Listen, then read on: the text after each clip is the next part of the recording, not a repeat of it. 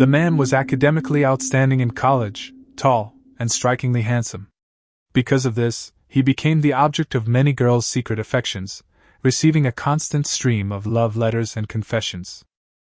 But the man never expected that on the day the apocalypse came, the school bully, out of jealousy, would forcibly take him to a classmate's birthday party. At the banquet, the school bully humiliated him in front of everyone, stomping the cake on the ground and forcing him to lick the clump of cream covered in dirt and shoe prints. The man struggled desperately, but was held down by a group of people and couldn't move at all. Even more cruelly, after the humiliation ended, the school bully didn't let the man go. Instead, he locked him in a dark room, leaving the zombies outside to rush into the school. In the darkness, he heard the screams of his classmates one after another, and finally died in despair and fear. This man's name was Lin Feng. When he opened his eyes again, he found himself reborn. And time had returned to the very day the apocalypse had just begun. This time, Lin Feng was no longer the unlucky guy who could be bullied by everyone. As soon as he woke up, a cold system notification sounded in his mind: the many children, many blessings system successfully activated. He would receive a mysterious gift package for every child he conceived or adopted. At that moment, Lin Feng looked at Lin Wanrong, who was shivering on the bed, and asked in a cold tone, "Are you cold?" Lin Wanrong nodded timidly. It was still raining outside, and the air conditioning wasn't on inside. She had also been frightened and didn't even dare to pick up the blankets from the floor. It would be strange if she wasn't cold. This was originally the maid's quarters. Lin Feng pulled a maid's uniform from the closet and casually tossed it to her. "Put it on." Lin Wanrong clearly resisted. She was originally the mistress of this villa, but now she had to wear a maid's clothes. Considering that this room was arranged by Wang Yongyuan to be on the second floor, she felt even more aggrieved. But her original clothes had already been slashed by the knife and were no longer wearable. If things continued like this, she began to panic, fearing that Lin Feng, this dangerous man, would lose control again. After hesitating for a moment, she gritted her teeth and changed into the maid's outfit. Just then, a prompt suddenly appeared in Lin Feng's mind: "You can view hidden attributes and hints." He was slightly taken aback, feeling that the explanation was a bit vague, and did not delve into it for the time being, deciding to explore it slowly later. Immediately afterward, another message popped up: "All basic attributes plus 50. This one was simple and straightforward.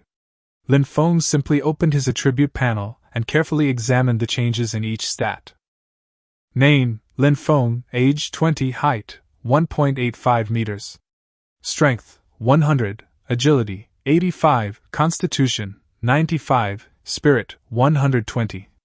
All the data was clearly displayed. Lin Feng stared at the panel and quickly made a judgment in his mind. "My speed is still a bit weak. I've been so focused on studying that I haven't been able to keep up with my training," Lin Feng muttered to himself. "My mental strength is the highest, probably because I've been using my brain a lot. Overall, my physical fitness is now far beyond that of an average person." By this time, Lin Wanrong had already changed her clothes. The ordinary maid's uniform looked exceptionally neat and clean on her, highlighting a unique qi ji, a kind of refined elegance or poise, as if she were walking a runway. Lin Feng glanced at her and couldn't help but say, "Auntie, you're so beautiful." "Ah?" Lin Wanrong was a little embarrassed by Lin Feng's sudden praise. She turned her face away and saw the bloodstains on the bed sheet, so red they were glaring, like a blooming rose. At that moment, she realized that she and Lin Feng had already entered into an irreversible relationship, and a complex and absurd emotion welled up in her heart. She quickly calmed down and began to consider the reality before her. In this apocalyptic world, survival was her primary concern. "So, whose person am I now?" she asked Lin Feng, her eyes having changed. To her, attaching herself to the powerful was far more important than any semblance of modesty. She suddenly changed her tone and said in a coquettish voice, "If you look at me like that, I'll feel embarrassed." Lin Feng was slightly taken aback. This woman's change was too fast, making him a little uncomfortable, yet he also felt a little excited. "I'm yours now, look." Lin Wanrong pointed to the bloodstains on the bed sheet. Lin Feng frowned, his mind a mess. No way she was! He mentally screamed, even mocking himself. I have no experience with this kind of thing. At the same time, the door to the storage room was quietly pushed open a crack, and Wang Lin peeked out. Several zombies were wandering in the corridor. He was so frightened that he immediately slammed the door shut, his face turning deathly pale. What on earth is going on? Su Peng's voice trembled. How the hell should I know? Wang Lin cursed. I can run into the apocalypse just to celebrate my birthday. The thought of Lin Feng holding Lin Wanrong hostage made him furious. If that kid dares to touch her, I'll kill him. But in reality, what was bound to happen had already happened. The storage room was stuffy and smelly, making the two of them very uncomfortable. Wang Lin gritted his teeth and decided to fight back. We can't keep hiding. Let's find weapons and fight them. Soon, the two of them each found 2 steel pipes more than 2 meters long, intending to use their distance advantage to deal with the zombies. Meanwhile, the door to the second-floor bedroom quietly opened a crack. Chu Lingzhu and Yong Ningxin hid inside, cautiously observing the movements outside. The corridor was littered with bloodstains and dismembered limbs, yet eerily quiet, making them even more uneasy. These two, one a cool and aloof school beauty, the other a lively and charming department belle, were usually the center of attention, but now they could only hide in their room, too afraid to utter a sound. They had only come to attend a birthday party, but unexpectedly, overnight, the party turned into a survival game. Through the crack in the door, Yong Ningxin saw Wang Lin and Su Peng come out carrying steel pipes. Just as she was about to speak, the roar of zombies suddenly came from downstairs, and the two men shrank back into the storage room in fright. What are they doing? She couldn't help but ask in a low voice. Soon, the two came up with a plan: deliberately leave a crack in the door to lure the zombies in, then use steel pipes to stab their eyes and necks. The method was simple and brutal, but relatively safe. They're here! Su Peng's voice trembled. Don't panic, go for it! Wang Lin whispered. As soon as the zombie got close, he thrust forward, and with a thud, the steel pipe pierced the zombie's eye socket, causing it to collapse instantly. The two exchanged a glance, their confidence instantly boosted. As they continued to kill the zombies were gradually drawn to the doorway of the storage room, and the upstairs area became quiet. Watching this, Chu Lingzhu's eyes showed a hint of approval. I didn't expect him to be so brave. Yong Ningxin was somewhat worried. What if they can't hold out? Chu Lingzhu didn't answer, but seemed lost in thought. More concerned, however, was how many people in the villa had actually turned into zombies. By this time, Su Peng was panting heavily. Brother Lin, my arms are sore. Swinging the steel pipe for so long had almost completely drained his strength. Wang Lin also realized the problem. The number of zombies was clearly not right. More than 30 people came last night. Wang Lin's heart sank. If most of them had turned into zombies, they would eventually collapse. Thinking of this, his face grew even more gloomy. Lin Feng. Wang Lin gritted his teeth, his eyes filled with hatred. When I survive, I will definitely kill you. Damn it, keep going. The thought of Lin Feng bringing Lin Wanrong into the room only fueled Wang Lin's rage. Just then, a zombie squeezed through the crack in the door. He roared and stabbed the zombie in the eye socket with a steel pipe, causing it to collapse instantly. Damn Lin Feng, you dare touch Lin Wanrong? I'll kill you! In Wang Lin's eyes, Lin Wanrong was never a stepmother, just a woman who rose to power through her body. He had even harbored illicit thoughts about her. But if Lin Feng, whom he had always trampled underfoot, were to touch her, it would be a blatant humiliation, one he absolutely could not accept. Lin Feng, if you dare touch her, I will absolutely kill you! The more Wang Lin thought about it, the more aggrieved he became, his heart churning with anger. Nominally, that woman was his father's wife, and this whole affair just didn't make sense. The more he cursed, the more agitated he became, feeling that everything before him was utterly absurd, and the anger in his chest grew ever stronger. Meanwhile, in his bedroom on the second floor, Lin Feng was studying the system notification. System notification. Having a woman willingly become your woman and having physical contact will grant you supernatural abilities or enhanced abilities. Killing creatures of different levels will grant attribute points. Lin Feng was pondering the meaning of different levels, when suddenly the roars of zombies echoed from downstairs. Lin Feng gently opened the door and peeked through the crack. He saw someone fighting a zombie with a steel pipe. "Who's so fierce?" He was slightly taken aback, but quickly recognized Wang Lin and Su Ping's voices. His face immediately darkened, and he locked the door, a cold glint in his eyes. He turned to look at Lin Wanrong on the bed, slowly approached, raised his hand to lift her chin, and looked her down at him. "Your good son is downstairs working himself to the bone right now," Lin Feng said with a hint of amusement. Lin Wanrong's expression changed slightly as she recalled Wang Lin's long-standing contempt and insults towards her. In Wang Lin's eyes, she was nothing more than a woman who had climbed the social ladder through her body, someone he could offend at any moment. She quickly composed herself and said in a low voice, "I'm your woman now. He has nothing to do with me." Lin Feng sneered inwardly. This woman's temper changed faster than flipping through a book, but such a personality would actually make it easier for her to survive in the apocalypse. He suddenly remembered a saying, "To control everything, one cannot be too benevolent." He hadn't believed it before, but now he somewhat agreed. "Are you telling the truth?" Lin Feng asked casually, while simultaneously checking the system. Lin Wanrong, 26 years old, ruthless and cunning, adept at concealing her true feelings. Favorability towards the host, 30. Seeing this number, Lin Feng knew even more clearly that this woman could turn on him at any moment. Lin Wanrong appeared incredibly sincere, her eyes shining as if they were glowing. "Of course it's real, more real than real gold. I've given you myself, don't you believe me?" Her tone was soft, even carrying a hint of grievance.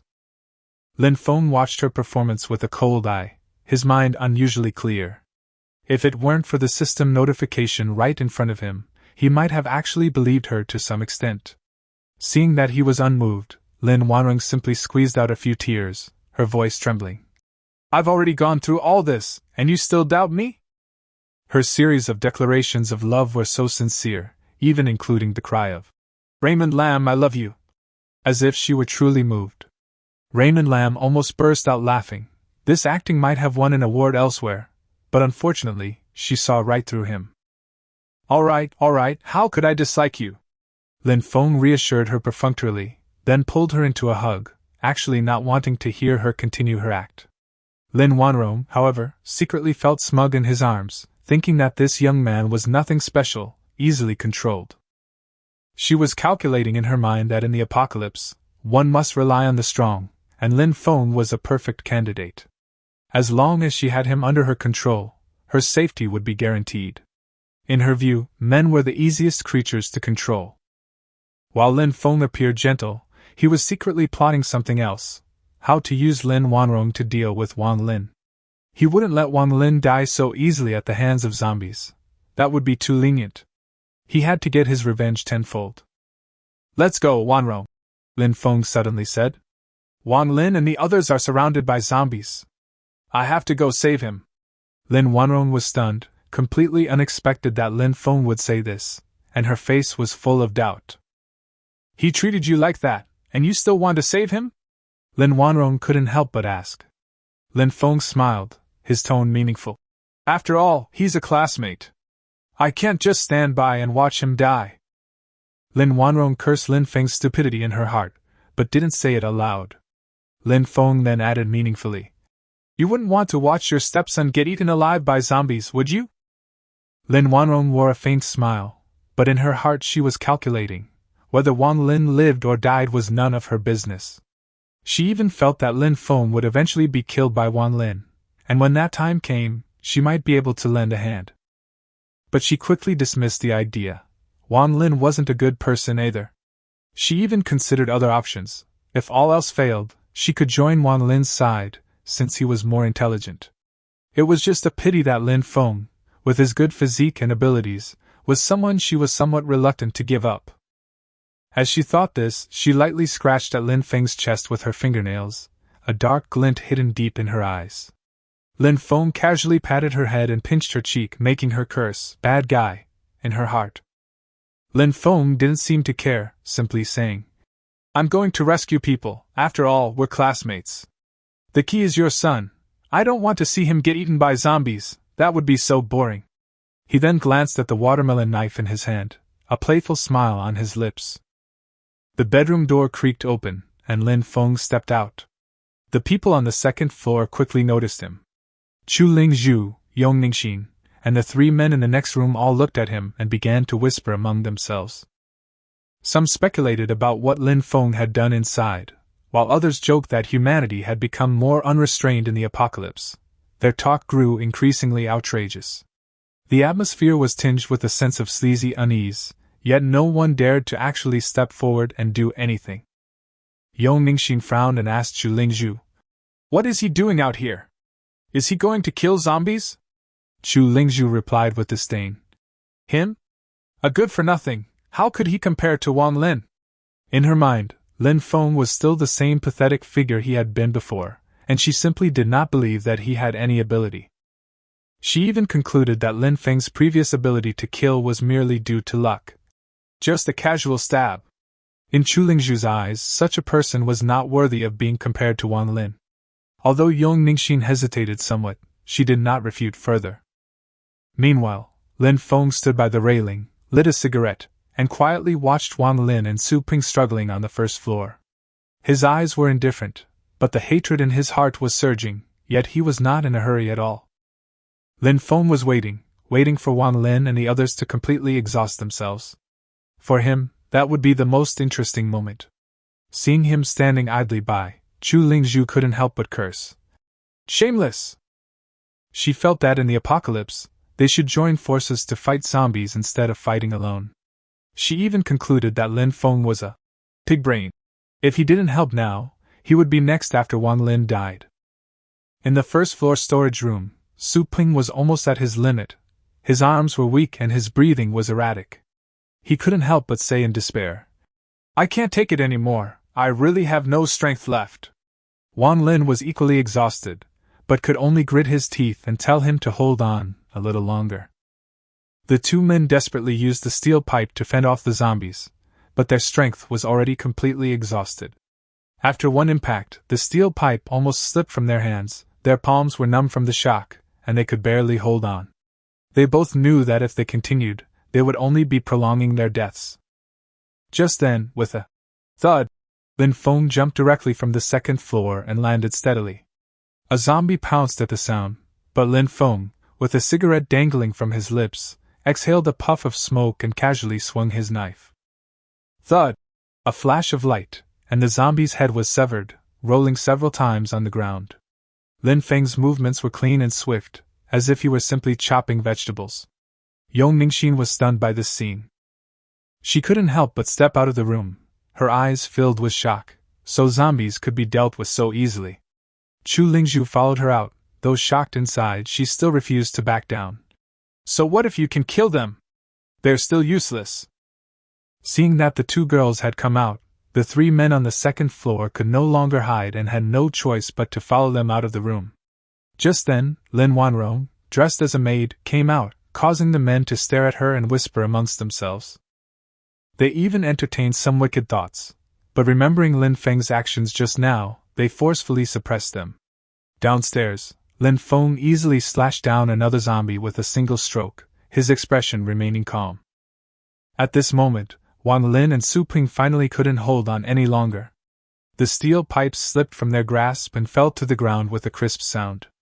Wang Lin quickly used his body to brace against the door, shouting, "Hold the door! Don't let them get in!" The steel pipe was stuck in the door frame, making it impossible to close the door properly. The zombies pounded on it frantically, causing the door to shake violently. The two of them struggled to hold it up, but it still teetered on the brink of collapse. Meanwhile, Lin Feng continued to effortlessly slaughter zombies, as if he were in a completely different world. Just then, someone inside the storage room suddenly exclaimed, "What's that noise?" As soon as Lin Feng turned around, he saw the door to the storage room about to be smashed open by zombies. His face darkened, and he immediately rushed over. Clearly, if he had been a step later, the people inside would have been completely doomed. Seeing this scene from the second floor, Lin Wanrong couldn't help but mutter, "Idiot!" In her opinion, Lin Feng going to save his enemy was utterly absurd. Yong Mingxin was also stunned, completely unexpected that Lin Feng would actually make a move. Chu Lingzhu frowned and coldly uttered 2 words. Foolish. In her eyes, Lin Feng was already insignificant, and now that he was risking his life for his enemy, he was even more ridiculous. The 3 men were dumbfounded, inwardly cursing the absurdity. They knew Wang Lin had only called Lin Feng over tonight to humiliate him, but now Lin Feng was charging into the zombie horde to save people. Wasn't that insane? Lin Feng ignored everyone, his watermelon knife flashing, one strike after another, cutting a path through the zombies. Just then, inside the storage room, Wang Lin and Su Ping could no longer withstand the pressure. The door was smashed open by zombies, who swarmed in. Su Ping had just shouted, "Brother Lin," when Wang Lin shoved him into the zombie horde. Su Ping, his face filled with disbelief, was quickly torn apart and fell to the ground. Wang Lin, however, seized the opportunity to climb to a higher place, gasping for breath, his eyes filled with fear and despair. Those outside had no idea what was happening, assuming the 2 were still struggling inside. Inside the storage room, zombies jostled and pushed the door shut again. The next second, with a loud bang, the door was kicked open, and a tall figure stormed in, quickly clearing out all the zombies inside with a single slash. Wang Lin's eyes widened, and when he recognized the person, his voice trembled. Lin Feng? Lin Feng's expression was indifferent. He only said, "Come out, there are only 2 or 3 left outside." After saying that, he turned and left to continue clearing the zombies in the hall. Soon, the last zombie fell, and the entire villa fell completely silent. Everyone was stunned. One person had actually killed all the zombies. Everyone was wildly speculating, some even suspecting that Lin Feng had obtained some kind of system. But they quickly dismissed the idea, finding everything before them unbelievable. Lin Feng, however, remained remarkably calm. He had killed a total of 21 zombies, gaining 21 attribute points. He then brought up his character panel and primarily allocated the points to agility. During his sprint just now, Lin Feng clearly felt that his speed wasn't fast enough. This time, he directly enhanced his speed. In the world of martial arts, speed is the only way to break through defenses. He already had a plan in mind. At this moment, Wang Lin stepped forward and managed to squeeze out a "Thank you," his tone incredibly complex. Lin Feng merely sneered. Saving him was just part of the show later. Lin Feng looked up at the 2nd floor and said coldly, "Come down, all of you." His tone brooked no argument. The crowd exchanged glances, no one dared disobey, and they could only obediently descend the stairs one by one. Wang Lin secretly counted the number of people. Only 8 remained alive.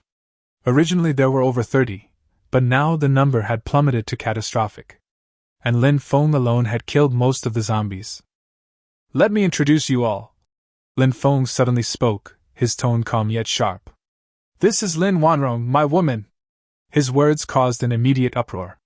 Wang Lin's face darkened instantly. This was undoubtedly a public slap in the face. Lin Feng added unhurriedly, "She used to be your dad's woman, but now she's mine. The apocalypse has come, everything has changed, and your dad has probably turned into a zombie by now." "Lin Feng!" Wang Lin gritted his teeth and growled, his face extremely ugly. Lin Feng smiled, making no attempt to hide the sarcasm in his tone. "Didn't you hear me? Then I'll say it again, she's my woman now." Chu Lingzhu couldn't help but speak up. "Lin Feng, you're shameless!" Lin Feng, however, looked completely at ease. "Love between men and women is perfectly normal.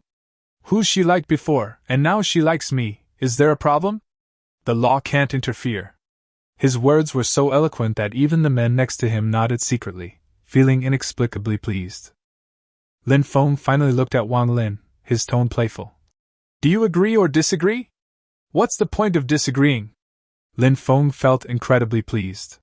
He had saved Wang Lin just now only for this moment of humiliation. This show had only just begun. Wang Lin gritted his teeth, but dared not utter a word. Lin Feng stepped forward and slapped him across the face. "You're not convinced?" Then, he smiled coldly. "Your father is dead, and your stepmother is now my woman. You're at most half my son, so call me Dad.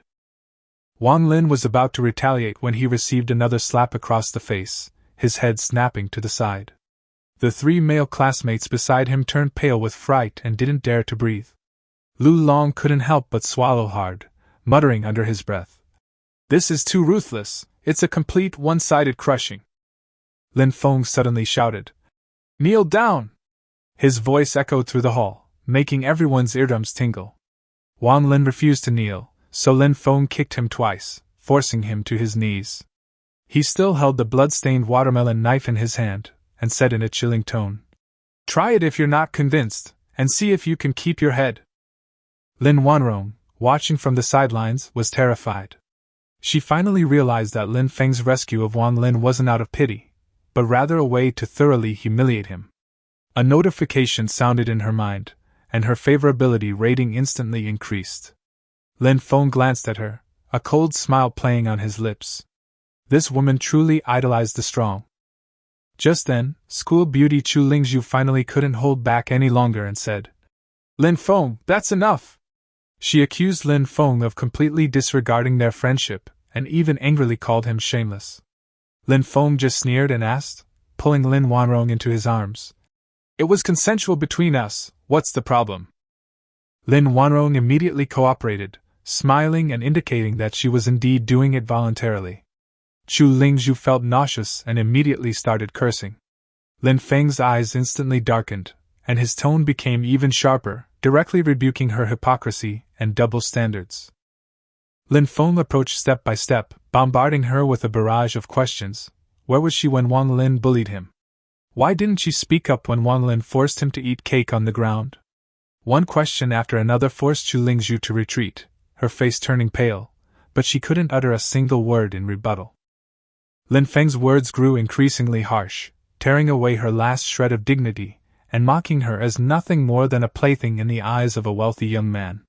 Chu Lingzhu's face flushed with anger, but she was powerless to retaliate.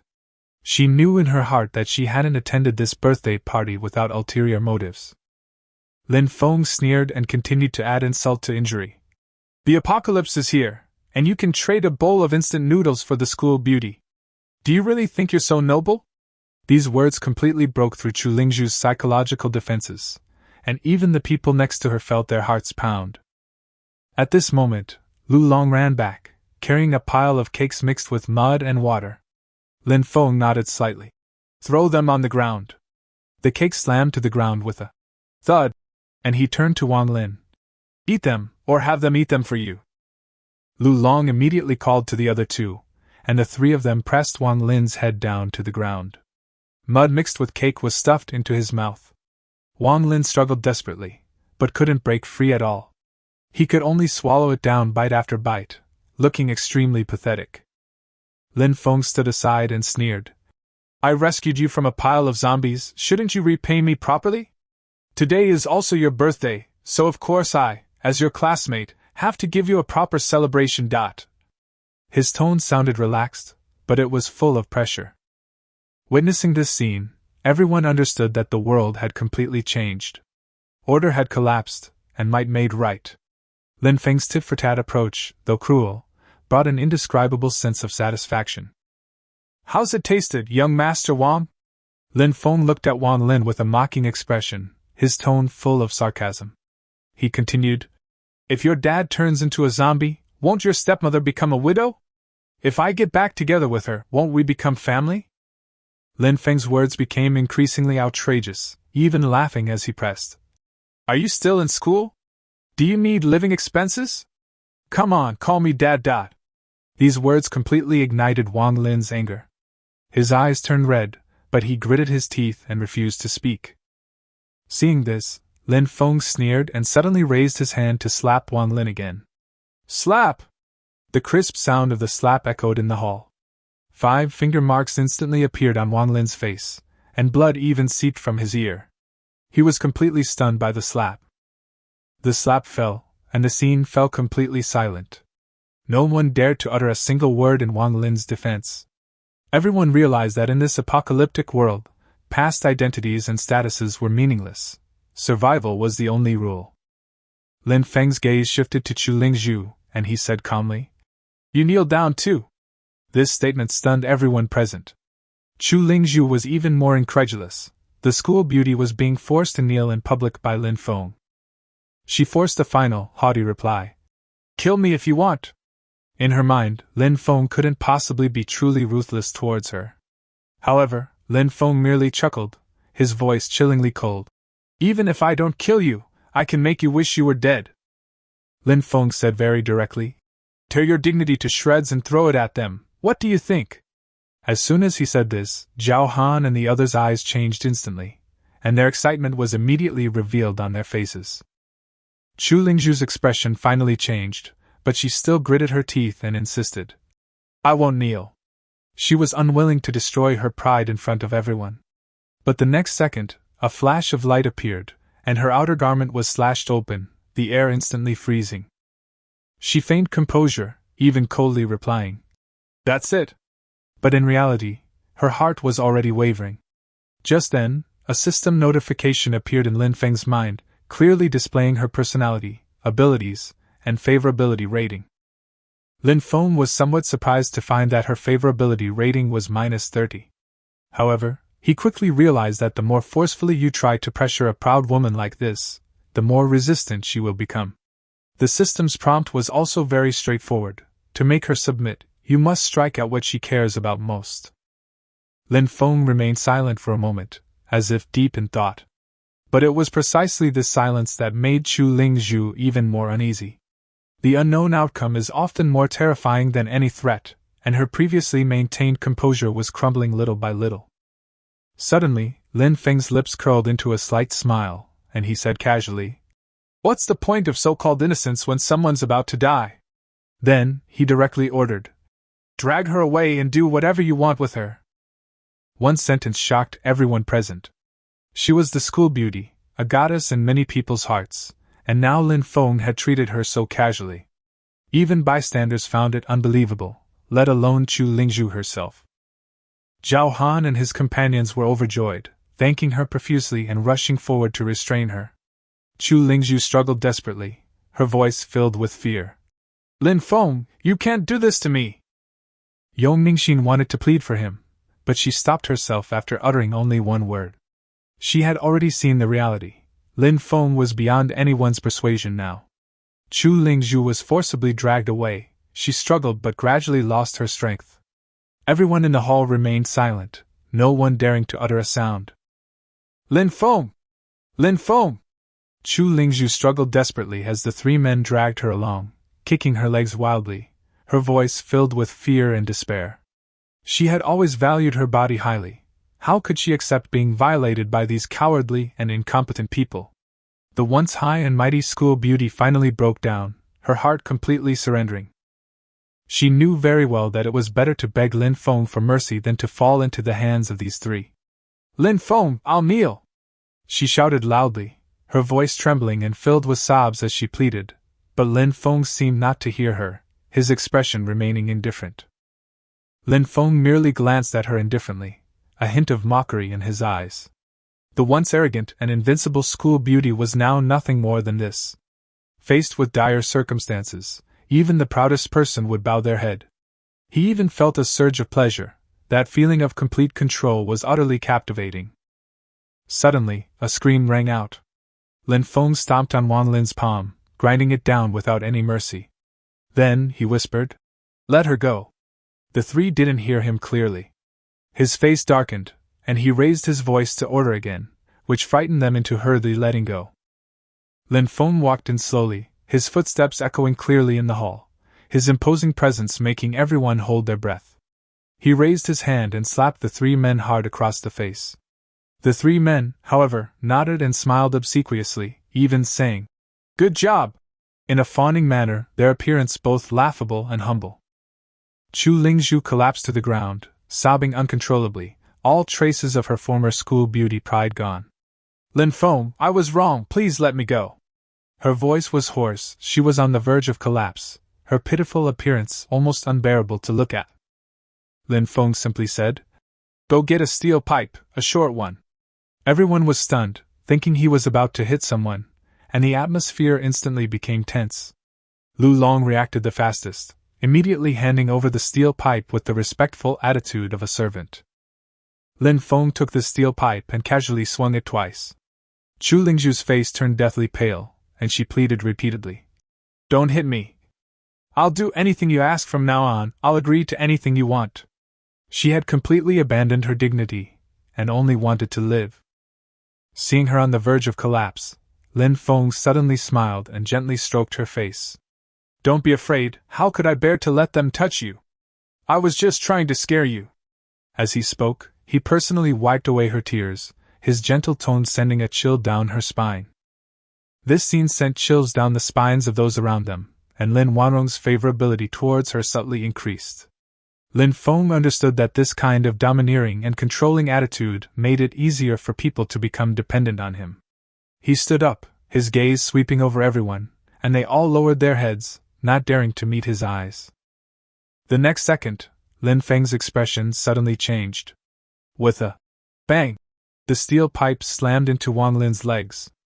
A scream rang out instantly, but he showed no sign of stopping, continuing to strike several more times, completely crippling Wang Lin's legs. Feeling good? Lin Feng said with a sneer. How you treated me before, I'm going to repay you little by little now. As he spoke, he swung the steel pipe again, with increasing force, and the only sound in the hall was Wang Lin's shrill screams. Wang Lin gritted his teeth and endured it, knowing that begging for mercy was pointless, and could only roar. Give me a quick death if you have the guts! Lin Feng became even more furious upon hearing this, and the steel pipe fell wildly, with a low growl. Let's see how you talk back! The scene was almost out of control, and everyone watched in horror. Lin Feng only stopped when Wang Lin's limbs were almost completely crippled and he lay on the ground howling in pain. His breathing was slightly rapid, but his eyes grew even colder. At this moment, he completely shed his past weakness. Then, Lin Feng suddenly handed the steel pipe to Chu Lingzhu. Take it! His tone brooked no refusal. Chu Lingzhu took the steel pipe tremblingly, completely bewildered as to what he intended to do. Lin Feng stared at her and said, word by word, Stand up, and smash it down on the back of his head. Chu Lingzhu was filled with disbelief, never expecting that Lin Feng would force her to kill Wang Lin with her own hands. Lin Feng sneered. Weren't you speaking up for him just now? Now it's your turn to do it. His tone was calm, yet carried an irresistible sense of oppression. Upon hearing this, Wang Lin's eyes widened in fury, and he roared through gritted teeth. Lin Feng, I'll never let you go, even if it kills me. Lin Feng replied calmly. Just remember me. Then, with a cold snort, he signaled Chu Lingzhu to take action immediately. Chu Lingzhu gripped the steel pipe, her hands trembling uncontrollably. She had never killed anyone before, and her fear was extreme. But she also knew that if she disobeyed, Lin Feng might really have those three men attack her. After struggling for a moment, she hardened her heart, closed her eyes, and whispered, I'm sorry. Then she slammed a steel pipe down on him. With a loud thud, Wang Lin was struck hard on the back of the head, blood gushed out instantly, and he fainted on the spot. Lin Feng glanced at her disdainfully. School beauty? Nothing special. After saying that, he stepped forward, turned Wang Lin over with his foot, and with a swift motion, plunged the knife directly into her heart. When he pulled it out, blood gushed out immediately. Lin Feng was not satisfied with ending it with a single blow. Instead, he sneered and said, Dying slowly like this is the only way to feel relieved. His tone was cold, clearly carrying a long-suppressed hatred. After dealing with all of this, Lin Feng turned to the three men and said, Throw all the bodies out and clean up the villa. Zhao Han and the others nodded hurriedly, not daring to disobey in the slightest. Outside, a torrential downpour raged, and chaos reigned across the land as zombies broke out. Cries for help and screams of agony filled the air. The virus was spreading rapidly, and the number of zombies was only going to increase. Lin Feng knew very well that the most important thing next was supplies. He quickly calculated in his mind: first, clear out the entire villa area, collect resources from each household, and firmly control food in order to truly gain a foothold in the apocalypse. With that in mind, Lin Feng immediately began ransacking the villa. Apples, beer, red wine, rice, flour. He put them all into his storage space, not even leaving any of the grain in the house untouched. Next came a variety of fruits and high-end ingredients: steak, lobster, sashimi, desserts, red wine. Lin Feng took them all. As he took them, he joked, "Happy birthday, Wang Lin!" There were more than 20 bottles of mineral water, and Lin Feng emptied all the food from the 5 double-door refrigerators. He even put the refrigerators themselves into his spatial storage. Almost all the resources in the entire villa were swept away. Even so, Lin Feng still felt uneasy. There were 7 people in the villa, and this amount of supplies wouldn't last long. He realized that fighting alone in the apocalypse was far from enough. He had to build his own power base. As Lin Feng pondered the future, he walked out of the kitchen and looked at Zhao Han and the others who were moving corpses. He sighed inwardly that these people were too cowardly, and could only be used as laborers for the time being. In the pouring rain, Zhao Han and the others threw the bodies over the wall one by one. When Wang Lin was carried out, he still had a faint breath left. Someone whispered, "He's pretty tough, but he won't live much longer." The rain intensified, and the corpses were piled up outside. Lin Feng was too lazy to deal with them immediately, intending to wait until the rain stopped. However, just then, a strange spore quietly landed on Wang Lin's chest. The spore split open, and a larva burrowed into Wang Lin's body. His heartbeat, which had stopped, miraculously resumed, and his wounds began to heal at a visible speed. An hour later, Wang Lin suddenly opened his eyes and found that he had completely recovered. Without time to think, he immediately got up and ran, his mind filled with only one thought: he had to get out of here. But he had only run a few steps when he abruptly stopped. In the rain, a figure holding an umbrella blocked his way, the watermelon knife in his hand gleaming coldly. It was Lin Feng. Lin Feng sneered, "The apocalypse is really interesting. You've actually survived." Wang Lin's face turned deathly pale, and he collapsed to the ground in terror, repeatedly kowtowing and begging for mercy. "Don't kill me! I'm willing to be your dog."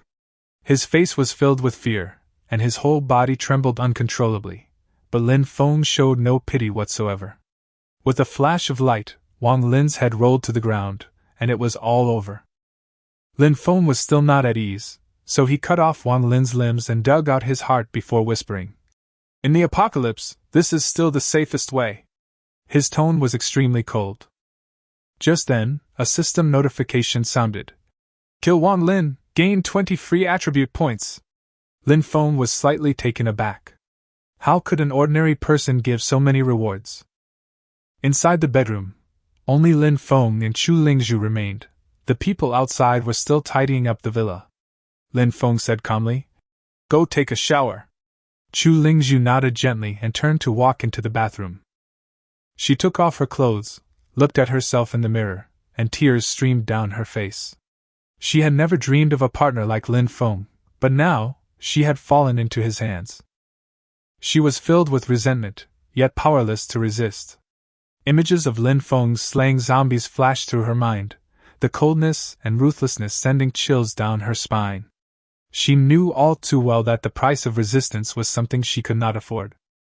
The water cascaded down, and she let the hot water wash over her body, constantly reassuring herself. In this apocalypse, survival was paramount, and clinging to the strong might be the only way out. She began to force herself to accept reality, even trying to comfort herself. At least Lin Feng was strong enough and young enough. Compared to a worse situation, this seemed like a kind of luck. Her thoughts gradually shifted, and her emotions slowly softened. Her initial strong resistance crumbled through constant self-persuasion, and she even began to develop a subtle sense of acceptance. Meanwhile, Lin Feng, lying on the bed, was completely bewildered. System notifications kept popping up. Chu Lingzhu's favorability towards him was skyrocketing, soaring from negative numbers. "This works?" Lin Feng was speechless. He hadn't done anything, yet she had somehow conquered him while he was showering, and her favorability was rising wave after wave. The sound of rushing water filled the air, and through the frosted glass door, only a blurry outline could be seen. That indistinct feeling made the air feel somewhat awkward. Lin Feng couldn't help but get up, tiptoe towards the bathroom door, steal a glance, and then quickly retreated back to the bed, pretending nothing had happened. Not long after, the sound of water stopped, and the bathroom door opened. Chu Lingzhu came out wrapped in a bath towel, her face flushed, and said softly, "You, go take a shower too." Lin Feng glanced at her, then checked his favorability rating and found it had risen to 60. He was both surprised and a little uneasy. Chu Lingzhu suddenly asked, "Is there still a cell phone signal?" Lin Feng nodded, briefly explained the power supply situation of the base station, and his tone returned to normal. She was somewhat surprised by Lin Feng's change, then said softly, "I want to call my parents, is that alright?" "Go ahead and hit me," Lin Feng answered decisively. Chu Lingzhu was visibly taken aback and thanked him softly. Lin Feng casually remarked, "What are you thanking me for? You'll be mine soon." This made Chu Lingzhu blush even more, and the atmosphere in the room suddenly became somewhat awkward. Lin Feng was about to take a shower when he suddenly remembered the water source issue. He frowned slightly and said, "Open the towel, let me see." Chu Lingzhu immediately became alert and hugged herself tightly. Lin Feng quickly explained that he was just worried about the water being contaminated, but the more he explained, the more confusing it became, and even he was speechless. Finally, Lin Feng stopped explaining and turned to go into the bathroom. Chu Lingzhu couldn't help but laugh out loud. What she had just witnessed made Lin Feng seem less scary. As soon as Lin Feng turned on the tap, a system notification appeared. The water quality is currently safe, but the future is uncertain.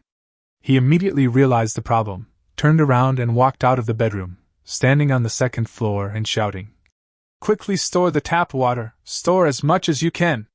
Everyone responded hurriedly, but whispered among themselves, their minds filled with all sorts of guesses, but no one dared to ask a single question. As soon as Lin Feng entered the room, his gaze fell on Chu Lingzhu's fair and slender legs, and he couldn't help but mutter, "Her legs are so white." Then, he closed and locked the door behind him, a smile playing on his lips.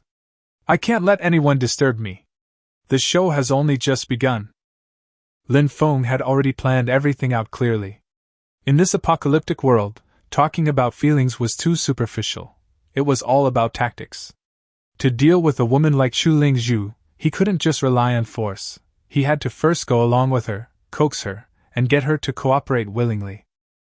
At this moment, Chu Lingzhu was wrapped in a bath towel, her temperament still outstanding, but she couldn't hide the panic on her face. She dialed her parents' numbers again and again, but no one answered. Her fingers trembled slightly, and her eyes were full of anxiety and unease. Lin Feng first feigned concern and asked a question, then calmly analyzed. "Either something has already happened, or we can't contact them at all." Although these words were harsh, they pierced Chu Lingzhu's heart, making her even more desperate. Then, Lin Feng's tone softened. "The only thing you need to do now is to live well. Only by living can you be worthy of your parents." After saying that, he turned and walked into the bathroom, but deliberately added a sentence about reliance at the door. The sound of water running in the bathroom instantly disrupted Chu Lingzhu's thoughts. Her cheeks flushed, and she felt restless, so she picked up her phone and started scrolling through videos to try and distract herself.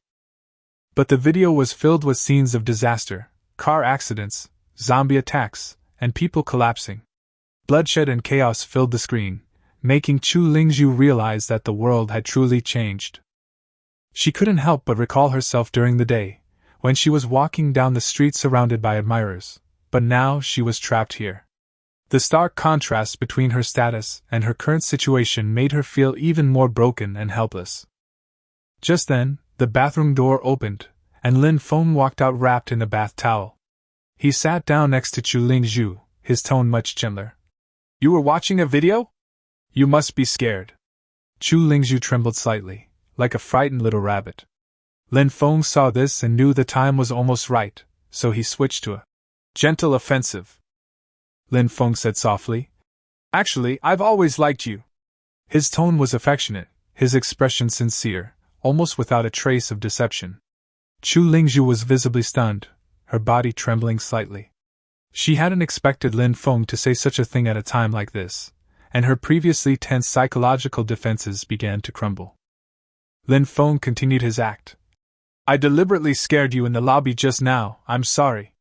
He spoke with a face full of guilt, his appearance almost indistinguishable from the real thing. He slowly approached Chu Lingzhu, looking directly into her eyes, and said in a low voice, "I really want to be with you." Chu Lingzhu stared into Lin Feng's eyes and actually saw a hint of sincerity in them. But she didn't know that these were all just Lin Feng's tactics. The gentleness and promises he was showing were essentially just a way to break down her psychological defenses. Under Lin Feng's relentless pursuit, Chu Lingzhu visibly wavered. She asked in a low voice, "Do you really like me?" Lin Feng nodded without hesitation, and then went on to deny that he would abandon her, making it sound like a genuine expression of his feelings. Lin Feng spoke emotionally, even explaining that what happened before was just a momentary impulse, and repeatedly emphasizing that his feelings for her were genuine.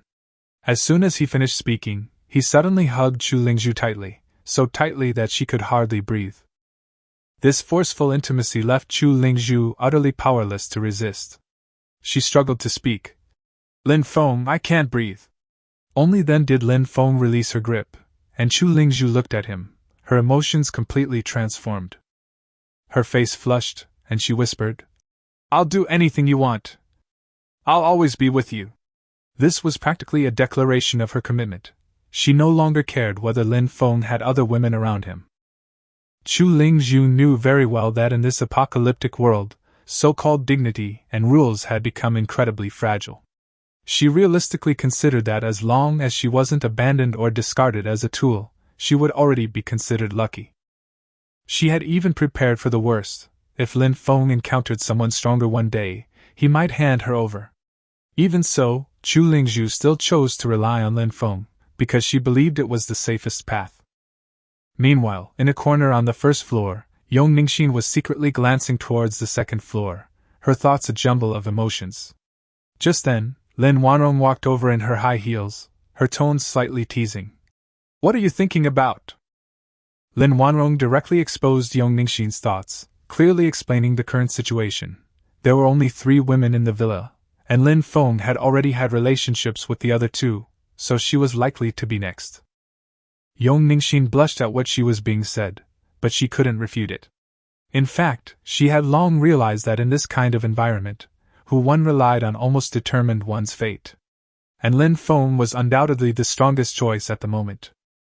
Yong Ningxin had already made comparisons in her mind. The other 3 men were weak and incompetent, not even daring to truly face zombies. If she fell into their hands, the outcome would only be worse. Seeing her silence, Lin Wanrong continued teasingly. "Do you want me to put in a good word for you and ask Lin Feng to take care of you?" These words made Yong Ningxin even more flustered, but they also indirectly revealed her true thoughts. While Lin Wanrong appeared relaxed on the surface, she was actually making plans in her heart. Facing the school beauty and the department beauty, she was not without pressure, and could only constantly encourage herself and try her best to maintain her position by Lin Feng's side. Time passed quickly, and an hour later the matter on the second floor was over. Lin Feng didn't deliberately delay. He was more concerned about the final result. A system notification appeared. Chu Lingzhu's favorability towards Lin Feng had increased, and Lin Feng had gained an SSS-level Ice-type ability, while Chu Lingzhu also received the same ability and attribute boost. Upon seeing the result, Lin Feng was initially shocked, then his expression became somewhat complicated. He couldn't help but complain. "This system, is it really forcing me down this path? There's plenty of time ahead, but who can stand having their attributes deducted like this?" The more Lin Feng thought about it, the angrier he became. He had desperately killed over 20 zombies, finally accumulating a few attributes, only to have most of them taken away in one go. "Why is it being deducted from me?" he mentally raged, feeling increasingly resentful. Lin Feng couldn't help but curse the system for being unreasonable, but the system didn't respond at all. After a long while, he finally managed to calm down and brought up the attribute panel to check. All the values were still powerful, but when he thought about the attributes he had just lost, he couldn't help but feel a pang of pain. Lin Feng casually opened his backpack and saw the 2 powerful kidneys inside. He hadn't paid much attention to them before. After all, he was young and felt a little embarrassed to use such things. But seeing them lying in his backpack was still awkward, so he simply decided to use them. A beam of silver light merged into Lin Feng's body. He was stunned for a moment, but didn't feel any particularly obvious changes. He couldn't help but wonder if he should try it out, but the thought of consuming his attributes again made him immediately give up the idea. It was more important to stabilize his condition first. Afterwards, Lin Feng checked Chu Lingzhu's hidden attributes and, sure enough, discovered that all the attributes he had lost had been added to her. At this moment, Chu Lingzhu's abilities had clearly improved, and she had even gained supernatural powers simultaneously, directly transforming her into a formidable combatant. Lin Feng, I feel stronger. Chu Lingzhu clenched her fist, her face full of surprise. Then, she looked at Lin Feng, her eyes burning with desire.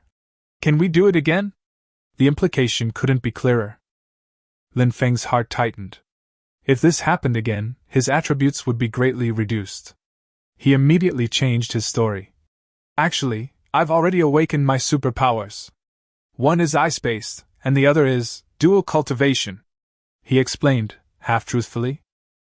Chu Lingzhu blushed upon hearing this, but her blush was quickly replaced by deep emotion. Especially when Lin Feng said that transferring power to oneself is detrimental. She immediately hugged him, filled with gratitude. In the apocalypse, being able to share one's abilities with others is almost equivalent to saving a life. The two then began testing their abilities, conjuring ice needles and blades to attack the wall. With several sharp cracks, deep holes and fissures appeared in the wall, demonstrating considerable power. If used against zombies, its destructive power would be more than sufficient. However, Lin Feng and Chu Lingzhu soon discovered the limitations. The ice needles and blades couldn't be used indefinitely. Once their limits were exceeded, their spirit would rapidly deplete. Lin Feng immediately realized that mental strength was crucial. Otherwise, no matter how powerful their abilities, they wouldn't last long. After the experiment, Chu Lingzhu suddenly kissed Lin Feng and whispered, "Thank you?" Her eyes were full of dependence. Lin Feng remained outwardly calm, but inwardly he couldn't help but roll his eyes. This almost pulled him out of character. Chu Lingzhu quickly tried to speak again, wanting to thank Lin Feng in a more practical way. Lin Feng decisively refused. "You can't do that, it's not good for your health." He said it seriously, but in reality, he was worried about his attribute points. These words deeply moved Chu Lingzhu. In her eyes, Lin Feng's restraint and thoughtfulness were more genuine than any sweet words. Her gaze towards Lin Feng had completely changed, even showing a hint of admiration. A system notification appeared, and his favorability rating increased again, reaching a maximum of 100. Immediately afterward, a reward popped up. A super gift pack had been credited to his account. Lin Feng's eyes lit up. The loss he had just suffered didn't seem so bad anymore. Lin Feng told everyone to get some rest, since in the apocalypse, physical strength was the real asset. Chu Lingzhu obediently nodded and quickly fell into a deep sleep. Lin Feng then opened the super gift pack to check the rewards. A system notification sounded, gained 50 free attribute points. Lin Feng was speechless.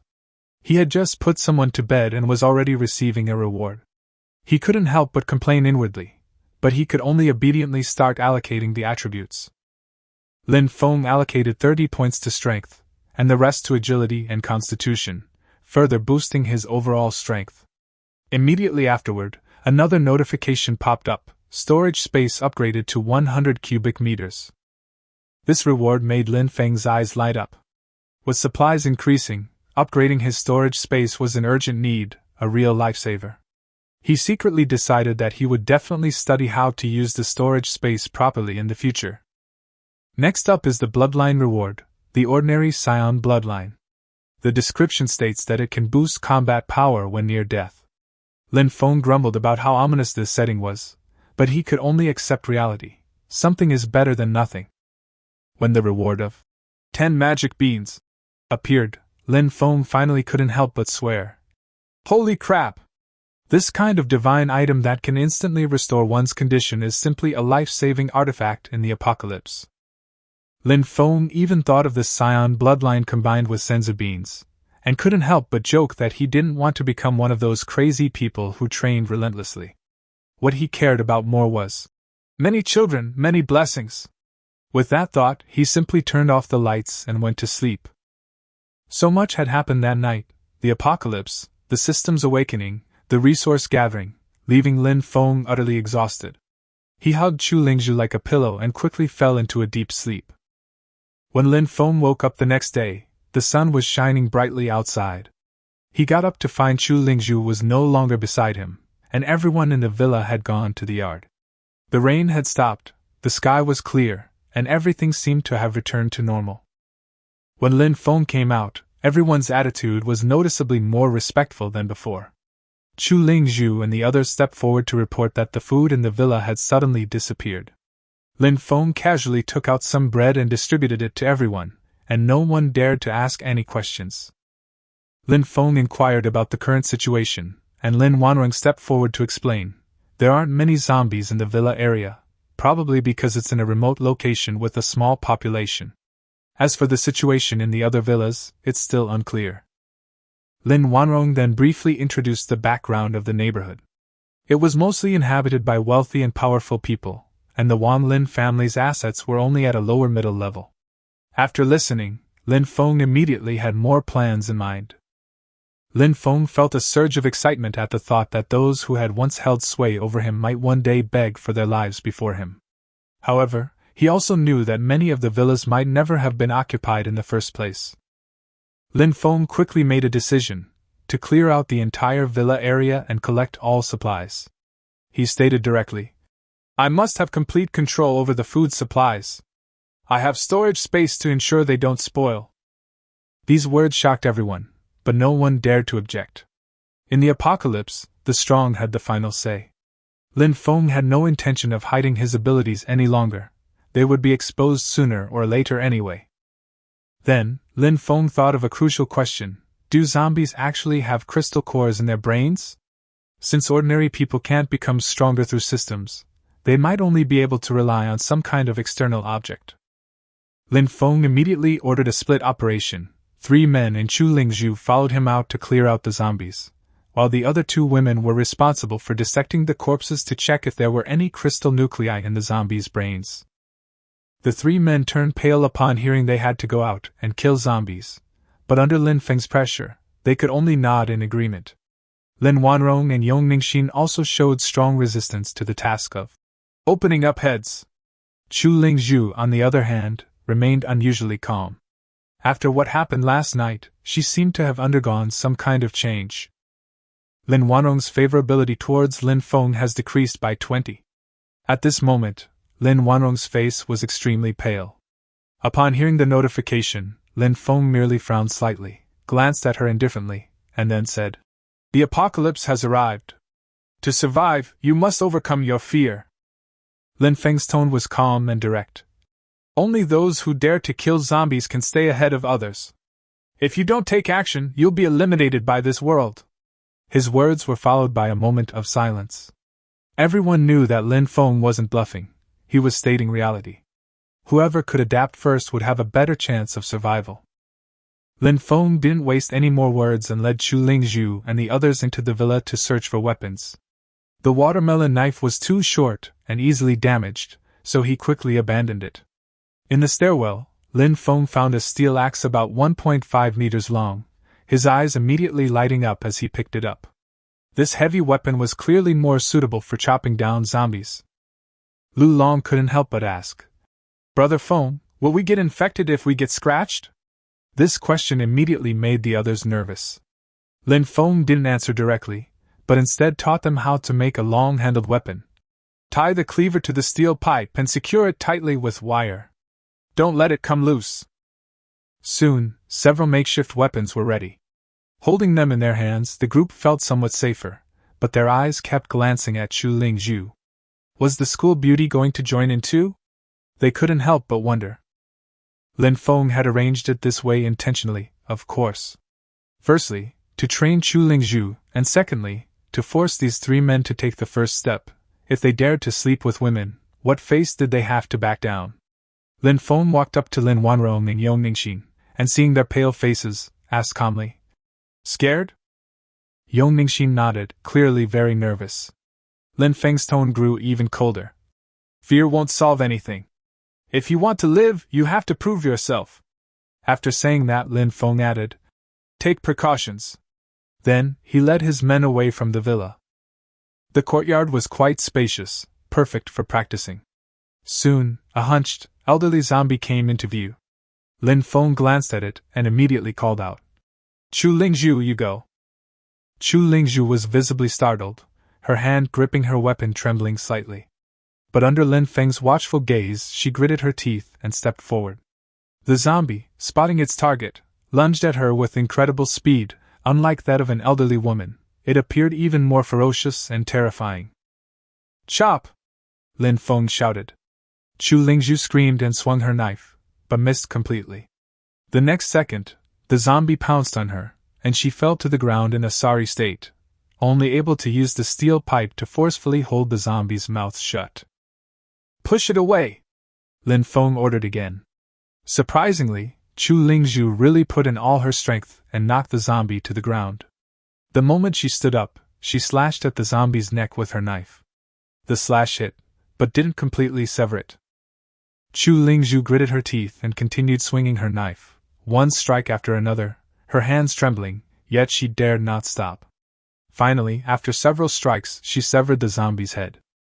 Chu Lingzhu gasped for breath, as if all her strength had been drained away, and finally couldn't help but bend over and vomit. Lin Feng didn't laugh at her. This reaction was normal. Chu Lingzhu had already done better than most people to reach this point. Before anyone could react, two roars suddenly rang out. A pair of zombie couple appeared simultaneously, approaching them. Lin Feng looked at Lu Long and the other two, his tone leaving no room for argument. You guys go. Lin Feng added another sentence, which completely chilled the hearts of the three. Remember, I won't help this time.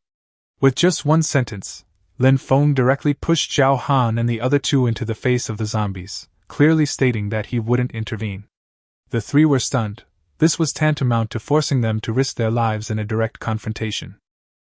Their legs were trembling, and they dared not take another step forward. But Lin Feng had already pulled Chu Lingzhu aside and coldly said, Anyone who dares to retreat will die. These words completely cut off the three's escape route. Lu Liang gritted his teeth, let out a loud roar to bolster his courage, and charged forward. Lu Long and Zhao Han had no choice but to follow, the three of them forced to confront the zombies head-on. Meanwhile, Lin Feng noticed a figure peeking from the second floor of a nearby villa. The figure immediately retreated when it noticed him looking over, clearly also a survivor. At this moment, the battle had fully commenced. Lu Liang struck a zombie with his sword, only to find that the creature was still able to move, truly realizing just how terrifying zombies were. On the other side, Lu Long was nearly bitten and desperately cried for help in terror. Zhao Han was thrown to the ground by the shock, and the scene became chaotic for a moment. Chu Lingzhu couldn't help but look at Lin Feng, only to find that he had no intention of making a move.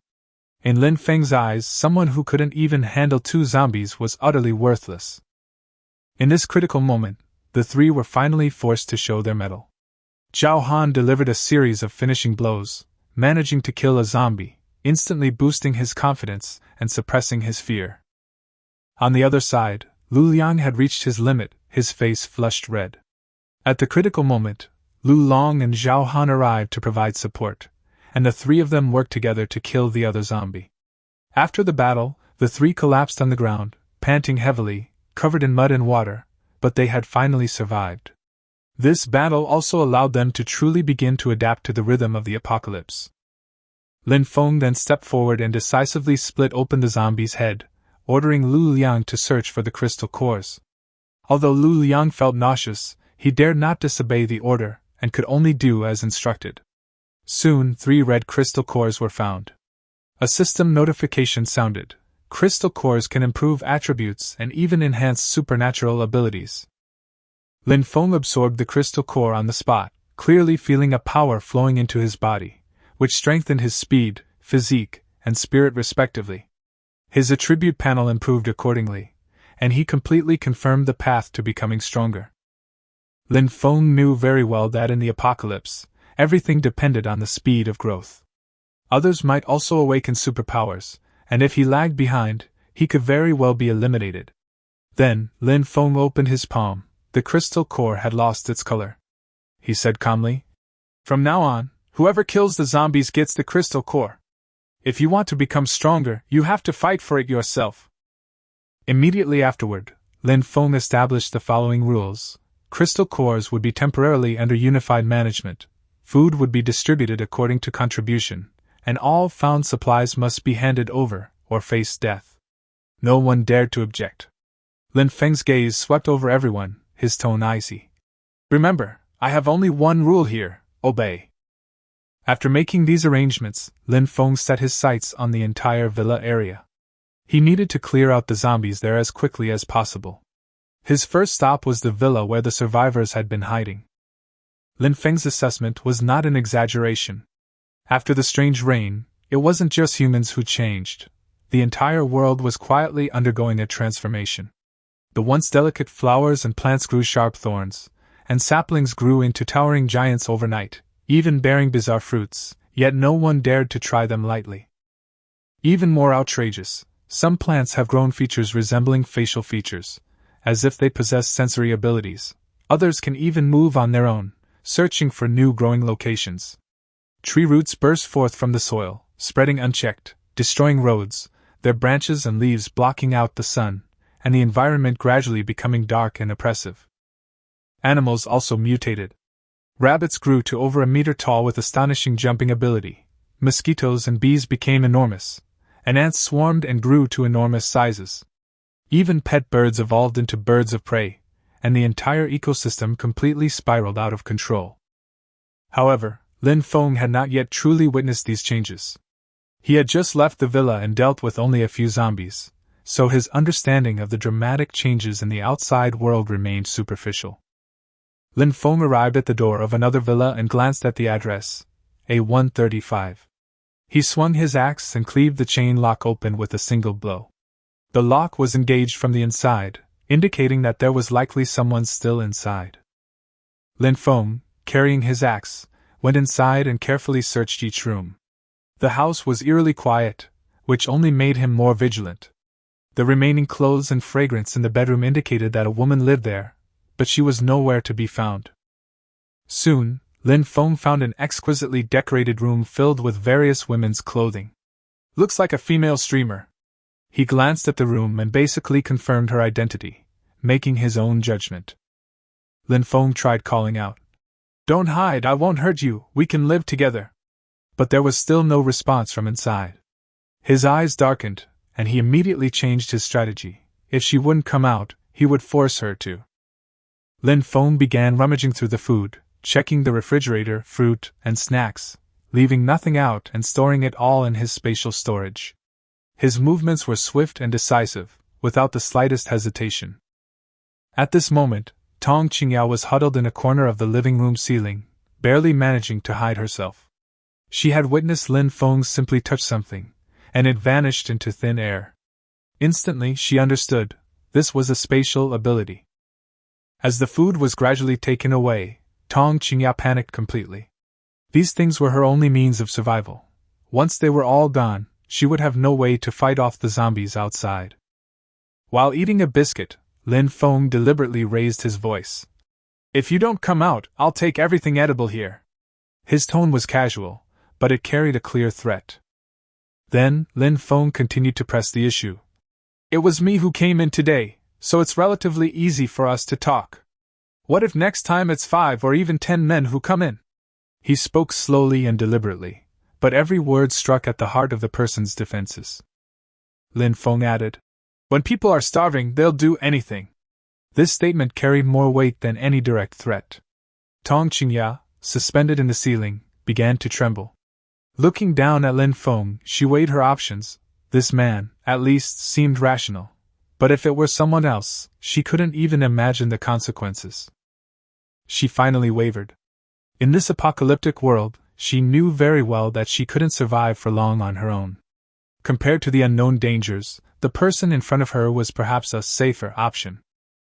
"Beautiful lady, do you really want to take on 10 people by yourself?" Lin Feng stood in the living room, deliberately teasing as he cleared away all the food and pretended to leave. I'm leaving now, and who knows who will be the next one to come in. His tone was full of mockery.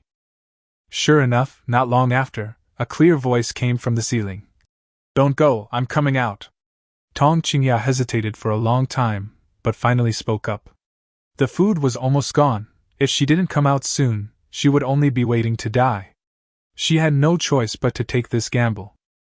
She was also thinking to herself that at least this man seemed somewhat pleasing to the eye, which was better than encountering someone worse. Help me up, I can't get down. She was stuck on the ceiling. Getting up was easy, but getting down was difficult, and her tone was somewhat anxious. Lin Feng looked up and teased her. You're wearing a miniskirt, how am I supposed to catch you? This remark infuriated Tong Qingya, but she couldn't retaliate. She could only suppress her anger and say, I did it voluntarily. I didn't force you to look. Hurry up and catch me. Lin Feng continued his banter, urging her to just jump down, saying he couldn't stand it if he looked up. Tong Qingya's face darkened, and after enduring it for a while, she could only soften her tone and beg him for help. Sis, it's my first time picking someone up, I'm nervous. Lin Feng said with a straight face, spouting nonsense that got more and more outrageous. Tong Qingya gritted her teeth in anger, but could only continue to endure it, her tone becoming softer and softer, afraid of really angering him. Tong Qingya even suggested that Lin Feng greet her with his eyes closed, but Lin Feng immediately retorted. That would be disrespectful to you. He then seriously analyzed the meaning of her wearing a short skirt, speaking with great conviction, which almost made Tong Qingya explode on the spot. Just as Tong Qingya was about to reach her limit, Lin Feng suddenly moved the sofa away. She could barely jump before, but now she ended up falling to the floor. Tong Qingya was completely stunned. What are you doing? Lin Feng calmly replied. Sis, I'm a good person. These words infuriated Tong Qingya, and she couldn't help but curse. Lin Feng, on the contrary, was even more satisfied. He wanted to force her to emotionally collapse. She had hidden so high earlier. Coming down now wouldn't be so easy. Just then, Tong Qingya suddenly panicked. Put me down quickly, I need to go to the restroom. She was genuinely flustered. Upon hearing this, Lin Feng immediately put on a kind face. Okay, I'll catch you, go ahead and jump. Lin Feng deliberately stood directly below her, in an extremely awkward position. Tong Qingya looked down, her face instantly turning red, and she shouted angrily. Get lost! Lin Feng didn't argue, turned around and left, saying, Fine, I'm leaving then. When Tong Qingya saw that he was really leaving, she panicked and shouted for him to come back. But Lin Feng didn't even turn his head, picked up his axe and left decisively, giving her no chance at all. Tong Qingya was completely stunned. Her food had been taken away, and she had been forced to speak, and now the other person had actually left? She was angry, anxious, and even on the verge of a breakdown, especially since she was now stuck up there and couldn't get down. Come back! Tong Qingya cried out, but there was no response from outside. She could only anxiously wait, too afraid to jump. The more she thought about it, the more frustrated she became, and she was on the verge of a breakdown. Meanwhile, Lin Feng had already stepped out of the villa, lit a cigarette, and was in a rather good mood. I've finally gotten revenge for the top-ranked boss today, he muttered to himself, his tone relaxed. Lin Feng didn't linger. His gaze quickly fell on the villa next door. Now that this one was cleared, he'd move on to the next one, Villa A136. Many houses in the villa area are actually empty. Wealthy people buy them as assets and never live in them for years or even decades. Lin Feng cleared the way from A136 to A139, and all of them were fully furnished but empty, let alone any food. As Lin Feng searched, he couldn't help but complain. So many houses are empty, are they for ghosts to live in? After finding nothing in several houses in a row, he became a little irritated and realized that supplies were not as easy to obtain as he had imagined. Upon entering A148 and seeing the bloodstains covering the floor, Lin Feng's eyes lit up. That's more like it. But soon, he realized something was wrong. The distribution of bloodstains didn't seem to be caused by zombies.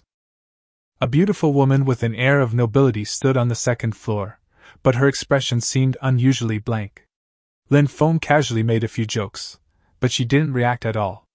Just as he was about to go to the kitchen to search for supplies, the woman suddenly mechanically repeated his words, instantly making him alert. Before Lin Feng could think further, the beautiful woman jumped down from the second floor with movements so agile they seemed superhuman. Lin Feng gripped his weapon tightly, his expression turning serious, for the killing intent emanating from her was extremely intense. The next second, the beautiful woman's head suddenly split open, and 3 blade-like tentacles instantly attacked. Lin Feng parried repeatedly, sparks flying, and he was shocked. "This is a parasite?" The opponent was incredibly fast, forcing Lin Feng to retreat repeatedly, leaving him no moment to concentrate. As the monster attacked, it mechanically chanted, "Kill all humans, leave no one alive!" Lin Feng quickly determined that his opponent had the speed advantage, but was slightly weaker than him. He withstood the attacks while searching for an opening, and suddenly thought of using his special ability to probe. He fired 2 ice needles, directly blinding the opponent's eyes. But the next second, new eyes grew back. Lin Feng immediately realized that he had to destroy the head, just like he would with a zombie. He withstood the pressure and quickly closed the distance, then suddenly swung an ice blade. With a whoosh, the monster's head was severed. But before Lin Feng could even breathe a sigh of relief, the head was still able to attack. Lin Feng's heart tightened, and he quickly judged the key. "We can't let it go back into the body." He seized the opportunity, cleaved the body open with an axe, and at the same time used an ice blade to block the head's movement. After losing its host, the parasite's movements noticeably slowed, its body gradually withered, and it eventually died completely. Lin Feng finally breathed a sigh of relief, still feeling a lingering fear. "Almost a disaster," Lin Feng muttered under his breath. Zombies were troublesome enough, but now parasites had appeared. This world was far more complex than he had imagined. Lin Feng immediately took out his phone and searched for related information. Sure enough, he quickly came across similar videos. In a family, the husband suddenly mutated and brutally murdered his wife and children on the spot. The scene was extremely bloody. The comment section was already in an uproar. Clearly, this monster wasn't an isolated incident. Lin Feng realized that as time went on, communication would inevitably be cut off, and humanity's last informational advantage would be completely lost. After turning off his phone, a system notification sounded. "Slay the parasite beast, gain 40 attribute points." Lin Feng frowned. The reward for an enemy of this strength wasn't particularly high. Without hesitation, Lin Feng added all 40 points to agility. Only after the stats skyrocketed did he feel a little more at ease. Against such a high-speed enemy, speed was the key to survival. After this battle, Lin Feng was completely awakened. Even with the system, victory was far from guaranteed. In this apocalyptic world, the slightest carelessness could mean instant death. Lin Feng glanced at his agility score of 141 again, feeling much more at ease. In this apocalyptic world, danger lurks everywhere. Survival is far more important than simply having enough to eat. No one knows just how many monsters that strange rain created. Meanwhile, in room 803 of an old residential complex in Xinqing, Qing Jiandong stared at his graying fingernails, his emotions on the verge of collapse. Qing Jiandong had only been caught in the rain, yet he had turned into a zombie. Even more terrifying, he had somehow retained his sanity. Outside the window, zombies were tearing at the living, while the bloodlust within him surged ever stronger. Just then, there was a knock at the door. "Jiandong, do you have anything to eat?" It was his neighbors, Aben and Axiang. Qin Jiandong didn't dare to open the door. He was afraid that if he saw any living people, he would completely lose control. The knocking quickly turned into angry shouts and the sound of kicking the door. The next second, with a bang, the door was kicked open, and Aben barged in with Axiang, immediately starting to rummage through the room for food. Finding only a few packets of instant noodles and biscuits in the room, Aben flew into a rage and turned to pull Qing Jiandong away. At that very moment, the unexpected happened. Qing Jiandong whirled around, let out a low growl, and bit Aben's neck. His long-suppressed instincts erupted completely. He could no longer control himself. Aben quickly collapsed into a pool of blood, and the room fell into a deathly silence. Ah Xiang was terrified, her face ashen, holding a stool but too afraid to move. Qing Jiandong turned to look at her, but hesitated to bite. In her panic, Ah Xiang begged for mercy, even trying to exchange herself for her life. These words, however, sparked other thoughts in Qing Jiandong. He began to wonder if he still retained some abilities after becoming a zombie. Ultimately, Qing Jiandong couldn't resist and chose to conduct an absurd experiment. Ah Xiang, in extreme fear, could only be forced to endure it all. Lin Feng was completely unaware of all this chaos and distortion. At this moment, Lin Feng was preparing to call it a day.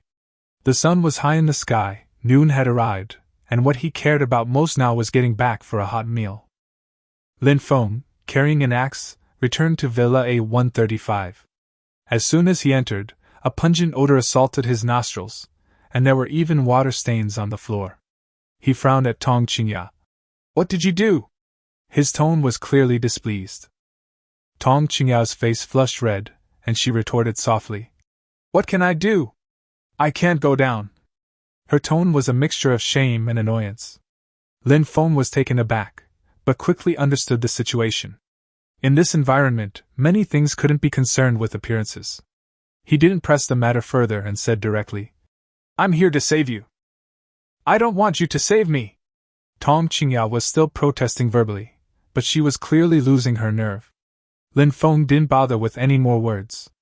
He walked directly to her, leaped up, picked her up from the ceiling, and then carried her on his shoulder. "Let me go! You big bad guy!" Tong Qingya struggled and shouted.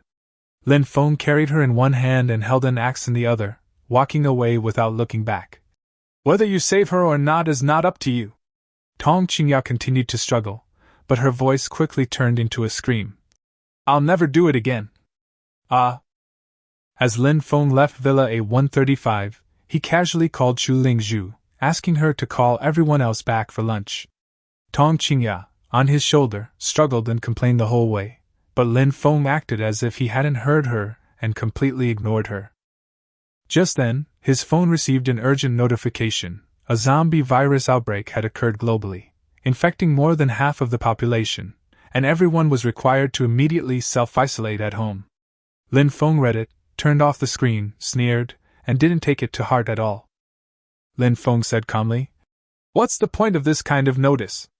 In his view, the real crisis was not the notice itself, but the inevitable struggle for resources that would follow.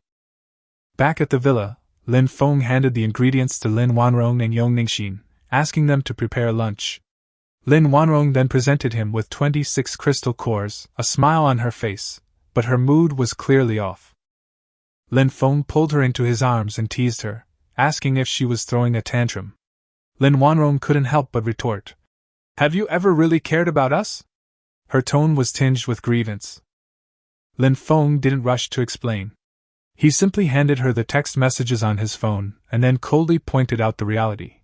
The so-called home quarantine was just a facade. The real problem was what to eat and how to survive. These words made Lin Wanrong instantly realize that more people would die, and many more would die. Tong Qingya, standing beside her, felt a chill run down her spine and finally understood that what was truly terrifying in the apocalypse was not just the zombies, but also the human heart. Lin Feng casually added, "Chu Lingzhu has been killing zombies all morning." These words were like a hammered blow, silencing Lin Wanrong completely. Then, Lin Feng added, "I almost died." Coupled with the incident with the parasite, Lin Wanrong finally realized how cruel the outside world was and began to feel ashamed of her earlier emotions. Lin Feng simply said, "Go cook." But those few words left Lin Wanrong with mixed feelings. She knew that complaining was pointless in this situation. At this moment, Chu Lingzhu and the others returned, bringing back 12 crystal cores. Lin Feng immediately declared that these crystal cores belonged to them, serving as both a reward and a means to cultivate their strength. Lin Feng's attitude towards Chu Lingzhu was noticeably gentler, telling her to go upstairs and rest first, while he only gave Zhao Han and the other two a brief instruction. This difference in attitude made everyone understand the difference in their respective positions. After everyone had left, Lin Feng's gaze fell on Tong Qingya. He lit a cigarette and asked in a calm tone, "What do you think now?" Tong Qingyao remained silent. She knew very well that the text message was useless. The old rules had collapsed, and the world had completely entered a stage of survival of the fittest. She understood that people like Lin Feng were the true survivors of the apocalypse. And if she wanted to live, she had to make a choice. Smoke rose slowly as Lin Feng leaned against the wall, leisurely smoking, his expression relaxed as if the chaos outside had nothing to do with him. He was unhurried, exhaling puffs of smoke with apparent enjoyment. Just then, Tong Qingyao bit her lip and, as if she had finally made up her mind, asked, "Can I become your woman?" Her words were very direct, even carrying a hint of probing and a desperate gamble. Lin Feng was slightly taken aback, but pretended not to hear clearly, inwardly thinking, "This is too straightforward," without even a hint of hesitation, which makes it less interesting. He remained outwardly calm and continued to observe her. Seeing that Lin Feng didn't react, Tong Qingyao deliberately adopted a haughty demeanor and repeated what she had just said. This time, her tone was softer and clearly ingratiating. But Lin Feng still didn't agree immediately. Instead, he first tried to find out her background. The moment the system information appeared, Lin Feng instantly saw through Tong Qingyao's true nature. She was adept at manipulating men's emotions, using words and performance to gain benefits. Seeing the negative favorability rating, he sneered inwardly. Lin Feng couldn't help but chuckle softly, his eyes turning contemptuous. "You think you can trick me with such simple tricks?" He knew very well that Tong Qingyao was just trying to turn the tables and treat him as someone she could rely on and use. Faced with Lin Feng's sudden change in attitude, Tong Qingyao panicked and quickly added, "I can dance, and I can take care of you." She even wanted to demonstrate her skills on the spot. But before she could finish speaking, Lin Feng raised his hand to interrupt her. "Are these useful?" Lin Feng asked coldly. "Do you think I'm still the kind of sucker who gives gifts to streamers?" With one sentence, he completely exposed her trick. Then, Lin Feng said decisively, "Let's go upstairs." The meaning was clear, no conditions, just practicalities. Tong Qingyao was stunned for a moment, then cautiously asked, "Aren't we going to talk about feelings first?" Lin Feng laughed directly, his tone laced with sarcasm. "Talking about feelings in the apocalypse? Do you think I'm that idle?" His words were merciless, instantly chilling the atmosphere around them. When Lin Feng reached out to pull her, Tong Qingyao finally broke down, struggling desperately and shouting, "No!" She clung tightly to the railing, refusing to be dragged away, her inner fear completely exposed. Seeing this, Lin Feng said coldly, "Didn't you say you wanted to be my woman? Then show me something concrete." After saying that, he released his hand, his attitude turning completely cold, and stopped pestering him. Afterwards, Lin Feng ordered his men to tie Tong Qingyao up and throw her into the storage room, handling the matter swiftly and decisively. In his view, this kind of person wasn't worth wasting time on, and there was no need to follow her lead. After doing all this, Lin Feng lit another cigarette, his expression returning to calm. He could have easily taken the person away by force, but he had no intention of doing so now. After a busy morning, he was more concerned with filling his stomach. Meanwhile, the official zombie announcement quickly went viral online. People gradually shifted from initial panic to realistic choices. Continuing to hide might mean waiting to die, while going out might offer a glimmer of hope. The comments section was in chaos. Some were in despair and on the verge of collapse, some were encouraging people to go out and loot supplies, and others were beginning to reveal extreme thoughts. Order was collapsing, and another side of humanity was slowly surfacing. Videos of frantic panic buying of supplies flooded the internet. In the first video, hordes of zombies roamed the streets, and the person filming, trembling, encouraged himself. "Su Tsong, you can do it!" He even said that this might be the last image he left behind. The second scene is even more chaotic. A group of people rush into the supermarket, and an elderly person is trampled to death on the spot. A woman and a man are fighting fiercely over a bag of bread, either willing to let go. Finally, the man punches the woman, and the scene completely spirals out of control, with reason completely lost.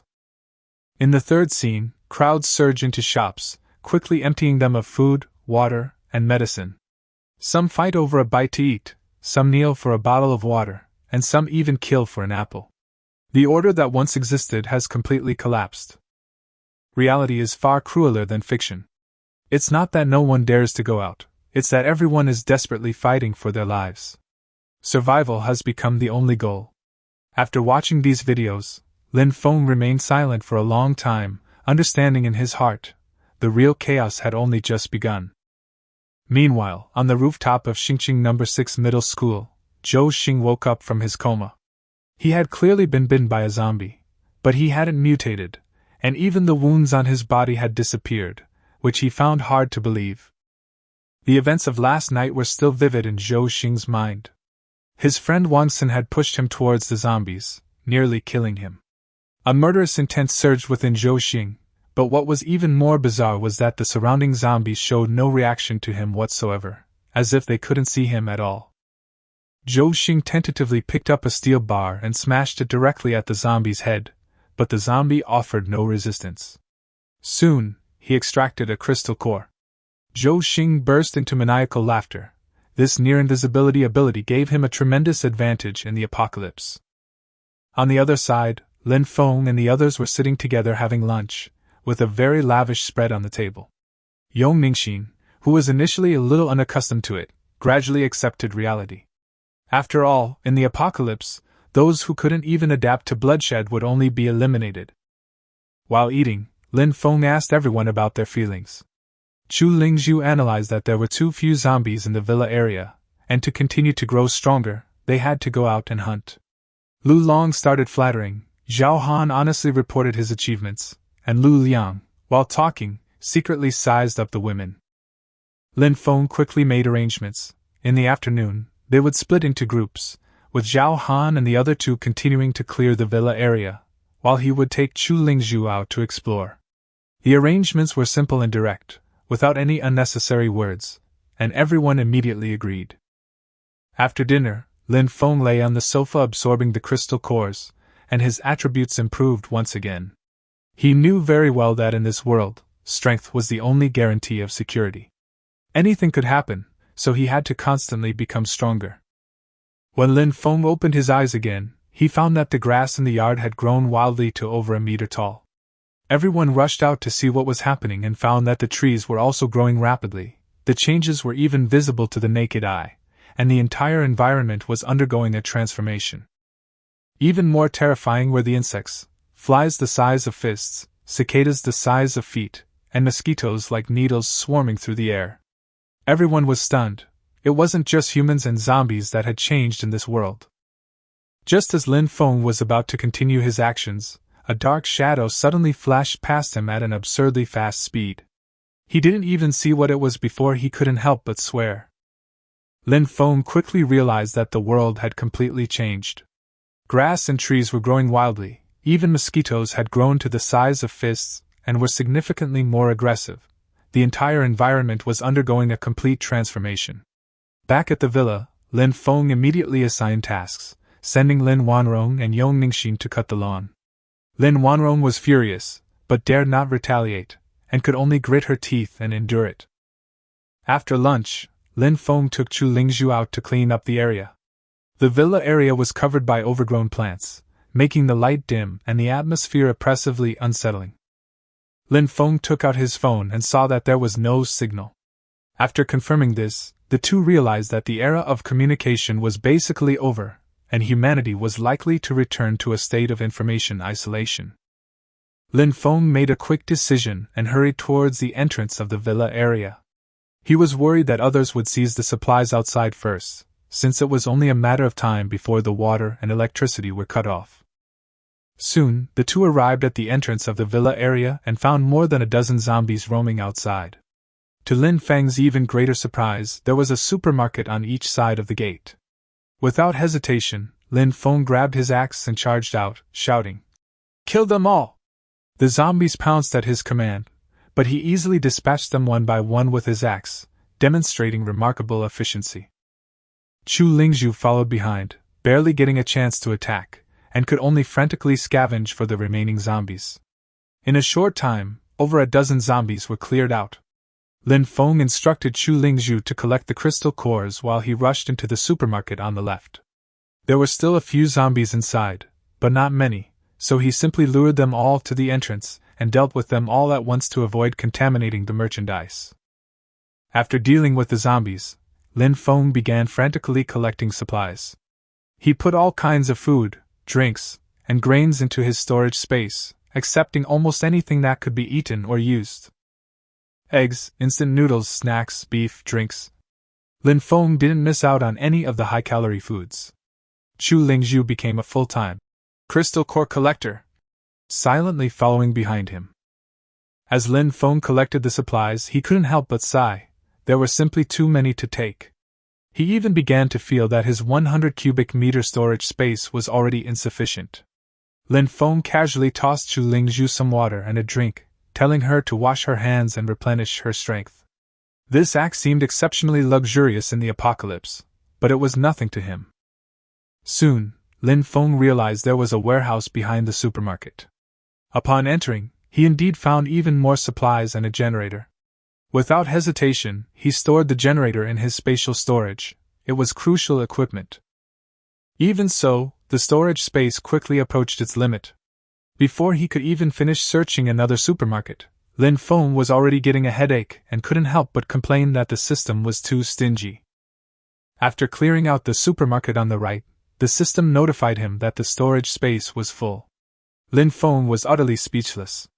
This kind of trouble of too many supplies but not enough room had actually become a problem in the apocalypse.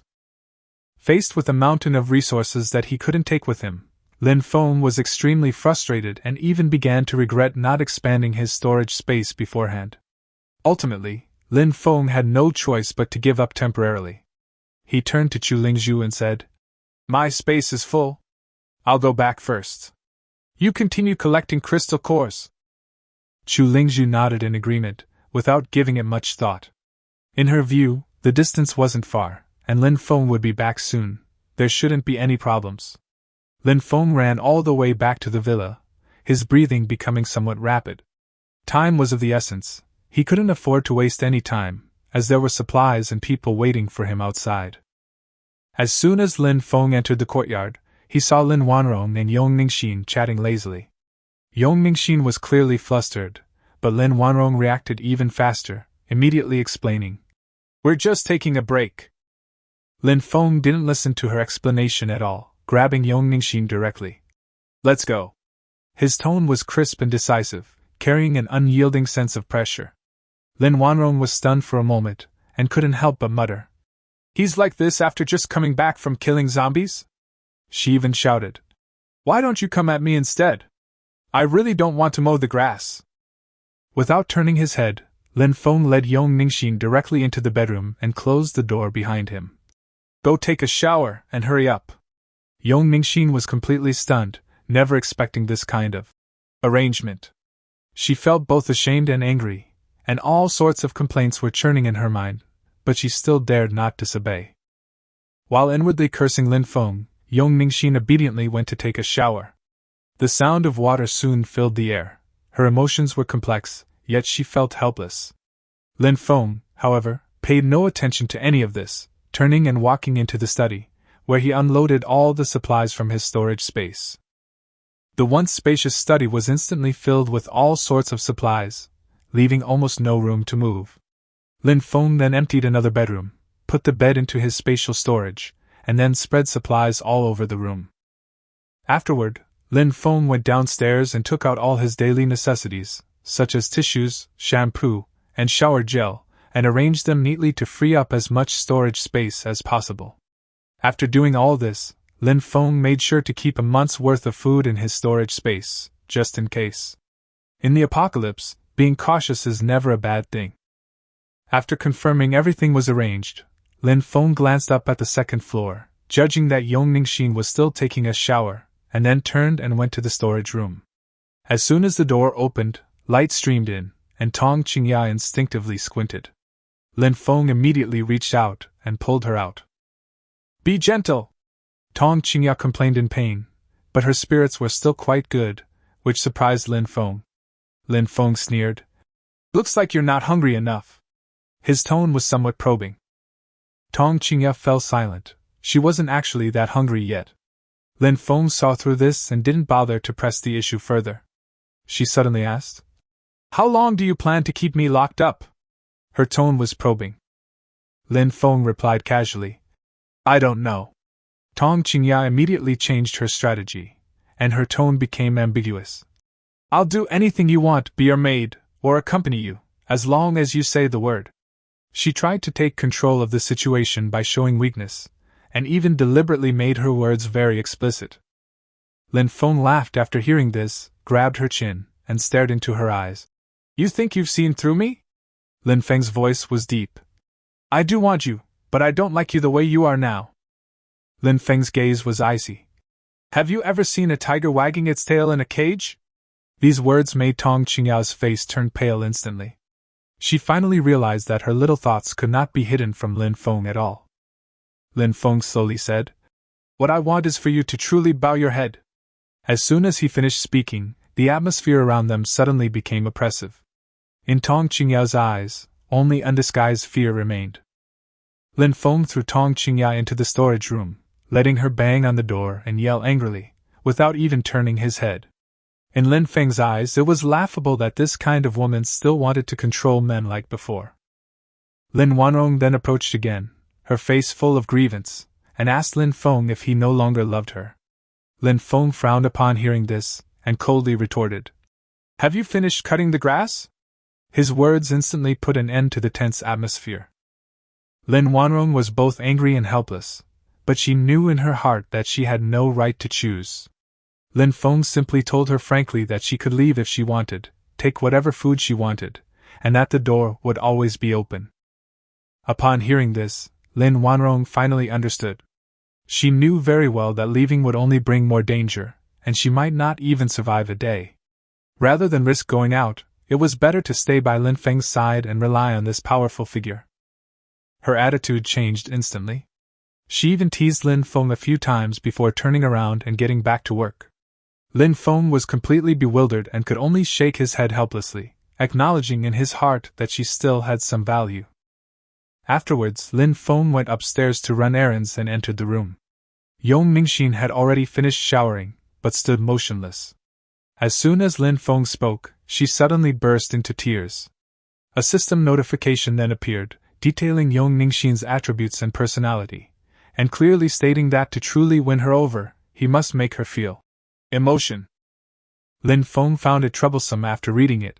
Discussing feelings in this environment was far too extravagant. However, he also understood that it was a crucial condition for acquiring new abilities. Yong Ningxin mustered her courage and told Lin Feng to take a shower as well. Lin Feng simply responded and quickly finished. The atmosphere in the room grew increasingly tense. She lowered her head, not daring to look at him, her whole body trembling slightly. Lin Feng softened his tone slightly, telling her not to be too nervous. But in his mind, he was also calculating. This behavior wasn't just a survival tactic, but also a test of the system's mechanisms. Lin Feng had already discovered that different women brought different benefits, and might even trigger additional rewards. Therefore, this time, he was using Yong Ningxin as a new test subject. In the apocalypse, becoming stronger is the only core goal. As for the methods, Lin Feng no longer cares so much. Yong Ningxin slowly lowered her hand, and Lin Feng was stunned for a moment, then suddenly understood. She had been deliberately hiding something all along. At this moment, her face turned bright red, and she subconsciously tried to cover it up, even turning away, unable to face Lin Feng. Lin Feng couldn't help but tease. "With a figure like that, you're still hiding it? If it were me, I would have been standing tall and proud by now." This remark eased the atmosphere a little, and Yong Ningxin almost laughed, but she was still too shy to turn around. Lin Feng walked over and gently embraced her. Only when he was truly close did he more directly perceive her difference. Lin Feng asked softly, "Have you been wearing a chest binder all this time?" Yong Ningxin nodded gently, admitting it. Upon hearing this answer, Lin Feng's tone became serious, even tinged with reproach. He told her directly that this was bad for her health, not only causing discomfort but also affecting her development. Yong Ningxin then quietly explained that it was because she was usually too conspicuous, and people were always staring at her. In addition, physical education classes made it inconvenient, which is why she kept suppressing her feelings. After listening, Lin Feng understood her situation to some extent, but still advised. Things are different now. Don't live in other people's eyes anymore. Lin Feng hugged her, his tone softening slightly. You don't need to hide anymore, live more freely. These words made Yong Ningxin nod gently, her heart visibly relieved. The atmosphere in the room gradually became ambiguous, making Lin Feng feel somewhat awkward. He tentatively asked, Would you like to be with me? Yong Ningxin hesitated for a moment, but ultimately nodded in agreement. Lin Feng casually said, Then we should. But his words were too blunt, and Yong Ningxin instantly broke down in tears, her eyes reddening. This crying, in turn, left Lin Feng somewhat at a loss. He quickly explained, his tone softening, coaxing her and changing his tune, saying that he was only a little anxious because he cared about her so much. As Yong Ningxin listened, she was amused by his words. I'll be quick. And the atmosphere in the room eased considerably. Lin Feng seized the opportunity to hug her, wipe away her tears, and as their eyes met, their emotions gradually warmed. What followed was a natural progression, and their relationship took that final step. As time passed, Lin Feng felt somewhat helpless. He had intended to hurry, but it still took over an hour. Soon, a system notification sounded, and Yong Ningxin's favorability rating skyrocketed by 60 points, instantly reaching 90. This increase stunned Lin Feng, and he vaguely understood the reason behind it. Yong Ningxin is a woman who takes relationships extremely seriously. Once she's made up her mind, she won't easily change it. Such a person is exceptionally rare in today's environment. Immediately afterward, a series of reward notifications appeared. Lin Feng had obtained an SSS-level fire-type ability, and Yong Ningxin had also received corresponding ability and attribute boosts. Upon seeing this, Lin Feng was utterly shocked. He actually possessed both ice and fire-type abilities simultaneously. This enhancement propelled his strength to another level. Although the system deducted some attributes, it subsequently made up for it with rewards even more. While Lin Feng complained that the system was really good at playing tricks, he also had to admit that he had indeed made a huge profit this time. After a series of prompts, Lin Feng was somewhat bewildered, but the conclusion was very simple. His strength had improved, he had more leverage, and in this apocalypse, he was more confident in surviving. Why do I feel like I have inexhaustible energy? Yong Ningxin was shocked, completely unable to believe her condition. Logically speaking, she should be weak, but now she was full of energy, and in an unusually good state. Lin Feng casually checked her attributes, and was immediately stunned. The system's attribute allocation wasn't even. Most of it was concentrated on agility, followed by strength, while spirit remained untouched. This bias made her more like a high-speed type of ability user. Lin Feng then briefly explained the mechanism of dual cultivation bringing enhancement. After listening, Yong Ningxin was first shocked, and then her eyes showed a complex emotion, both surprised and expectant, clearly realizing the value of this ability. Lin Feng coughed lightly, steered the conversation back on track, and began teaching her how to master fire-based abilities. Yong Ningxin was extremely quick to learn, and soon she condensed a small fireball in her palm. She stared at it for a long time, completely stunned. The two briefly tested their fire abilities, finding them quite powerful. While Yong Ningxin practiced, Lin Feng quickly organized his attributes, allocating all the points he had just acquired, resulting in a significant further increase in his overall strength. Immediately afterward, Lin Feng began claiming the system rewards. The first gift pack contained Pure Source Power, capable of purifying water sources. This was practically an essential ability in the apocalypse, and Lin Feng immediately realized that its value went far beyond what it appeared on the surface. The second gift pack contained 50 attribute points, to which Lin Feng's reaction was rather calm. After all, he had just spent more than that in one go, and the comparison between the gains and losses made him feel somewhat unbalanced. The third gift pack contained a capsule villa, which could be unfolded or folded up at any time. Although its use in the city would be limited, it would be an absolute godsend in the wilderness. Lin Feng grumbled to himself, but still silently accepted it. Then, Lin Feng clicked on the storage space's description and noticed the words, "Upgradable," which immediately piqued his interest. He tentatively clicked on it, and the space instantly increased to 1,500 cubic meters, leaving him completely stunned. Just as Lin Feng was pondering the reason, a ball of flame suddenly rushed towards him. He dodged sharply, but the bed was instantly set ablaze. Lin Feng couldn't help but curse and quickly called to Yong Ningxin to help put out the fire. Yong Ningxin then realized that her supernatural power had gone out of control, and hurriedly tried to help. Fortunately, the fire was not large and was quickly extinguished, but the room was a mess, and the air was still filled with the smell of burning. Suddenly, the door was pushed open, and Lin Wanrong rushed in, staring in shock at the charred bed. The scene was incredibly awkward. Her expression seemed to say, "You guys have gone too far." Lin Feng casually made up a reason that the bed was set on fire by smoking, then quickly put the burned bed into his spatial storage, and brought up a new one from downstairs. The whole action was done in one go. "You guys continue cleaning this afternoon, I'm leaving now," Lin Feng said and immediately slipped away, not giving them a chance to ask any more questions. The atmosphere was too awkward, and he didn't want to stay a second longer. Yong Ningxin also slowly slipped out of the room, leaving Lin Wanrong standing there, completely dumbfounded by the bizarre scene before her. An hour ago, Chu Lingzhu was squatting alone on the ground collecting crystal cores, the surroundings eerily quiet. The more she collected, the more nervous she became, and could only curse Lin Feng while trying to bolster her courage. "Damn Lin Feng, leaving me here all alone!" She stood up and stretched her legs. The surroundings remained deathly silent. She could even hear her own breathing. She kept telling herself, "You're an ability user, what are you afraid of?" But she couldn't suppress the panic in her heart. Time passed slowly, and the crystal cores were finally collected, but Lin Feng still hadn't returned. Chu Lingzhu grew angrier and angrier, even suspecting that Lin Feng had gone back to find another woman, and couldn't help but stomp her feet in anger. In a fit of anger, Chu Lingzhu decided she didn't want to go back. She grabbed a steel pipe and a machete, and headed towards a nearby alley. There were some restaurants and small shops there, but most were empty, making the atmosphere even more oppressive. Suddenly, a roar rang out, and a female zombie was pounding on the glass inside the nail salon.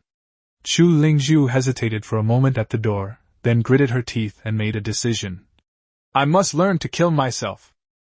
She carefully opened the door, luring the zombie out. As soon as it lunged forward, Chu Lingzhu swung her knife, but failed to decapitate it, only wounding it. The female zombie retaliated fiercely, forcing her to retreat continuously. After dodging several times, Chu Lingzhu was already panting heavily, her strength clearly waning. Left with no other choice, she could only use the steel pipe to hold the zombie back, gritting her teeth and activating her supernatural ability. "Die!" A blade of ice slashed through the air, finally severing the zombie's head. Chu Lingzhu collapsed to the ground, panting heavily, realizing that facing a zombie alone was far more difficult than she had imagined.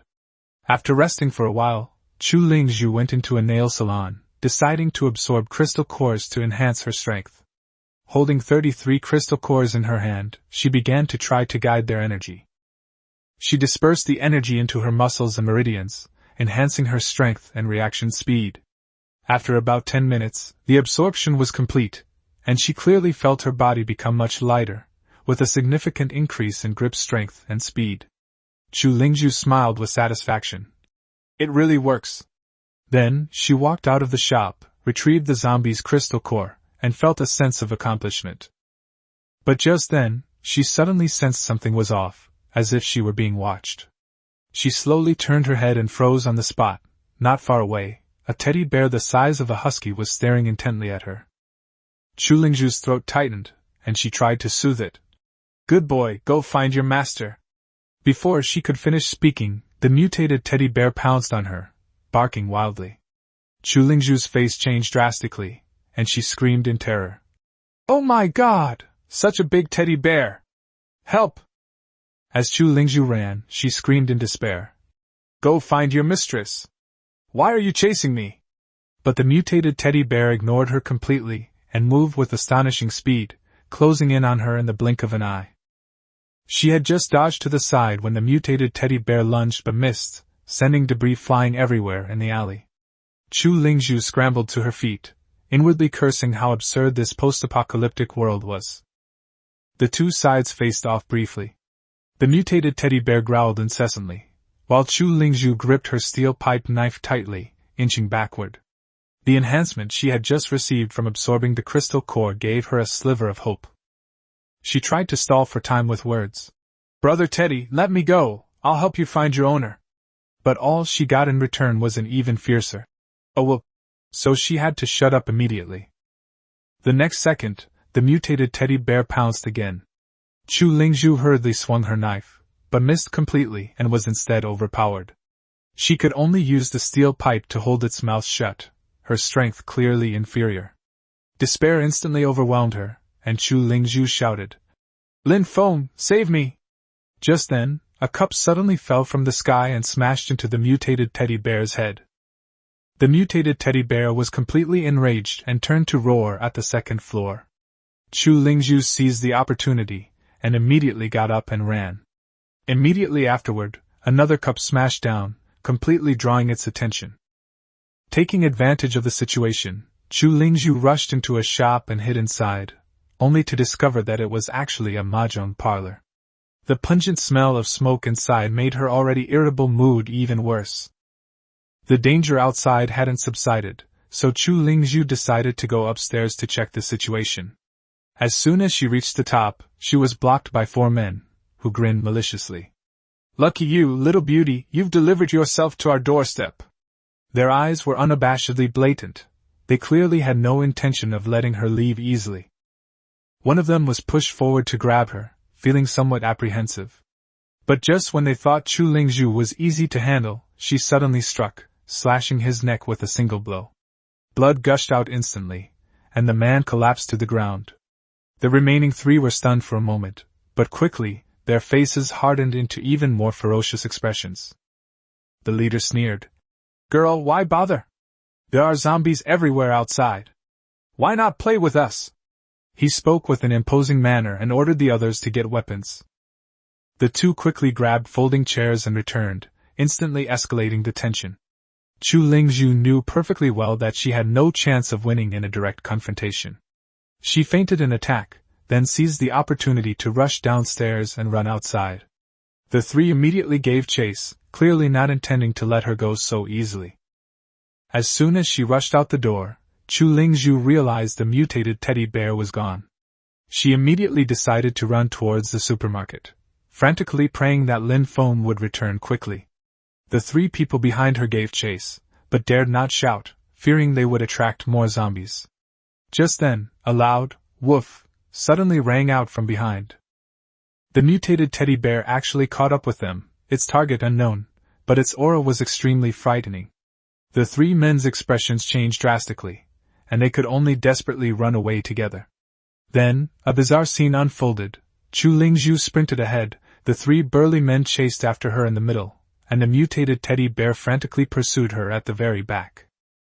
By the second-floor window, a middle-aged man witnessed everything and muttered to himself, "If she, a woman, dared to rush out, why shouldn't I?" Chapter 33 taught Chu Lingzhu a lesson she would never forget. The mutated dog wouldn't fall so easily. Keep running. They kept chasing. Chu Lingzhu knew in her heart that all she needed to do was outrun those 3 burly men.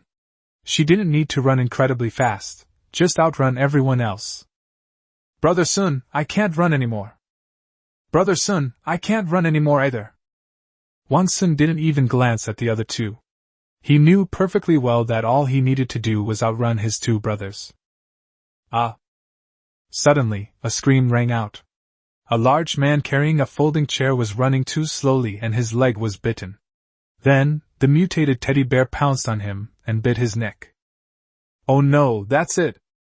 Upon seeing this, Wang Sun and the other burly man quickly threw away their folding chairs and ran even faster. Hearing the scream, Chu Lingzhu turned around and immediately quickened her pace. Racing against time, we finally arrived at the supermarket. Chu Lingzhu entered the supermarket and quickly went to pull down the roller shutter. Just as she was closing the roller shutter, two burly men crawled in from under it. The hand movements stopped instantly.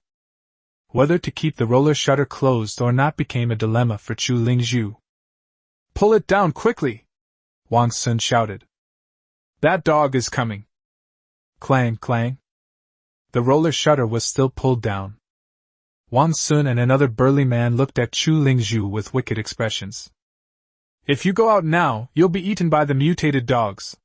But if you're willing to become my woman, Wang Sun, I can naturally protect you in the apocalypse. Once you become my woman, Wang Sun, you'll live a life of luxury." "What do you mean by the apocalypse?" "With me, Wang Sun, here, I'll make sure you have a comfortable life." Chu Lingzhu really wanted to ask him, "Have you ever killed a zombie?" "How about it, girl, think it over." Chu Lingzhu laughed, her laughter mocking. "What are you laughing at? It's your good fortune that my brother Sun has taken a liking to you." Chu Lingzhu looked at the burly man next to Wang Sun and deliberately provoked him by asking, "How did your companion die just now?" "Protect me? What a load of rubbish. You're still defending him? If you had run slower, you would have become food for the mutant dogs too. You idiot, they'd sell you out and you'd still be helping them count the money." Smack. Wang Sun slapped another burly man on the head. "Don't listen to her nonsense, go and grab her. Brother Sun has a knife." "Where's your chair?" Wang Sun yelled angrily. "It was too heavy to run with, so I threw it away." "Brother Sun, didn't you throw it away too?" "Ah." Just then, the burly man next to Wang Sun let out a scream, collapsed to the ground convulsing, and blood gushed from his neck. A needle of ice pierced straight into the man's throat. A moment later, the burly man collapsed, dead. Blood was everywhere, the stench of blood overwhelming.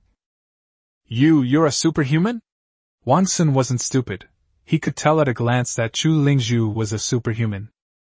With the apocalypse upon us, it's perfectly normal for superhumans to appear. Thump. Wang Sun immediately knelt on the ground. Please let me go, please let me go, I'm willing to be your dog."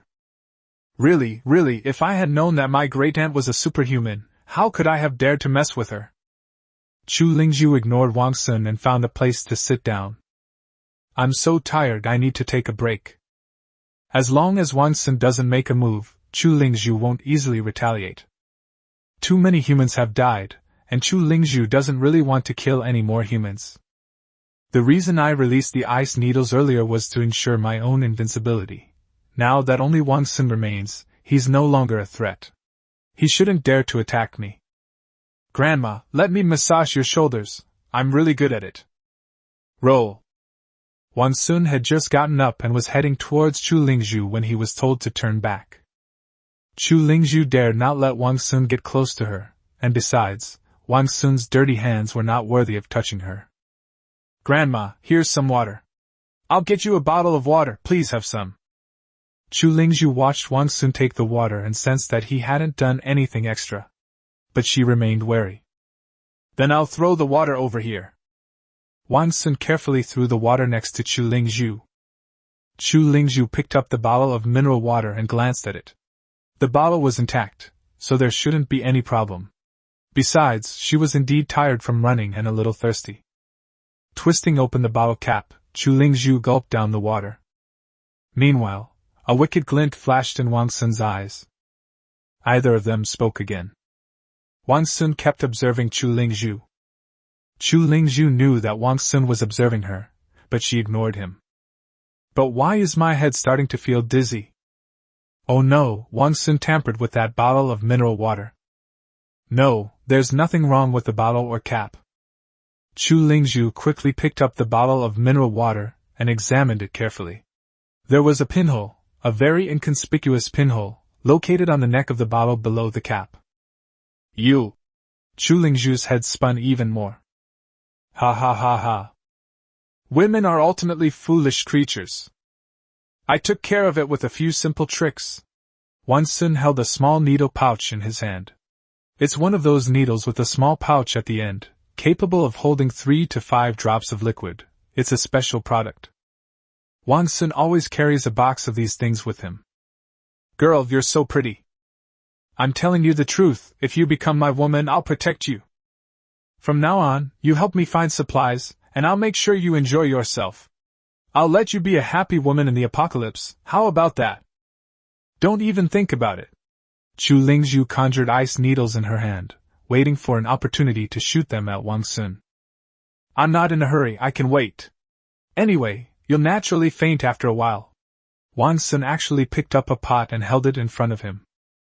Chu Lingzhu gritted her teeth, her head throbbing with pain, and she felt like she was about to faint. But she knew she couldn't faint. If she did, her body would be defiled. Raymond Lamb, come quick. What have you been doing? Why aren't you back yet? Woof. A dog barked. Suddenly, with a ripping sound, the mutated teddy bear used its claws to tear a large gash in the roller shutter door. When Wang Sun saw this, his face turned pale with fright. At this moment, he had no mind to think about anything else. All he could think about was running away. But how do we escape? This supermarket should have another entrance. Wang Sun immediately ran to another door of the supermarket, pulled open the roller shutter, and fled outside. Roar! The zombies, which appeared out of nowhere, pounced on Wang Sun. Wang Sun kept using his elbow to push against the zombie's chin to prevent it from biting him. Heh! Help! Help! At this moment, Wang Sun didn't care about anything else and shouted out. Pfft. An arrow flew in and pierced the zombie's skull. Wang Sun was panting heavily, but he was finally rescued. A man with a quiver full of arrows on his back and a bow in his hand ran up to Wang Sun and quickly asked, Are you alright? It's alright, thank you. You should leave quickly, it's dangerous here. The archer urged Wang Sun to go. Wang Sun nodded after hearing this and ran away. The archer quickly entered the supermarket and saw the mutated teddy bear entering the supermarket with the unconscious Chu Lingzhu. The archer, bow in hand, aimed at the mutated teddy bear's head and fired without hesitation, whoosh. The mutated teddy bear was stuck in the doorway of the roller shutter, making it difficult to dodge. It was hit directly in the head by an arrow and then collapsed to the ground. Humph, I thought they were something special, but they took care of it with just one arrow. Looks like mutant dogs aren't all that great after all. Tap tap tap. The archer cautiously approached Chu Lingzhu. Girl, are you alright? Wake up, wake up. Chapter 34. I still prefer your defiant attitude from earlier, but you chicken out. The archer was instantly captivated by Chu Lingzhu. How could there be such a beautiful girl in the world? What's wrong with this girl? It looks like she's been drugged. Girl. However, no matter how the archer called out, Chu Lingzhu showed no signs of waking up. It seems the only option is to take her back to where I live. Let her go. Suddenly, an extremely cold voice rang out behind the archer, who immediately knocked an arrow and turned around to look behind him. A very handsome young man, carrying a steel axe, looked at the archer. I told you to let her go and get your filthy hands off me. Lin Feng's face was as cold as ice. The archer slowly rose, arrow knocked, ready to shoot Lin Feng at any moment. Did you do this? Lin Feng's tone was extremely angry. If it really was this bastard, Lin Feng would chop the man with the bow and arrow in half with one swing of his axe. What do you think? The archer retorted defiantly. Call out. An arrow flew swiftly toward Lin Feng. Clang! Lin Feng reacted quickly and blocked the arrow with his axe. Immediately afterward, another arrow shot towards him, but Lin Feng swung his axe again, deftly deflecting it with a clang. The archer looked slightly flustered. How could this person be so powerful? He swung such a heavy axe and managed to block the arrow he fired at such a high speed. The key was that the arrow was shot at a very high speed over such a short distance. If you dare shoot another arrow at me, I'll kill you. Did you do it? As the saying goes, one's face reflects one's heart. The archer's face wasn't bad, so Lin Feng wondered if there might be a misunderstanding. In addition, Lin Feng also had a fondness for talent, and the apocalypse needed strong partners. I didn't do it, I saved her. The archer had long lost his earlier pride and confidence. He knew that if he didn't answer the boy's question seriously now, he might die here. I still prefer your defiant attitude from earlier, but you chickened out.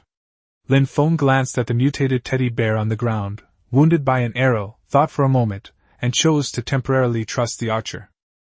Lingzhu, wake up. Chu Lingzhu opened her eyes slightly, but immediately closed them again. Just then, the archer suddenly shouted, Watch out! Lin Feng, carrying Chu Lingzhu, leaped away from the spot at an extremely fast speed. Woof! The mutated teddy wasn't dead after all, he just fainted. Woof woof woofed. The mutated teddy bear's barks were clearly filled with anger. The archer quickly knocked an arrow and fired at the mutated teddy bear. This time, without the shutter door blocking its way, the mutated teddy bear nimbly leaped away, dodging the arrow. It's over. That was the first thought in the archer's mind. There was no escape in this supermarket. It seemed like I was doomed. Damn it, I've never even had a girlfriend. The archer was filled with helplessness. He finally found a beautiful woman, but she belonged to someone else. He couldn't live like this anymore. Move aside, I'll take over. Lin Feng put down Chu Lingzhu, shouldered the steel axe, and strode forward. Are you crazy? What are you pretending for? You, a human, want to fight a mutant dog? Even if it's a mutated poodle, it's still not something a human can contend with. Brother, you seem to have some skill, but aren't you being a bit reckless? The archer had originally intended to persuade Lin Feng to cooperate with him so they could find a way to escape. But before the archer could finish speaking, Lin Feng swung his axe at the mutated teddy bear. With an axe swing, the mutated teddy dodged with a leap, then pounced on Lin Feng. Lin Feng sidestepped and slashed horizontally at the mutated teddy. The mutated teddy bear pounced too fast, and Lin Feng missed it. The mutated teddy bear was quite fast, and it had an arrow stuck in its head. Lin Feng pondered that the arrow might have injured the mutated teddy, but the mutated teddy's strong regenerative ability healed the wound, which is why it regained consciousness. If possible, I would hold the arrow in my hand and insert it a little further. A fierce glint flashed in Lin Feng's eyes. A man and his dog were fighting in the supermarket, and it was a close and evenly matched battle. In the blink of an eye. Suddenly, the mutated teddy bear jumped off somewhere and vanished without a trace. Lin Feng gripped the sharp steel axe tightly in his hand, his eyes scanning every corner of the supermarket with vigilance. The surrounding shelves were overturned and goods were scattered everywhere, and the air was filled with an extremely tense and oppressive atmosphere. Suddenly, a deep roar broke the silence. A gigantic mutated teddy bear burst out from the shadows in the corner, its eyes flashing with an eerie red light, and its fangs dripping with foul-smelling saliva. Lin Feng didn't flinch. He bent his knees slightly, assuming a fighting stance. The mutated teddy bear lunged, bringing with it a nauseating stench. Lin Feng dodged to the side, his axe slashing down in the side of the mutated teddy bear. Woo-hoo! The mutated teddy bear, in pain, leaped off the ground and widened the distance between itself and Lin Feng. The archer was utterly astonished. It was absolutely shocking, absolutely mind-blowing. This guy was incredible. Was he even human? His reaction speed and his skills were simply divine. The mutated teddy bear had thick hides, and the axe blow hadn't killed it. Instead, it had enraged it. It attacked again, faster and with greater force. Lin Feng gritted his teeth and engaged in a fierce battle with the mutated teddy. He nimbly dodged the mutated teddy's attacks while looking for an opportunity to counterattack. But it's not that easy. Both the man and the dog were panting heavily. Lin Feng had been trying to push the arrow into the mutated teddy bear's head a little deeper, but he hadn't been able to do so. If all else fails, we'll have to resort to strategy. Lin Feng launched another attack, but failed to hit the mutated teddy with his axe several times. Then he pretended to be defeated and turned to run away. The dragging knife strategy. Hee, here's a dragging slash for you. The mutated teddy bear fell for the trap. The instant it lunged, Lin Feng mustered all his strength, raised the axe high, and slammed it down on the mutated teddy bear's head. A shrill scream rang out, and the mutated teddy bear collapsed to the ground, blood splattering everywhere.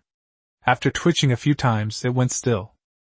Lin Feng was panting heavily, his clothes soaked with sweat, but his eyes were filled with the joy of victory and determination. The host gained 60 attribute points for killing the mutated Teddy. Lin Feng quickly assigns attribute values. Strength, 161, physical attack. Agility, 171, speed. Constitution, 161, defense. Spirit, 157, special ability attack and mental defense. Lin Feng evenly distributed his 60 attribute points among strength, agility, and constitution. In this apocalypse, strength is the most important thing. If I hadn't been strong, I'd probably be dead here. It would be shameful to try to show off and end up getting killed instead. This is the supermarket on the right. There's still a huge pile of supplies that haven't been stored yet. Without a word, Lin Feng quickly packed all the supplies into the storage space, and then went into the warehouse to load everything up. All of this completely baffled the archer. He actually possessed spatial storage abilities. Was he a spatial ability user? Come with me. Why should I? The archer was clearly unwilling. It's simple, just wait for her to wake up and confirm. Lin Feng's tone was particularly cold, leaving no room for argument. Lin Feng checked Chu Lingzhu over and found that she hadn't suffered any other injuries and was probably fine. She had just fainted. Lin Feng picked her up and carried her out of the supermarket. The archer dared not confront Lin Feng directly, so he had no choice but to obey and follow behind him. Chapter 35 Sister Rome, you don't want to be torn apart by zombies, right? So you have to persevere. On the road. Lin Feng carried Chu Lingzhu with steady steps, carefully examining Chu Lingzhu's hidden attributes and hints. As he walked. Chu Lingzhu, the campus belle of Changsha. Age 21. Height, 175 centimeters. Strength, 68, physical attack. Agility, 71, speed. Constitution, 65, defense. Spirit, 90, special ability attack and mental defense. Special ability, SSS level ice ability, level 1. Note: Chu Lingzhu has been given a strong sedative and will remain unconscious for another 3 hours. She is currently completely at your mercy. You can do whatever you want to her without her knowing, as long as you leave no trace. I never expected her strength to increase so much. She must have absorbed all the zombie crystal cores. This system is really useless, giving such a prompt. But realistically, I really don't know whether to praise the system or criticize it. What's going on? Both Lin Feng and the archer noticed something unusual ahead. A group of zombies is frantically attacking a villa. How can there be so many zombies? The villa besieged by zombies was where Lin Wanrong and Yong Ningxin were. Lin Feng frowned deeply. How could this have happened? Where did these zombies come from? In the courtyard of the villa. Yong Ningxin and Lin Wanrong used steel pipes to keep the zombies from breaking through the wall. We're doomed. Lin Wanrong's face showed fear. Lin Feng had just left the villa and couldn't possibly be back so soon. This was it, they were doomed. I don't want to die yet. Yong Ningxin is very fast. Her agility is now as high as 72 points, which is much higher than that of an average adult male, and even twice as high as that of some adult males who do not exercise regularly. Get out! Yong Ningxin ran back and forth in the villa's courtyard, driving the zombies off the wall. Sister Rome, Lin Feng will come back. We must hold on. Yong Ningxin noticed Lin Wanrong's discouragement and quickly encouraged her. Sister Rome, we can only survive if we hold on. I don't think you want to be torn apart by zombies either. Lin Wanrong nodded and rallied her spirits. Yong Ningxin and Lin Wanrong each gripped the steel pipe tightly in their hands, their foreheads covered in beads of sweat. Sweat streamed down his face. The sweat seeped into the ravines between the twin peaks and disappeared. The two women stared intently at the zombies trying to climb over the wall. Sister Rome, don't be afraid, we can definitely hold on. Yong Ningxin shouted loudly, encouraging herself and Lin Wanrong. Lin Wanrong bit her lip and nodded vigorously, the steel pipe in her hand trembling slightly with tension. The zombies bared their teeth and claws, frantically climbing upwards. Their hideous faces and rotting bodies were horrifying. Hulu. Ugh, I'm hungry! Yong Ningxin swung the steel pipe again, stabbing hard at a zombie that was about to climb over the wall. The zombie roared and fell down. Lin Wanrong also mustered her courage and used the steel pipe to forcefully stab at the zombie that had climbed over the wall. However, the zombies seemed endless, climbing up the wall only to be stabbed down, then climbing up again only to be stabbed down once more, in an endless cycle. The two women gradually felt their strength failing them. How many zombies are there outside the wall? Lin Wanrong's hands trembled uncontrollably, and she was almost exhausted. Suddenly, another zombie climbed onto the wall.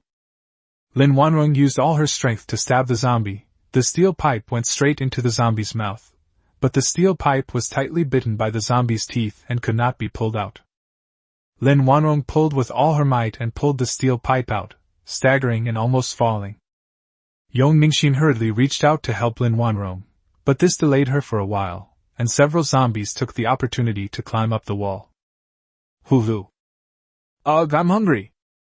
The zombies on the wall had sunken cheeks, high cheekbones, and hideous faces.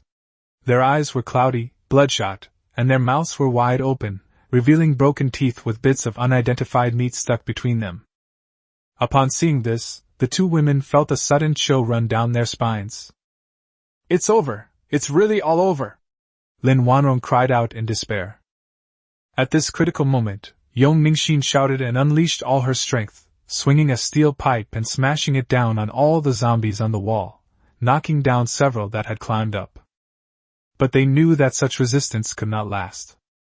Lin Feng, please come back soon. Come back soon. I can't hold on any longer, either can Sister Rong. Yong Ningxin kept calling out in her heart for Lin Feng to come back quickly. If they don't come back soon, they'll die in the mouths of these zombies. In the villa district, on the roof of a villa, a man stood with a sinister smile on his face, muttering, Humph, Lin Feng, I will kill you all to avenge my cousin. The zombies were led there by Wang Lin's cousin, Wan Hai. He knew Lin Wanrong was in the house, but he showed no mercy. So what if she's an ant? She's just a cheap woman. Damn bitch, you must die. You're the first one I'll kill. You dared to betray your uncle and even caused your cousin's death. You think you can survive in the apocalypse by relying on a pretty boy? Humph, don't even think about it. I'm going to kill you all to wipe you all out. Just then, another zombie climbed onto the wall. Before Yong Ningxin could poke it with the steel pipe, a sharp arrow flashed across the sky and pierced the zombie's head. Pfft. An arrow pierced the zombie's head, and the zombie fell off the wall. Someone's coming to save us! Someone's coming to save us!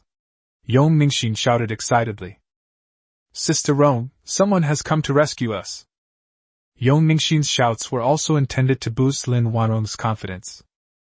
Encourage her to keep going. Lin Feng carried Chu Lingzhu on his left shoulder and held a steel axe in his right hand as he slowly walked towards the horde of zombies. Tap tap. Anyone who offends my woman will be killed. With each step Lin Feng took, the surrounding air seemed to tremble, his momentum surging like a tidal wave, as if he could crush everything in his path. His powerful and overwhelming pressure spread across the sky and the earth. There must be a reason why these zombies came here. Let's kill them all first. Chu Lingzhu remained unconscious, her delicate body protected by the strongest shoulders. Lin Feng gripped the steel axe tightly in his right hand, the blade gleaming coldly in the sunlight. His eyes were sharp and bloodthirsty, and each step he took seemed to gather more anger. A zombie spotted Lin Feng first, and roared as it pounced on him. Core death! With a casual swing of the axe, the heads of the charging zombies fell to the ground instantly. I heard a sound. A group of zombies lunged at Lin Feng, baring their fangs and claws, filling the air with a stench. Lin Feng roared and swung his steel axe. The axe whistled through the air, instantly decapitating the first few zombies in the lead, black blood splattering everywhere. It was like a rain of blood. It's Raymond Lam! It's Raymond Lam! Raymond Lam is back! The zombie horde launched an attack on Lin Feng. Through the large iron gate, Lin Wanrong and Yong Ningxin saw Lin Feng carrying Chu Lingzhu and approaching the villa step by step, killing zombies. It was as if a god of war had descended. The zombie horde was like a chicken or a dog that could be easily defeated in front of Lin Feng. Call! Lin Wanrong let out a long sigh of relief. Instantly, a feeling of ease washed over me. It felt so good. It feels so good to have someone protecting me. Lin Wanrong's favorability towards the host increases by 30 points. Lin Wanrong's favorability towards the host has reached 90 points. Lin Wanrong's favorability towards the host has reached the maximum value of 100 points. Congratulations, host!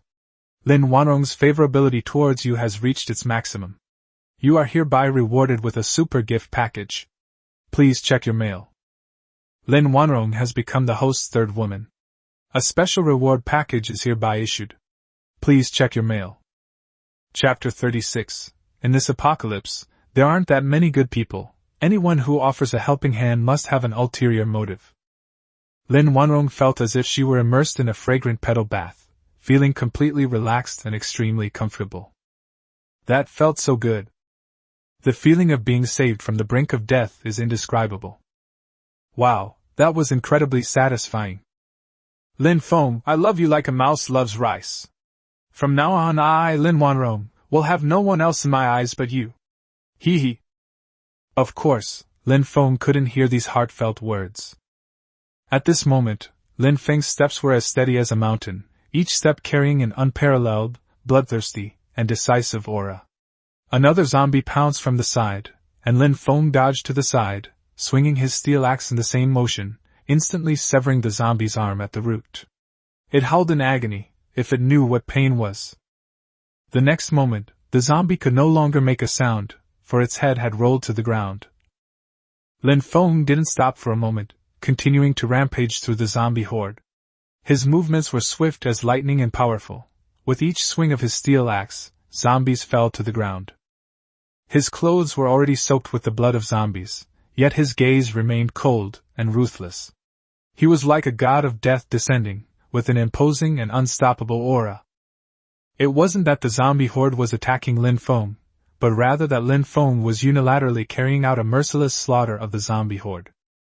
Everyone, let's go! Just then, a group of people suddenly appeared and charged towards the horde of zombies. They were all agile and quickly wiped out the zombies. Lin Feng nodded slightly to the burly man at the head of the group to express his gratitude. Actually, there was no need for thanks, since he could have wiped out these zombies all by himself. The reason Lin Feng did this was mainly to demonstrate his politeness. Even in the apocalypse, it's necessary to start with courtesy before resorting to force, wielding the big stick of morality. Hello, my name is Simon Hong. These are all my brothers. Lin Feng glanced at Shimin Hong's brother, then politely replied. Lin Feng. You seem to have impressive skills, brother. How about joining us? Simon Hong extended an olive branch to Lin Feng. No need, I've never liked living under someone else's roof.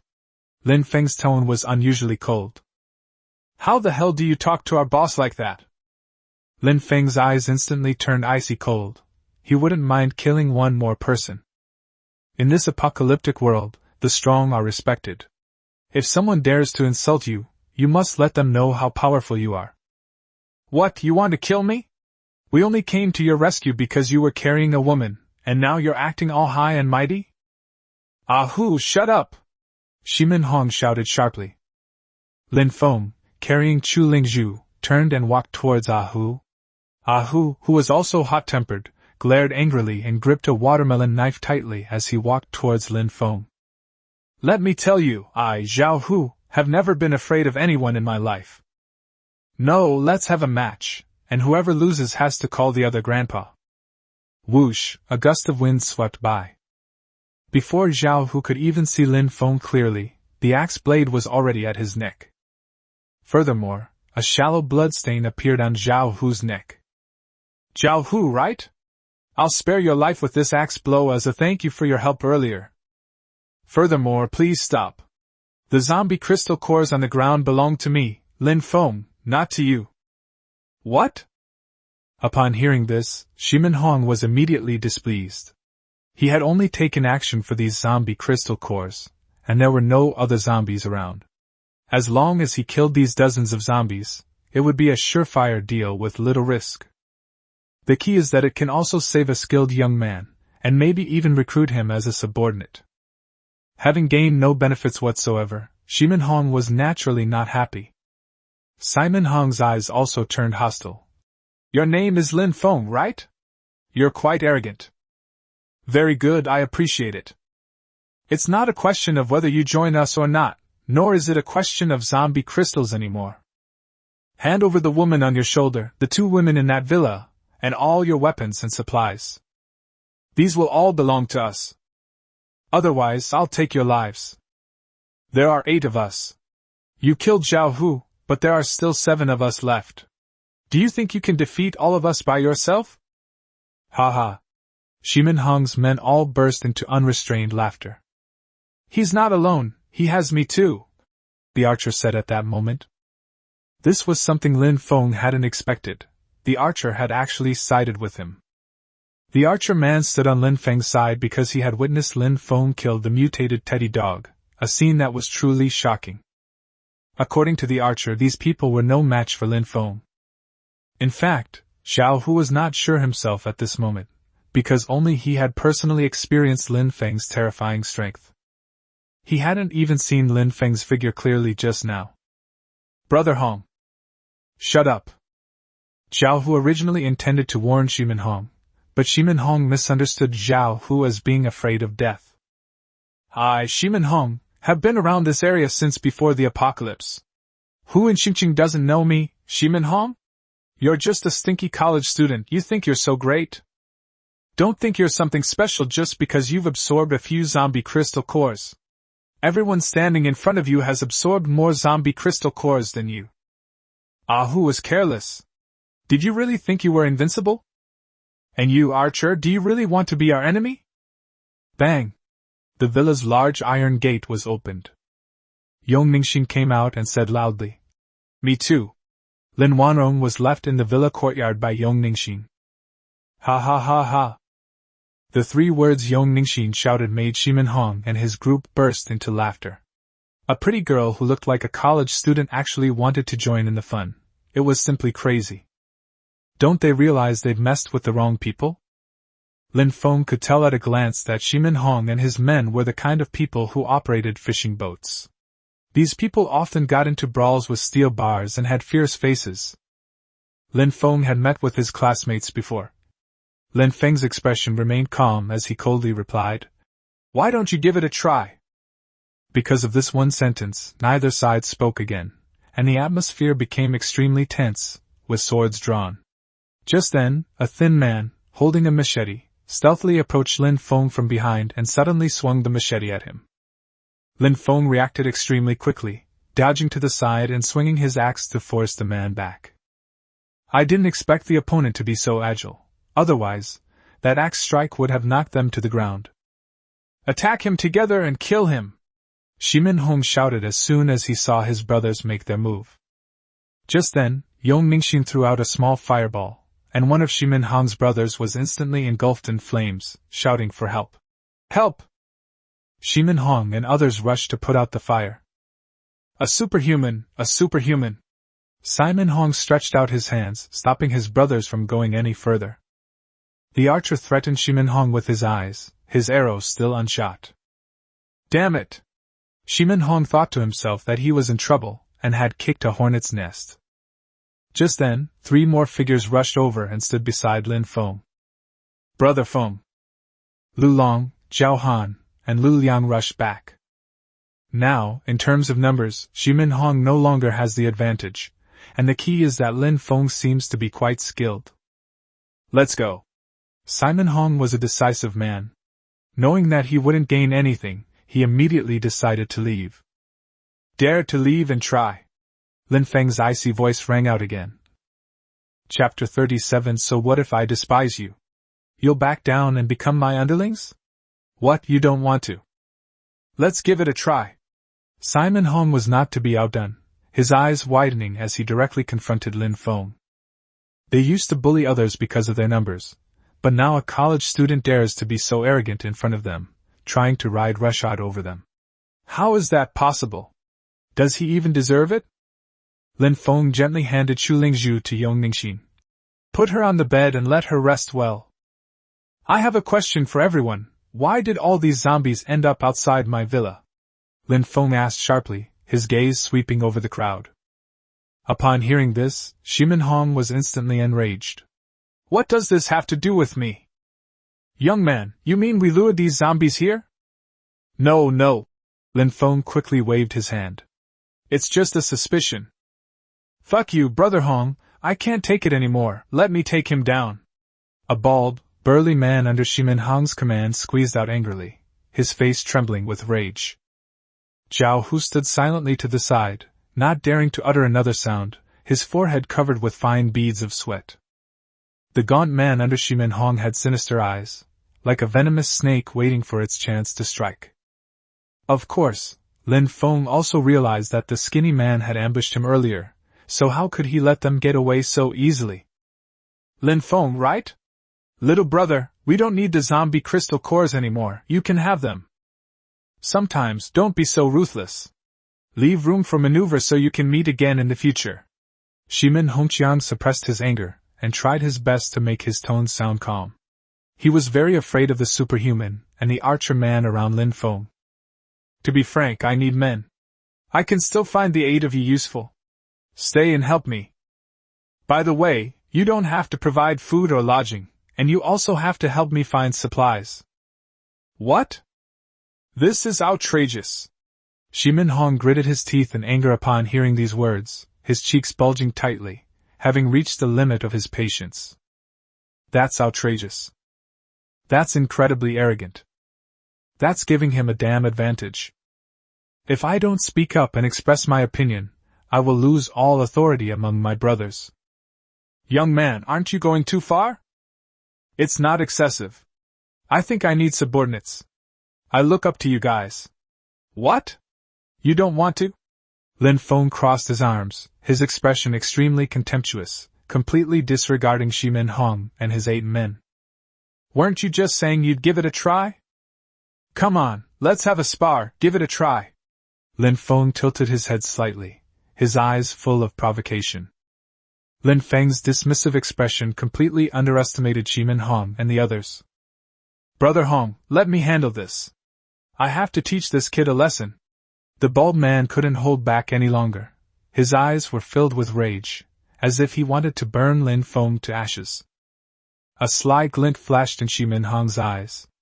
Letting the bald man test Lin Feng's strength was not a bad choice. The bald man gripped the fire axe tightly in his hand and walked step by step toward Lin Feng, each step carrying a heavy anger, his eyes revealing fury and ferocity. Kid, today Grandpa will teach you how to be a man. Don't think that just because you've killed a few zombies, you can be arrogant just because you have an axe in your hand. Dong. Lin Feng casually threw the axe in his hand onto the ground. Contempt, blatant contempt. Baldy was a hot-tempered person to begin with, and Lin Feng's humiliation of him made him explode like a powder keg that had been lit. Kid, you're asking for it. The bald man roared, raised his axe high with both hands, and chopped at Lin Feng with all his might. Huh, where did everyone go? The bald man realized that he had missed with his axe, and the powerful momentum almost made him fall forward. Dong! Lin Feng appeared behind the bald man without anyone noticing and tapped his bald head hard with his knuckles. Hey, that's pretty loud. Ah! The bald man shouted, turning around again to swing his axe at Lin Feng. But the next second, Lin Feng grabbed the bald man's neck with his iron-like hand, and then easily lifted him up. You're too weak. Ah! The people on Simon Hong's side were all shocked, their mouths agape, their faces filled with disbelief. Just then, the skinny man from before seized the opportunity to attack Lin Feng again, viciously slashing at Lin Feng's neck with his cleaver. Clang! A single ice needle accurately knocked the machete from the gaunt man's hand. The entire audience was stunned. Everyone in the room was stunned, as if they had been frozen in place. That kid also has superpowers. Lin Feng forcefully threw the bald head to the ground. Cough, cough! The bald man coughed violently a few times on the ground, his face turning bright red. Skinny monkey, come back! Simon Honggang shouted.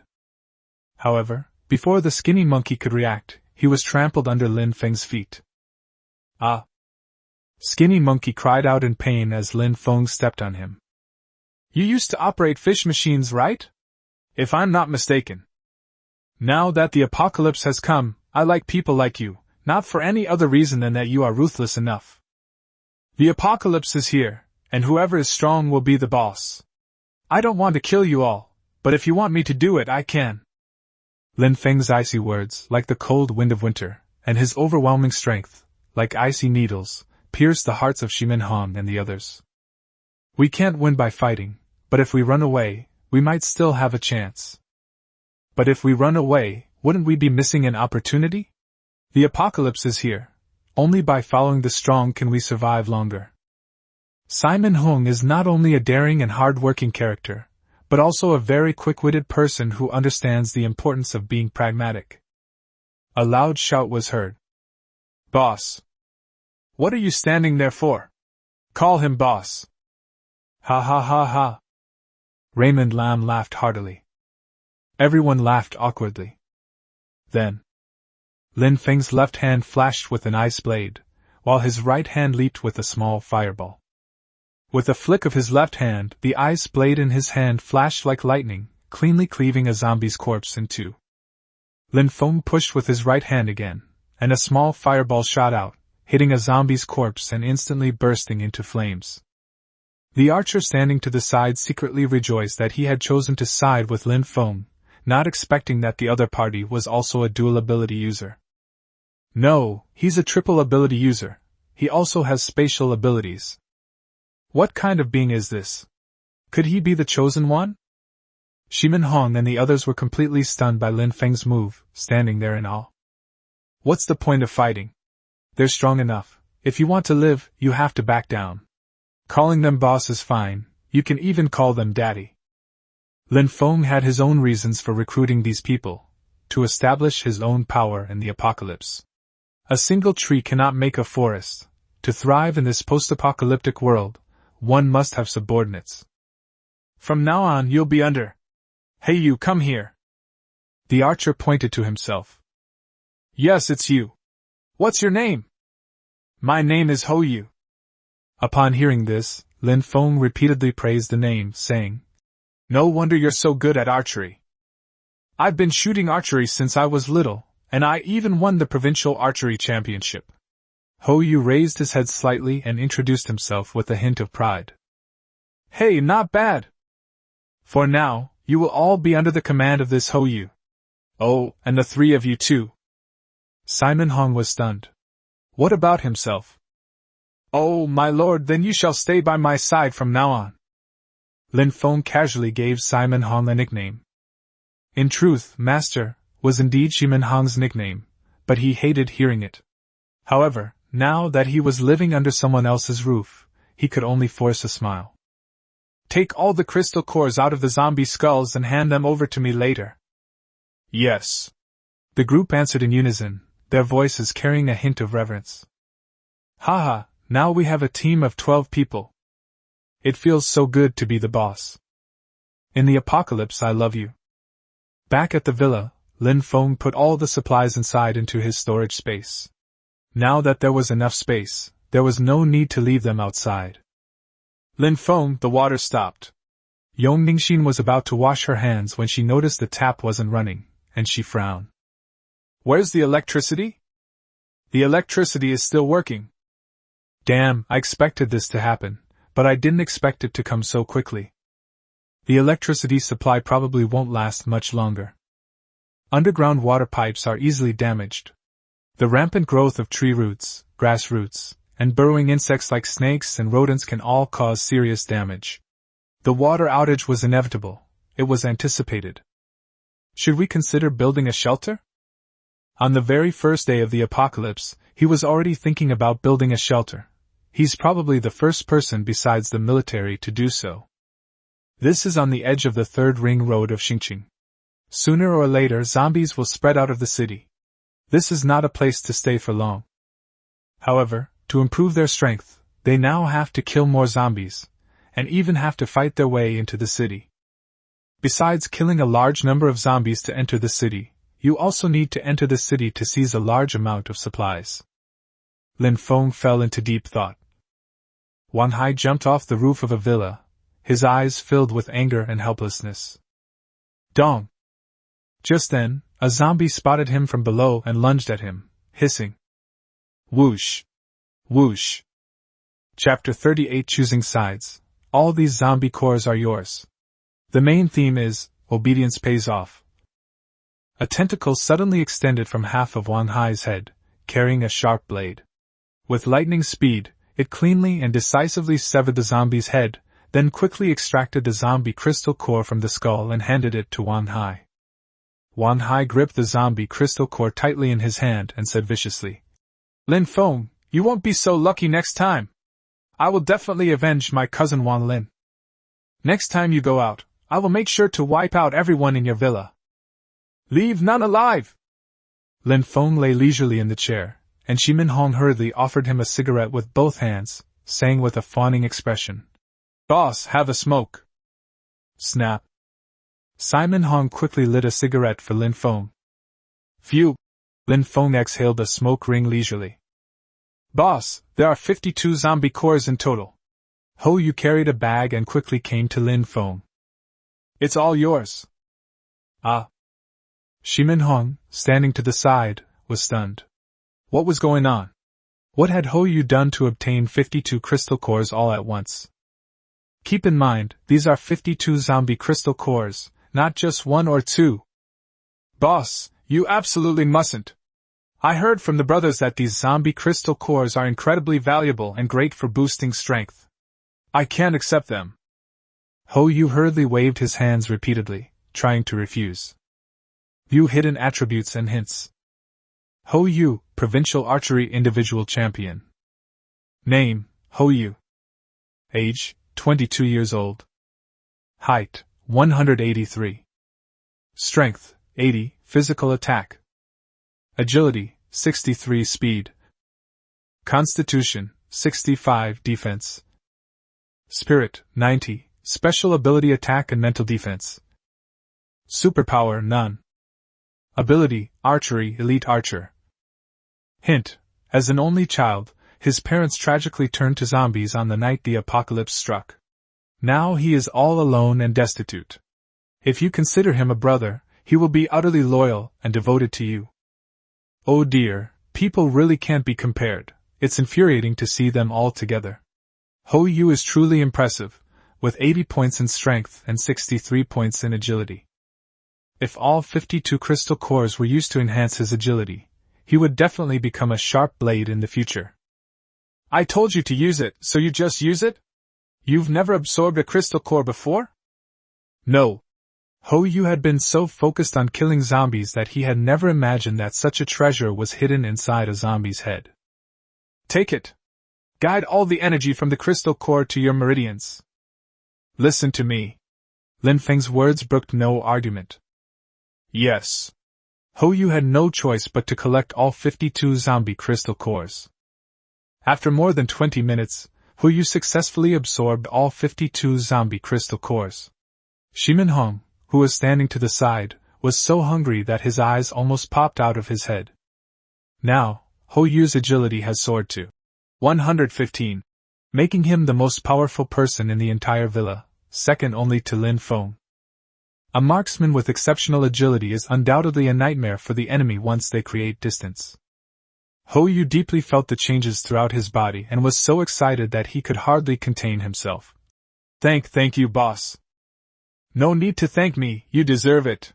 From now on, just call me Brother Feng, we're brothers from now on.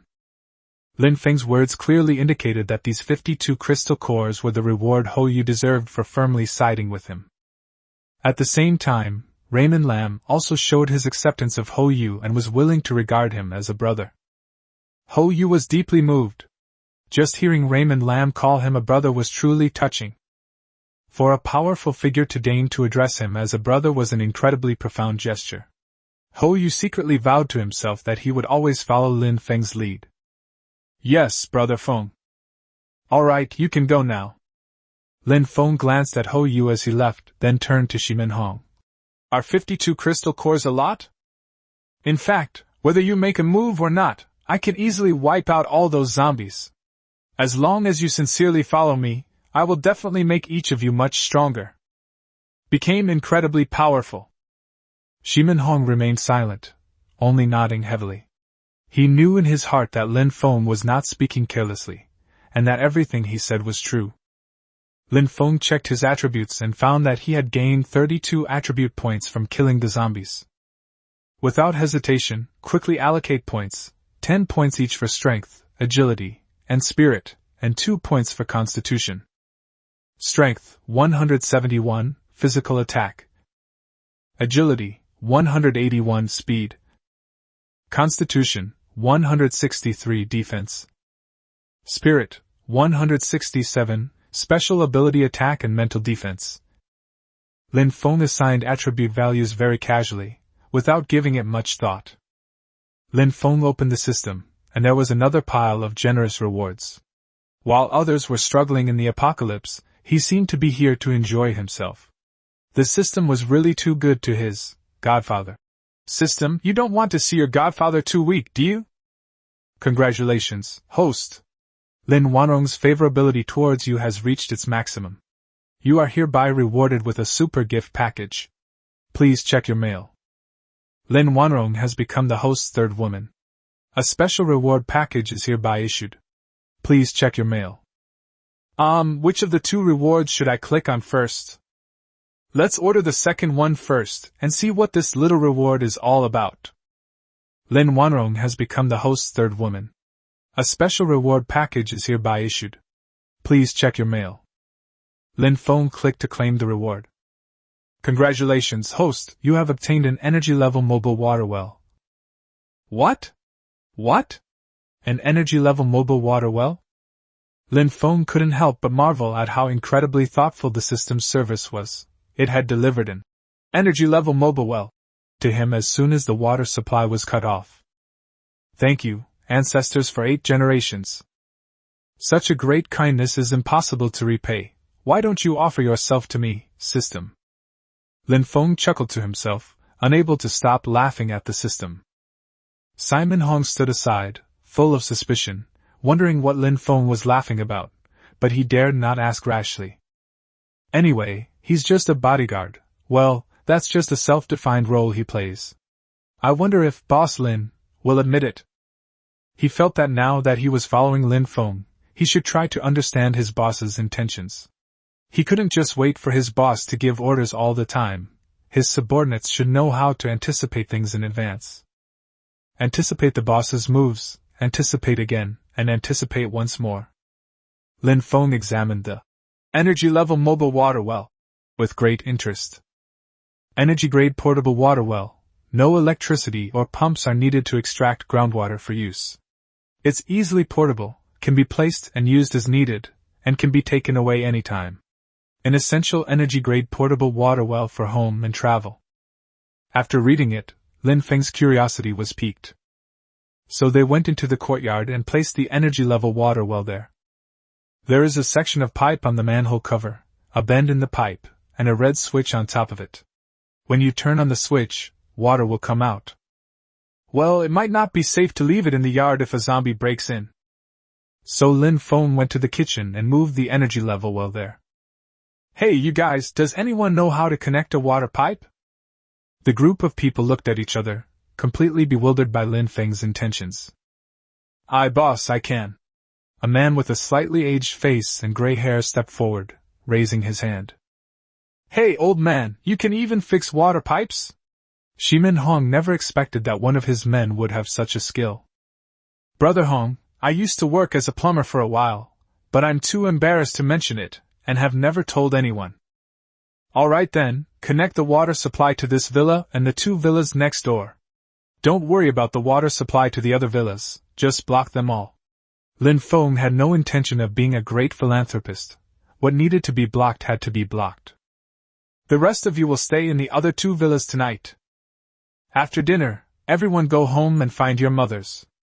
Oh, ho you, please arrange the people on night duty tonight. Suddenly, a lewd voice rang out. Boss, could we give the beautiful women in the storeroom to the brothers as a reward? Chapter 39. I'll let you go. Do you dare to leave? Tong Qingya, I'm willing to do anything.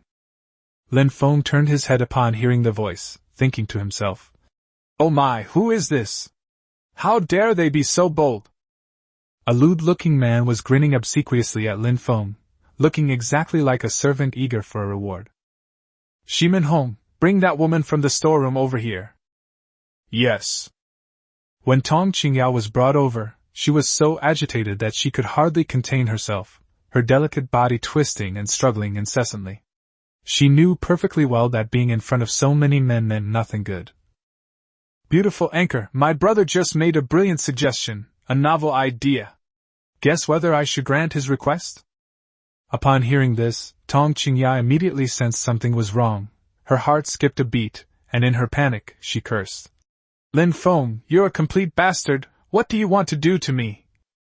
Insult me? Lin Feng's expression was calm and composed. Tong Qingya couldn't figure out what Lin Feng was planning to do next, and she was extremely nervous. Could you repeat that, buddy? Upon hearing this, the sleazy man's eyes lit up instantly, and he was so excited that he couldn't contain himself, as if he felt that his boss was very likely to agree. Boss, could she be given as a reward to the brothers? Clap, clap, clap. Lin Feng clapped his hands. Look, see? I admire people with courage and insight like this. Dare to think, dare to speak, dare to ask. Hey, what's your name, buddy? Wei, boss, you can just call me away. Lin Feng glanced sideways at Shimin Hong, who was now extremely respectful and had his position perfectly upright. My lord, if you were in this situation, how would you handle it?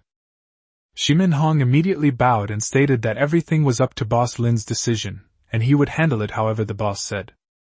Clap, clap, clap. Lin Feng clapped again. Did you all see that? Did you all hear that? Lin Feng approached Shi Wei, his gaze sharp, and said coldly, Ah Wei, is it? What kind of audacity gives you to make such a request of me? Snap. Lin Feng gave He Wei a sharp, resounding slap. You have no sense of propriety, you deserve a beating. Hurry up and apologize to the boss. Shimin Hong still remembered the friendship he had with his former underling, and quickly reprimanded He Wei. The reason Raymond Lam beat up He Wei was simply to establish a strict authority over everyone. One's own woman, even if she is not one's own, as long as she is imprisoned by one's own people, is not someone they can covet, nor is she someone anyone can touch at will. Breaking the rules will inevitably lead to a terrible disaster. Slap. Lin Feng slapped away across the face again. Do you know where you went wrong? Thump. He Wei was so frightened that he immediately knelt down at Lin Feng's feet, kowtowing repeatedly to admit his mistake. Boss, I was wrong. I was really wrong. Please have mercy on me and let me go. Please have mercy on me. Lin Feng held out his hand, and Shimin Hong quickly took out a cigarette, respectfully offered it to him with both hands, and then carefully lit it for Lin Feng. Whoosh, a puff of smoke rises gently. How did you know that there was a woman in the storage room? Looks like you don't want these eyes anymore. Lin Feng slowly brought the burning cigarette close to He Wei's eyes. He Wei was so frightened that he quickly closed his eyes and his body trembled uncontrollably. The cigarette but flickered and danced, while wisps of smoke rose and swirled upwards. A tense atmosphere filled the air, and everyone involuntarily held their breath, as if time had stood still. As Lin Feng's cigarette but drew closer to Awei's eyes closed even tighter, his brows furrowed into a deep frown, his face contorted with pain and fear, like a distorted painting. The heat from the cigarette but seemed to transform into an invisible, terrifying curse, making Awei's heart pound even faster, like the booming of war drums. The burning smoke continued to approach, and Awei's eyelids twitched incessantly. He desperately wanted to escape the impending scorching heat, yet he dared not make any movement, as if he had been frozen in place. The air was filled with the pungent smell of burning tobacco, which made people's throats itch. Everyone watched this scene with tension, and no one dared to speak up to stop it. Fear not only spread in Awei's heart, but also quietly took root in the hearts of everyone present. Awei was terrified and nervous. His forehead was covered with large beads of sweat, each one crystal clear, which slid down his cheeks. "No, please, boss, I beg you, I'll never do it again." "Ah!" Awei screamed in pain, his voice shrill and breaking the heavy atmosphere. Lin Feng then pressed a burning cigarette but directly onto the back of Wei's left hand, hissing and crackling. The crowd felt as if they were inside a grilled fish restaurant, and the sound was chilling. Tong Qingya, who had been cursing just moments before, was now trembling with fear, her face pale. She had never expected Lin Feng to be so fierce and brutal. In fact, no one expected Lin Feng to be so ruthless and decisive. "This time it's hot to the touch, next time it'll really be hot to the eyes. I captured her, and I can do whatever I want with her as I please. If you want a woman, you have to go and capture one yourself. Of course, if you catch any outstanding ones, you must present them to me first, understand? Men are all the same, it's normal for them to like women, especially in this apocalypse. I can understand if they want to play around with women. But what's the point of having a brain if you don't know how to use it?" Lin Feng turned around, startling Awei so much that he immediately lay down on the ground, silent and trembling, not daring to even breathe, for fear that the slightest carelessness would bring about his death. "I'm training this woman. Can't you fucking tell?" Boss, I was wrong, I know I was wrong." Awei was so scared that he kept kowtowing on the ground, and bruises appeared on his forehead. "We've only just met, and perhaps you don't yet understand my temperament. So let's establish a rule here today, the woman I set my sights on is not to be violated." Lin Feng spoke these words with a firm and resounding tone, like a great bell. Looking around, no one dared to raise their head, everyone lowered their heads and didn't even dare to breathe. "All right, everyone go about your own business. Hey you Wei, right? Go get your injury treated. Just put some medicine on it, and it'll be fine. Don't let it happen again."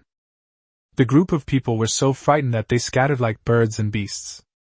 Lin Feng had Shimin Hong bring Tong Qingya to his side, and then he leisurely lay back on the recliner, crossed his legs, and said, "You've got quite the energy. You were really into cursing just now, let's do it again." Tong Qingya remained silent, biting her lower lip tightly. In fact, she was also filled with fear inside, far less tough than she appeared. "I want to play with you, and I can take you upstairs right now. But I prefer things to be done willingly. You're still being stubborn, which means you need further training. My lord, what do you think of her looks? I heard she used to be a dance broadcaster."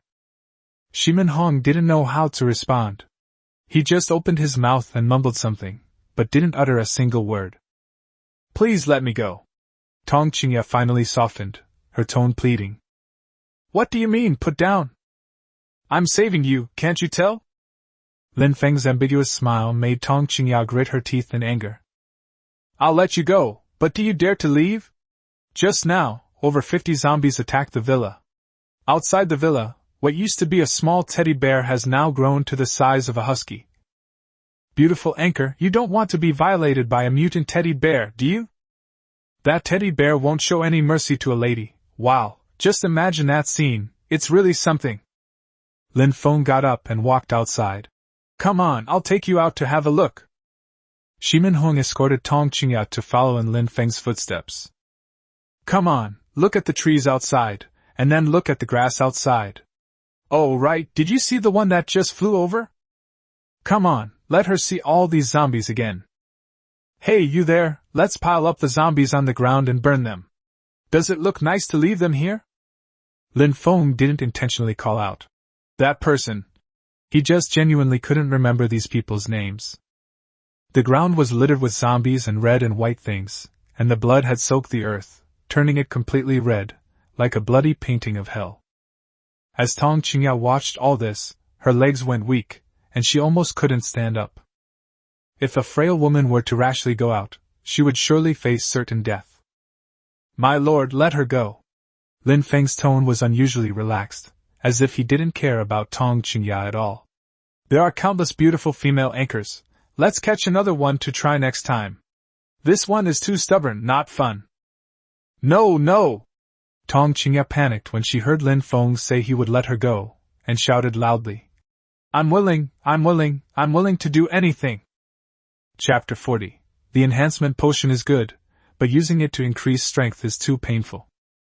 Lin Feng glanced at Tong Qingya indifferently, then gestured to Shi Minhong to untie the ropes. After that, he ignored Tong Qingya, as he still had a super gift package to open and no time to deal with her. Congratulations, host! Lin Wanrong's favorability towards you has reached its maximum. You are hereby rewarded with a super gift package. Please check your mail. Lin Feng opened the super gift pack without hesitation, ready to receive it. Congratulations, host, you have obtained 100 doses of immune serum. Oh? What is this? Lin Feng couldn't help but wonder, not quite understanding what it was for a moment. Immunity agent.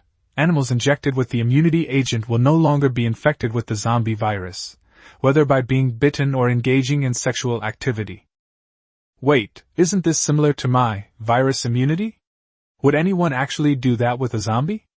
Are they out of their mind? Don't they find it disgusting? But to be fair, this potion is quite useful.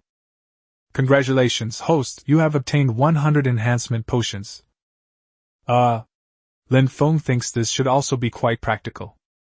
This is the treasure that allows you to become stronger without any effort. Enhancement potion, after injection, randomly enhances one of the target's abilities, strength, agility, constitution, or spirit. The enhancement effect is random. After reading these descriptions, Lin Feng couldn't help but ponder to himself that this enhancement potion seemed a bit unreliable. The enhancement effect was random. Would it instantly increase 1,000 attribute points? Or would it only increase 1? It was like a lottery. Could he possibly win the grand prize? Under normal circumstances, it was best not to use it, but in a truly critical situation, gambling on luck might be feasible. Why don't we let Lin Wanrong come and give it a try? Thinking this, Lin Feng immediately called Lin Wanrong over. I'm still cooking. Is there anything I can help you with? Among his women, Lin Wanrong is currently the weakest.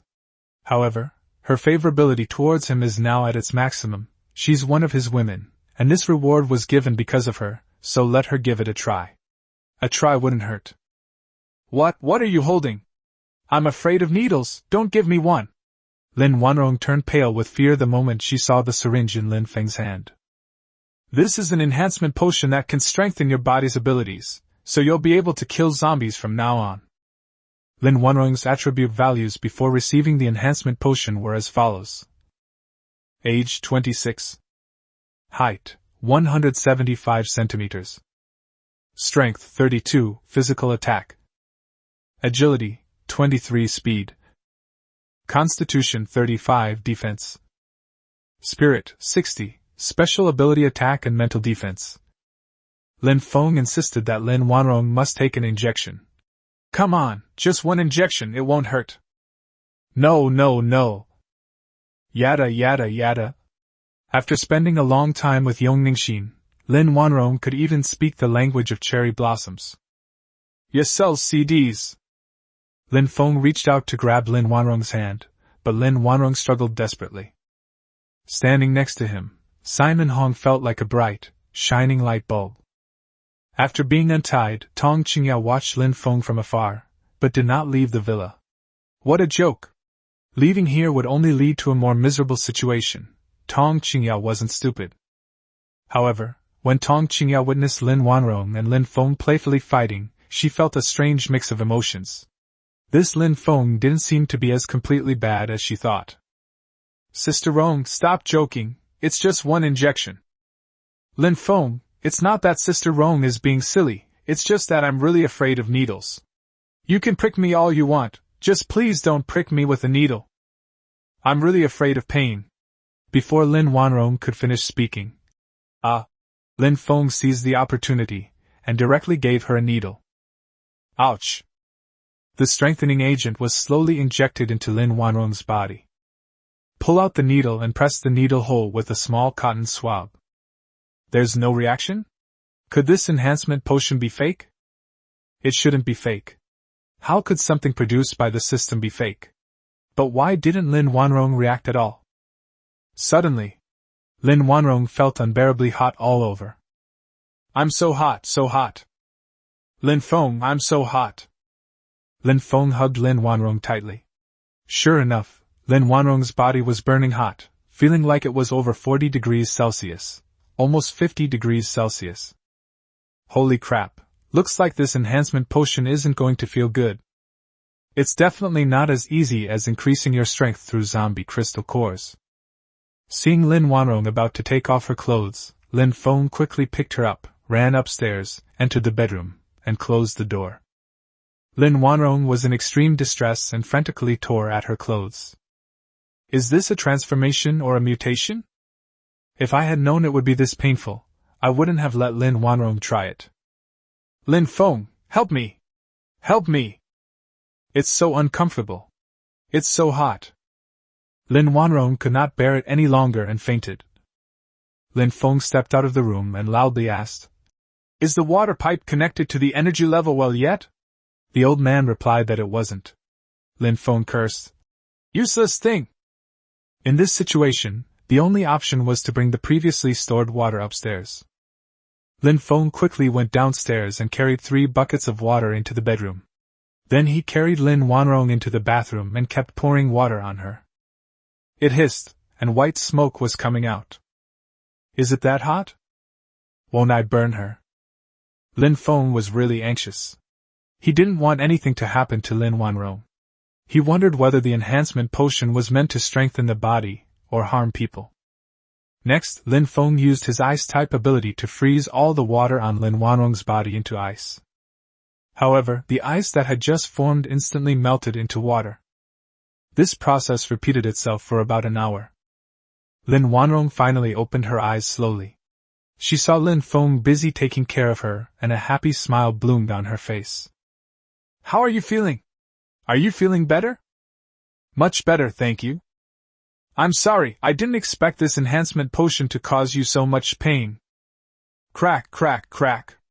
Lin Wanrong subconsciously clenched her fist, and her knuckles made a crisp cracking sound. What's going on? Lin Feng, I feel like I have inexhaustible energy right now. Lin Feng quickly checked Lin Wanrong's current attribute values. Strength, 325, physical attack. Agility, 23 speed. Constitution, 35 defense.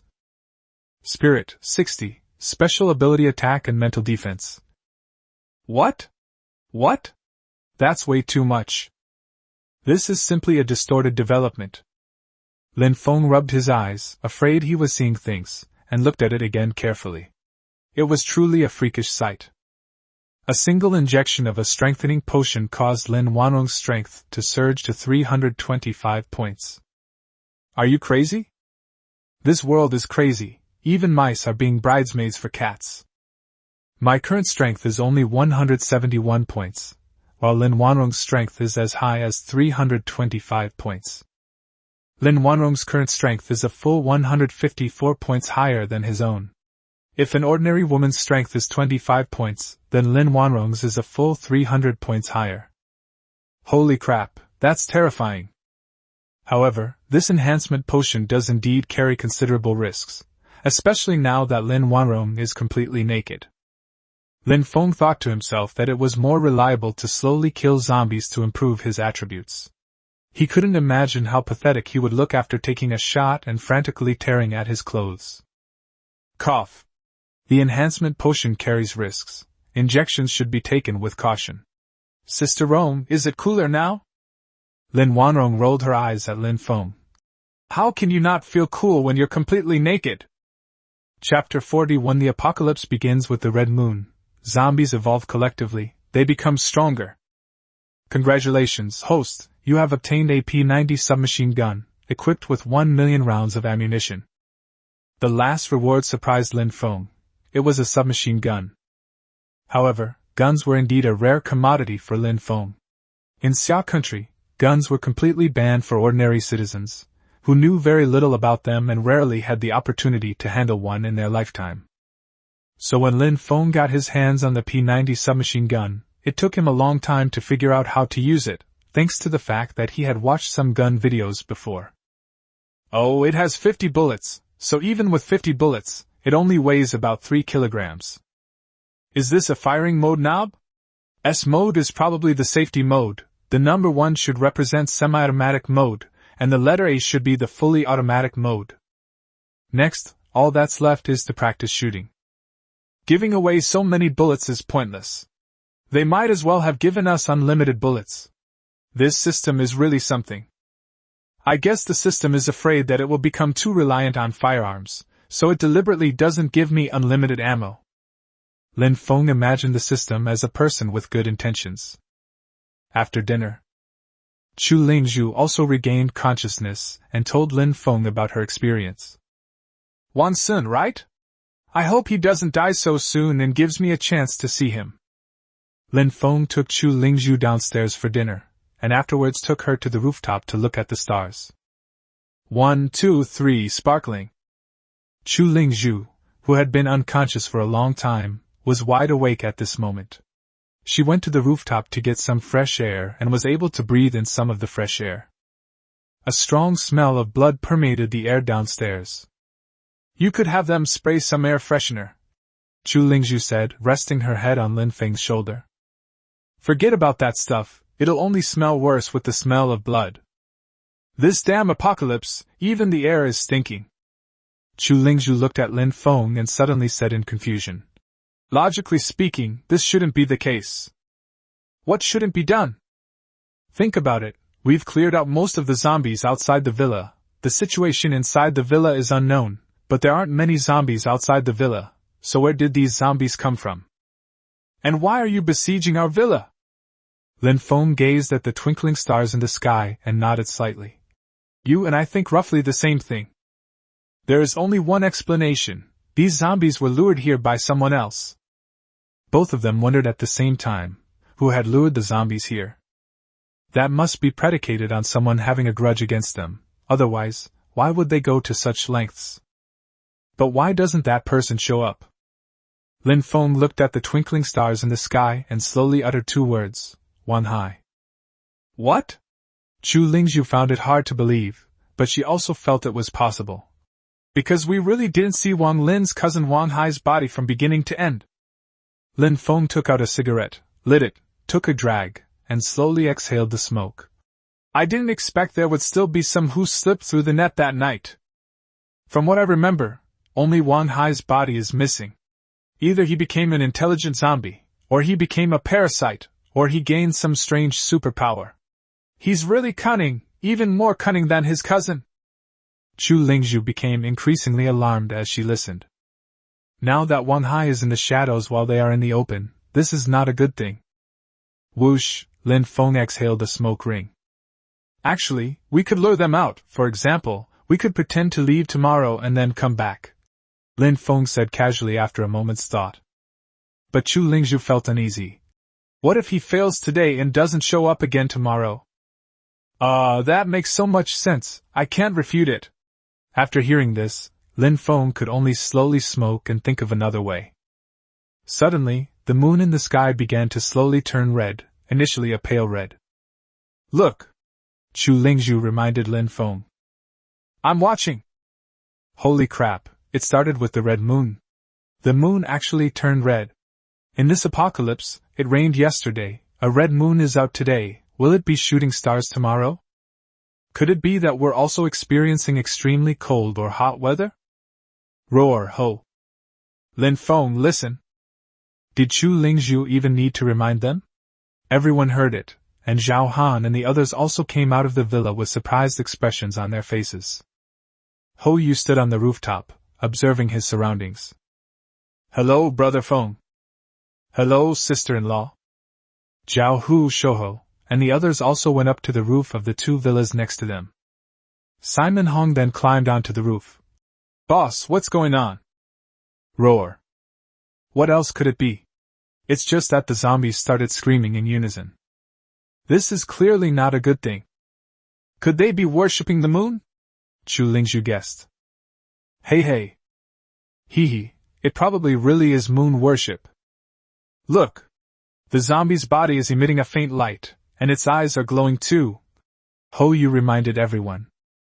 Lin Feng couldn't help but stand up to check. Since the red moon, have these zombies been absorbing energy to evolve? Look, that zombie has grown taller.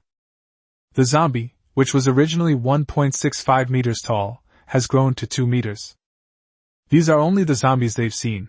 There are still many unseen zombies to be seen. Is this God's way of wiping out humanity? Isn't this kind of evolution a bit too much? You should at least wait a few days before letting the zombies evolve. Roar, the collective roar of the zombies grew louder and louder. The moon in the sky turned an even more eerie red, changing from pale red to deep red, almost blood red. The crimson light spilled across the earth, as if draping the world in a terrifying crimson veil. Lin Feng looked at Chu Lingzhu's face, which was reflected in the moonlight, and turned red. Chu Lingzhu looked at Lin Feng's face, which was also reflected in the moonlight and turned red. What exactly was this red moon trying to do? Isn't that enough? May they continue to be popular? As if summoned by some mysterious force, the zombies collectively raised their heads again and let out a deafening roar. Roar, ho, roar! In every corner of the world, some ordinary zombies have begun to mutate. Their bodies swell rapidly, their muscles bulging so much they seem about to burst through their skin, and their clenched fists are as large as sandbags. Have you ever seen a fist as big as a sandbag? Thump! With a single punch, the wall shattered, dented, and crumbled. Thump! Their thick arms can easily destroy solid obstacles, and anything that stands in their way will be mercilessly crushed. Some zombies had cracking bones, their bodies gradually elongating and twisting, and their fingernails growing longer and becoming incredibly sharp, enabling them to climb various walls. They can crawl swiftly along the walls of various buildings like spiders, and then launch a sudden attack from an unexpected angle at incredible speed. Roar, ho! Full! The red moonlight seemed to be feeding these zombies. Their expressions of enjoyment are something only humans show on their wedding night.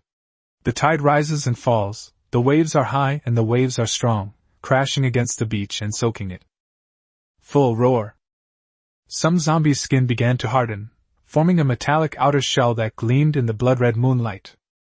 Clang! A hardened zombie crashed into an iron pillar, sparks flying. Judging from the degree of hardening, it is estimated that club-type weapons will hardly be able to cause them any damage. Roar! There is another type of zombie that roars, causing the surrounding zombies to protect it, making it seem like the leader of the surrounding zombies. Crucially, it can also twist its neck and look down at all the zombies around it. It's immediately apparent that this zombie possesses a certain level of intelligence, capable of using mental power and other means to control the surrounding zombies for its own purposes. In addition, in the wilderness and rural areas far from the city, some zombies have even merged with the surrounding plant elements, growing sharp thorns and vines on their bodies, which can launch spikes and vines to attack. Although Lin Feng and his companions did not know the details, they could guess a thing or two. The fact that the blood-red moon could make the zombies roar and worship in unison could not be a good thing. Will praying to a blood-red moon bring good fortune? It seems that life will become increasingly difficult for humanity from now on, Lin Feng said casually, squeezing Lin Feng's hand tightly. Chapter 42 I am a live-in son-in-law, I am guilty, so you have to force me to go out and find food? Star City. The red moon shines upon the world. Lujiang Residential Area, Resettlement Housing, 6th floor.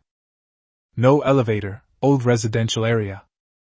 Jiangquan, you good for nothing. If you don't go out and find food soon, our whole family will starve to death.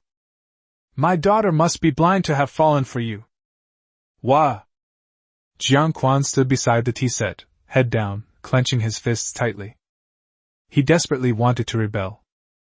For so many years, he has been a son-in-law in this family, and he has truly worked hard without complaint, doing laundry and cooking, and handing over his monthly salary of 3,800 yuan on time.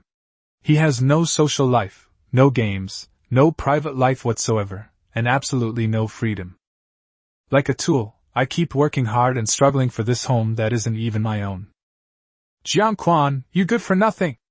Aren't you going to apologize to Mom? Jiang Quan's wife, Zhao Hani, roared angrily. What did I do wrong? Why should I apologize? Jiang Quan had had enough. He cursed every single day, without missing a single day. Why should he be the only one to go out when there were zombies everywhere outside? Smack! Zhao Han suddenly stood up from the sofa, quickly approached Jiang Quan, and slapped him hard across the face. You upset Mom, shouldn't you apologize? If you asked me, he just doesn't want to go out to find food, he just wants to starve us all to death. A cowardly good-for-nothing who clings to life and fears death. Zhao Hani's father, Zhao Zhongzhu, patted the sofa with a sarcastic tone and looked at Jiang Quan with disdain. Jiang Quan, if you're not going, are you going to let your wife Zhao Hani go? Or should I, this old man, go, or should you let your mother go? I'm not his mother. I don't have a son-in-law like that. Zhang Suzhen shouted as she cried. Look at you, you're not acting like a man. Before the zombies, your salary was only 3,800. You have no ambition at all. There are zombies, aren't there? You can't even get an egg. It's the first day of the apocalypse. Are you going to wait until we're all starving to death before you go out? As Zhao Zhongzhu spoke these words, he turned his head away and didn't even look at Jiang Quan. His contempt for him was obvious. Do you all want me to die? Jiang Quan's eyes were also filled with tears, his expression extremely sad. Are you all trying to force me to my death? Jiang Quan's words were filled with heart-wrenching pain. Zhao Hani's mother, Zhang Suzhen, was immediately displeased upon hearing this. She stood up abruptly, pointed at Jiang Quan's nose, and began to berate him. Who forced you? Who forced you? If you're a man, don't marry into the family if you're so capable. Now that you've married into the Zhao family, you're just a dog to us. We'll feed you, we'll provide you with shelter, so what? This house costs over $1 million, can you afford it? Do you think your parents could afford it even if they worked themselves to death their whole lives? Bah, I'm not forcing you, so get out. Get out right now. I think you're trying to force us to our deaths. Get out of here. Get out. You don't want to find food, huh? Then you can get out of here. Jiang Quan looked up and said, Fine, you told me to get lost, so I'll get lost. Squeak! The security door creaked open, and Jiang Quan stormed out, slamming the door shut behind him. Bang! Mom! Zhao Han felt that her mother had gone too far. After all, he was her husband. Now that Jiang Quan was gone, who would take care of their family? Was she, a weak woman, left to fend for herself? Humph, he's a good-for-nothing. If I don't push him, will he go out? I'm going to force him to go out and find something to eat. Daughter, your mother did the right thing. Zhao Zhongzhu chimed in from the side. Oh, Mom and Dad, I know. But what if he runs away? If he dares to run, I'll break his legs. Zhao Zhongzhu said viciously when he heard his daughter's worry. Jiang Quan, who was outside the door, could actually hear some of the conversation inside, but he couldn't hear it very clearly. You forced me to leave, so I'll leave. Jiang Quan walked down the stairs without looking back. When he reached the 3rd floor, he suddenly heard a roar, which startled him so much that he ran back. Zombies! Zombies! There are zombies in the stairwell! Jiang Quan ran back to the 6th floor and kept knocking on the door. Hani, open the door quickly! The zombies are here! The zombies are here! Zhao Han was about to open the door when he heard this, but his parents stopped him. Why are you opening the door? Are you stupid? If you open the door, the zombies will just come in. Once Zhao Han calmed down, he signaled to his parents to quickly push the dining table to block the door and prevent Jiang Quan from breaking it open. Hani, open the door! Open the door! Zhao Han, open the door! Zhao Hani, it's me, your husband! Open the door! Zhao Hani, I'm your husband! Please open the door! Jiang Quan's voice was already trembling with tears. But the door still wouldn't open. The zombie reached the 6th floor and pounced on Jiang Quan. Jiang Quan struggled against the zombie's chin with his elbows. The zombie's claws tore Jiang Quan's clothes and broke his skin, leaving him covered in blood and in a gruesome sight. On the 6th floor, A man and a zombie were locked in a fierce struggle. Jiang Quan, not wanting to die, fought back with all his might. Bang bang. Every now and then, a person and a corpse would crash into the gates of both houses. The door across the street is Wang Dongxing's house. The zombie pounced on Jiang Quan against the stair railing, and Jiang Quan was almost knocked off the 6th floor by the zombie. But this also reminded Jiang Quan. Under the threat of death, Jiang Quan forcefully pushed the zombie off the 6th floor iron railing. Bang! The zombie fell, head first. Blood splattered in the stairwell, staining everything red. Although Jiang Quan wasn't killed by the zombies, his body was covered in scratches, bleeding profusely, a horrifying sight. He wanted to cry, he felt terrible. He smiled bitterly, knowing he was about to become a zombie. He slid down the wall to the floor, muttering to himself. Brothers, if you're going to be a man, don't marry into another family. Really, don't. Even if we can't get married, I don't want him to marry into my family. Jiang Quan's eyes welled up with tears, and his face was covered in sobs. If Zhao Han had opened the door just now, he could have been saved, but his family didn't. As the saying goes, a day as husband and wife is worth 100 days of kindness. Haha. I've sacrificed so much for this family since I married into it, but they've never once shown me any consideration. Even just once, if someone would show me some consideration, then my death would be worthwhile. Looking at the moon through the ventilation window in the stairwell, Jiang Quan exclaimed, The moon in the sky is so red. Hey, the zombies are yelling so loudly. Jiang Quan was thinking that even if he had to marry a zombie in his next life, he would never marry Zhao Hani again. He hated Zhao Hani and his family to the core. It's so cold, so cold. Something was flowing out from under his nose. He touched it, and saw that it was blood. Heh, looks like I'm going to turn into a zombie. After a while, Jiang Quan's vision blurred, and then he fainted. Daughter, is there no sound outside? Zhao Zhongzhu pricked up his ears and listened carefully, but he couldn't hear a sound at all. Zhao Han shook his head, indicating that he hadn't heard a sound either. That good-for-nothing must have been eaten by zombies, Zhang Suzhen said angrily. A good-for-nothing is a good-for-nothing. He died after only a short time outside. Upon hearing this, Zhao Hani frowned immediately. Mom, Dad, what should we do now? Jiang Quan is dead, who will find us food? You! Zhao Han was startled by his parents' unanimous exclamation. Zhao Hani never expected that his parents would ask him to find food. Daughter, you're having an affair with Wang Dongxing, aren't you? Wait a minute, or maybe tomorrow, go knock on their door and see if he's there. Ask him for some food. Mom, what are you saying? Zhao Han was immediately displeased when he heard his mother say that. Stop pretending. Jiang Quan was here just now, and I didn't say anything. Now that he's dead, do you expect me to pretend I don't know anything? You've sneaked into their house a few times, and when you came out, you could barely walk. Do you think your mother is blind? Go ahead and have fun. It's such a waste to live your whole life and only have fun with one man. Besides, can Jiang Quan's dried shrimp compare to Wang Dongxing's?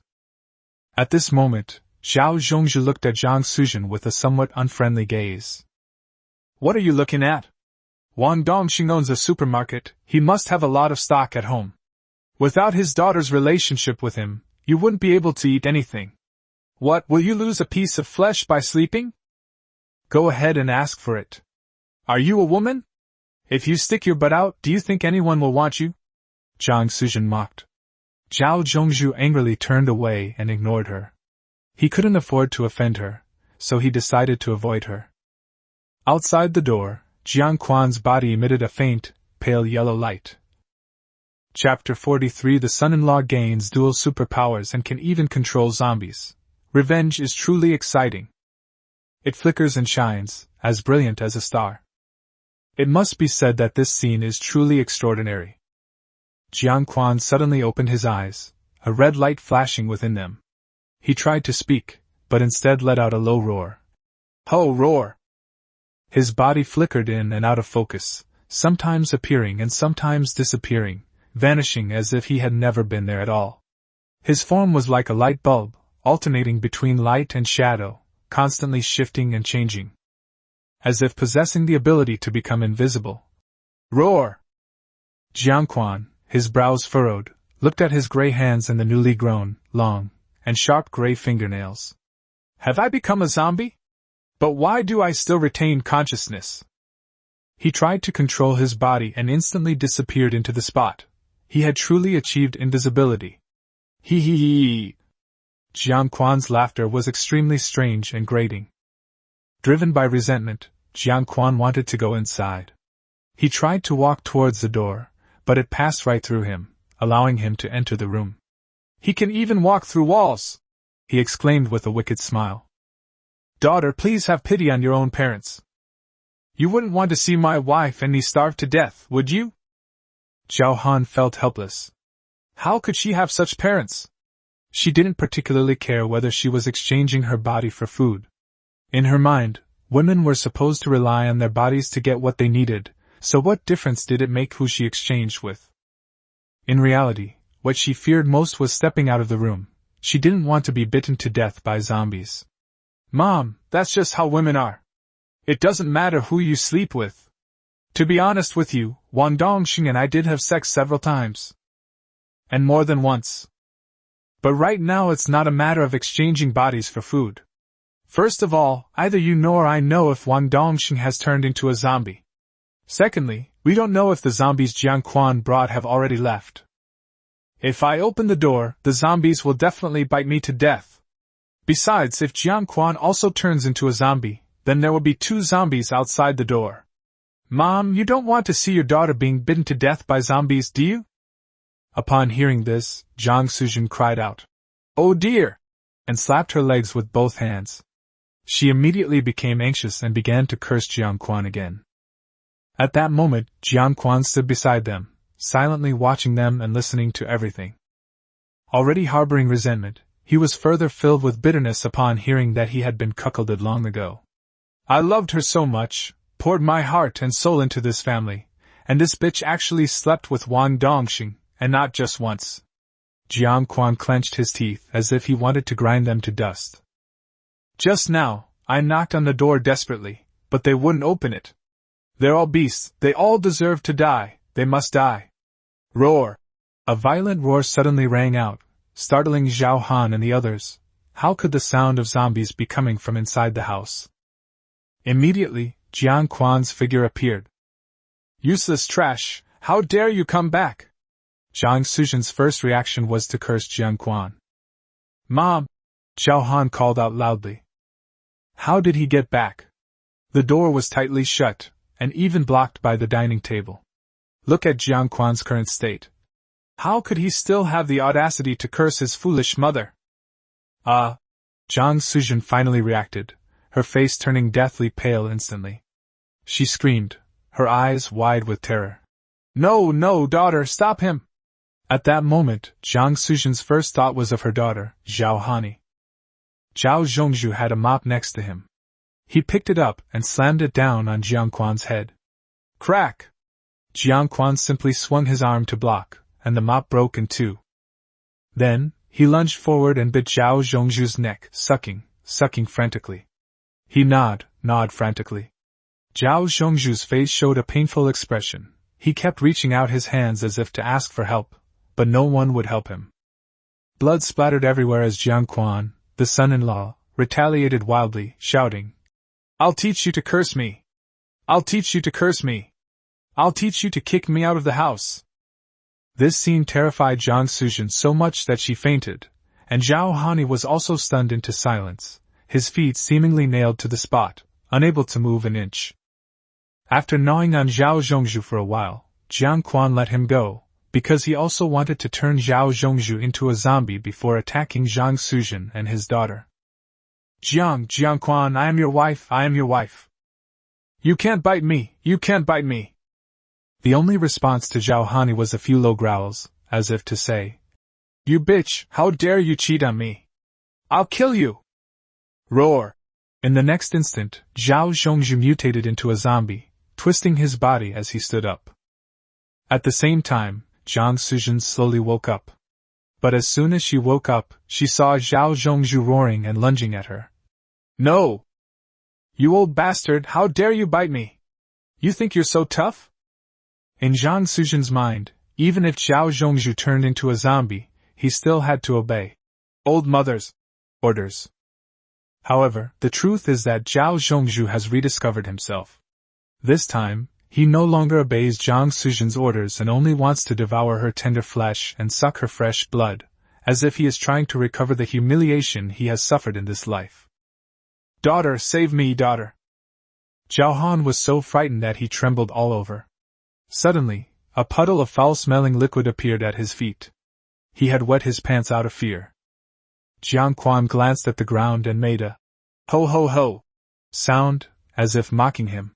He did not immediately pounce on Zhao Hani, but waited for Zhang Suzhen to turn into a zombie as well. Don't you obey your parents? Then I will let your parents bite you and bite you to death. Not long after, Zhang Suzhen also mutated and became a zombie. Zhao Zhongzhu and Zhang Suzhen both pounced on Zhao Hani like madmen, tearing at her mercilessly. Zhao Han screamed in agony, but it was all in vain. No one would save her. Break throat! Break throat! Break throat! Ha! Roar! Jiang Quan was very excited at the sight, but with his roar, Zhao Zhongzhu and Zhang Suzhen stopped biting. At this time, Zhao Hani was still alive. Hee hee! Jiang Quan laughed heartily and excitedly. He never imagined that he could control other zombies. Hee hee, this is interesting. From now on, this whole family will be under my control. I have been oppressed for so long, but now I am finally in charge. Hee hee hee. I've become a dual-powered zombie and even have the ability to control other zombies. I love this apocalypse to death. Who says becoming a zombie is bad? In my opinion, it's wonderful. Zhao Han looked at Jiang Quan with eyes full of fear. At this moment, her heart was filled with terror. She was afraid of death, she was afraid of turning into a zombie. Chapter 44. With so many women, competition for favor arises, and everyone starts scheming. Tong Lia also comes knocking on the door. Jiang Quan, I know I was wrong, I know I was wrong. Husband, I love you. Please let me go. Zhao Hani's body trembled uncontrollably, shaking like a leaf. Let her go. How can I let her go? She's already been bitten and is destined to become a zombie. I, Jiang Quan, am willing to let you go, but the virus won't allow it. Jiang Quan's bloodshot eyes gleamed as he looked at his wife with excitement.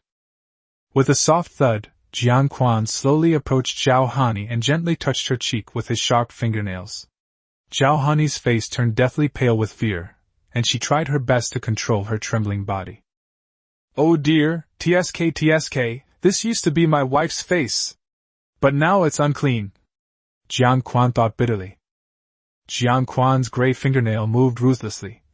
Slash! A shrill scream rang out. Ah! Zhao Hani's cheek was slashed open, and blood flowed incessantly.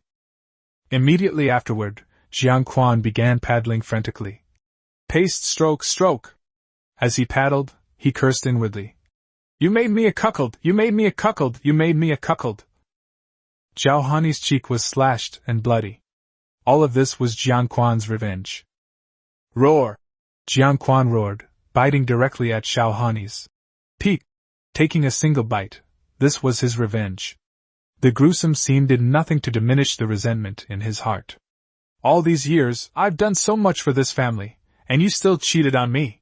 You bad woman, you bad woman. I'll devour you for messing around outside.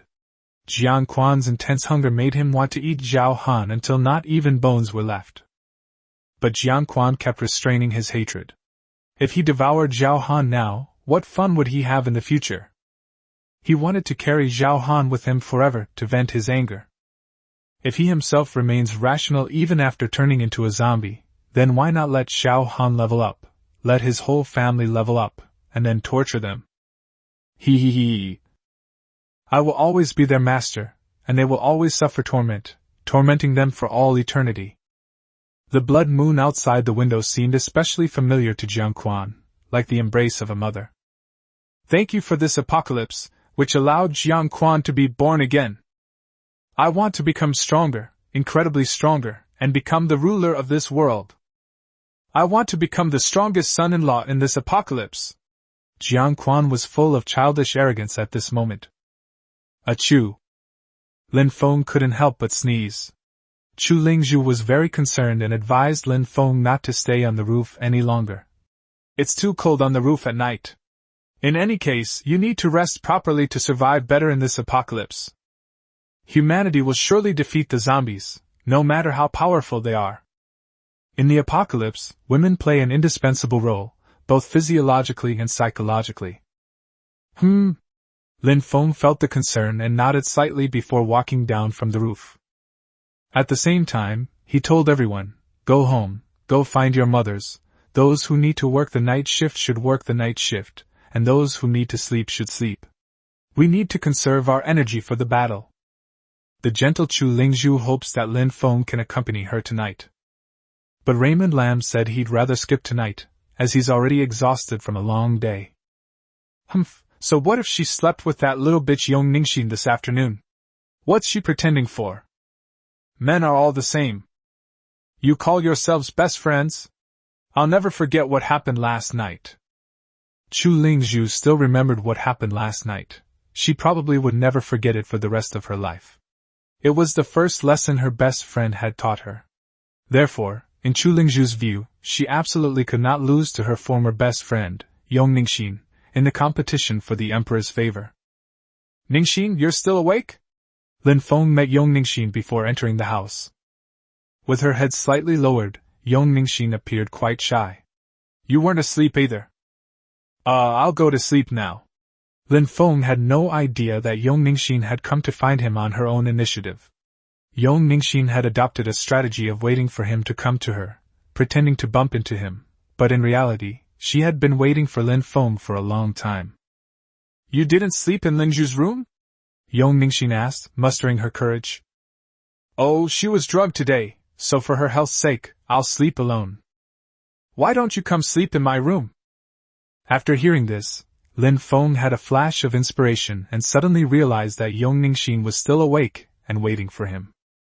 Ahem, Ningxin, for your health, I won't be sleeping in your room tonight. Lin Feng even glanced at Yong Ningxin's lower abdomen. I can handle it.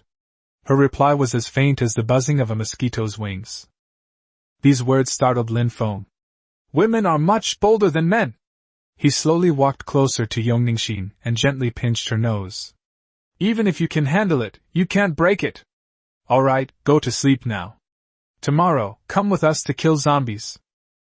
Real? It's fake, go to sleep. Upon hearing that she could also go out with Lin Feng and the others to kill zombies, Yong Ningxin immediately became happy. She wasn't stupid. She knew very well that she could no longer be best friends with Chu Lingzhu.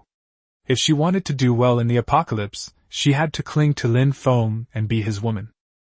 The idea of a man living with a bunch of women in his house, all loving and harmonious like a family, is just a fantasy in male-oriented novels. As long as the male protagonist has a bunch of women, it will inevitably turn into a palace intrigue, a struggle for power and favor. Lin Feng realized this. He felt uneasy. Both Chu Lingzhu and Yong Ningxin seemed to be trying to win me over. Ugh, how am I going to manage this harem? This is a headache. Lin Feng chose a bedroom, went inside, lay down on the bed, and was about to go to sleep, but there was a knock on the door just as he lay down. Knock, knock. Who is it? Why are you still up so late? What are you knocking on? Do you think I'll give you chicken? The internet's down. This place doesn't sell late-night snacks, and it's not an internet cafe. Upon opening the door I saw, oh my, it was Lin Wanrong. Okay, I was right. All these women are here to compete for my favor. Sister Rome, I don't sell late-night snacks here. If you're hungry, go to the kitchen. Lin Feng, do you play PUBG? Upon hearing this, Lin Feng was speechless. What was with this PUBG game? He quickly said in a serious tone. Sister Rome, there's no internet. What's the point of playing PUBG? I play Honor of Kings. My axe is itching to fight. I like Dianwei. Don't you like Chow Chow? Sister Rong drew small circles on Lin Feng's chest with her finger. Chow chow, I guess. He liked married women, which I don't really like. You really don't like it? Lin Wanrong pushed Lin Feng down onto the sofa, her lips almost touching his. The warm breath exhaled from both of their noses can reach each other's lips. Sister Rong. Lin Feng had just opened his mouth when Lin Wanrong pressed a finger to his lips. Don't speak, I understand. Oh dear, some people, once they've tasted and had their fill, no longer want me. I, Lin Wanrong, am old and no longer attractive. These words made Lin Feng feel guilty. However, Lin Feng knew in his heart that he had to hold back. The zombies were evolving tonight, and tomorrow's zombies might not be so easy to kill. Sister Rong, don't say that. You're only 26 years old, but you look like an 18-year-old girl. How could you be old? You say I look like, so you're just saying you don't like me. Damn it! Lin Feng's heart tightened. In this area, Lin Feng was no match for Lin Wanrong. Sister Rong, it's not just about looking alike, you are 18 years old. The key is that you are more mature and charming than 18-year-old girls. How can they compare to you? Smack! Lin Feng deliberately patted Lin Wanrong's buttocks lightly. If I don't take this picture, I probably won't be able to sleep tonight. Alright, I'm not teasing you anymore. I know you're tired after killing zombies all day. Tomorrow, you'll have to keep killing zombies and searching for supplies. I'm not the kind of woman who doesn't understand things. The words Lin Wanrong uttered after suddenly standing up were completely different from her glamorous self just moments before. Sister Rong, you'll be fighting zombies with us tomorrow too. Lin Wanrong's expression changed slightly upon hearing Lin Feng's words, but she quickly recovered. Okay, then you rest, I'll go back to my room to sleep too. When the apocalypse comes, no one can escape having to face zombies head-on. Without Lin Feng, the arrival of zombies would be even more dangerous. If Lin Feng hadn't returned in time this afternoon, she and Yong Ningxin would have been dead. The pain of being bitten is unimaginable. Bang! The door was closed, and Lin Wanrong finally left. This woman is really something. If she uses her skills on me a few more times, I really won't be able to control myself. Lin Feng muttered as he turned and got into bed. Just then, there was another knock on the door. Knock, knock, knock! This is terrible! Lin Feng was speechless. Didn't Lin Wanrong just leave? Why is she back again? What tricks is she playing? The door isn't locked, come in. The door was gently opened, and Lin Feng was stunned when he saw who came in. It was Tong Qingya. This woman hasn't left yet? You haven't left yet? Didn't I give you your freedom? Lin Feng's words were icy. Thump! Tong Qingya knelt down immediately. Lin Feng, I beg you, please let me stay. Holy crap! Holy crap! Holy crap! They wouldn't leave no matter how hard they tried to get rid of her, and now she's begging me to let her stay? A beautiful female anchor, she can surely find men when she goes out, so why is she kneeling down and begging me? She really knows how to throw away her pride. No wonder she's a female anchor, she can be both flexible and resilient. Oh dear, I don't deserve it, you should get up. Our temple is too small to accommodate you. I shouldn't have tried to be clever in front of you. If you still think highly of me, I'll go take a shower now. As soon as Lin Feng heard this, he knew that Tong Qingya was serious this time. Lin Feng took out a bag of bread and a carton of milk from his spatial storage. Let's eat something first. Tong Qingya didn't stand on ceremony and took the bread and milk that Lin Feng handed her, eating it in big mouthfuls without worrying about choking. Lin Feng took out a cigarette, lit it, and quietly watched Tong Qingya eat bread and drink milk. Because she ate too quickly, milk kept flowing from the corners of her mouth, then dripped onto her clothes, wetting a patch. Phew, slow down, no one's going to take it from you, Lin Feng said, but in his heart he was thinking. Hee, this is just the beginning of the apocalypse, it's like the first day. The once high and mighty female live streamer, who could earn hundreds of thousands of yuan a month, is now kneeling before me, and she did so willingly. However, after Lin Feng glanced at Tong Qingya's hidden attributes and hints again, a meaningful smile appeared on his lips. This woman is really cunning. Chapter 45. It's the apocalypse. Why bother with the submissive role? Just do whatever you want. Hint: advanced hunters often appear as prey. Tong Qingya is no simple woman. This single piece of information forced Lin Feng to take Tong Qingya seriously. Looking at my own favorability rating, it's still minus 10 points. In fact, Lin Feng himself had analyzed in his heart why he had such an attitude towards Tong Qingya, mainly because of this hint. Because women like that are terrifying, they can't support a family. There's a saying online that goes something like this: you can marry any woman, but don't marry a beautiful live streamer, because such women can't support a family. The smoke from the burning cigarette drifted in front of Lin Feng. Lin Feng fell into deep thought. He hadn't decided how to treat Tong Qingya. Whether or not he wanted this woman. "I'm going to take a shower." When Tong Qingya said this, Lin Feng neither agreed nor stopped her. Tong Qingya walked into the bathroom in the bedroom. The sound of rushing water kept ringing out, stimulating every nerve cell in Lin Feng's body. As long as I have real contact with a new woman, I can gain new superpowers or enhance my existing ones. Why should I care about anything else? No, that's not how it works. If I cultivate with her, I will give her attribute points. Why should I give attribute points to a woman like this? Damn it, what's with all the fuss? Just do it. It's a system where having many children brings many blessings. Stop whining. Damn, even Raymond Lamb himself is speechless. What nonsense! Just one word. Do it! To put it bluntly, even though it's the apocalypse, Lin Feng still has traditional ideas at play. He feels that Tong Qingya is not capable of supporting a family, and that giving her away for free is not worthwhile. But why do we need to support our families? It's the apocalypse, so why not just have fun? If you can't support your family, just kill them. She's just a woman, why think so much? It's just a matter of physical strength. You can just keep getting stronger by using the system.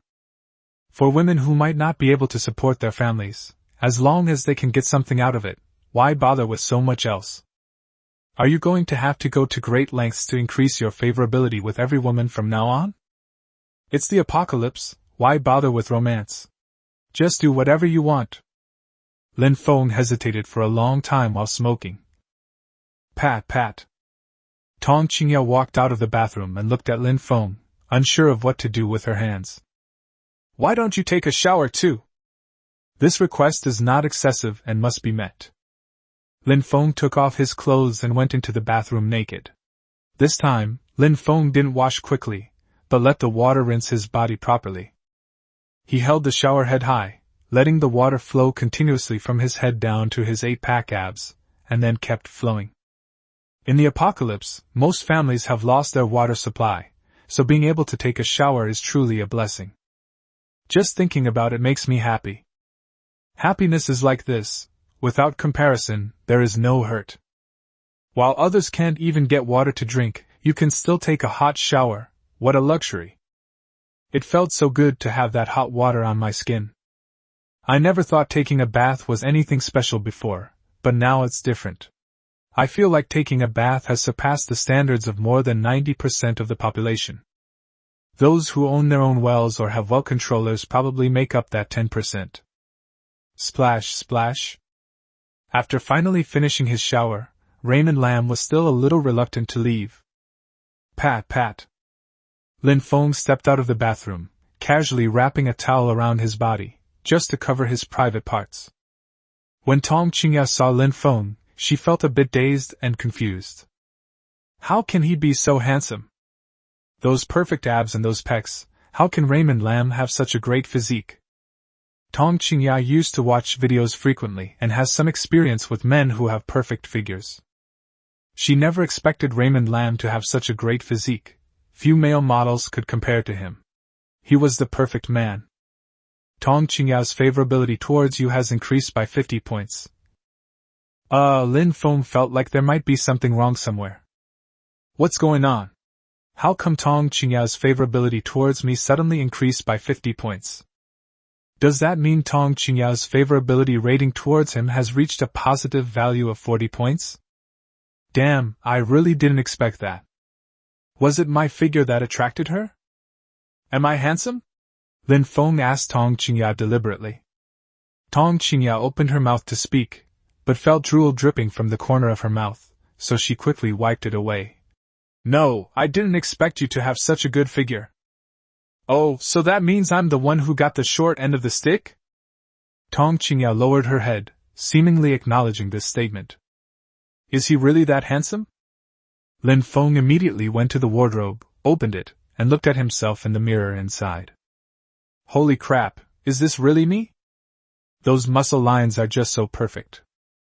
I feel like I don't have an ounce of fat on my body. This must be the perfect muscle definition. No wonder Tong Qingya was captivated by her. Damn it, I'm a woman, and I can be infatuated with myself too. Suddenly, Lin Feng realized something. Chu Lingzhu and the others would become more and more beautiful in the future. Because increasing attribute values will change a person's physique, becoming more handsome or beautiful is absolutely inevitable. Looking at my face in the mirror again, I feel that my face shape looks much better than before. This is what it means to become stronger and more handsome. Come on, let's dance for you. Tong Qingya didn't expect Lin Feng to add some excitement before going to bed. Why can't you jump? Meeting. Yes, then hurry up and dance. For example, the little wildcat, the roar of the evil dragon, the window cleaning, the cool kai, and the flute player's dance. Dance all of them for me. Tong Qingya didn't expect Lin Feng to make her jump so much. Why can't you jump? It can jump. If you can jump, then hurry up. Tong Qingya picked up her phone, opened a music app, and started playing music.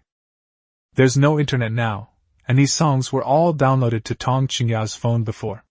She did this because it was easier to find the music when playing it during live streams, and it also avoided wasting time due to network buffering and lag.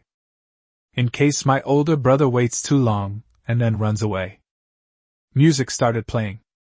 Cool Kai. Everyone loves and wants to rely on this kind of love. I am a sexy little wildcat.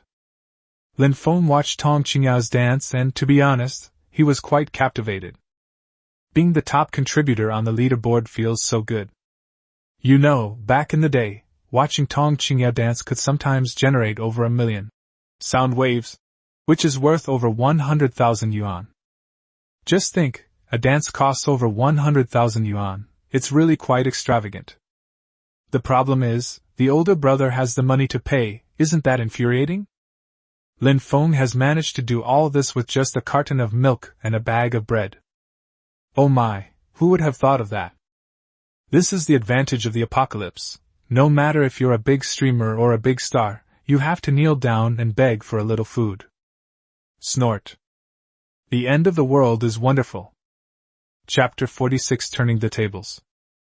To be honest, Raymond Lam really just wanted to get some sleep tonight.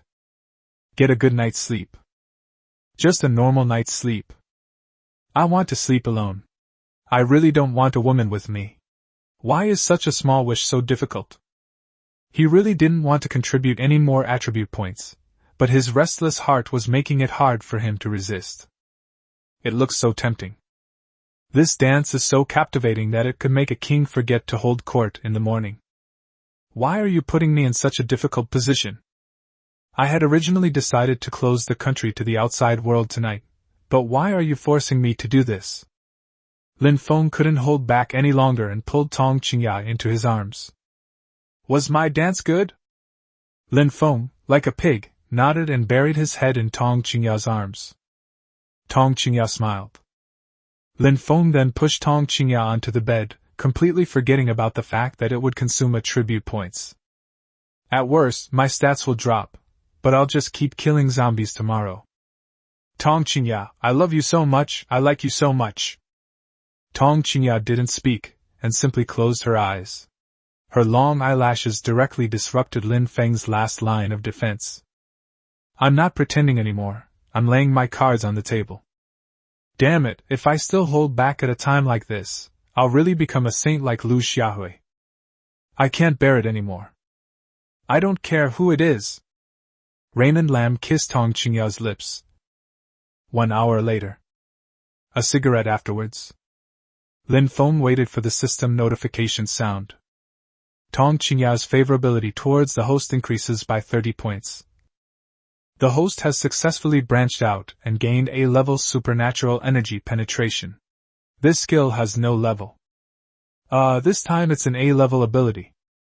What kind of ability is this? Energy penetration ability. Energy penetration releases energy waves, which can be supernatural energy waves, mental energy waves, etc., penetrating the opponent's defenses and causing damage to their central nervous system, vital organs, or even their soul.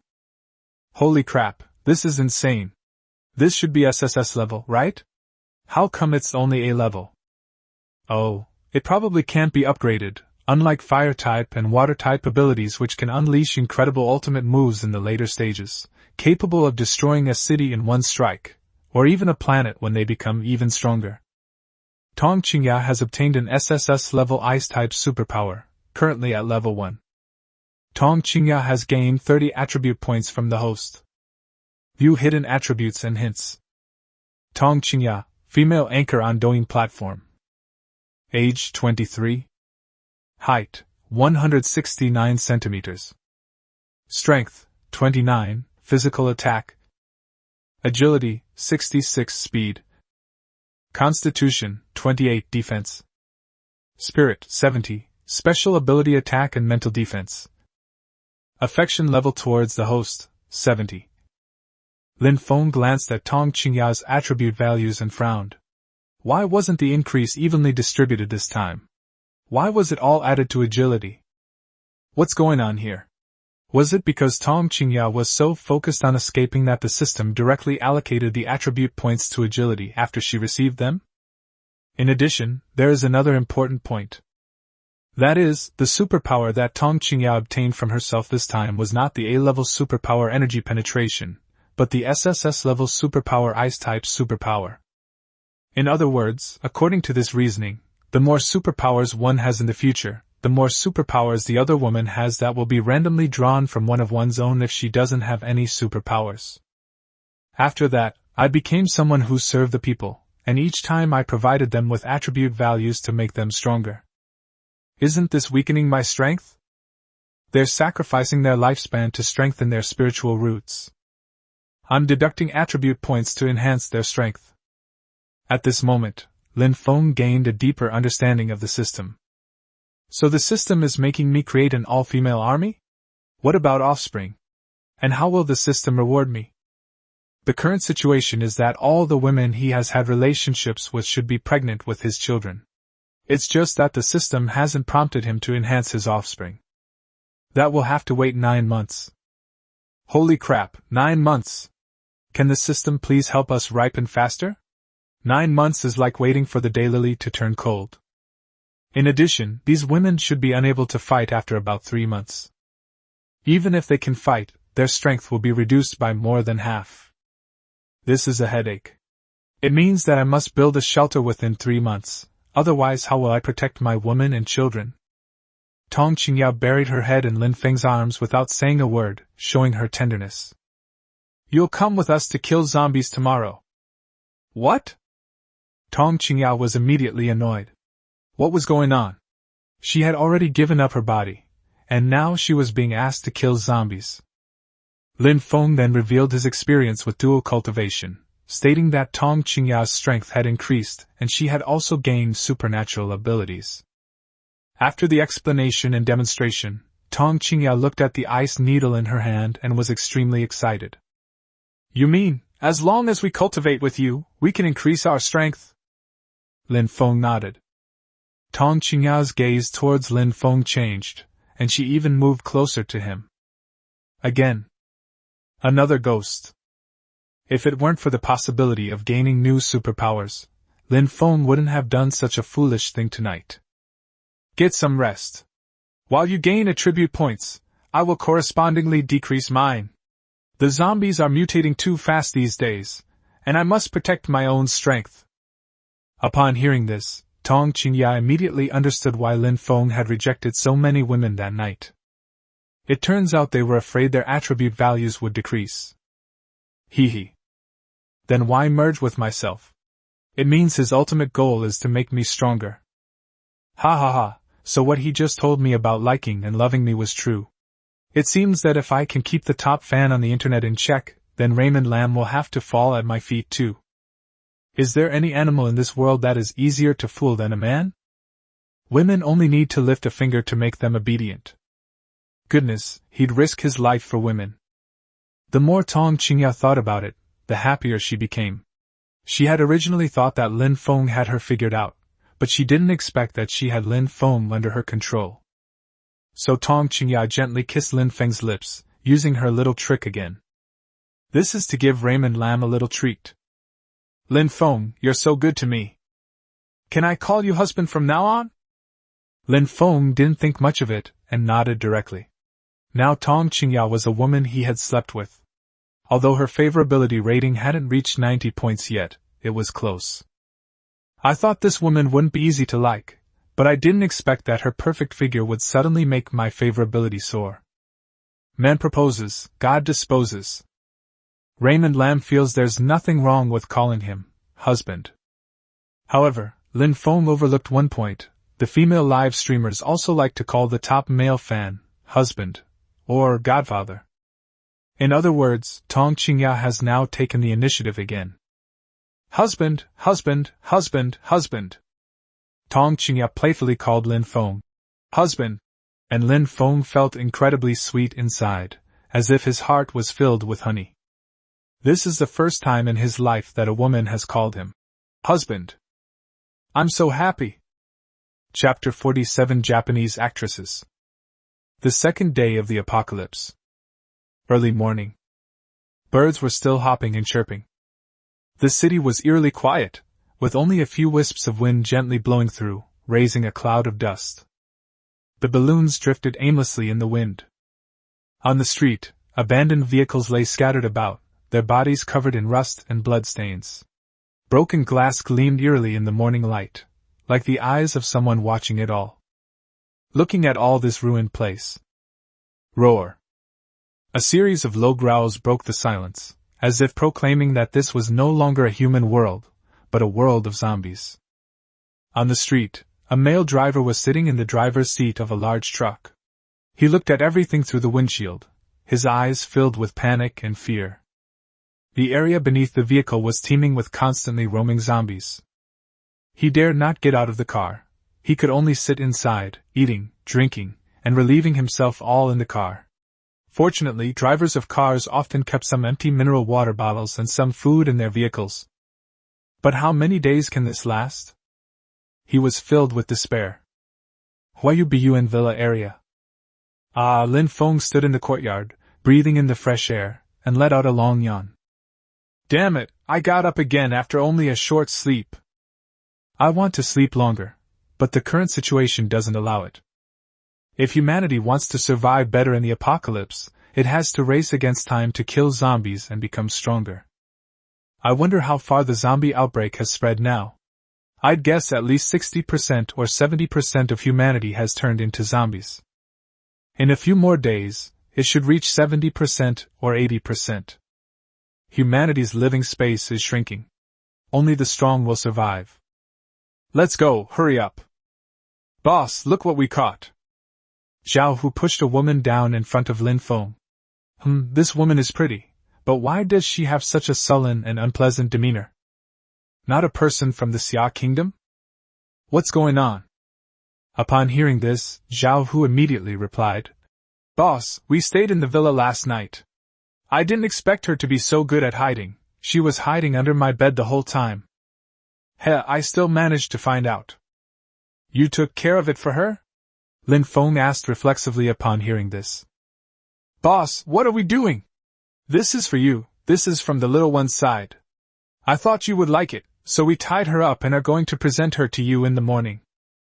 Yes, that's great. Lin Feng couldn't help but praise Zhao Hu. Zhao Hu looks big and burly, but I didn't expect him to be so good at handling things. Lin Feng extended his right index finger and lifted the chin of the sullen woman, examining her closely. The woman had an exquisitely beautiful face. Her skin was as white as snow, as smooth and lustrous as mutton-fat jade. Her eyes were large and bright, like deep lakes, with a captivating charm as they moved.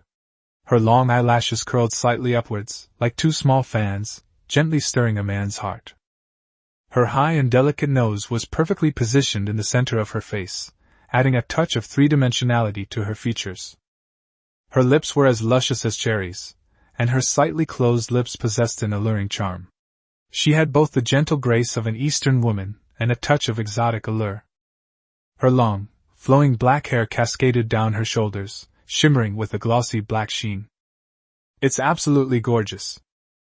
If this woman were in Japan, she probably wouldn't dare to ride the train or subway alone. TSK. Looks like that, figure like that. Her chin is rounded yet charming. Her eyebrows, long and curved like distant mountains, trembled slightly with her expressions, as if they could tell endless stories. Women from the land of cherry blossoms, how many men are captivated by them? Cough. Lin Feng coughed lightly to regain his composure, gave Zhao Hu another compliment, and couldn't help but ask, "What are you doing?" The woman looked at Lin Feng with a frightened expression, and her body trembled slightly. She only speaks cherry blossom language? Focus your mind! Lin Feng shouted directly at the villa. Come here quickly. Yong Ningxin was still making breakfast when she heard Lin Feng call her, and she immediately ran to the yard. You ask her what kind of work it is. Yong Ningxin almost laughed at Lin Feng's antics. So Yong Ningxin stepped forward and asked directly in the language of cherry blossoms, Who are you? Why are you here? The woman glanced at Yong Ningxin, then at Lin Feng, and quickly replied in somewhat broken Xiagua language. My name is Nakamura Mika, and I am a film and television actress. I came to Xiagua to film a movie. That villa was a place someone invited us to stay in temporarily. Lin Feng's expression turned a bit strange when he heard this. Of course, Zhao Hu, who was standing next to him, also showed a strange expression. Such a beautiful woman, it's such a pity she's in a movie. Is it a 1-person, 3-person, or 5-person shoot? Do you bring toys? Holy crap, these women from Japan are really going all out. No, it's not the kind of movie you're thinking of. I'm an actress, not the kind of alphabet actress you're thinking of. Then Yong Ningxin also helped Nakamura Mika explain, which allowed Lin Feng and Zhao Hu to learn some strange knowledge. Just like there's a difference between movies and short films. Lin Feng looked at Nakamura Mika with great curiosity, and directly checked her hidden attributes and hints. Mika Nakamura, famous Japanese actress. Mika Nakamura was born in Tokyo. She loves film and music and won the Sakura Academy Award for Birds That Know Names, and the Kinema Genpo Award for Chrysanthemum Red. She won the Mainichi Film Award and the Blue Ribbon Award for her role in Sky Love. She is an excellent Japanese actress and singer, whose representative songs include Wind and Rain, Rainbow, A Ray of Sunshine, Running, and so on. She is a famous actress from Japan, but you must distinguish her from actresses with explicit sexual content. Given her status, it's impossible for her to make movies that violate regulations. The reason she was able to win so many awards and make so many films is because she has a director father, so she doesn't need to rely on underhanded tactics to get ahead. Her virginity remains. In the Japanese film and television industry, no one can take her virginity away. Personality: gentle and refined, courteous, sincere and frank, optimistic and cheerful, kind and friendly, resilient and independent. Age 28. Height 165 centimeters. Strength 34, physical attack. Agility 35, speed. Constitution 56, defense. Spirit 92, special ability attack and mental defense. Host affinity 0.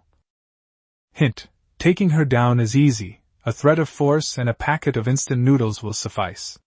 On our turf, she has to obey us. Kill all the men of Japan, but leave all the women alive. Note: each time you have a child with a woman from the land of Sakura, you will receive system rewards of attribute points or special abilities, as well as an increase in your ability level. Note: there is a chance to receive double the attribute point reward. Of course, the woman will also receive attribute points or special abilities, as well as an increase in her ability level, from you. What? Lin Feng was excited when he saw the last notification. What did it mean that he could get double the reward? Isn't this just encouraging oneself to win glory for the country? And the message said to kill all the Japanese men and spare all the Japanese women? Well, I see. He really understands Lin Feng's thoughts. It's important to know that Raymond Lam deeply hates Japan because his grandfather was killed by the Japanese invaders. This is an irreconcilable hatred. I will never forget. If Lin Feng were to encounter Japanese men in the future, he wouldn't mind tormenting them a bit. We'll make you worship at the toilet, make you lick America's boots, and make you talk nonsense about history. I'll kill you all. I'll mess with you every time I see you. This is a hatred etched into one's bones, one that can never be forgotten. Never forget national humiliation. This is not just an empty slogan. Lin Feng's feelings towards Nakamura Mika changed after thinking about this. Chapter 48 First Battle Against Mutated Zombies. Lock her in the storeroom, lock her up properly, and don't let anyone feed her. Yada yada. Mika Nakamura expressed her dissatisfaction. You're my disc. Let me go. I'm going to call the police. When my agent comes back, he'll definitely sue you. When my agent comes back, he will definitely not let you off the hook. Snort. Lin Feng looked coldly at Nakamura Mika, who said that women in Japan are all gentle? Look how irritable she's become. Mika Nakamura, I'm sorry, but I haven't seen a single one of your movies. You mean nothing to me, you know? I like watching a different style of movies from your country, you know what I mean. What a pity you didn't take a picture. Lin Feng's tone was extremely cold, so cold that Nakamura Mika felt as if she had fallen into an ice cave. Also, please speak Xiaoguoyu, Chinese Mandarin. If you shout out that you might die, a vulgar term for selling discs, I'll start having all sorts of wild thoughts, you know that? Mika Nakamura immediately shut up. They dared not speak again. Humph, so what if your manager is so great? Do you think you're still a big star? Humph, don't you know the outside world is full of zombies right now?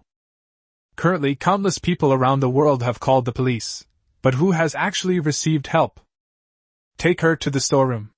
I'll say it again, no one is allowed to give her any food. Upon hearing this, Nakamura Mika became agitated and started cursing. Baka! Baka!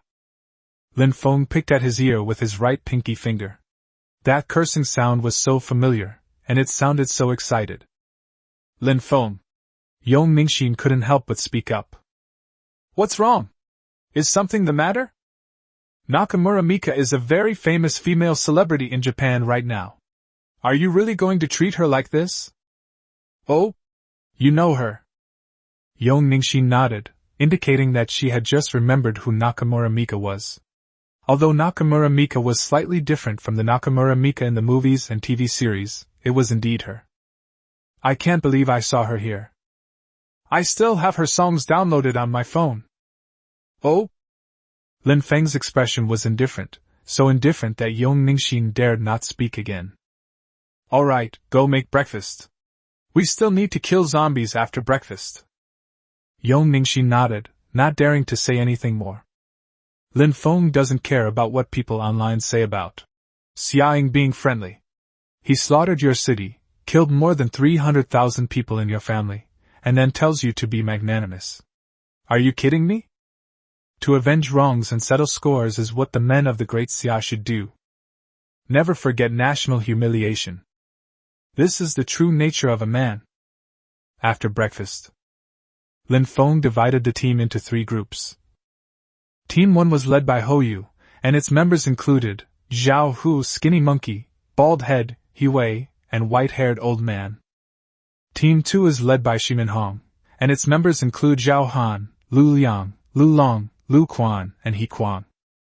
Team 3 is led by Lin Feng, and its members are Chu Lingzhu, Yong Ningxin, Lin Wanrong, and Tong Qingya.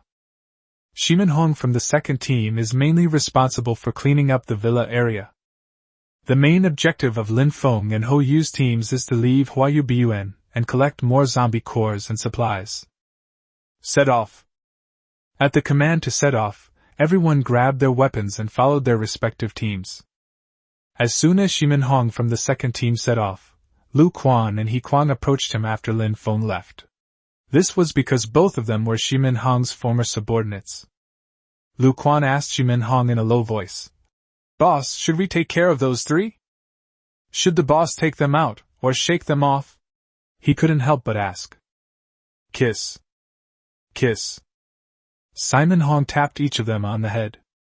Focus on clearing out the zombies and don't overthink things. Why is that, boss? Lu Quan was still a little confused. Moreover, he also showed a puzzled expression. Shimin Hong whispered to the two of them. If you want to survive in the apocalypse, you have to rely on the strong. At present, Lin Feng is stronger than all of us. Did you understand? Lu Quan and He Kuang said no more.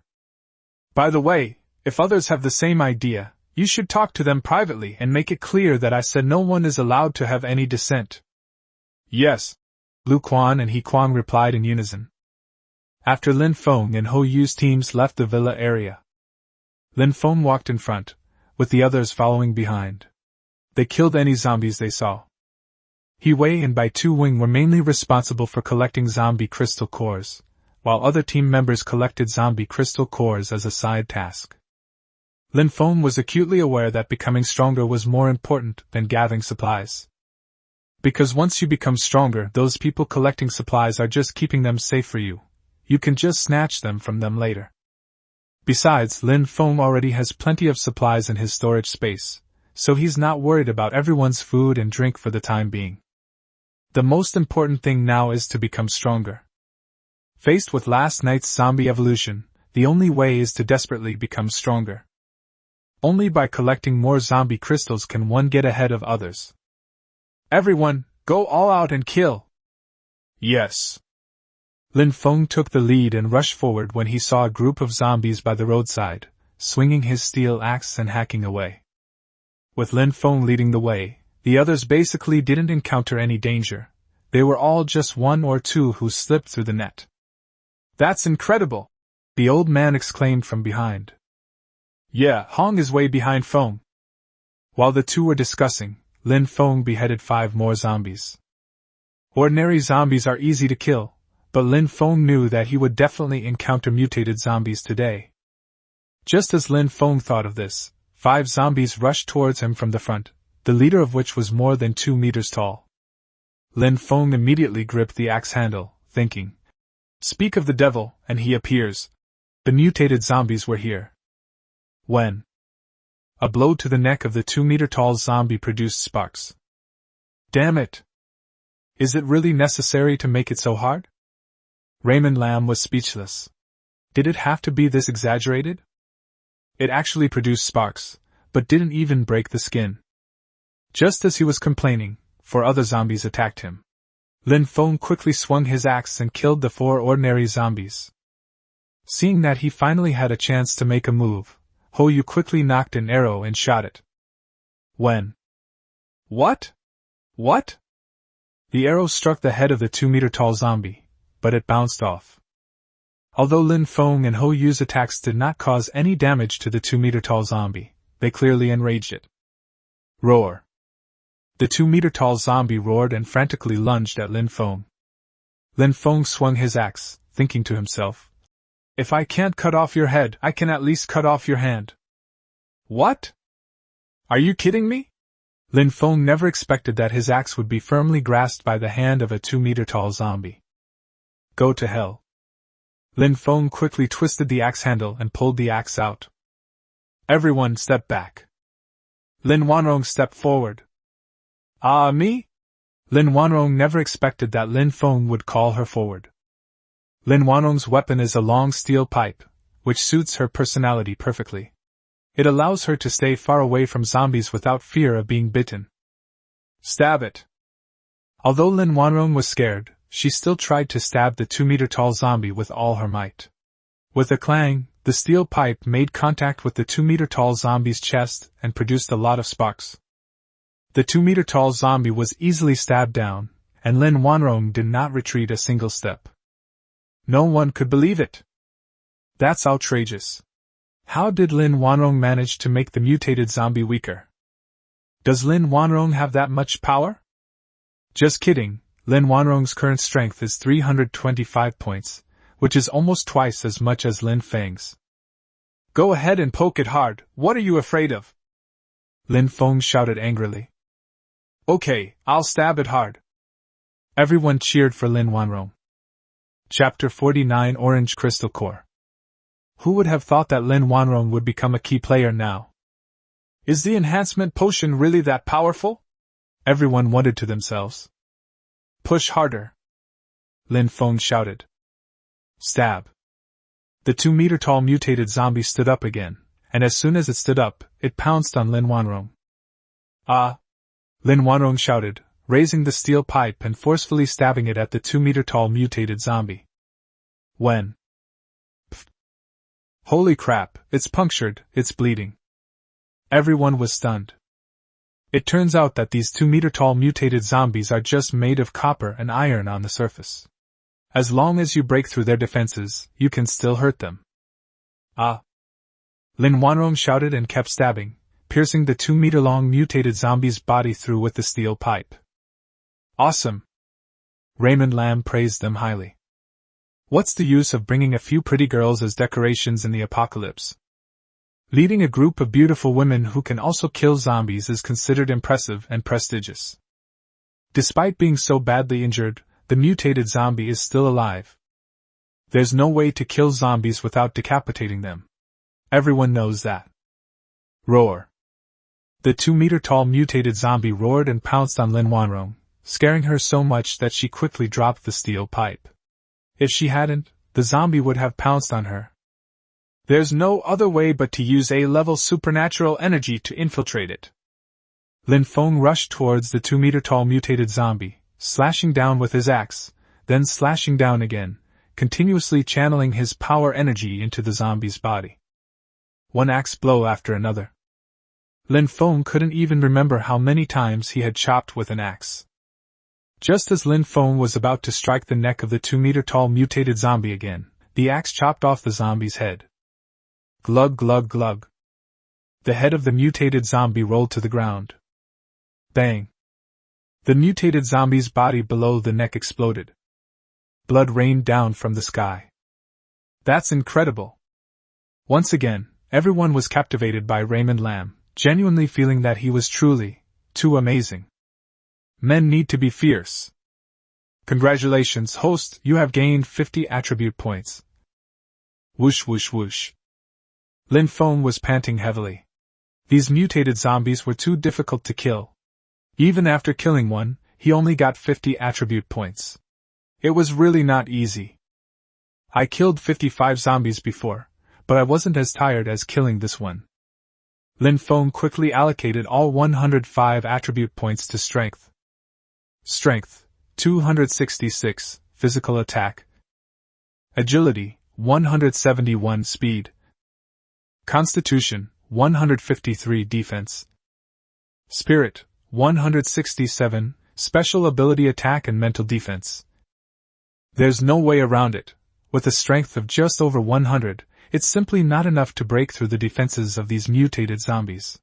For now, I can only put all my attribute points into strength, otherwise, it'll be troublesome if I encounter them again. They're just too difficult to kill. Old man, He-Wei, you two hurry up and take out the crystal core from this zombie. Lin Feng used the word, go, because it's too difficult to crack open the skull of this kind of zombie. Everyone, sit down, take a break, and have some water. Lin Feng casually sat down on the ground, and Chu Lingzhu, Yong Ningxin, and Lin Wanrong immediately brought him water. Tong Qingyao turned on the tap and drank the water herself. It's all right, you three don't need to take care of me anymore.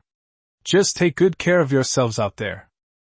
Ho Yu knocked arrows and set up defenses to prevent the zombie horde from suddenly rushing out and attacking the resting team. As you all saw, the blood moon last night caused some of the zombies to evolve. So everyone needs to be extra careful.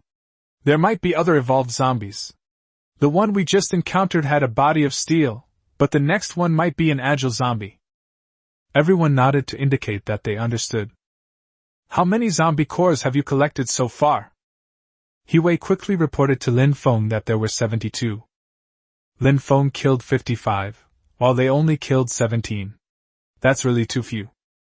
If everyone absorbs 72 of them at once, the effect will be far too poor.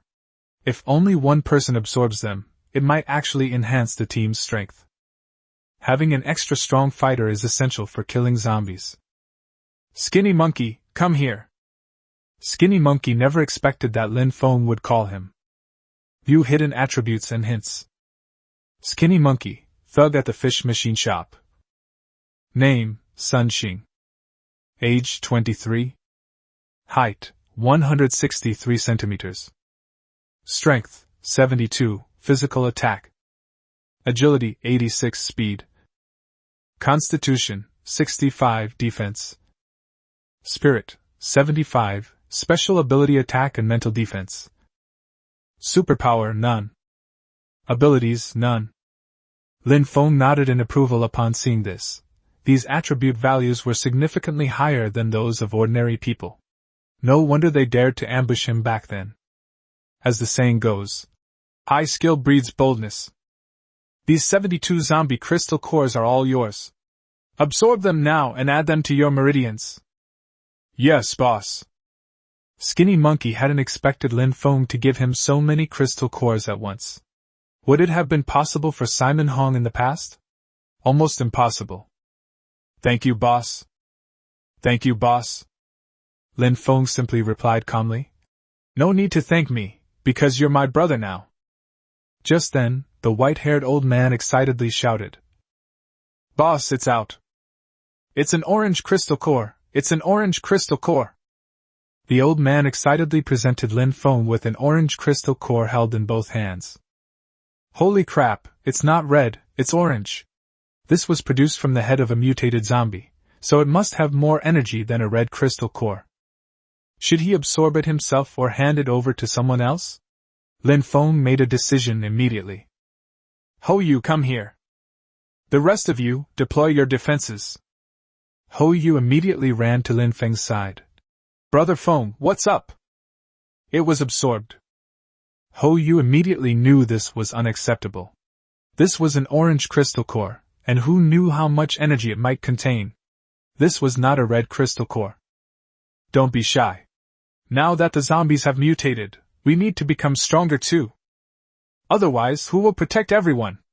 You absorb this orange crystal core, it's not a free gift, it's also to make you take on greater responsibilities.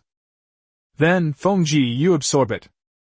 Ho Yu still felt it was too precious and that he was not worthy of using it. Right now, you need this crystal core more than I do. Stop arguing.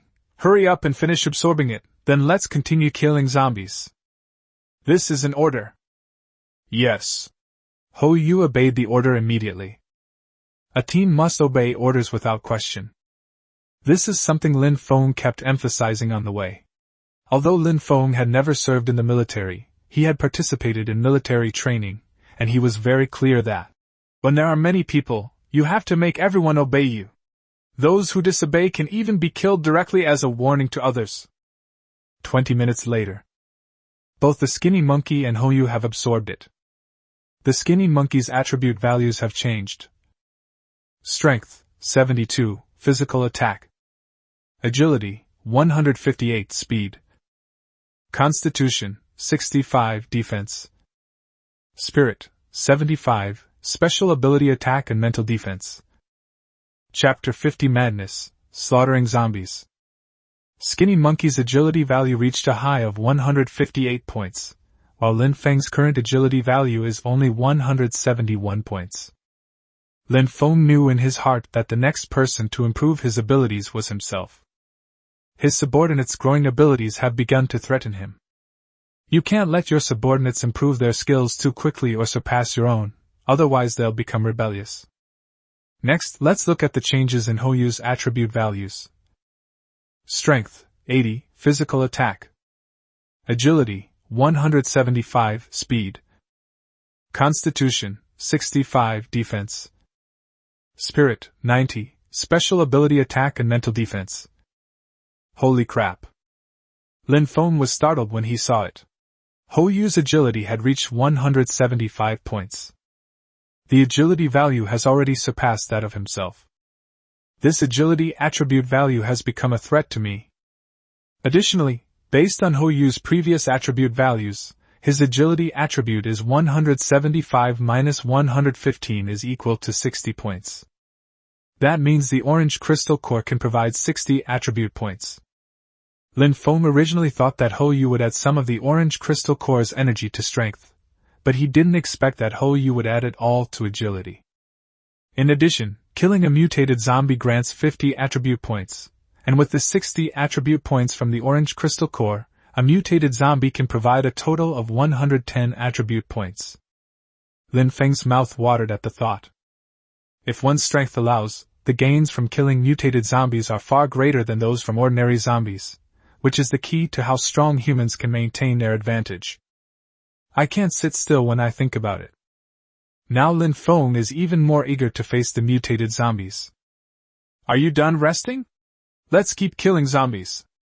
Lin Feng stood up immediately. Next, whoever gets the crystal core can absorb it. There's no need to save it. It would be best to absorb the energy from the meridians first. I have a feeling we'll encounter agile zombies later. After scanning the crowd, Lin Feng said in a cold tone, whoever doesn't work hard, whoever doesn't think about killing more zombies, will be in the most danger in the apocalypse. I can't take care of everyone. Along the way, they only killed 17 zombies in total, which was worse than if they had acted alone. The more Lin Feng thought about it, the more he wanted to act alone. This way, they can grow faster, and others will be forced to grow up as well. Walk. At Lin Feng's command, he once again took the lead, walking directly at the very front. Moreover, this time Lin Feng did not hold back his speed, instead, he increased it. They walked very fast. Lin Feng even deliberately avoided killing some of the zombies that rushed towards him. The purpose of bringing them out is to kill zombies, not for tourism.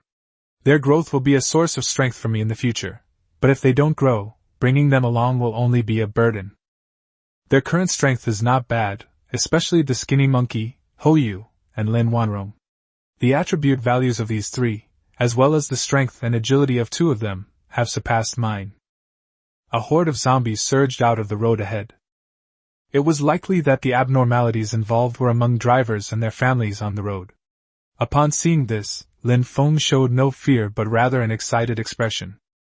A huge wave of attribute values is rushing towards me. This is so exciting. Overjoyed, Lin Feng rushed into the horde of zombies. He was like a tiger that had spotted a flock of sheep, and he joyfully pounced into the flock. That comes from the power of desire. The steel axe in his hand drew perfect arcs in the air, each swing carrying a deadly aura. No zombie could get close to him. The idea that the zombies could surround and bite Lin Feng is simply a pipe dream. His movements were swift as lightning, his agile figure weaving among the zombies. He dodged to the side, avoiding a zombie's bite, and then swung his steel axe at the head of another zombie, black blood spurting out. The zombie's head fell to the ground. Come on! Lin Feng roared excitedly, his roar releasing the fighting spirit in his chest. Come on, kill one if one comes, kill two if two come, kill a whole group if a group comes. Roar. The roars of the zombies echoed Lin Feng's voice. They were zombies now and felt no fear. They didn't know they were sheep. They encountered a tiger coming down from the mountain. Lin Feng's attacks did not stop at all. With each swing of his axe, zombies fell one after another. Fight to the very end. Lin Feng frantically charged at the scattered zombies, each kill driving him even more insane, as if he had forgotten everything and was left only with the instinct to kill. In a word, it's awesome. Sweat soaked through his clothes, mixed with the blood of zombies, making him look like a demon who had walked out of hell. But he seemed to have forgotten all of that, and just kept hacking away with his steel axe, determined to wipe out all the walking corpses in front of him. They can't kill them all. They can't kill them all. There's no way to kill them all. Lin Feng was panting heavily from the fight before he finally stopped. Upon checking the attribute values, I was surprised to find that I had gained 138 points. Add them all. Allocate 100 points to agility and 38 points to strength. We're relying entirely on strength for damage output now, so both strength and agility can't be too low. The next wave will focus on increasing mental strength, and superpowers cannot be neglected either. Strength 304, physical attack. Agility 271, speed. Constitution 153, defense. Spirit 167, special ability attack and mental defense. Lin Feng found a step by the roadside to sit down, took out a bottle of water and drank it in big gulps.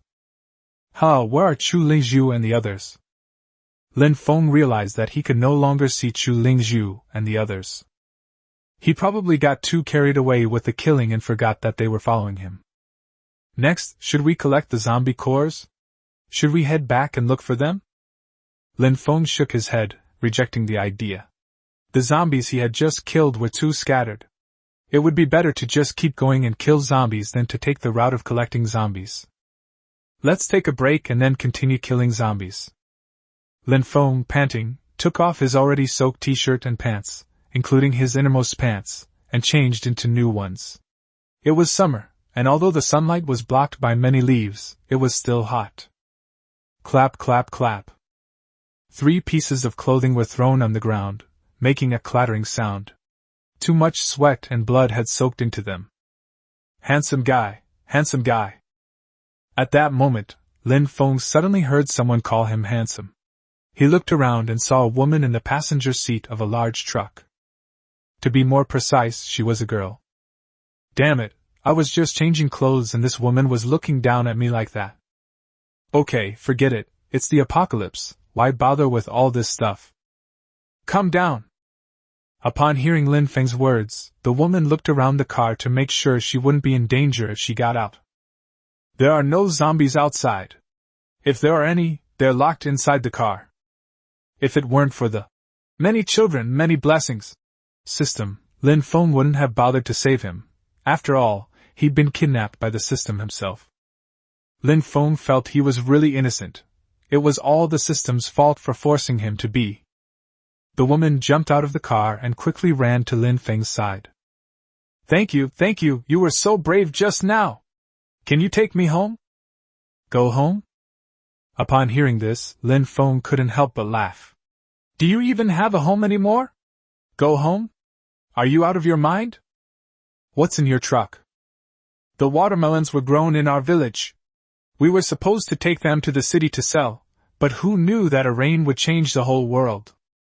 The world is overrun with zombies now. Chapter 50. When there was a girl in the village named Xiaofei. Upon hearing this, Lin Feng immediately pulled open the tarpaulin at the back of the truck. Splash! Upon closer inspection, they were indeed all watermelons. With a thought, Lin Feng stored all the watermelons in his storage space. This way, he could enjoy watermelon freedom for a short period of time. Superpowers? The girl stood there stunned. Where are my watermelons?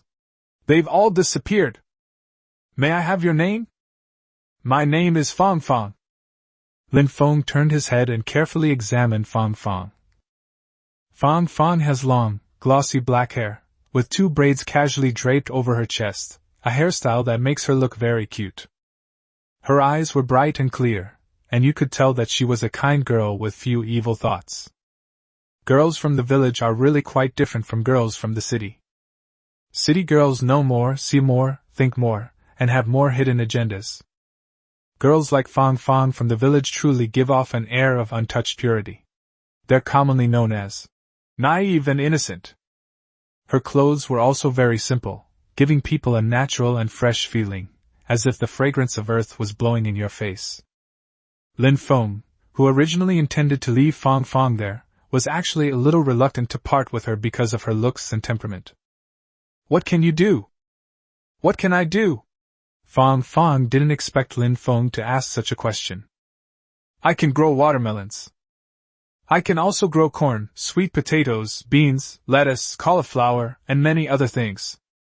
Then you can come with me from now on. This plant, which can grow crops, is a real treasure. Crucially, it grows in a fresh and natural way, giving people a sense of not needing to be too wary. I want to go home. There's no going back. Your parents are probably zombies by now. Upon hearing this, Fong Fong fell silent, her eyes filled with sadness and pain. She had thought about this situation while she was in the truck, but she still wanted to go back and see her parents, even though they had become zombies. It's not that you can't go home if you want.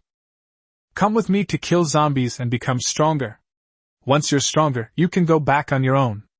I still need to collect supplies and kill zombies, so I can't send you home. Raymond Lamb spoke very directly, without any beating around the bush. Fong Fong stood motionless, her eyes shifting from sadness and pain to confusion. Lin Feng ignored her and turned to leave. It's not worth wasting time here. Where are you going? Fong Fong asked as Lin Feng turned to leave. She quickly followed after him. Seeing Fong Fong chasing after him, Lin Feng gave her a fire axe and a plastic bag, and taught her how to kill zombies and how to collect zombie crystal cores. After listening, Fong Fong remained silent for a while before agreeing. Roar.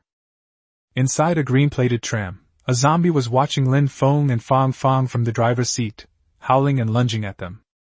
It's just that the seatbelt restrained it. Lin Feng smashed the car door glass with an axe, and then chopped off the zombie's head with another axe. The entire operation was smooth and efficient, without any delays. Go split open the zombie's head and take out the zombie crystal core. Lin Feng initially thought Fong Fong might be too scared, or even vomit after seeing it, but he realized he had underestimated her. The girl didn't resist at all and quickly took out the zombie crystal core. You can't judge a book by its cover, and you can't measure the ocean with a bushel. Hey, not bad! You like Jay Cho too? Fong Fong asked excitedly, as if she had found a kindred spirit. I often listen to Jay Chou's songs when I deliver watermelons. I especially like his songs. Lin Feng quickly changed the subject. I didn't expect you to be so unafraid. Fong Fong smiled and said that she often killed fish and chickens at home, and every year she would slaughter pigs with everyone else, so she was used to bloodshed. In Fong Fong's eyes, zombies were just beasts, no longer human. So she didn't feel any discomfort at all. Then you are truly qualified to follow me. Let's go. View Fong Fong's hidden attributes and hints. Fong Fong from Yuanxi village. She is a kind and beautiful girl, without any guile.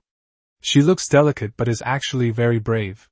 Having lived in the village all her life, she knows how to grow many crops and is skilled at slaughtering chickens, ducks, and fish. She also often slaughters pigs with the villagers for the new year. Unwavering in her love, she has always longed for someone who truly loves her. Getting married and having children has always been her wish. In her heart, a good woman is one who is devoted to her husband and raises her children. She is a woman who can endure hardship very much. She is extremely attached to her virginity. Whoever takes it from her, she will stay with that person for life. Personality: hardworking, kind-hearted, diligent, capable, resilient, optimistic, modest, filial, and family-oriented. Age 19. Height 172. Strength 45, physical attack. Agility 43, speed. Constitution 46, defense. Spirit 75, special ability attack and mental defense. Affection level towards the host 60. Hint: getting her is incredibly easy, just take her for yourself. Tip: each time you branch out, you increase the other party's attributes and abilities. If the other party doesn't have any special abilities, they have a chance to gain one of your special abilities. Cough. After reading Fong Fong's hidden attributes, Lin Feng couldn't help but cough lightly. This system's prompt was just too ridiculous. What do you mean by saying you can just take her if you want her? Is it really that easy? This system's prompt is practically tempting me to commit a crime. Am I that kind of person? Sigh, this girl is too naive. In addition, Lin Feng also noticed that Fong Fong's various attributes were quite good, especially her strength, agility, and physique. Her basic attributes were really outstanding. It seems that rural girls are stronger than city girls. If she were properly trained, she could truly rise to the occasion and conquer the battlefield. What a Mulan she would be! Chirp, chirp, chirp, Mulan weaves at her door. Lin Feng walked ahead, slashing down each zombie that rushed towards him. It's not messy or long-winded at all. These scattered zombies pose no threat to Lin Feng. Brother Lin, look, there's a supermarket up ahead! Fang excitedly told Lin Feng as she saw a supermarket by the roadside. Lin Feng turned his head and glanced at the small supermarket, the kind of roadside shop that sells water, cigarettes, and snacks, with not many supplies. But even a small mosquito is still meat, so we have to take everything. In a little while, maybe a month from now, many people might die fighting for the supplies in this small supermarket. Walk. Lin Feng led Fang into the small supermarket and quickly killed the 2 zombies inside. If you're hungry, eat something first. We'll collect the crystal cores later. Lin Feng rummaged through the small supermarket and found a cigarette, tore open the packaging, took out a cool-looking one, lit it, and smoked it. Holy crap, this tastes wrong. Chapter 52 Recruiting More Underlings. Lin Feng had just taken a puff when he immediately wanted to throw the cigarette away. Damn, it's fake. The people of Xia don't lie to the people of Xia. You deserve to turn into a zombie. Making money this way without any conscience? Bah. Forget it, it's fake, but it's still worth 10 or 20 yuan. Even though it's not a real cigarette, I'll just smoke it anyway. Brother Lin, would you like some bread? Fang was quite considerate, and handed Lin Feng a piece of bread. Lin Feng didn't refuse. He took the bread, tore open the packaging, and started eating. Just then, a group of people ran towards the small supermarket, each carrying a large backpack. There were 6 people in total, and they completely surrounded the small supermarket. Come out, quick! The tone was extremely fierce. If you don't come out by the time we count to 3, we'll break down the door. There were 6 people, each holding a wooden-handled axe. He's clearly someone who's been through the apocalypse. You wouldn't have such an aura without killing a few zombies. I said I'm letting you out. This place is ours now, didn't you hear me? Are you deaf?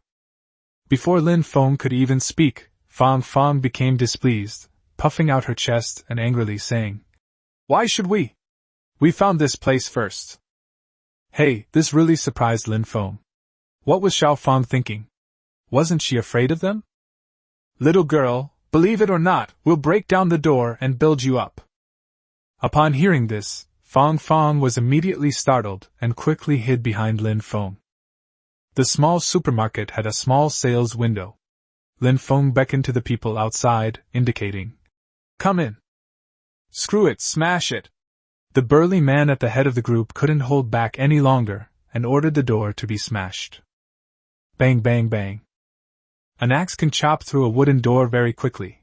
It only took a few strokes for the door to open. But the person who rushed in was immediately held to the neck by Lin Feng's axe blade. Then they kept retreating, and kept retreating. The 6 people and Lin Feng left the supermarket and came to the road outside the supermarket. Roar, roar. Hearing the noise, the 3 zombies ran frantically towards them. Brother, my surname is Bao. We're brothers who work together on the construction site. We're just asking for some food. There's no need to get serious. It's ridiculous that they backed down at this point. These people all looked fierce and menacing. They didn't look like construction workers at all, and they lacked that kind of simple and honest air about them. My woman just said that we found this place first, so why should we give it to you?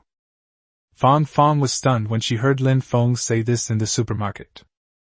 Actually, this was just Lin Feng returning the favor. If the other party could lie, then he could also make up whatever he wanted. Brother Bao, they used to be a young couple. What are we going to do now that Hoer has been arrested? Humph, it's the apocalypse. Do people's lives still matter? Sanner, secretly tell the others that if things fall apart later, I'll give the order and they'll all be slaughtered. Brother Bao, what about Hoer? Do you want more people to share the food? Lin Feng didn't care what that guy surnamed Bao was whispering to the people around him. It was nothing to worry about. In the face of absolute strength, all little tricks were futile. Roar. Mao Tu, Mad Dog, Zai, you three go and take care of those 3 zombies first. Yes, Brother Bao. The 3 men, each wielding an axe, fought off 1 zombie. In a short time, they severed the zombies' heads and extracted the zombie crystal cores from their skulls. Their ruthlessness proves that these 3 individuals were not workers at a nearby construction site. Young man, how about this? Now that the apocalypse has come, we are all human beings, and it's not easy for us to survive. I see you're quite skilled, young man. How about you and your woman join us? Of course, you don't have to join. You and your woman can take a little something, but not too much, and then we'll let you go. Otherwise, even if you kill him, you won't leave alive. Lin Feng smiled inwardly. The reason why this man surnamed Bao had his 3 men kill zombies was also to intimidate him.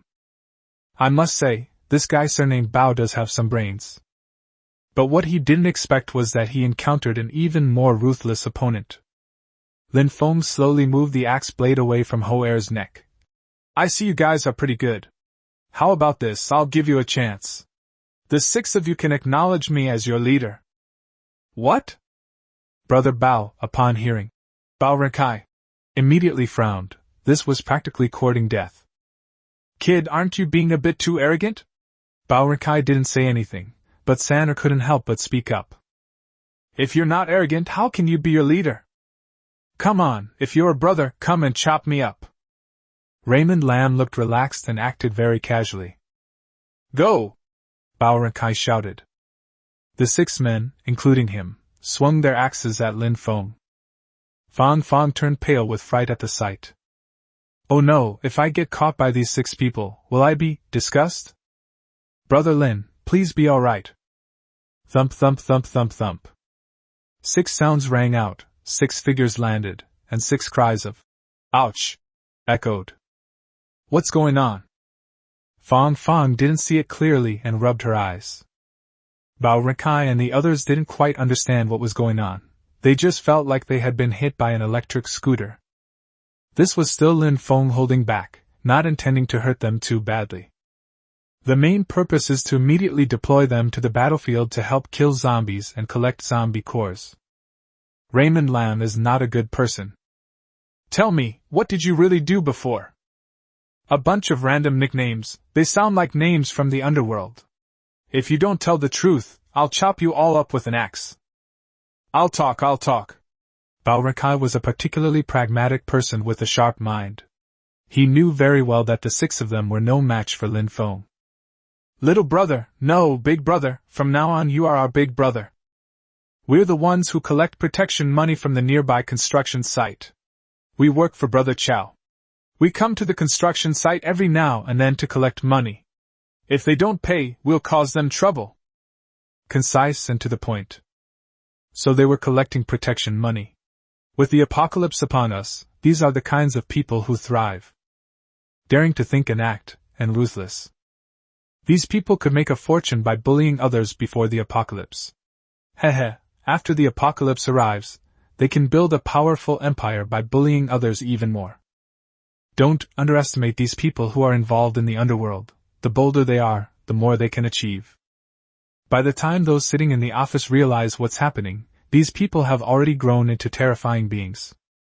In the apocalypse, if you want to recruit followers, you have to recruit these thugs and thugs. Only those who are ruthless and vicious will have a future. Although I didn't like them before the apocalypse, these people are now very useful. Call. A gust of wind. A gentle breeze blew in Bao Renkai's face. Before he could even see Lin Feng's figure clearly, the other man had already placed the cold axe blade against his neck. That speed is terrifying. With my abilities, am I qualified to be your leader? Yes. Bao Renkai was completely stunned. How could this strength be so great? They look like just college students, a young couple. How come they're so amazing? This strength is terrifying. Then the 6 people knelt down and bowed in submission. Boss, good. Hello, sister-in-law. Chapter 53 Commander-Level Zombies. Lin Feng was very satisfied with their performance. Fong Fong felt very embarrassed. Fong Fong originally wanted to explain, but after thinking about it, she swallowed her words. Why tell these people the truth? We don't even know if they really worship Brother Lin Feng as their leader. They all look like bad guys. Humph, I'm not going to pay them any attention. It's best to talk to them less. Lin Feng walked into the small supermarket and put everything inside into the storage space. Consternation. Bao Rakai and the others were all astonished when they saw it. Is this a spatial ability? No wonder we couldn't beat them. They've all awakened superpowers. And we're just ordinary people. At this time, hidden behind a car on the road, a man watched everything with hateful eyes. Lin Feng, you seem pretty strong, huh? I'll kill you sooner or later. Lin Feng led his newly recruited team to continue killing zombies. If we keep going, we'll get closer and closer to the third ring road. It's probably about 4 bus stops away. We can't go any further.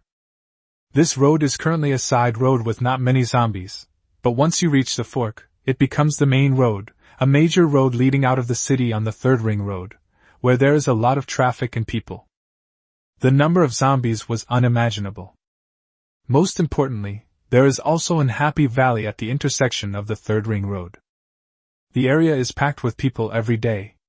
Before, cars would have to wait for more than half an hour at that intersection before they could move freely. In this post-apocalyptic world, that area is probably already overrun by zombies. No. We absolutely cannot go any further. There are probably thousands of zombies there, and even if I can kill them all, my stamina probably won't be enough. The worst thing is if you run out of stamina and get surrounded by a horde of zombies, then things won't be fun.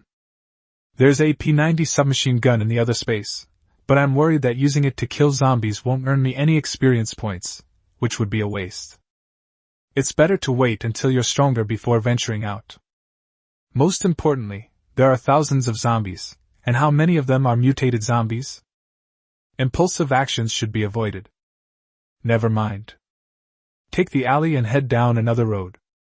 From Hongdu District to Zhejiang, there is relatively less pedestrian and vehicle traffic, and you can also reach the third ring road. Go to the right. At Lin Feng's shout, everyone followed him to the right. Damn, I almost forgot. Lin Feng had only run a few steps when he thought of Chu Lingzhu and Hou Yu. What if he took the alley to Zhao's shop, while they ran here and chose to continue forward? Speechless. It's a headache. What's wrong, boss? Bao Rakai asked Lin Feng cautiously. Wait for someone. Let's go into the resettlement area in this alley and kill some zombies. The profits from killing zombies in the neighborhood are naturally less than those from killing zombies on the third ring road.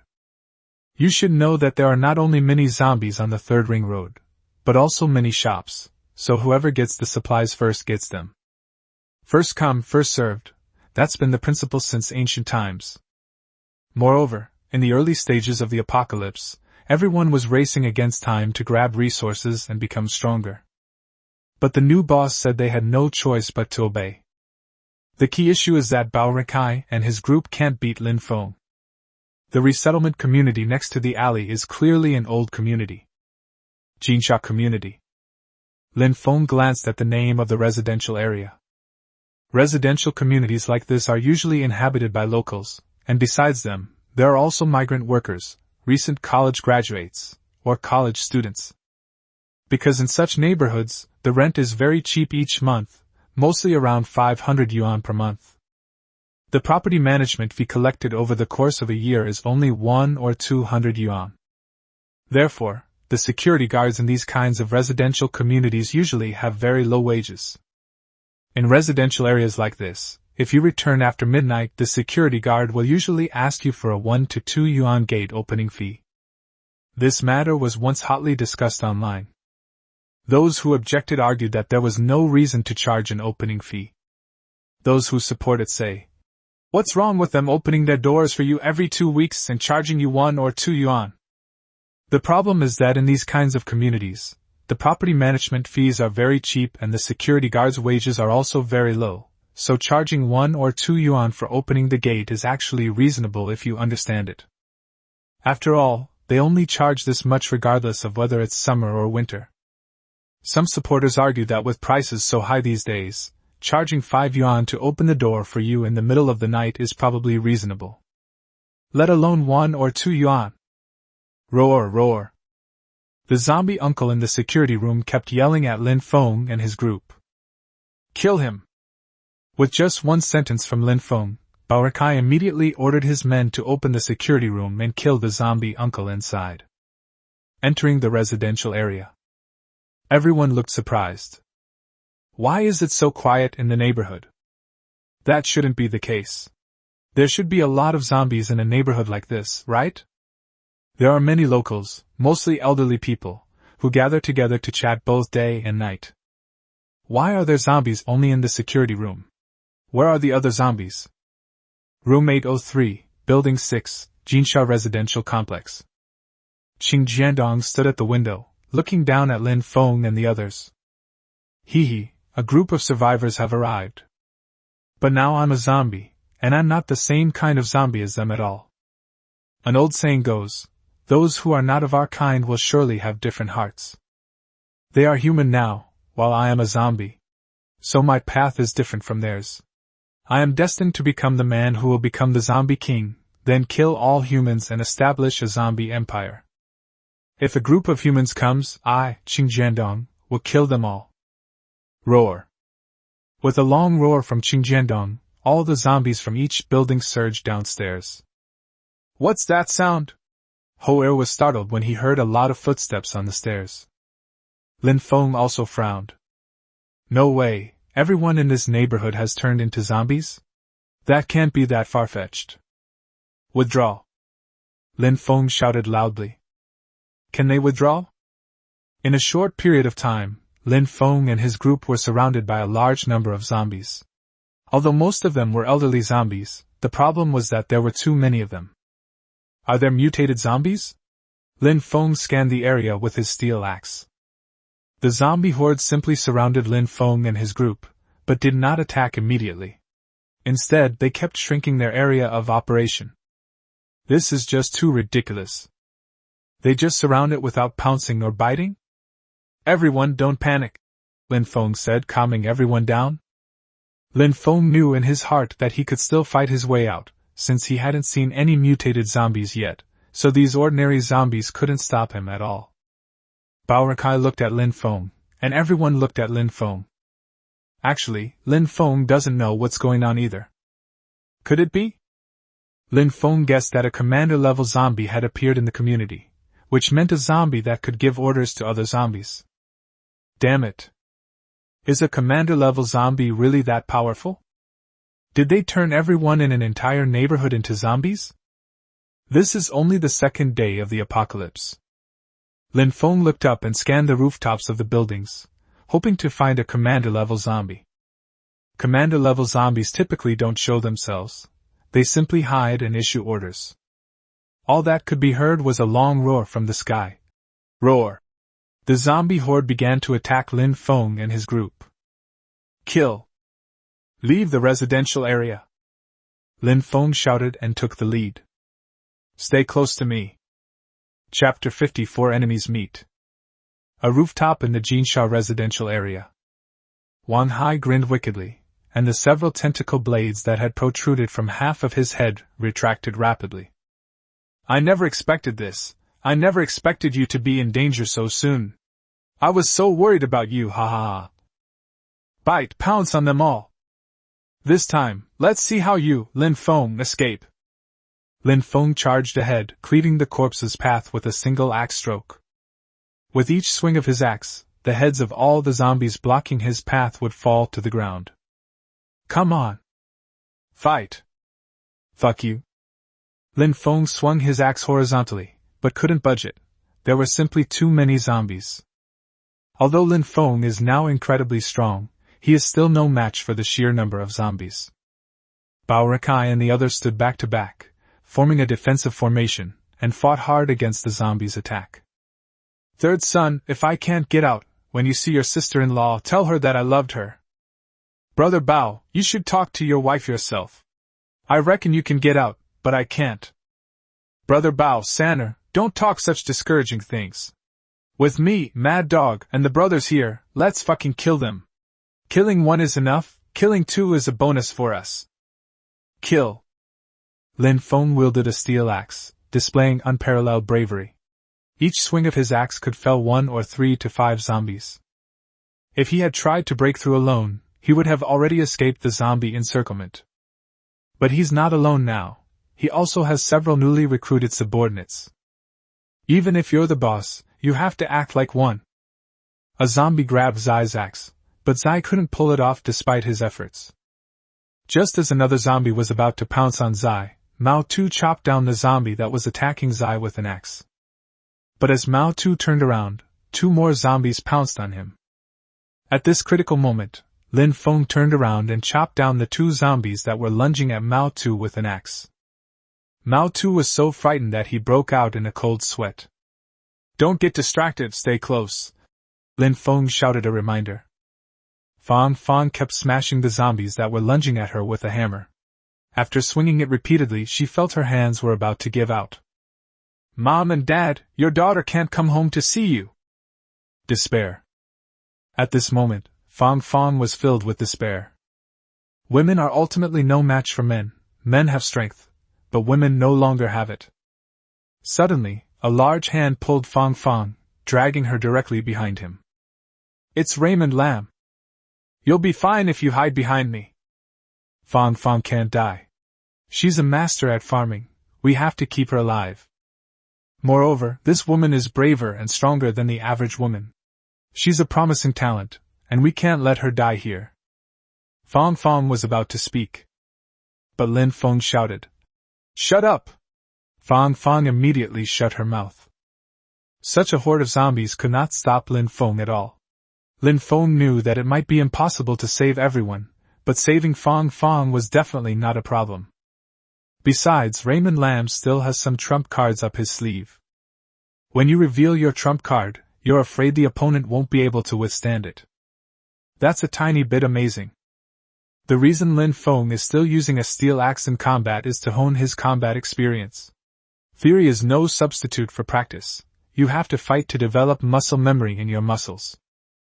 Only real battles can make you stronger. Lin Feng really liked this feeling.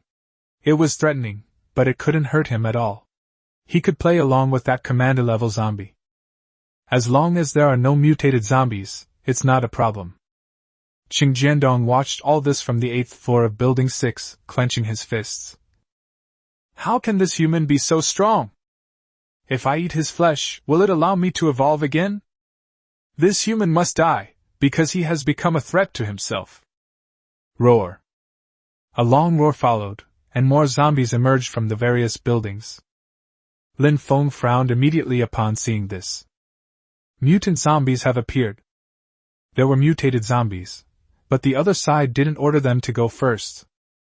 Is that commander-level zombie determined to kill itself? A spider-like zombie crawled on the wall of the house, then suddenly let out a piercing scream, and then leaped rapidly across the walls of each building before pouncing on Lin Feng. Clang! Lin Feng's axe clashed with the zombie's claws, producing a lot of sparks. Caught it? Qing Jiandong was also shocked when he saw it. How is that possible? Wang Hai on the rooftop was also astonished. He hadn't expected Lin Feng to be able to withstand such an attack. That's an agile zombie. It's incredibly fast. We're doomed. Ho Er looked utterly hopeless. Mutant zombies had appeared. They were doomed. Bao Rakai and others also lost confidence. Although there are many ordinary zombies, it is still possible to fight your way out, since Lin Feng is relatively strong. But now that several mutated zombies have appeared, what's the point of even trying? Roar. With a long roar, Qing Jiandong gave another order. The horde of zombies actually retreated a few steps. Brother Bao, what's wrong with these zombies? Mad Dog asked Bao Rakai reflexively, a little confused. You're asking me? Who am I supposed to ask? Lin Feng gripped his axe tightly and guessed. It's because the commander-level zombie felt it was a pity that the ordinary zombies had sacrificed themselves. It now wants to play with us using mutated zombies. At this moment, Lin Feng also saw clearly that there were a total of 6 mutated zombies. Lin Feng didn't know exactly what their abilities were, but he could tell that they were not easy to mess with. Lin Feng looked up at the 8th floor of Building 6 and saw the commander-level zombie. Snort. I've called you so many times, it's no wonder I couldn't find you. Hey, let us go. I know you're smart. Let's keep to ourselves. If we really have to fight, you can't keep me here. Roar. Qing Jiandong let out a roar. He couldn't speak, but he could roughly express what he wanted to say through his roar. Lin Feng understood the shout clearly. It meant the other party wasn't giving him any face. Just then, some strange noises were heard. The sound of a knife scraping against the wall? A figure seemed to fly down from the roof of the 3rd building at great speed. Another zombie? No, this figure has a lot of tentacles and blades on its body. It's a parasitic beast. By the time Lin Feng could see clearly, Wan Hai had already jumped to the ground. They came before the crowd. Xing Jiandong also saw Wan Hai. He didn't expect there to be another human here, let alone a powerful one. Is this human a mutant? Could this human be with them? Zombie Lord, I'm not with them. I want to say a few words to that guy named Lin Feng. Wan Hai shouted loudly towards Xing Jiandong's location. The saying goes, high skill breeds boldness. Xing Jiandong wasn't stupid. The fact that this person suddenly jumped off the roof of Building 3 meant that he couldn't keep him. Should we send agile zombies to deal with him? It makes no sense. Oh, Wan Hai, I didn't expect you to still be alive. I knew it. Where was your body? So this is what you've become, utterly hideous, utterly disgusting. Lin Feng pretended not to have guessed, while simultaneously mocking Wan Hai. Hee, I really didn't expect Wan Hai to suddenly show up today. Lin Feng, if you die, I won't see you one last time. How can you know how happy I am right now? I have to avenge my cousin Wan Lin. You didn't expect that, did you? There were still some who escaped that night, and I've become very strong now. After you die, I'll take your body and eat your flesh piece by piece. I imagine your flesh will be quite delicious, ha ha ha ha. Chapter 55 You Don't Have Martial Morality.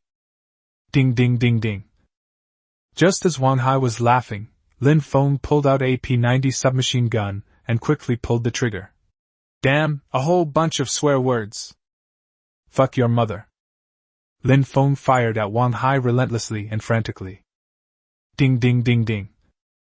Wan Hai's half-sea bag, with its numerous tentacles, continuously held up blades to block the bullets fired from Lin Feng's submachine gun.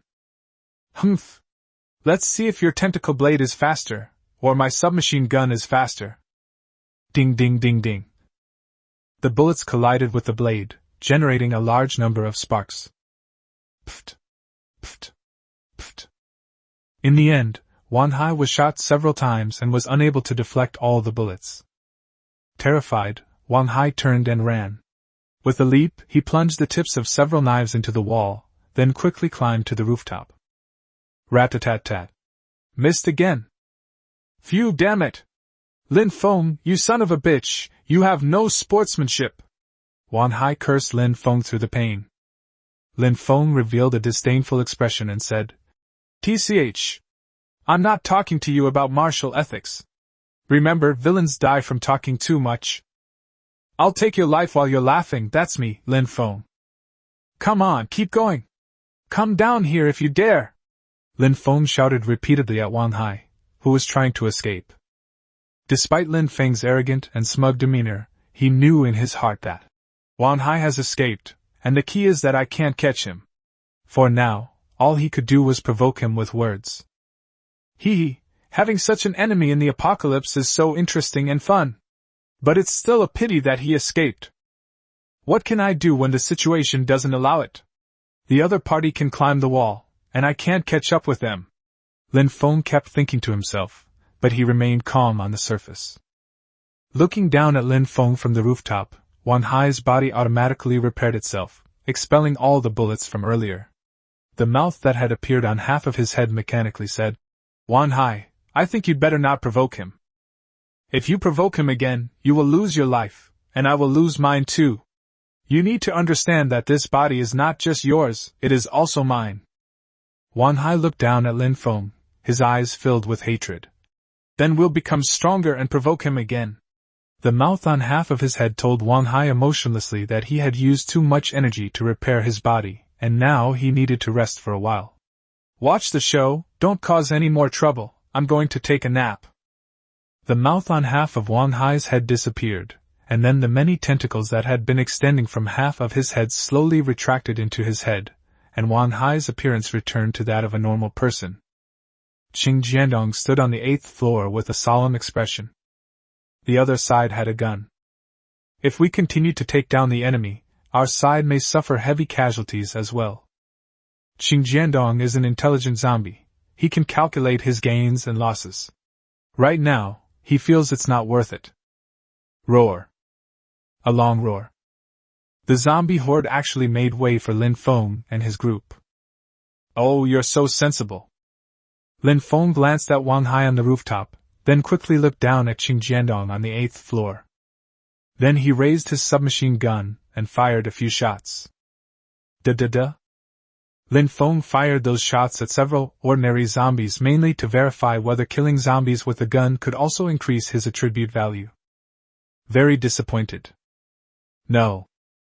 Ordinary zombies are killed, but their attribute values are not increased. It makes sense when you think about it. If killing zombies with a gun increases your stats, then what about the bombs you throw? Hee, that would be an incredible way to farm stats.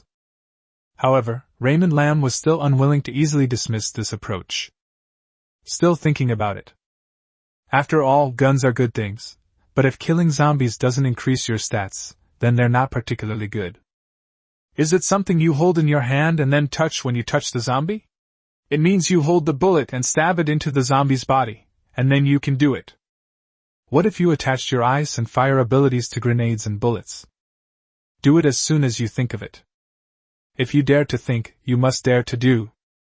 Lin Feng imbued the bullets fired from the submachine gun with fire-based superpowers, and with a series of bangs, he killed several more zombies. Holy crap. An attribute value has been added. Just as Lin Feng was feeling happy, Qing Jiandong suddenly became angry and roared at Lin Feng below. He expressed his extreme dissatisfaction. You son of a bitch, you're playing with fire. I let you go, but you still won't leave. You even want to kill my zombie subordinates. Do you think I'm made of clay? It's not that my zombie army can't kill you, it's that I don't want to suffer too many casualties in the process of killing you. But... Lin Feng heard Qing Jiandong's roar, but he didn't care at all. He first whispered to Bao Rakai and the others. You guys take Fong Fong and go first. I want to play with them. Boss? Bao Rakai was very confused. Lin Feng did not answer, but instead exuded an aura of authority that commanded respect and left no room for doubt. Roar. Qing Jiandong had observed this, so how could he let Lin Feng's men leave? The horde of zombies downstairs surrounded Lin Feng and his group once again, but they didn't attack immediately. This was Qing Jiandong negotiating with Lin Feng again. But Raymond Lam's mindset is completely different this time. If it's war, then let's fight. Anyway, he had only just met these people. From a profit perspective, if all these zombies were converted into attribute values, he would become stronger. Now that Wang Hai can act arrogantly in front of me, becoming stronger is the only way forward. Lin Feng absolutely will not allow Wang Hai to be arrogant in front of him anymore. Roar. Qing Jiandong let out a long roar. All the zombies attacked Lin Feng and his group, but the 6 mutated zombies did not attack Lin Feng. This was a deliberate arrangement by Qing Jiandong, mainly to let the ordinary zombies attract bullets and deplete their ammunition, so that the mutated zombies could find an opportunity to attack later. In fact, Lin Feng had already anticipated this. Da-da-da-da. Lin Feng continuously imbued the bullets he fired with fire-type abilities. This imbuing didn't consume much of his mental energy, but it allowed him to gain a large amount of attribute points. Da-da-da-da. Although the bullets were fast, the number of zombies was also large. If this continued, Lin Feng and his team's attack space would eventually be completely occupied by the zombie horde. Lin Feng leaped, stepping on the zombie's head, and landed on the second-floor rain shelter. "Boss, save us!" Ho-Er shouted in fright when he saw Lin Feng jump away. "Brother Bao, the boss is gone!" Santa shouted, asking Bao Rikai. "Kill!" What else could Bao Rikai do but shout, "Kill!" In fact, Lin Feng did not abandon them. Instead, he stood on the second-floor rain shelter and kept firing to cover Bao Rikai and his men. Lin Feng would not abandon these people unless absolutely necessary. Da-da-da-da? No, if this continues, they will all die. Lin Feng quickly jumped down again, and first threw Fong Fong directly onto the second-floor rain shelter with one hand. Then, he threw whoever was closest to him onto the second-floor rain shelter. If one rain shelter can't accommodate so many people, then throw them onto different rain shelters.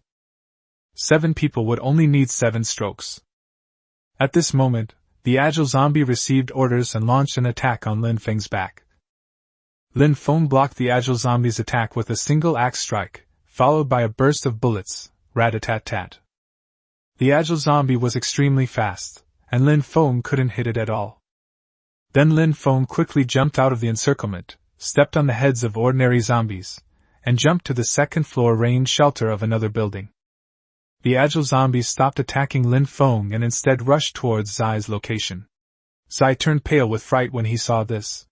Below them were ordinary zombies, and if he fell, he would be torn to shreds by the horde. Now that the agile zombies have arrived, what should I do? Just as Zai was still lost in thought and anxious, the agile zombie had already reached his position, tearing Zai's neck apart with a single claw, and then Zai fell directly off the second-floor rain shelter. Hungry, roar! A group of zombies frantically pounced on and bit the baby that had fallen. Boy! Mao Tu and the others cried out in anguish when they saw it. But Lin Feng watched all of this with indifference. With 325 attribute points currently available, the death of this new acquaintance was well worth it. After all, Raymond Lam really didn't have any feelings for him. Quickly assign attribute values. Chapter 56 Going Too Far, 1 against 7. Bao Rikai turned his head and looked at Lin Feng from a distance. When he saw Lin Feng's expression, Bao Rikai wondered, is this his cold-blooded ruthlessness? His expression clearly showed that he didn't care whether the boy lived or died. Humph, it seems I underestimated him. If you're going to be a womanizer, people will look down on you. Bao Rikai, on the contrary, felt that he had chosen the right person to follow because of Lin Feng's cold-bloodedness. The apocalypse is coming. If you're not ruthless, you won't survive long. It's just that the boy himself is too weak. Who told him to be so unlucky? To survive in the apocalypse, the only way is to keep getting stronger and stronger. Although Bao Rikai didn't quite understand why Lin Feng hadn't left when he could have taken them away, he guessed that Lin Feng must have his reasons. He chose to stay and fight the zombies, so he must have considered the worst possible outcome. From now on, I'll have to rely on myself to survive. After all, one must be strong to succeed. Only the weak complain, asking why others should keep saving them. Bao Rikai gripped the axe handle tightly. Allocate 150 points to strength, 100 points to agility, and 75 points to spirit. Strength, 454, physical attack. Agility, 371 speed. Constitution, 153 defense. Spirit, 242, special ability attack and mental defense. Son, I'll avenge you! Lin Feng shouted, then raised his gun and fired wildly at the zombies that were gnawing at the boy. Da-da-da-da. He didn't care in his heart, but on the surface, he had to pretend to care a lot. At least, that's what Lin Feng was thinking at the moment, so he had to learn to pretend. I'll kill you all. The other 5 mutated zombies have yet to launch an attack on Lin Feng. Lin Feng glanced at it, and wondered what was going on in his mind. Are they all strength-type zombies? It would be pointless to attack them. That's why the people on the 8th floor didn't let the other mutated zombies join the attack? Or should we wait for the right opportunity? Lin Feng turned around and continued firing. Da-da-da-da. Just as Lin Feng continued firing, a dark figure suddenly attacked him. Lin Feng dodged to the side, almost missing a step. I almost fell off the awning. Then another dark figure appeared, followed by yet another, relentlessly attacking Lin Feng. Damn, 2 agile zombies switched attacks. I thought there was only one agile zombie, but now another one has appeared. Duh. It's too fast, you can't hit it with a gun at all. Lin Feng immediately stored the submachine gun in his storage space, then picked up his axe to fight. The rain shelter had a very small standing area, which made it difficult for Lin Feng to exert his strength.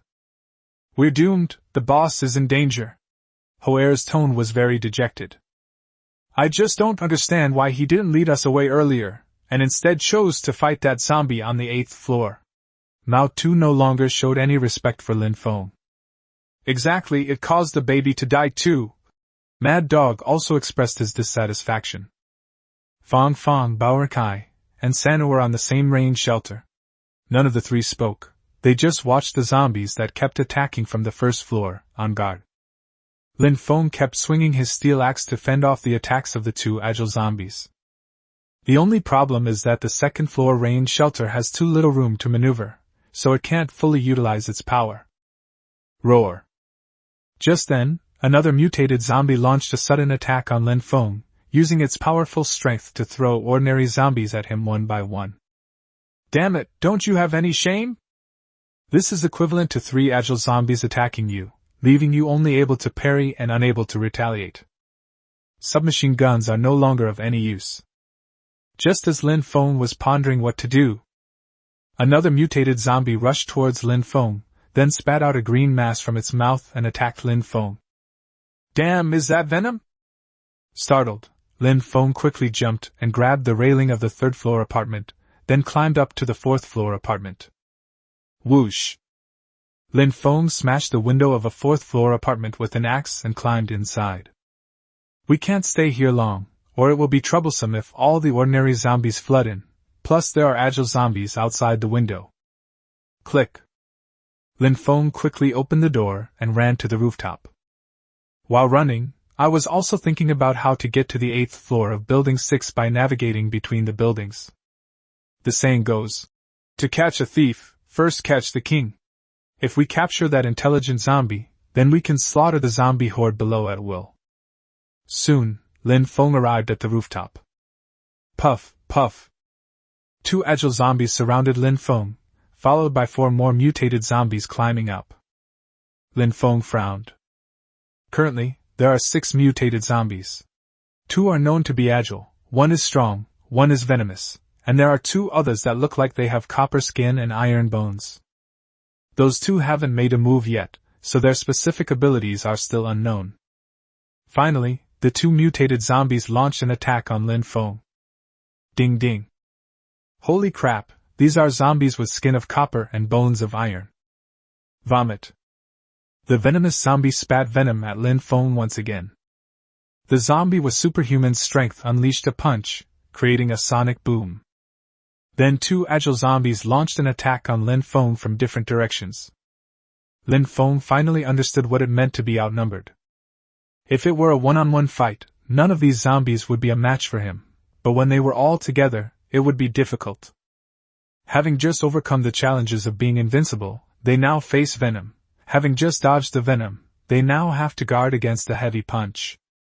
Just as I blocked a heavy punch, 2 more agile zombies flew in. Damn, can zombies be this shameless? Lin Feng felt that it was only because of himself that he was in that situation. Anyone else would have died long ago. Damn it, we're tied down. He couldn't unleash his full power at all, otherwise, even 2 zombies with copper skin and iron bones wouldn't have been able to withstand a single heavy axe blow from him. No, we have to run. We need to separate them and defeat them one by one. So Lin Feng feinted with his axe, found an opening, and sprinted away. The 2 buildings were close together, and he could reach the other building with a single jump. However, when Lin Feng reached the rooftop of a building, Wang Hai's tentacle blade stopped him. Damn! The fight was so intense that we forgot there was Wang Hai on the roof.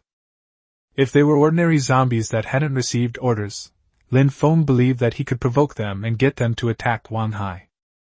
But these mutated zombies are targeting me. Now I'm fighting 7 of them, you bastards.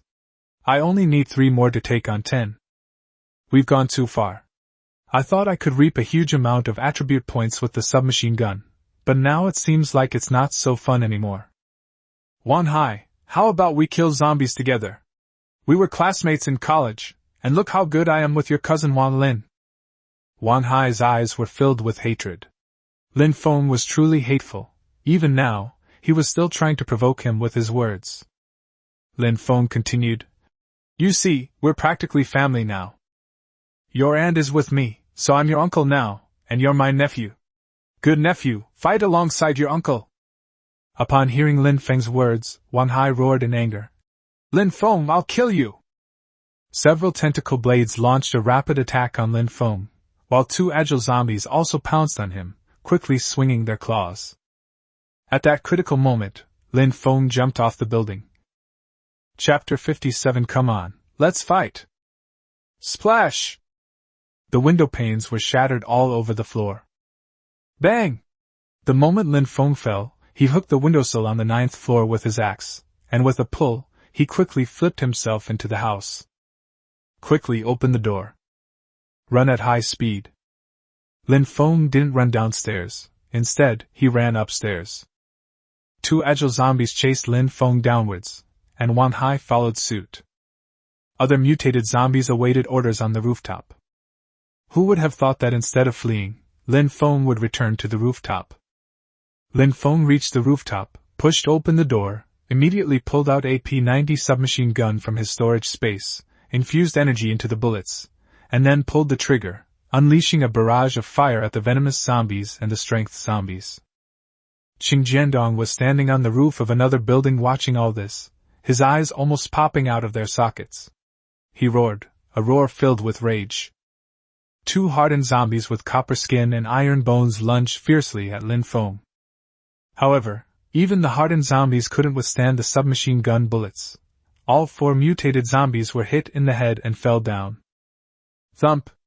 Thump! Thump! Thump! Thump! Roar! Qing Jiandong roared again, this time filled with anger, hatred, and a hint of regret. 1 mutated zombie has 50 attribute points, so 4 mutated zombies would have 200 attribute points. Lin Feng quickly allocated all 200 attribute points to agility. Strength, 454, physical attack. Agility, 571 speed. Constitution, 153 defense. Spirit, 242, special ability attack and mental defense. Come on, let's fight! At this moment, Lin Feng's entire aura changed. Wan Hai used his tentacle blades to hook along the wall and returned to the rooftop. 2 agile zombies also returned to the rooftop. 2 agile zombies launched an attack on Lin Feng first, but this time Lin Feng was too fast. With 2 swings of his axe, he directly cut the 2 agile zombies in half. Although he hadn't killed him yet, the scene startled Wan Hai. What's going on? How did he suddenly become so strong? Wan Hai reacted quickly, the tentacle extending from half of his head rapidly extended, hooking towards the edge of the rooftop of another building, before retracting. Call! By the time Lin Feng slashed out at top speed, Wan Hai had already escaped to the rooftop of another building. Without hesitation, Wan Hai's tentacles reached for the edge of a nearby rooftop again, continuing his escape. Using this method, Wan Hai continuously increased the distance between himself and Lin Feng, and eventually escaped. Damn it! Lin Feng slammed his axe into the rooftop wall. Boom! It smashed a large gash in the wall. Wan Hai escaped again. It's infuriating. Ugly as he may be, those tentacle blades are really useful.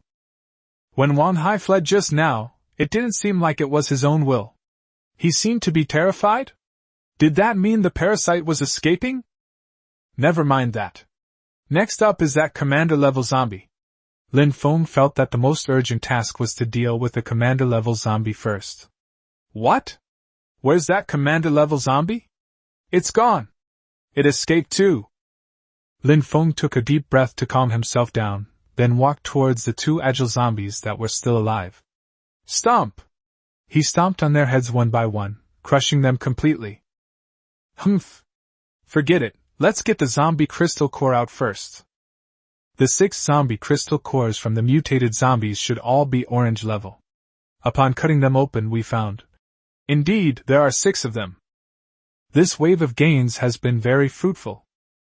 I thought I could capture that commander-level zombie as well, but alas, I underestimated its ability to escape.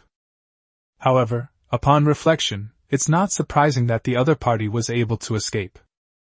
A zombie with intelligence comparable to humans, he probably sensed the danger when I was chasing Wang Hai. Hopefully, I'll encounter him again next time. Hopefully, he'll speak up next time and won't yell anymore. It sounds awful. Also, Mandarin would be best, but a Sichuan accent is fine too. Looking at the ordinary zombies in the neighborhood, they began to flee in all directions, presumably under the orders of the commander-level zombie. TCH, he's got some brains. Lin Feng went downstairs, and Bao Renkai and the others also jumped down from the second-floor rain shelter.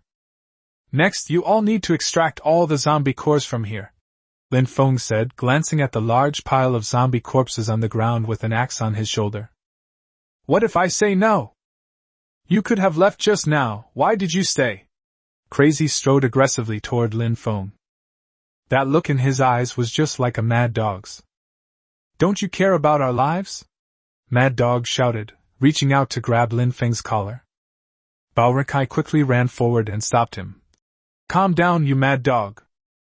Mao Tu and the others watched the show from the sidelines. Mad dog, the kid died on his own, no wonder the boss did it, Bao Renkai said, speaking up for Lin Feng. If it weren't for him, Zai wouldn't have died. Zai was our best brother, and now he's been killed by this man. I want to avenge Zai. Lin Feng remained expressionless, casually raising his axe and placing it directly against the mad dog's neck. I'm the one who killed the boy, what can you do to me? You wanted revenge, didn't you? You coward, do you even think you can do it? I only need to make the slightest movement now, and your head will roll off the cliff. Everyone felt a chill run down their spines upon hearing Lin Feng's words. Because if he could say it, he could truly do it. Mad dog, the kid died on his own, don't blame the boss. Apologize to the boss now. The mad dog bared its teeth, as if it were about to pounce on Lin Feng at any moment. It had no intention of apologizing. Hey. Lin Feng picked up the axe again and slung it over his shoulder, saying coldly, in the apocalypse, if you want to become stronger, someone has to sacrifice themselves. The reason I'm not leaving is because I know I can get a lot of zombie crystal cores this time. If I win this time, I will far surpass many other competitors in the apocalypse. In the future, I will have a greater say in the apocalypse. Listen carefully, I can't let such a great opportunity slip away for you or one of you. If Zai doesn't survive, it can only be said that he was unlucky or too useless. Does war require deaths? To win a battle, someone has to sacrifice. In the apocalypse, neither you nor I might see the sun rise tomorrow. Who will save whom? Only by becoming stronger, only by saving ourselves, do you understand? Besides, I told you to leave first. You couldn't leave on your own, so how can you blame me? I'm not your nanny, understand? Upon hearing these words, everyone swallowed hard in fear and dared not utter another word. They were all afraid and worried, and out of anger, Lin Feng killed them all. Lin Feng's words were very clear. He was willing to sacrifice other people's lives for his own sake, in order to become stronger. All of you, remember this, the moment I first met you, I could have chosen to kill you all. Just because I didn't kill you before doesn't mean your lives are yours. Remember this, listen carefully, your lives no longer belong to yourselves, but to me, Lin Feng, he. Normally, I can pretend to care a lot about your lives, and you can pretend to be very grateful to me. But remember, offending me will come at a price. A flash of axe. Lin Feng chopped off the mad dog's left ear with an axe. Ah! The mad dog clutched its ears in pain. Chapter 58 System, I love you to death. Did you understand? There was no emotion in Raymond Lam's eyes. If the mad dog dares to say no, its head will have to be moved. Fuck you! The axe rose and fell, and the mad dog's head was severed. Bao Rakai was covered in blood. What's the use of keeping a disobedient dog? Lin Feng took out his cigarette case, picked up a cigarette, lit it, and took a relaxed puff. Between each breath, there is only helplessness. If you didn't want to kill, why did you force me? Why are you forcing me? What you see is what he forced me to do. He even dared to curse at me. How can I tolerate this? Thump. Bao Rakai and the others, including Fang Fang, all knelt down, and no one dared to utter another word. Phew, hurry up and collect the crystal cores. Bao Rakai, right? You supervise them. Anyone who dares to hoard crystal cores will suffer the same fate as this guy. I'm not pretending anymore, I'm laying my cards on the table, I'm just that ruthless. I wanted to be friends with you, but instead you distanced yourselves. So I have no choice but to step on your necks. Lin Feng added the attribute points he gained from killing the mad dog to his mental stat. Then Lin Feng found an empty room on the second floor and went inside. Close the door. He pulled out 6 orange zombie crystal cores. Close your eyes. Slowly direct the energy to the brain. Strength, 454, physical attack. Agility, 571 speed. Constitution, 153 defense. Spirit, 633, special ability attack and mental defense. After absorbing the zombie crystal core, Lin Feng checked his attribute values and found something was wrong. The mental value was originally 243 points plus 360 points from 6 mutated zombie crystal cores, so it should be 603 points. Why is it 633 points? There are 30 points more.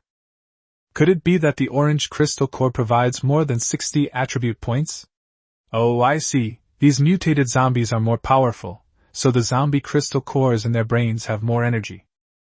Or rather, the mutated zombies have been constantly evolving, so the energy of the mutated zombie crystal cores obtained now is higher than that of the previous mutated zombie crystal cores. Yes, I think so. Lin Feng walked to the window and looked down, where he saw Bao Rakai and the others still collecting zombie crystal cores. So, Lin Feng brought up the storage space panel. Expandable storage space. This is a world with 1,500 cubic meters of space. As your abilities increase, the storage space will expand, even to the size of a whole world. Sustainable items, upgradable. Lin Feng immediately clicked to upgrade. Congratulations, host! Your storage space has been upgraded to 15,000 cubic meters. No upgrade?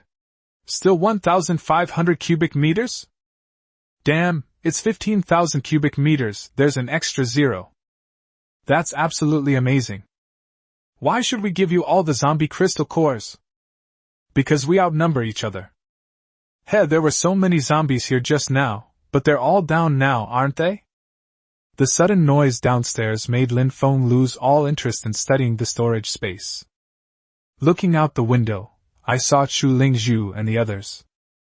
Lin Feng jumped directly out of the window. Lin Feng, what are you doing here? Boss! The shouts of "Boss!" from the crowd opposite stunned Bao Rakai and his men. So you're all family. This is like the flood washing away the Dragon King's temple. Lin Feng! Suddenly, a sweet cry rang out, and Lin Wanrong rushed towards Lin Feng, giving him a big bear hug. Sister Rong, loosen up a bit, you're so voluptuous I can hardly breathe. Cough cough. Hate. Feng, I was so worried about you. I was afraid you would run into danger. Let me see if you are injured anywhere. Lin Wanrong kept groping and touching Lin Feng, making him quickly back away. Is anyone injured? No. Chu Lingzhu stepped forward and answered. We encountered only ordinary zombies along the way and no mutated zombies. Ordinary zombies are not difficult for us. Yong Ningxin walked towards Lin Feng, who touched her hair to show his concern. Tong Qingya stood to the side, either approaching Lin Feng nor calling him husband. Lin Feng knew this woman was up to her old tricks again. Beautiful Tong, was your journey easy? Humph. Tong Qingya gave Lin Feng a one-word response. Then he turned his head away. Scheming bitch.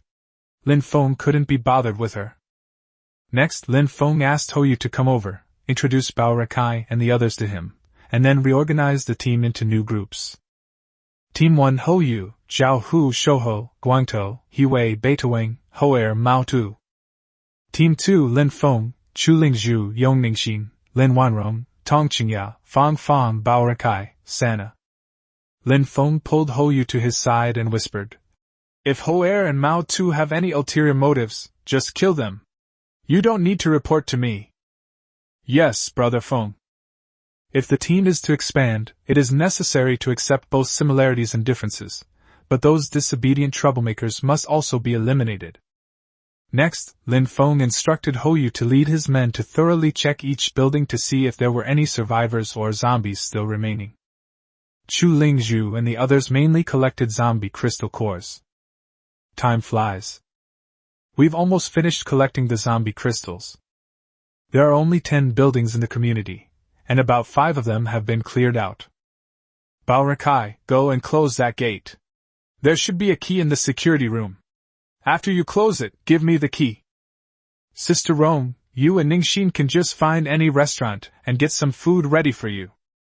The rest of you continue collecting zombie cores and speed things up. Lin Feng took out a large amount of water, vegetables, and meat from the storage space. Lin Feng even provided them with gas cylinders.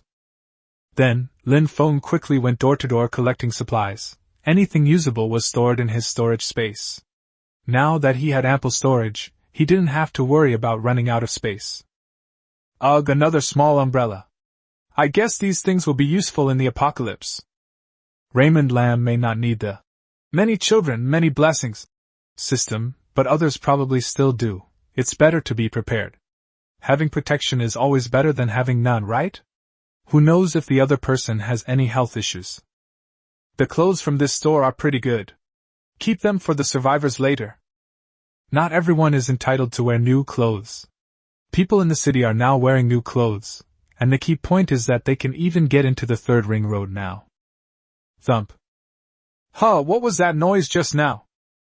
Where did it originate? Lin Feng hadn't heard clearly, so it probably wasn't a zombie. If it were zombies, they would have made a much bigger commotion by now. Is it a mouse? The end times are coming, and some rats are bigger than cats, so it's unlikely that they are rats. Lin Feng searched while thinking. It's not in the cabinet. Could it be under the bed? There's no one under this bed, is there? Most people can't squeeze under there. Thump. Sure enough, it was under the bed. Without hesitation, Lin Feng lifted the bed up. Don't bite me, don't bite me. A little girl who is about 3 years old. No wonder, the space under this bed is only big enough for a child like this. Any slightly older child wouldn't be able to squeeze in. Don't be afraid, little one, come to your big brother. Ding! An orphan has been detected. The host can adopt her as a goddaughter. If the adoption is successful, the host will receive a reward and unlock the offspring list. Wah! The little girl burst into tears, finally letting out all the sadness and fear she had suppressed for so long. I just want to be the older brother, but the system wants me to be her father. I'm only 20 years old. System, I love you to death. Chapter 59 Sigh. Having a system is really tough. Wife and children will be returned 10,000-fold. I absolutely love you. I'm so young, and I'm going to be a dad, sob sob. Wah.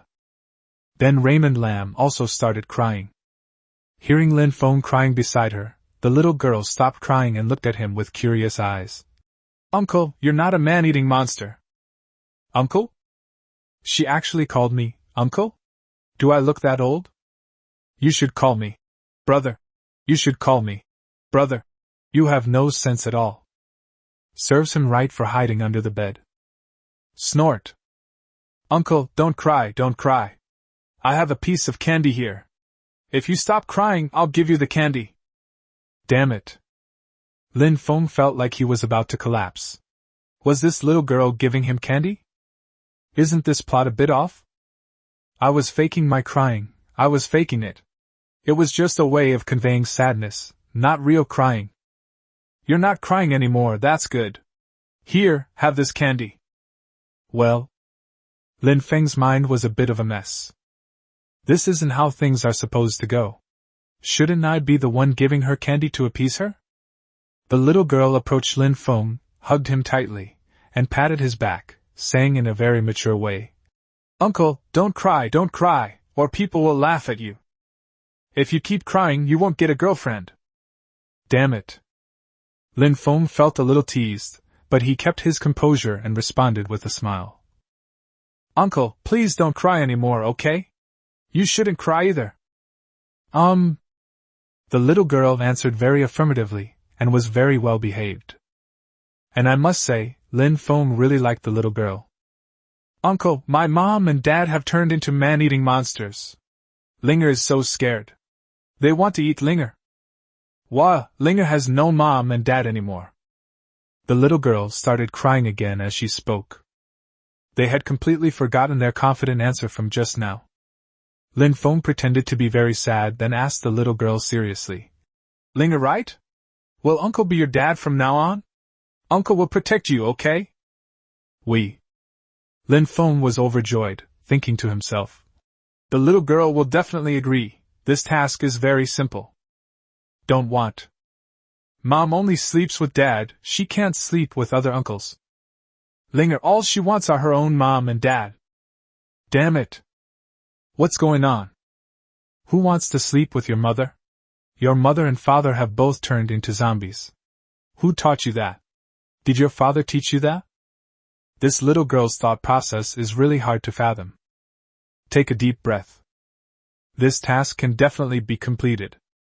"Lin Feng, don't rush, you must have a way to deal with the little girl." Lin Feng kept encouraging himself in his mind. A little while later, Lin Feng wore a professional smile and waved his right hand, revealing a pile of toys that little girls like: cotton dolls, magnetic quiet books, kuka dolls, wax seals, and so on. "Linger, if you'd like to be your uncle's daughter, all these toys are yours." Lin Feng initially thought this tactic wouldn't work. What child would easily call a stranger Dad, just for a toy? However, Lin Feng miscalculated. The little girl looked at the pile of toys on the ground with surprise. Those were all the toys she had wanted to buy before. Humph, those mean parents, they never bought them for Linger before. This uncle is really good to Linger. "Dad? Daddy? The little girl, Linger, picked up the magnetic quiet book from the ground and jumped around happily, calling out, "Daddy," to Lin Feng as she jumped. Isn't this a bit too sudden and unexpected? Is it really that simple? You've abandoned your former parents? You've sold yourself off just because of these toys. Isn't this just a case of paying extra money to lay Buddhists? That's my brother, my best brother, he deserves extra money. Well? Lin Feng, disheveled in the wind. Ding! Congratulations, host, on adopting your first offspring. Please name your adopted daughter. Wait, doesn't she already have a name? Why is she being given a new name? Lin Feng squatted down beside the little girl, a kind smile on his face like that of an old father. Linger, what's your full name? How old are you this year? Linger is 3 years old this year. Her birthday is August 11th. Well? The little girl, Linger, didn't know how to answer after that, clearly having forgotten or not knowing her own name at all. She looked so cute scratching her head. It makes sense when you think about it. 3-year-olds are usually called by their nicknames, and they are called by their formal names when they are a little older. Linger?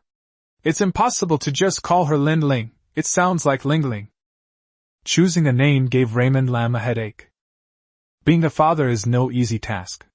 Even naming a child is extremely difficult. After thinking for a long time, Lin Feng finally spoke.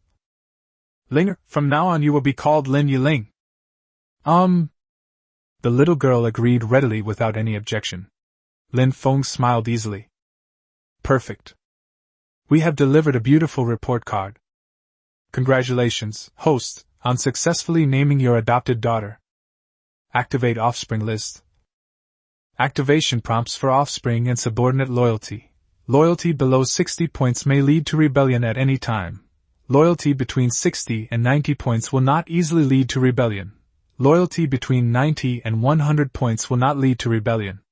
At 100 points, loyalty is absolute and will not decrease further. Congratulations, host, you have received a super gift pack. An attribute panel immediately popped up in front of Lin Feng's eyes. Lin Yiling, Raymond Lam's first adopted daughter. Name, Lin Yiling. Age 3 years old, birthday, August 11th. Height, 95 centimeters. Strength, 6, physical attack. Agility, 5, speed. Constitution, 5, defense. Spirit, 6, special ability attack and mental defense. Superpower, none. Lin Yiling's loyalty to the host, 10. Raymond Lam's hands were so restless. Why is there another loyalty system now? Does this mean you have to reach 100 points to prevent someone from rebelling? You adopted a child, and now you have a loyalty requirement? Well, okay, there were so many princes in ancient times who plotted to seize power, so it seems the system was quite thorough in its planning. Furthermore, he now has a better understanding of whether his subordinates will remain loyal to him. System, this time, I really love you. I'm not lying, I really love you. Then Lin Feng opened a super gift pack, rewarded by the system. Congratulations, host, on receiving the daily blessing of offspring. What is that? What exactly is this? Daily blessings for offspring thing? When Lin Feng checked, he was completely dumbfounded. Was it really that incredible? Daily blessings for offspring. The host's offspring can randomly receive blessings each day, including but not limited to attribute values, resources, special abilities, weapons, etc. What? Why bring it? Lin Feng was about to collapse. Was this reward really that incredible? This is what it means to reap the benefits without sowing. System, you can't do this. He's still a child. You can't spoil your child like that. Congratulations, host, you have received a 10,000-fold return of resources for your wife and children. Grass. No. What are you doing? System, you'll end up with no friends if you keep doing this. Wife and children's supplies return tenfold. Supplies consumed by the host's wife and children will be returned to the host tenfold and automatically stored in the host's storage space. Is this still the end of the world? Could it be that I'm here to retire? System, I'm determined not to be a neighborhood war god. I'm going to be the man who conquers the apocalypse. You can't corrupt my resilient spirit like that. Do you think I'm the Xi'an national football team, with no fighting spirit whatsoever, losing by 7 goals even when faced with national and personal grievances? Men, fight! Men, we must fight! We vow never to take the men's football team as an example. Not fighting back is a shameful act that only the Chinese men's football team would do. Sigh. Having a system is really tough. It's constantly eroding my resilient spirit. Sudden. The sound of people screaming in fright came from outside the window. Holy crap, what a huge rat! Are you kidding me? What a huge group of rats! Chapter 60. The mutant rats pass by. Just looking at them makes me tremble. I really didn't dare to move. Lin Feng hurriedly went to the window and was shocked by what he saw. What a huge group of mutated rats! Congratulations, host, on obtaining the double-edged killer axe. Lin Feng didn't even have time to look closely at the third reward in the super gift package. He quickly stored Linger, the toys, and the ordinary steel axe in his storage space, then grabbed the double-edged fiend axe and jumped downstairs to protect the others. The double-edged killer axe is several times heavier than the previous steel axe. It feels great to hold in your hand, and it even emits a tiny bit of blue light. View the hidden attributes and hints of the mutant rat. Mutant mouse. Strength, 136, physical attack. Agility, 165, speed. Constitution, 125, defense. Spirit, 125, Special Attack and Mental Defense. Abilities: Burrowing, Biting. Don't attack them, Lin Feng reminded everyone, as he had noticed something unusual about the rats. Ordinary mice now have an agility value of 165, while their constitution is only 153, whereas these mutated mice have a constitution value as high as 125. The mutated rats all glanced at Lin Feng, but they also sensed that Lin Feng was not someone to be trifled with. Therefore, none of them had any intention of launching a proactive attack on Lin Feng. The process, proceeding in an orderly fashion with a constant creaking sound. One by one, the mutant rats, each about 50 centimeters long, emerged from the ground in a very organized manner, and then climbed over the wall to leave. Very well organized. Lin Feng knew that even without his presence, these mutated rats might attack Bao Rekai and his group. These mutated rats shouldn't be able to harm themselves easily, but if they attack Bao Rekai and his group, they are very likely to suffer heavy casualties. Rats are very intelligent creatures, and Lin Feng knew that as long as they didn't attack them first, they were unlikely to cause trouble for themselves. Let's keep to ourselves. After a quick count, there were probably more than 50 in total. Phew, finally, they're all naked. Everyone recalled that the scene just now was truly magnificent, like a well-trained army. Phew, that scared me to death. I thought they were going to attack us. Sanner, don't make such a fuss in the future. Yeah, Brother Bao. Lin Feng nodded in agreement and added, if you encounter such mutated beasts in the future, try to stay away from them and don't make any noise that might agitate them. They are dangerous. Yes, boss. The group responded in unison.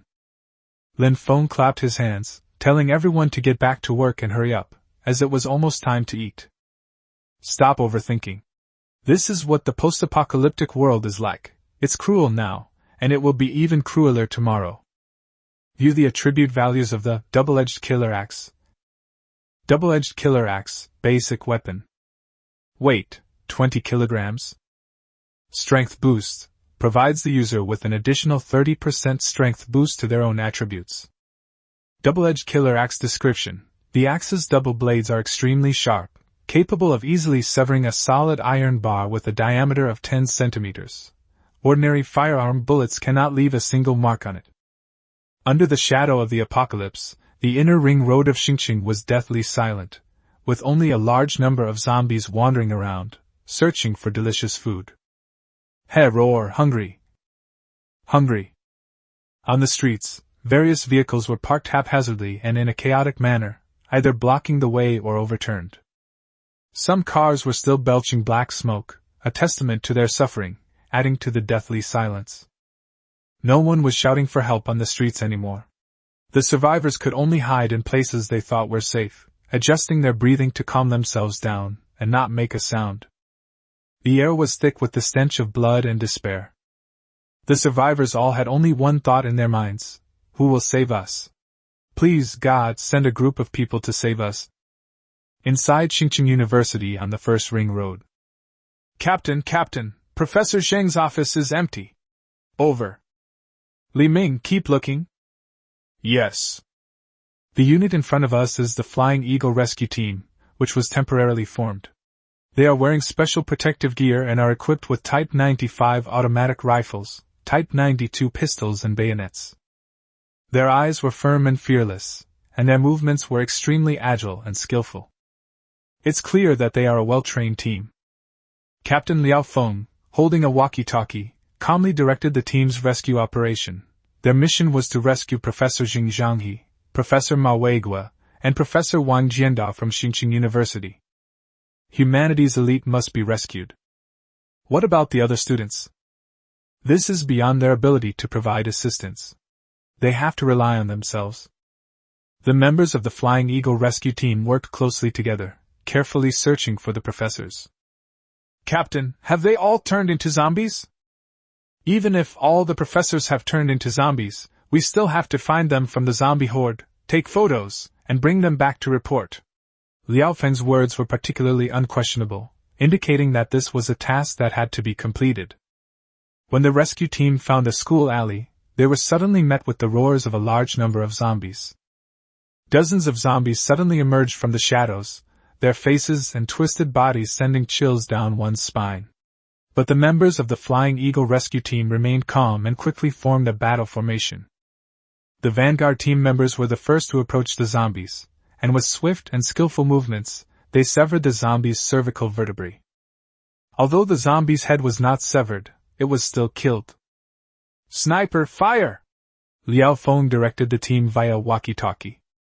Upon receiving the order, the snipers quickly opened fire, accurately targeting the more threatening zombies. Bang! Each shot from a sniper can take down a zombie. Using too many firearms wouldn't work either, as it would attract more zombies, so Liao Feng and his team chose this method of combat. It's slower, but the risk is lower. "Zhou Quan, please help me." During the fierce battle, one team member was entangled by 3 zombies and unable to fight back, so he quickly called for help from his teammates. But things weren't going well for my teammates either. I was too late to help. The teammate was bitten on the arm by a zombie, but he endured the pain and continued fighting. However, the zombie virus rapidly eroded his body and nerves, including his brain. Roar! The team member's eyes suddenly turned grayish-white, blood flowed from his nose and mouth, and he mutated into a zombie. Roar! "Wang Hong!" Zhou Quan shouted at his teammate, who had turned into a zombie, as if shouting would wake him up. The truth is, Wang Hong will never wake up, he has become a zombie. "Zhou Quan, what are you standing there for? Kill Wang Hong quickly!" Liao Feng shouted sternly into the walkie-talkie. "He's not human anymore, he's a zombie now, hurry up!" Beep. Just as Wang Hong was about to pounce on him, Zhou Quan pulled out a pistol from his waist and shot Wang Hong dead. Next, Zhou Quan raised his pistol and fired desperately at the zombies. But it seemed like the zombies were endless. New zombies kept pouring into the alley.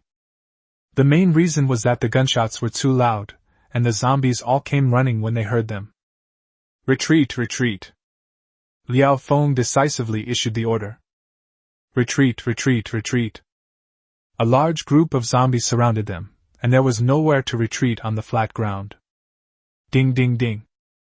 Zhou Quan and the others threw out rope hooks, hooked them onto the second floor wall, and quickly climbed up the stairs using alternating hands. In the stairwell, they engaged in a fierce battle with another wave of zombies. A bayonet was used to stab the cervical spine.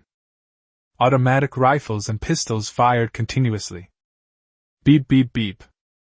Da-da-da. The team members covered each other, and their initial goal of rescue was forced to become saving their own lives first. "Get to the rooftop, quick!" Chapter 61. In the Apocalypse. While others were on the brink of life and death, I was eating and drinking extravagantly. Li Ming kept firing his gun.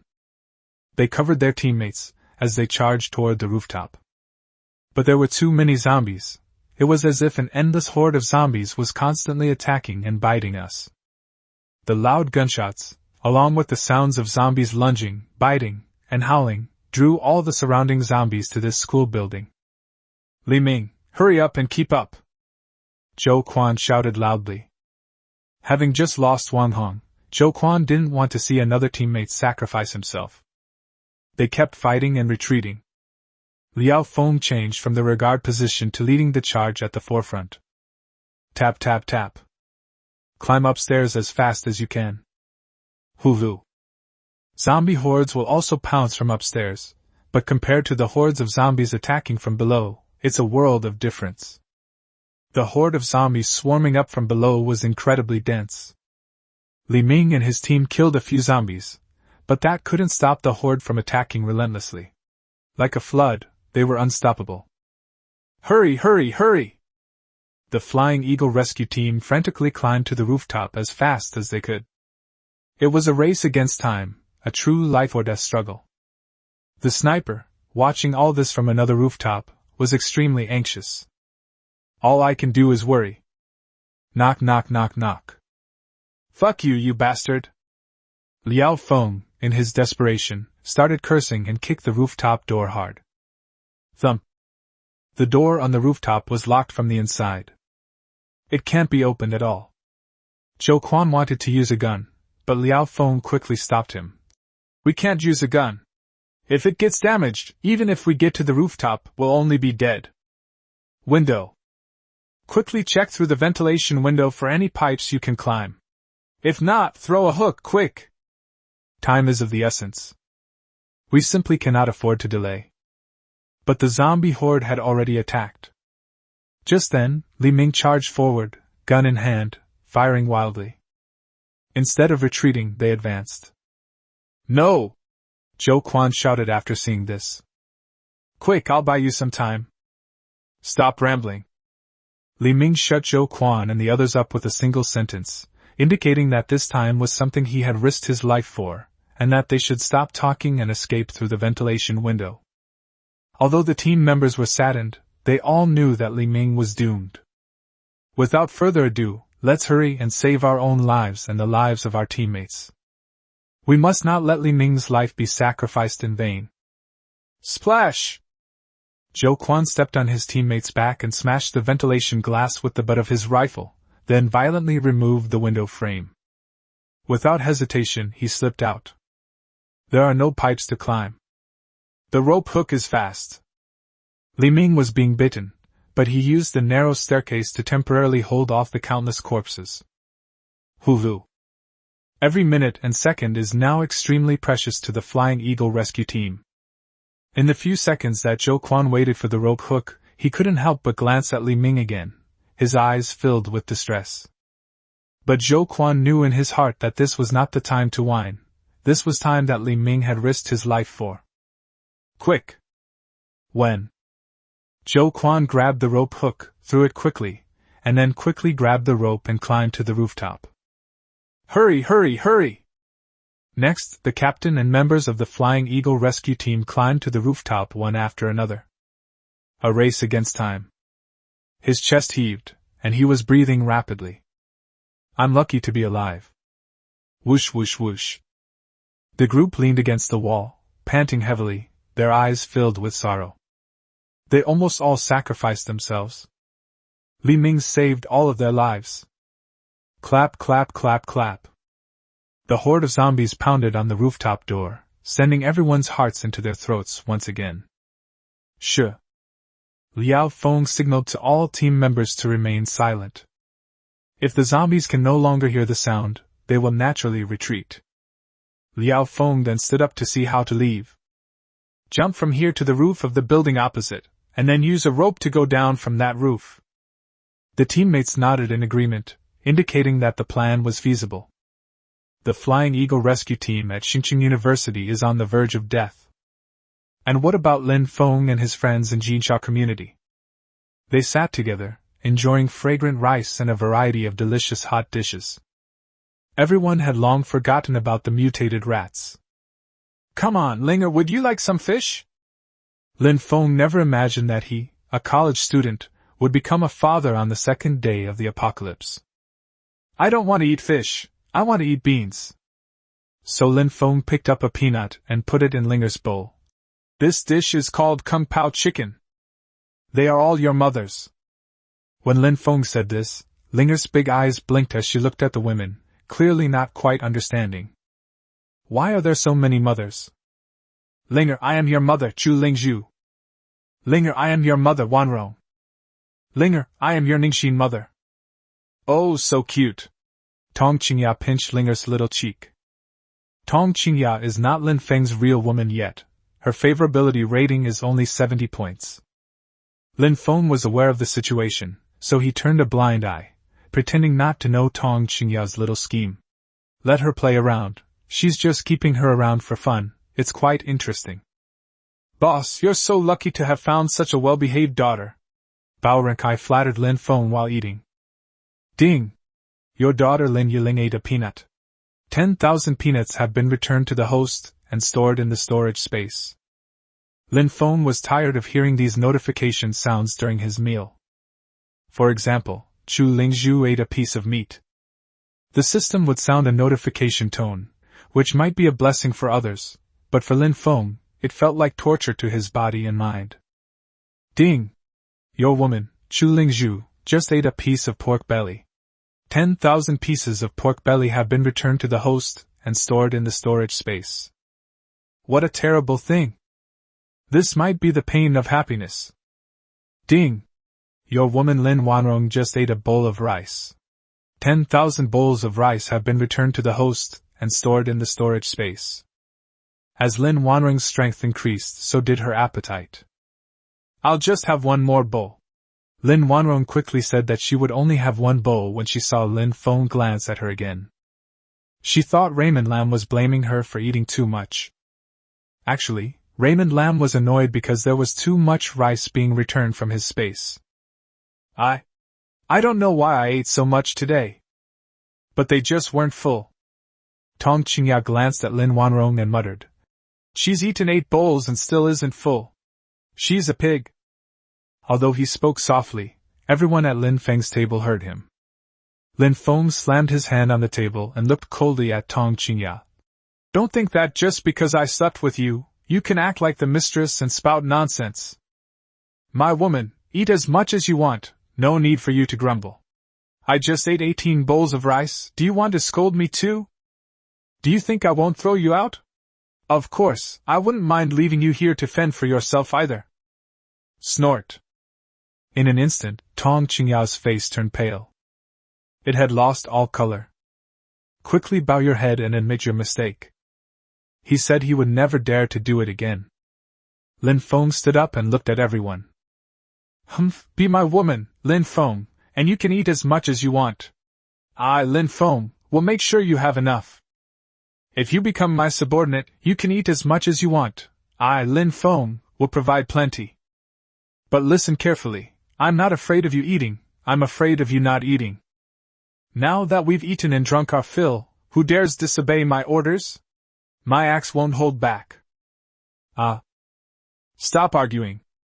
I want to eat fish. Linger's sudden interruption caused Lin Feng to quickly revert to his kind, fatherly demeanor, bending down and flashing a professional smile. Dad, I'll put some fish on your plate right away. It was Dad's fault. Dad will speak more softly next time. Upon hearing this, Chu Lingzhu led the laughter. Tong Qingyao's complexion has also improved considerably. Lin Feng felt helpless. He originally wanted to be a post-apocalyptic killer, but the system insisted that he be a kind old father. Oh, system, is this really necessary? What will happen when they have a whole bunch of babies? That's going too far, system. You have no sportsmanship. Chapter 62 Survivors. Everyone, stop running. Come out and watch the zombies being killed. Report. Just then, the old man with white hair ran in. Report, boss, dozens of survivors have appeared outside the community, and they want to come in. Let them in, Lin Feng said calmly as he served food to Linger. But... Lin Feng turned his head. But what? But there are still many zombies behind them. Then kill the zombies behind them. Yes.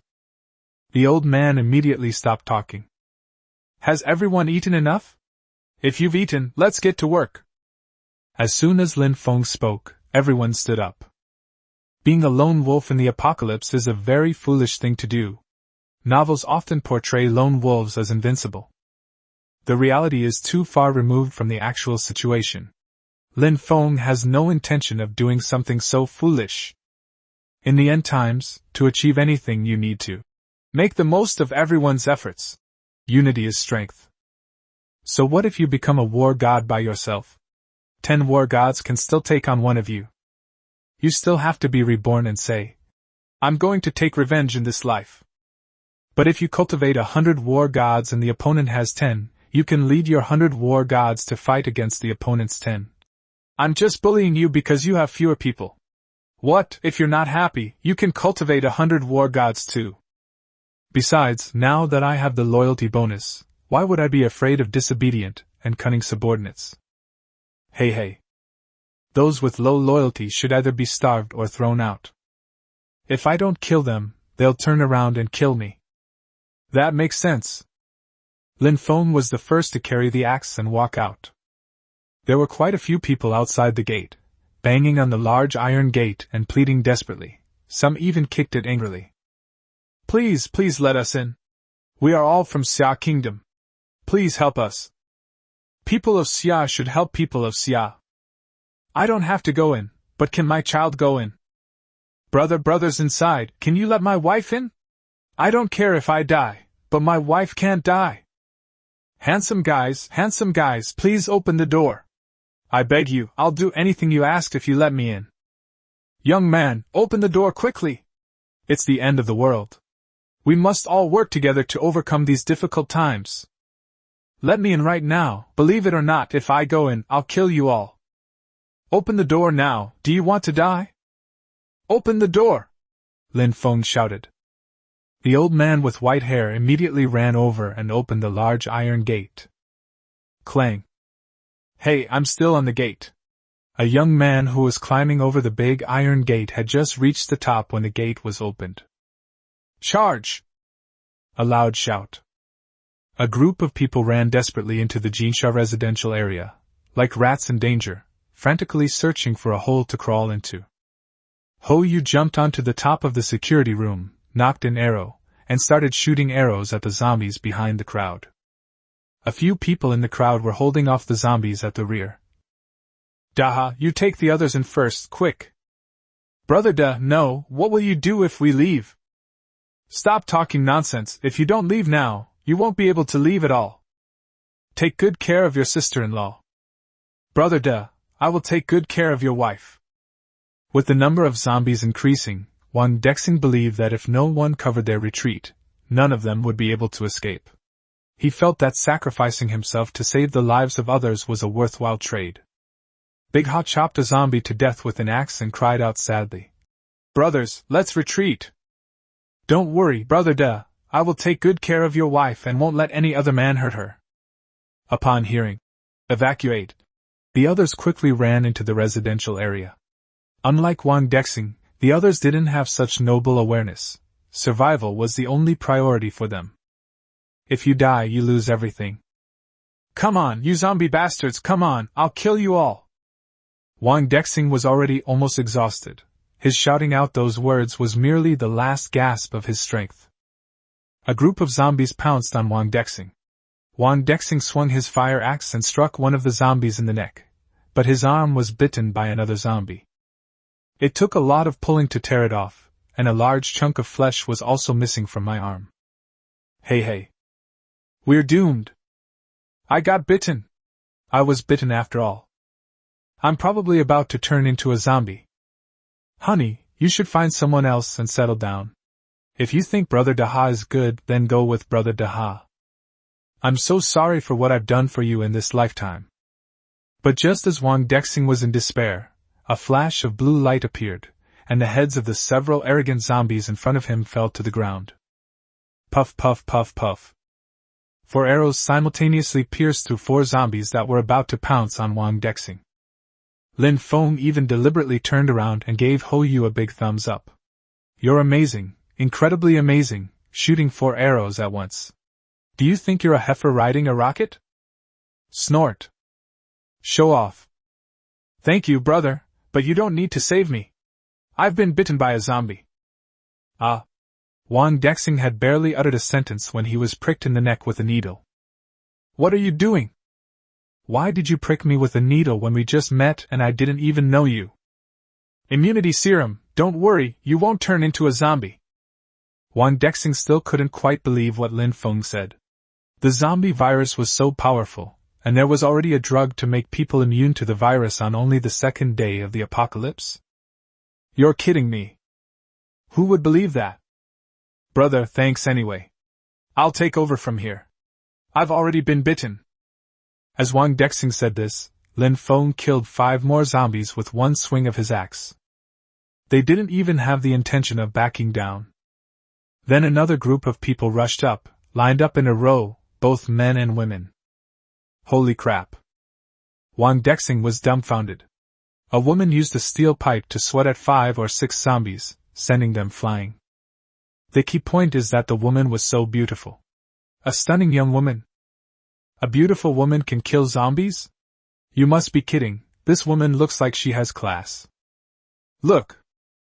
Look at that one, look at that one. A college student, right?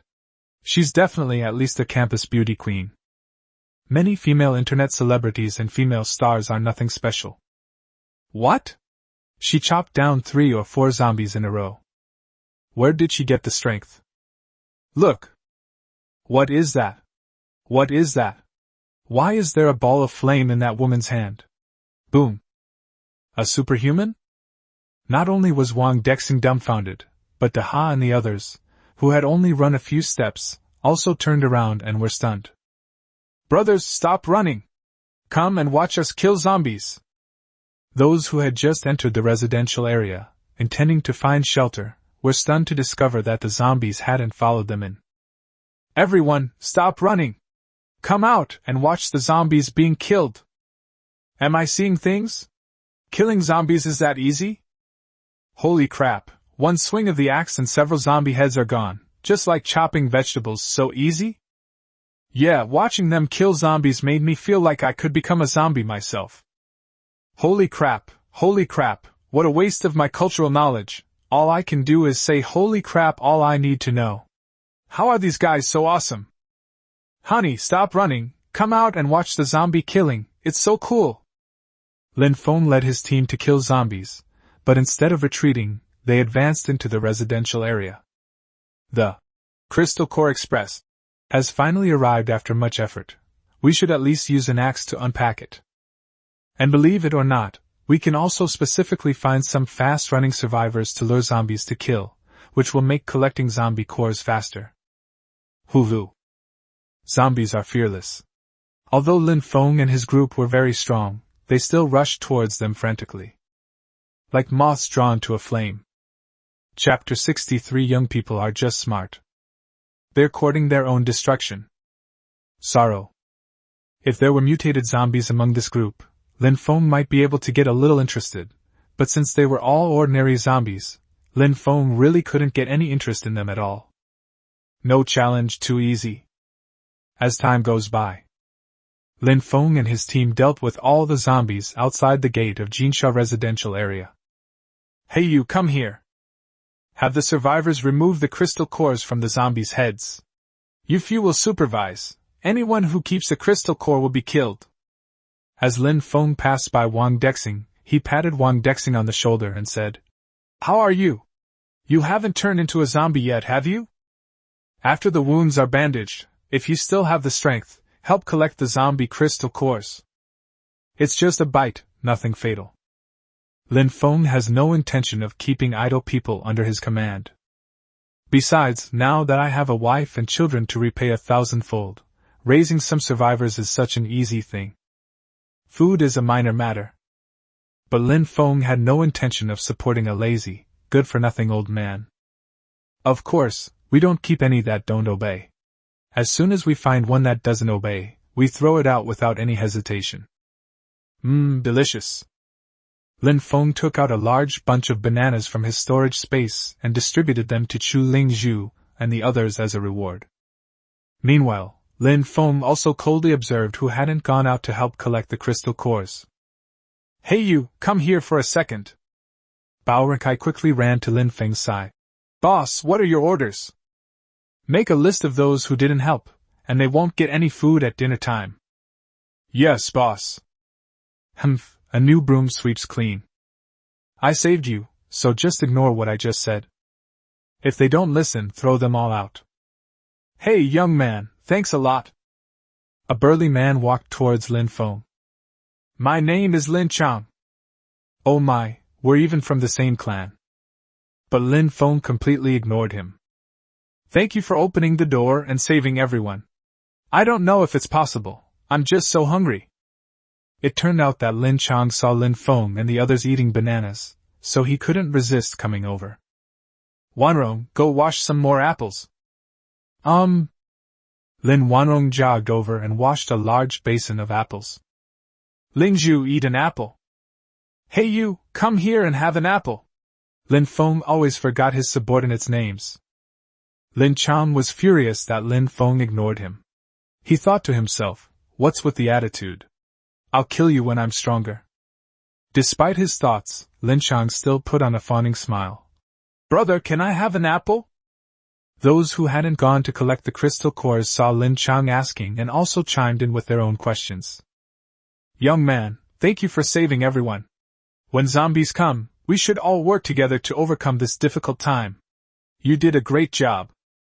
Young man, if you have any food, share some with everyone. An elderly man in his 60s also stood up and spoke up. In his opinion, as long as he spoke, Lin Feng would definitely listen to him, since Lin Feng seemed easy to control. Delicious, this apple is quite sweet. Ningxin, why don't you cut some more watermelon for everyone to eat? Everyone worked hard just now.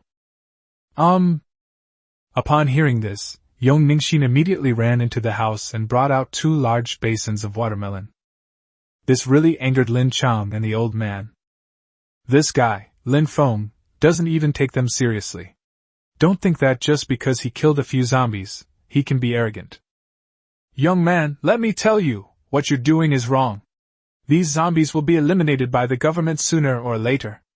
If you give everyone some food now, we'll all present you with a banner to thank you later. Brother, even if you have food, you can't keep it all to yourself. Everyone else is starving. As Lin Chang spoke, he reached out to grab the apples from the basin. Bao Renkai walked over and blocked Lin Chang's hand without saying a word to him. Aren't you going too far? Lin Chang immediately became angry. Vomit. Lin Feng spat the chewed watermelon into Lin Chang's face. Damn it, I'll kill you! Lin Chang roared and was about to step forward to hit Lin Feng. Snap. Bao Renkai slapped Lin Chang hard across the face.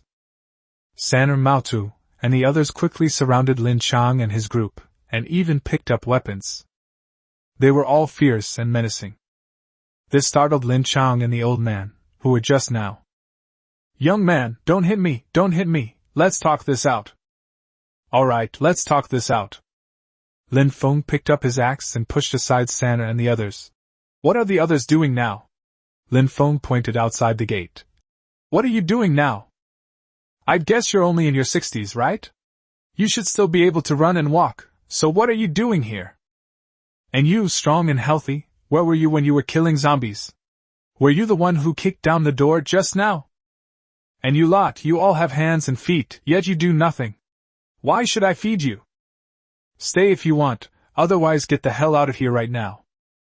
A group of people were scolded by Lin Feng, but none of them intended to leave the community. Are you kidding me? I barely escaped the clutches of zombies, and now I'm facing those terrifying zombies again. I'm not leaving here no matter what. Lin Feng exhaled a heavy breath through his nose. I could save you, or I could not. Now that I have saved you, not only do you not know how to be grateful, but you also want to ask me for food. Why should I? Lin Chang stepped forward and said, Brother, I kicked the gate because I was really anxious at the time. You saved us all, and we are truly grateful from the bottom of our hearts. You said we didn't go to collect any crystal cores, and we don't even know what crystal cores are. Besides, we've all just survived and haven't eaten in a long time, so we just want to rest.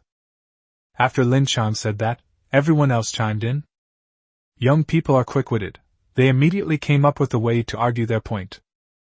The old man gave Lin Chang a praising look. That's a good explanation. Lin Feng applauded Lin Chang's speech. However, since you've come here and I saved you, I have to tell you about the rules here. First, you must listen to me and obey my orders. Secondly, you still have to listen to me and obey all my orders. Third, just like the first two, it's all about obedience, and more obedience. Upon hearing this, Lin Chang was displeased and immediately stepped forward to retort. Why?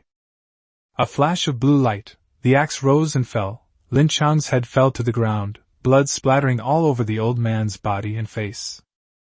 Ah! Those with a weak heart screamed in fright upon seeing this scene. The old man was terrified. After making an example of someone in Chapter 64, I addressed the survivors under the red mist. Flax was stunned. Everyone was stunned by Lin Feng's sudden axe strike. Even Chu Lingzhu and the others did not expect that Lin Feng would cut off the other party's head without saying a word. Making an example of someone is a necessary step. How can one establish sufficient prestige in one's own territory?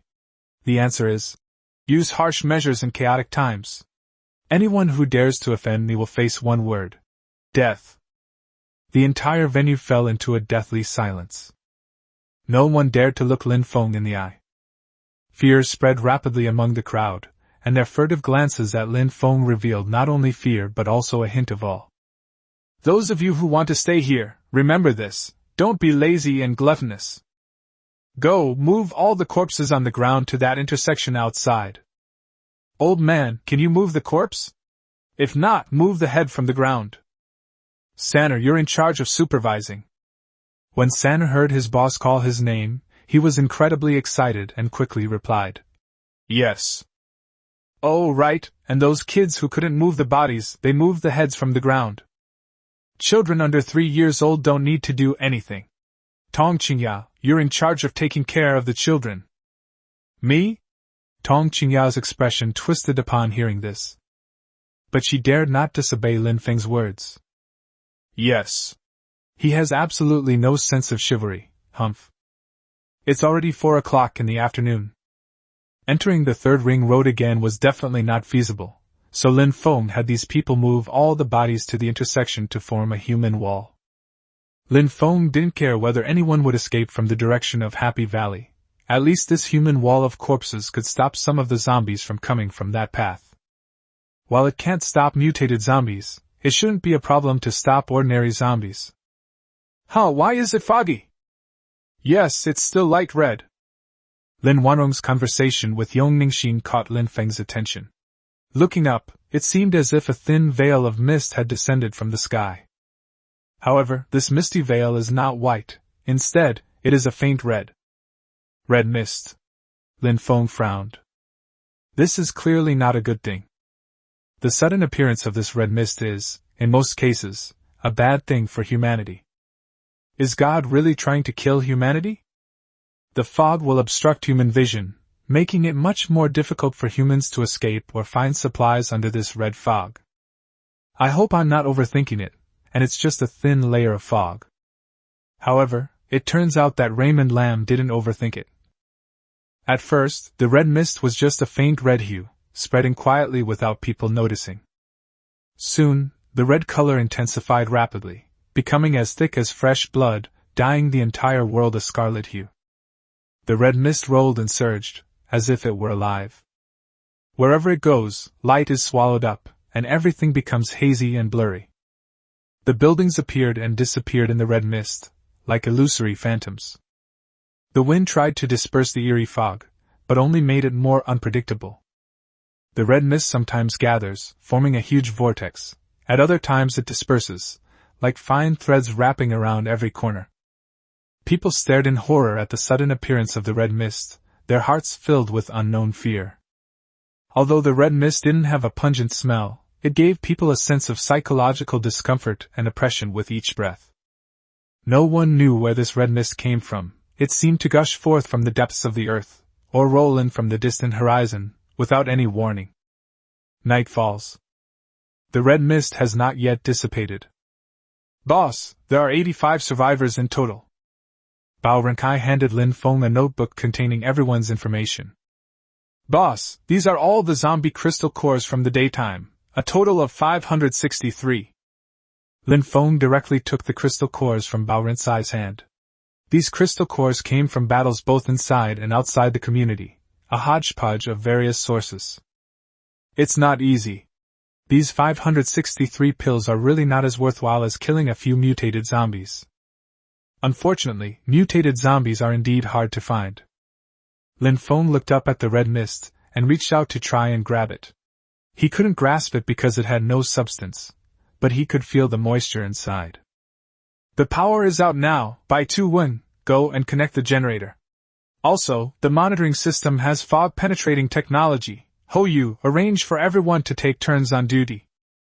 There must be someone in the monitoring room, understand? Lin Feng scratched his eyebrow with his finger. He used to be just an ordinary college student, but now he's the boss of a group of people.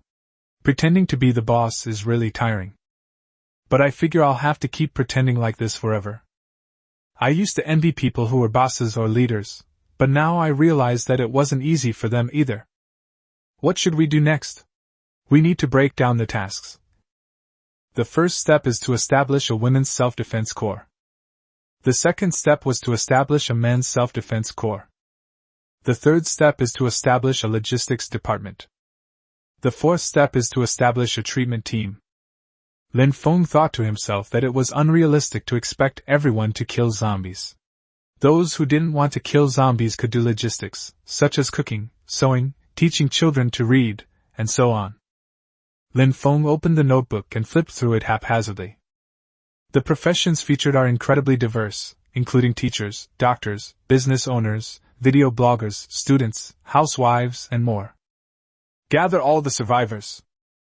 Yes. Bao Renkai quickly called for people to gather the survivors. After a short while, all the survivors were gathered in front of Lin Feng. Lin Feng carefully examined these people. Every survivor stood ramrod straight, including the elderly and children. They were all behaving so obediently, probably because they had all heard about Lin Feng's furious attack on Lin Chang that afternoon. It's fate that we met, and I'm very happy to meet you all. A strange rain suddenly descended, turning our friends and family into walking corpses and monsters that bite humans overnight. Those who have survived are lucky. I congratulate you all. But the birth of zombies and the arrival of the apocalypse caused the collapse of laws and morality overnight, plunging the entire world into chaos and disorder. Where will humanity go from here? Some of you may still hold the idea that the rescue efforts are from the government or the military. Here, I want to pour cold water on these friends. The birth of zombies is indiscriminate and a mutation. In other words, they are also in chaos now. The first step is to rebuild their team. And once the team is successfully built, they will not save us ordinary people first. The second step is to save the people on their list. The third step is to build shelters and then take in ordinary people. Lin Feng spoke as he thought, and every word he uttered came from the bottom of his heart. And what will such shelters be? They will be warlord territories. The end times will be an opportunity, a time to realize one's ambitions. Next, they will fight for supremacy. And all the survivors who enter the shelter will become their tools for the struggle for supremacy. Chapter 65 Superpowered Individuals? Tong Qingya is about to reveal the method to become a superpowered individual. Under the red mist, all the survivors listened attentively to what Lin Feng had to say. Because they could also sense that what Lin Feng said was very sincere and genuine. Those were truly heartfelt words. Isn't he a demon? Why is he speaking so sincerely? And for all of you standing here now, in the end times, there is only one path: self-salvation. Zombies, including mutated zombies. Humans, of course, also have superpowered individuals. Concentrate. Lin Feng called out softly, and Yong Mingxin stepped forward and stretched out her hand, a blazing flame appearing in her right palm. It seems to be telling a story, that the world has changed. It will be a world of superhumans. All the old rules will be broken. Wow, a superhuman! She's a superhuman! I already knew that. They showed it when they were killing zombies today. I didn't see it. Does that mean humans are also mutating? Does that mean we can all become superhumans?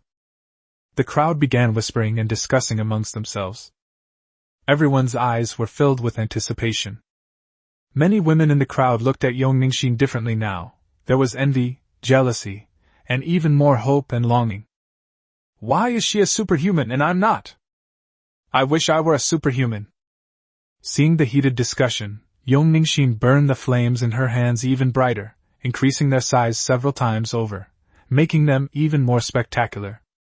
Wow, sister is amazing! Yes, my sister is a girl with superpowers. No, sister, it should be a fire-breathing beauty. Hearing the children's praise, Yong Ningxin smiled sweetly, and she looked even more beautiful in the firelight. All of this was given to me by Lin Feng. If I hadn't cultivated with Lin Feng, I would just be an ordinary person. Lin Feng, thank you. Standing to the side, Chu Lingzhu frowned slightly, wondering, Lin Feng clearly has superpowers, so why didn't he show them himself? Because of the trump card. because Lin Feng didn't want to show too much of his strength in front of others. In the apocalypse, people need to keep their trump cards up their sleeves, just like a cunning rabbit needs 3 burrows. You must know that only by playing dumb to outsmart others can you survive longer in the apocalypse. Normally, Lin Feng doesn't easily use his superpowers, only relying on physical attacks to kill zombies. He only does so because in dangerous situations, his superpowers can turn the tide and save his life. Actually, Lin Feng didn't initially have so many thoughts about it, mainly because his initial mental strength wasn't enough to allow him to use his superpowers frequently. After killing several zombies, Lin Feng got used to using his superpowers as a trump card. In addition, Raymond Lam has always kept in mind the saying, "A tree that stands out in the forest will be felled by the wind, and a person who is superior to others will be criticized by the masses." The apocalypse has only just begun. Being cautious and careful is the right approach. Besides, what I just said will inevitably lead to a power struggle in the near future. If I become too strong, the various shelters might join forces against me.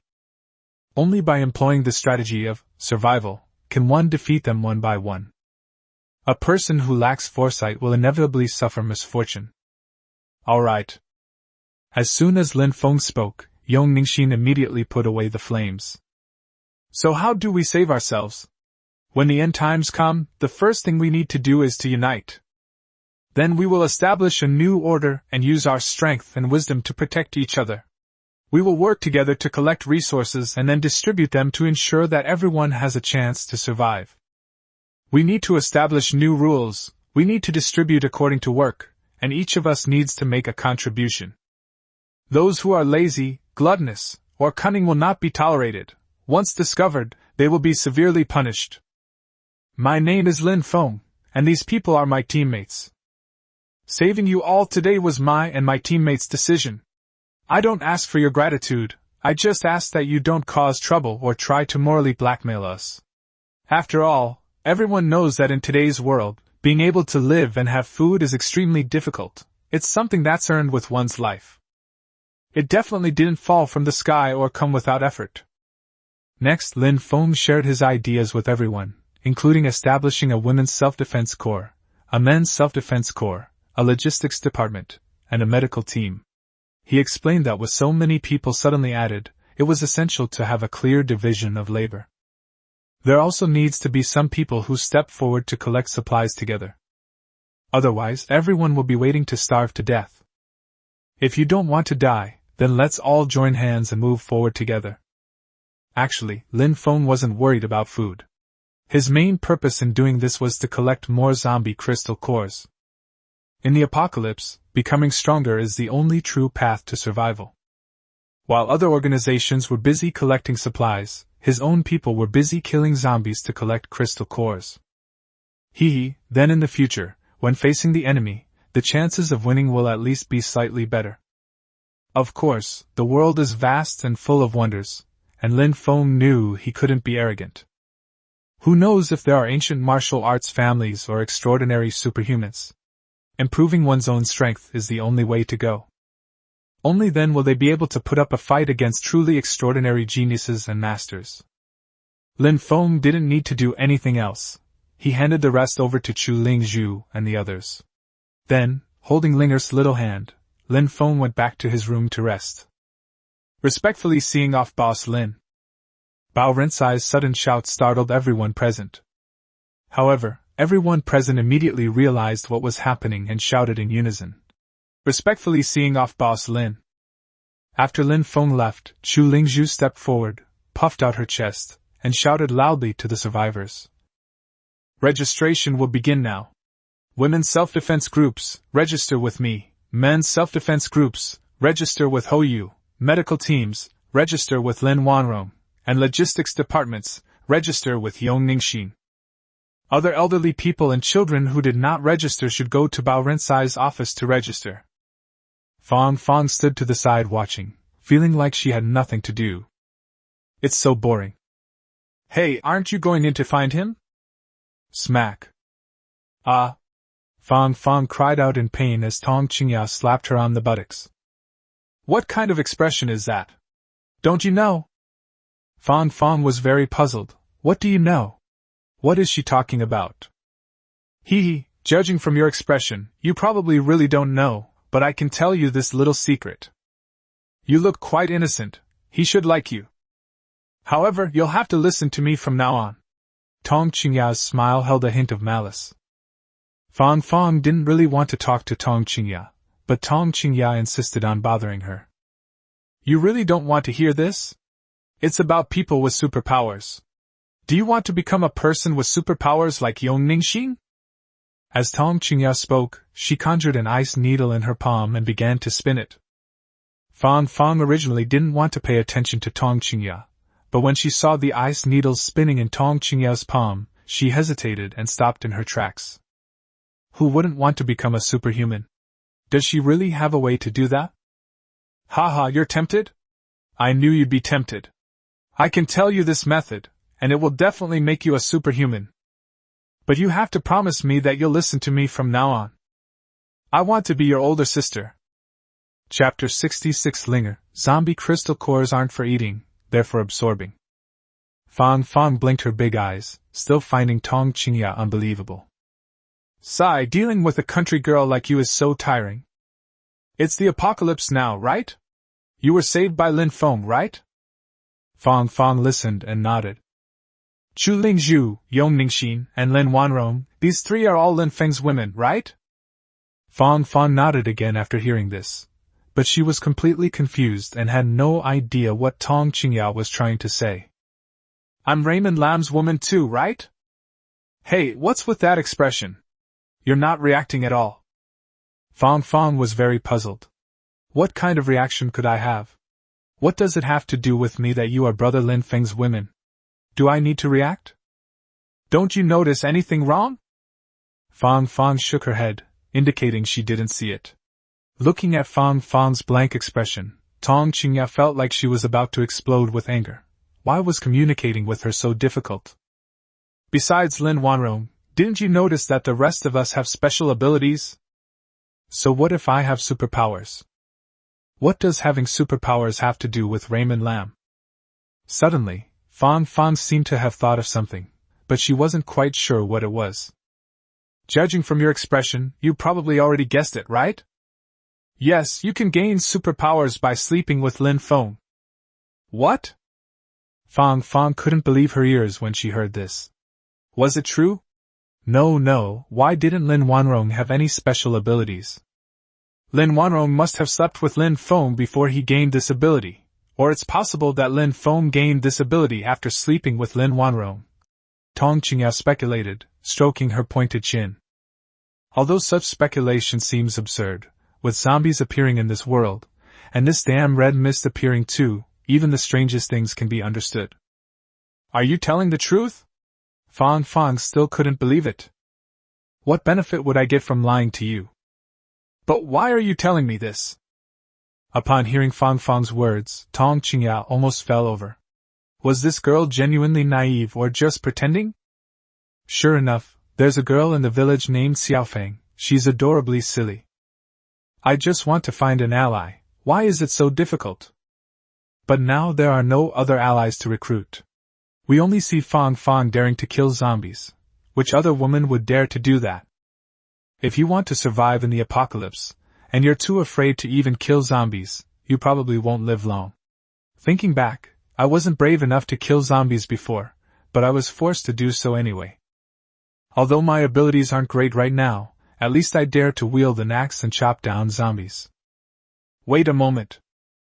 Tong Qingya had a flash of inspiration. Actually it's a good thing that Fang Fang isn't smart, because then I can control her better. With just a few simple tricks, you can easily control her. Silly girl, think about it. The reason I'm saying these things to you is because I see how innocent and cute you are. We're destined to meet, and I'm only doing this for your own good. Think about it, Lin Feng has such a special ability. As long as you sleep with him, you can gain a superpower that everyone envies, and you will also have an extra ability to protect yourself in the apocalypse. Why don't you understand such a good thing? Upon hearing this, Fang Fang's face flushed red instantly, but in the darkness and with the red mist concealing it, no one could tell that she was blushing. Sister, you mustn't. How can you be so casual about that? Tong Qingya's eyes widened upon hearing this. Fang Fang's words truly shattered her worldview. What a rare and precious woman she is. It's rare to find a woman like this in this world. Think about the live streaming industry.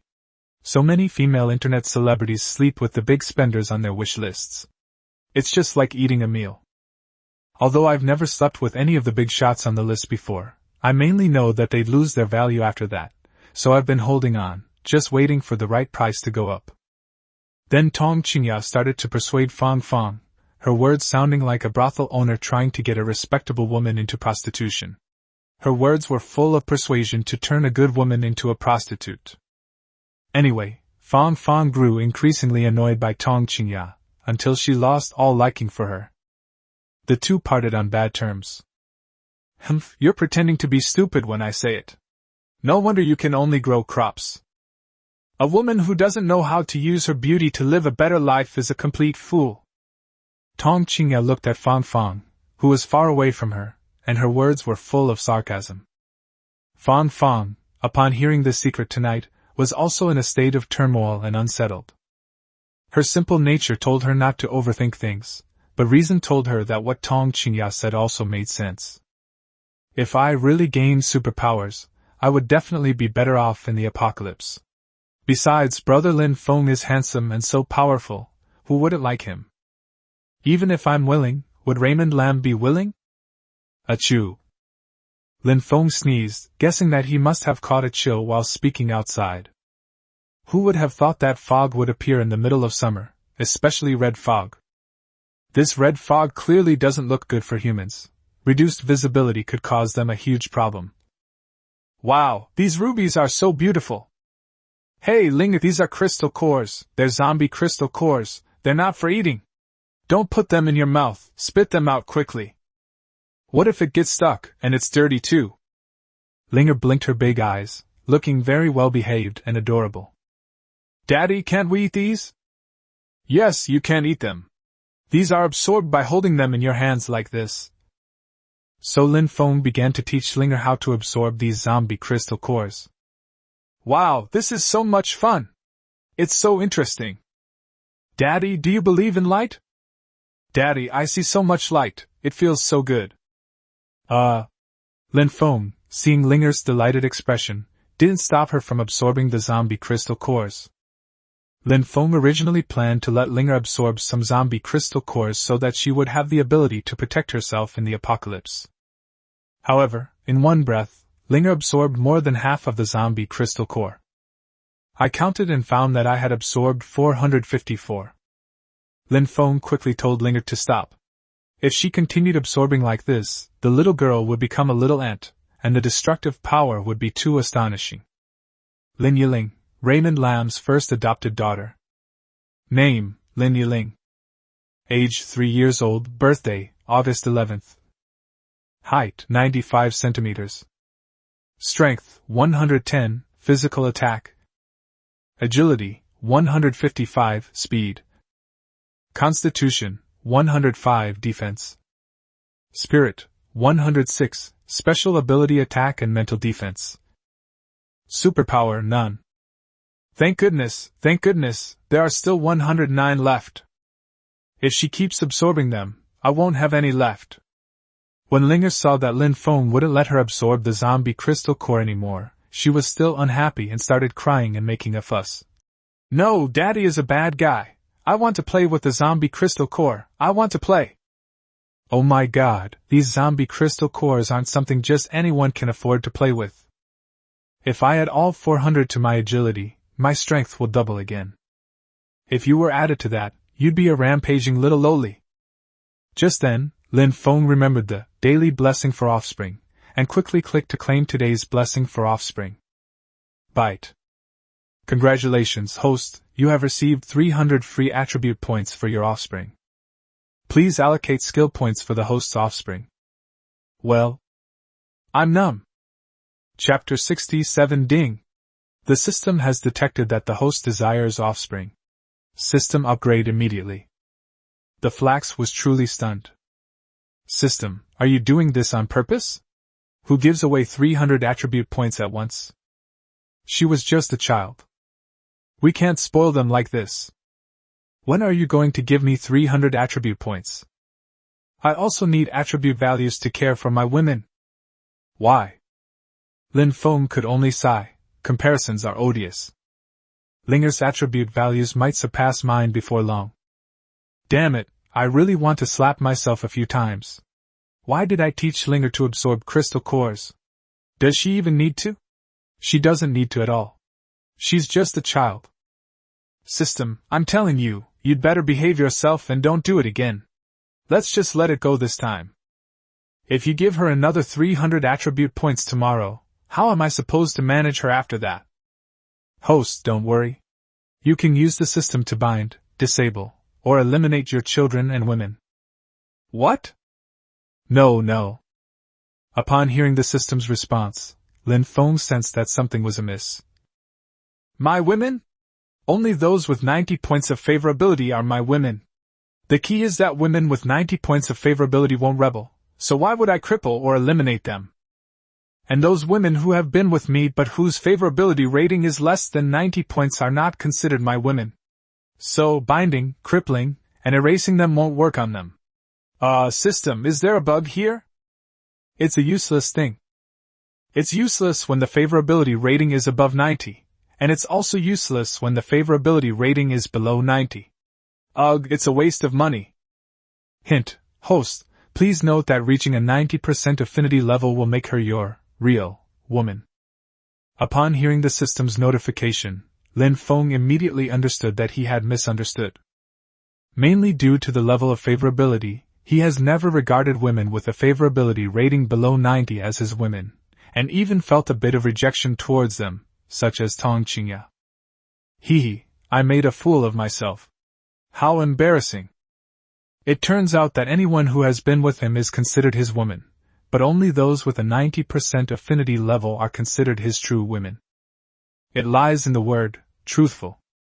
That's a mouthful. However, the system settings sound pretty good. Especially that, restraint. Hee. Just thinking about it makes me excited. Awesome. Haha, this is another killer move. For example, a woman married me, gained a powerful superpower, and then left me. She developed on her own and eventually surpassed me. The worst part is, she turned around and tried to kill me. Then there's no rush. I just need to restrain her and let her do whatever she wants, hee. I can do whatever I want, Tada. Hee, even if she becomes an empress or a female war god, I can easily cripple and eliminate her through the system. Haha. Wow, my mood has improved a lot now. This was the first time the system had answered Lin Feng's question, and it was also the first time Lin Feng had attempted to communicate with the system. I just didn't expect it to succeed. Lin Feng never expected that the system could answer his questions, even though the answers were rather rigid, they were still answers nonetheless. Linger, stop fooling around. These zombie crystal cores are taken from the heads of zombies. There aren't many of them. You've already absorbed a lot today, more than 400. If you want to play, you can take the crystal cores out of the zombies' heads and play with them yourself, okay? Oh no, it's dirty. Lin Feng felt like a complete failure that he couldn't even convince a child.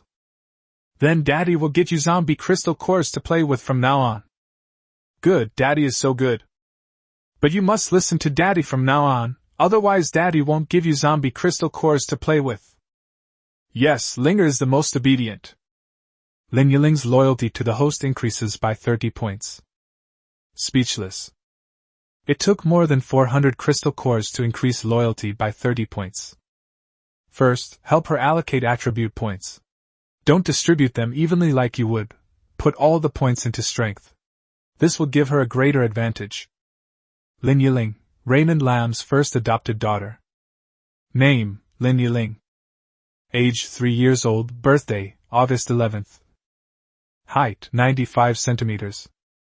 Strength, 410, physical attack. Agility, 155, speed. Constitution, 105, defense. Spirit, 106, Special ability attack and mental defense. Superpower none. Loyalty to the host 40. Next, Lin Feng added all the attribute points he had gained from killing zombies and Lin Chang outside the door that day, along with the attribute values from the 109 zombie crystal cores, to his physique. Strength 454, physical attack. Agility 571, speed. Constitution 325, defense. Spirit 633, special ability attack and mental defense. View attributes. Lin Feng discovered that, without realizing it, his physical attributes had become the lowest. They really didn't pay enough attention to defense. My mental strength has now reached over 600, and my ability to cast ice blades has increased from 8 times to over 60 times. If you take the recovery speed into account, then basically as long as you don't use it continuously too frequently, you can use your superpower to fight for a long time. Lin Feng took out his cigarette case, lit a cigarette, and said, "The army should be very good at killing zombies now, but the zombie crystal cores need to be distributed to many people in the army, so it is difficult to create strong individuals. Unless they are also focusing on training some top experts." Phew, exhaling smoke. This is inevitable, no need to think about it. What if they use a large number of zombie cores to cultivate 1 or 2 people? Each person would require 2 or 3,000 cores. Then, the points are only added to a single attribute, such as strength or agility, to form a team combat system. It's terrifying to think about. Don't underestimate the military. They still have a significant advantage in firearms, and the zombies will likely continue to evolve. Currently, hardened zombies are almost impossible to kill with submachine guns if I don't use energy penetration. Humans are actually very adaptable. Once humans react, more powerful humans will emerge, and the world will become a battleground between humans, zombies, and alien beasts. Currently, humans are probably just barely surviving. Most of them still have to find ways to stay alive. When the population is low, we tried to have a large number of children.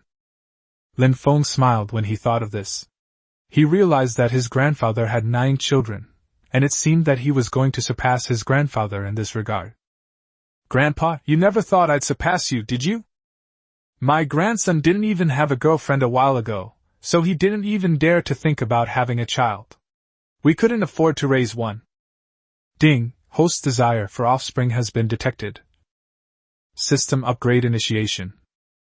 After the system upgrade, pregnancy can be shortened from 10 months to 10 days.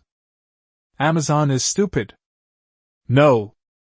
Lin Feng was speechless. This is unacceptable. This is unacceptable. I was just thinking casually, you're going to upgrade the market level. Stop. Stop. Chapter 68. Even in this apocalyptic world, 10 days to conceive a new life shouldn't be a problem, right? Can we also form a nursing team? The 10-month pregnancy has been changed to a 10-day pregnancy. I've never seen anything like this before. Is it even possible to do it like this? What about those who are pregnant for 8 months or 9 months? Forget it, Lin Feng is already numb. The system is the boss, what it says goes. This is the first time in my life I've had a system. I've never experienced anything like it before. This system is just too damn arbitrary. It's not too late to regenerate after I've built the shelter. Ding, system upgrade successful. When the host is having offspring, you can choose whether to activate 10-day rapid development. The quality of offspring varies depending on the number of crystal cores paid. 10-day delivery is fucking ridiculous. Do you think this is a package delivery? Can I just want to have more branches and leaves? Why the rush? What's with all the nagging? Isn't this a premature baby? I was just thinking that I might surpass my grandfather someday. I was just thinking about it. You should upgrade it to a market-level market. As a system, can't you be a little more composed and reserved? Why? Speechless. The claim that it will arrive in 10 days is incredibly unreliable. Ranking of offspring aptitude, spiritual talent, auspicious light talent, profound spirit talent, holy wisdom talent, divine spirit talent, celestial spirit talent, chaotic talent. Well? Lin Feng saw the ranking of offspring aptitude that popped up by the system, and he really couldn't understand it. It wasn't any kind of top-grade spiritual root or immortal spiritual root that I was familiar with. What is that anyway? I remember playing a game a few years ago, something like Rank 9 Official, where you had children. The aptitude rankings were things like mediocre, or intelligent. But what was this spirited aptitude? Talented and promising, demonstrates exceptional ability in certain areas and has potential for development. Ruiguang's aptitude, possesses good talent and fortune, with proper training, can achieve significant success in a specific field. Well, the system then displayed a message that left Lin Feng even more confused. It means that someone with exceptional talent, like being good at math but not so good at other subjects, is not necessarily gifted. On the other hand, someone with exceptional talent excels in all subjects, and can become even more outstanding if nurtured in a specific area. The key point about Ruiguang's qualifications is that they also mention fortune. Does this mean that children with this qualification have different fortunes? Mystic talent possesses unique and powerful abilities and talents, with an astonishing growth rate. I understand this. It means that people are born with special abilities. How do you explain this astonishing growth rate? In the apocalypse, isn't everyone absorbing zombie crystal cores? Does it mean that we gain 1 attribute point from absorbing one, while they gain 2 attribute points from absorbing one? Or rather, people with this kind of physique are born with the ability to increase their attribute values through cultivation, etc. Lin Feng felt like he had discovered a new continent. What have we captured? Cultivation, yes, cultivation. If we connect the current apocalypse with the world of cultivation, and the crystal core is the crystal stone, then the cultivation system will definitely gradually take shape. Those ancient martial arts families? Lin Feng immediately realized this. In the past, the cultivation speed of ancient martial arts families may have been slow, but now it is possible that the cultivation speed can increase many times over. What about the red mist outside? Lin Feng walked to the window and looked at the red mist outside again. Suddenly, another guess came to him. The red mist might not be bad for humans. Is it changing the world? Strange rain, a red moon, and now a red mist. Who is orchestrating all of this? If you really want to exterminate humanity, why go through all this trouble? Who wants to change this world again? Lin Feng felt a chill run down his spine as he pondered the matter. I need to hurry up and get married and have more children. I can't waste such a great system. Oh right, we also need to set up a group of wet nurses. The newborns need to be taken care of by the wet nurses. I don't have the time for that myself. Too much formula is not good for babies. Breast milk is much healthier for them. Sacred wisdom aptitude, exceptionally gifted and intelligent, capable of demonstrating outstanding talent in multiple fields.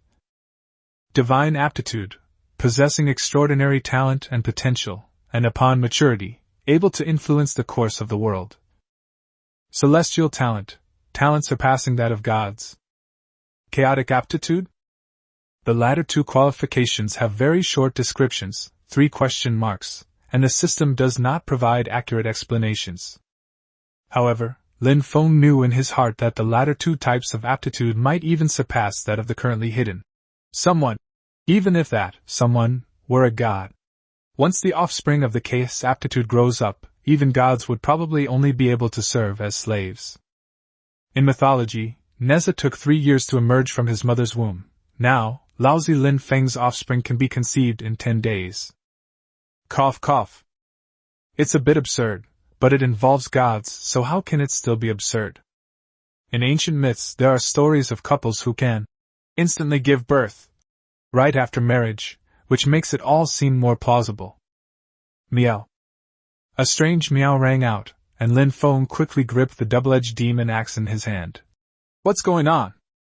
Lin Feng quickly jumped out of the window and listened to find the source of the cat's meow. Brother Feng, over there.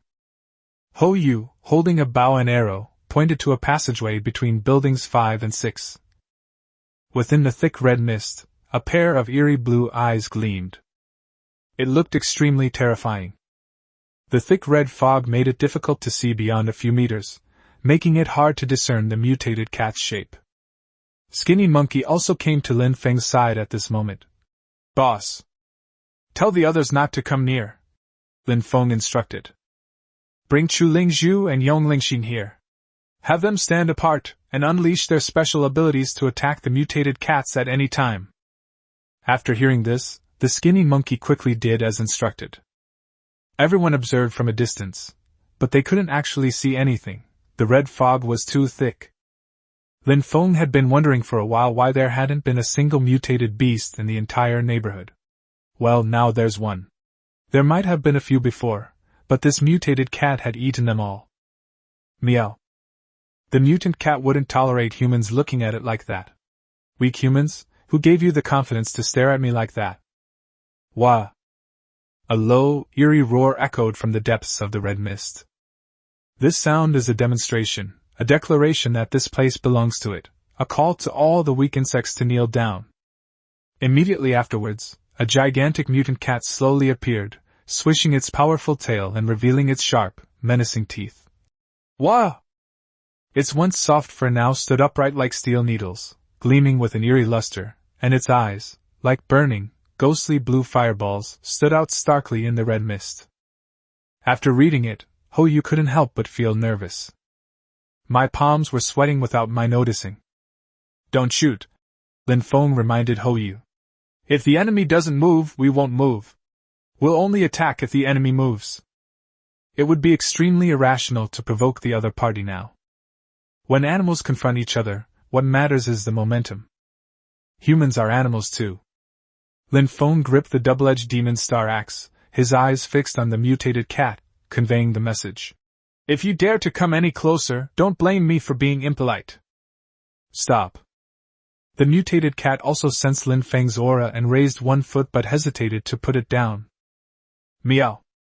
Chapter 69. Encountering a cat in the apocalypse, forcing oneself to use future deduction. Whoever backs down is a coward. The mutant cat's body was several times larger than that of a normal cat, resembling a fierce tiger descending from the mountain. Cats have grown to the size of tigers. I wonder what tigers look like now. Just thinking about all the animals in the zoo is terrifying. I reckon whoever goes there right now will be sent to their death. During the standoff, the mutated cat kept growling in a low voice, trying to scare Lin Feng away with its sound. The mutated cat's sharp claws were revealed, gleaming with a chilling light, like sharp daggers. It proclaims its danger and power. Its mouth opened from time to time, its fangs clasped together, and saliva dripped continuously, making a drip-drip sound that was particularly clear in the quiet environment. The mutated cat emitted a low hiss from its throat, which grew increasingly continuous. Lin Feng could tell that it was losing patience. It seems the standoff is about to end. I thought we could keep to ourselves, but a war was still unavoidable. With each low growl from the mutated cat, the surrounding air seemed to freeze.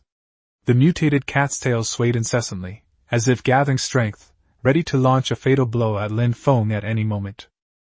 Lin Feng gripped his double-edged axe tightly, ready to fight at any moment. His cold gaze was also telling the mutated cat, "You've met your match today, come on." The mutant cat crouched down, its muscles tense. Meow. With a meow, the cat pounced on Lin Feng.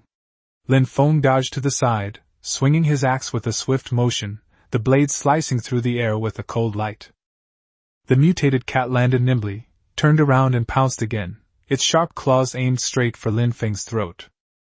Lin Feng quickly raised his axe to block, and with a clang, metal collided with the claw, scattering several sparks. Ho Yu seized the opportunity and shot out a sharp arrow. "Call out!" Clang! The mutated cat easily blocked the arrow shot from behind with its claws. Taking advantage of the situation, Lin Feng counterattacked, swinging his axe towards the mutated cat's abdomen. The mutated cat nimbly leaped away, but unexpectedly, Lin Feng turned around and slashed down on its back with another blade.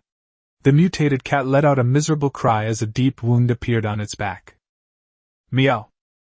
But the mutated cat did not back down. Instead, it attacked even more frantically.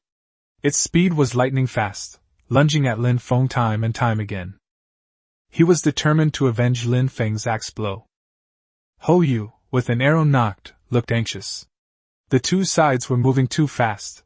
Even he couldn't see their attacks clearly anymore. If you can't see clearly, what's the point of shooting? Chu Lingzhu and Yong Ningxin were also anxious. They thought they could help this time, but they couldn't even see the battle clearly. Skinny Monkey gripped the two swords in reverse with both hands, waiting for his chance.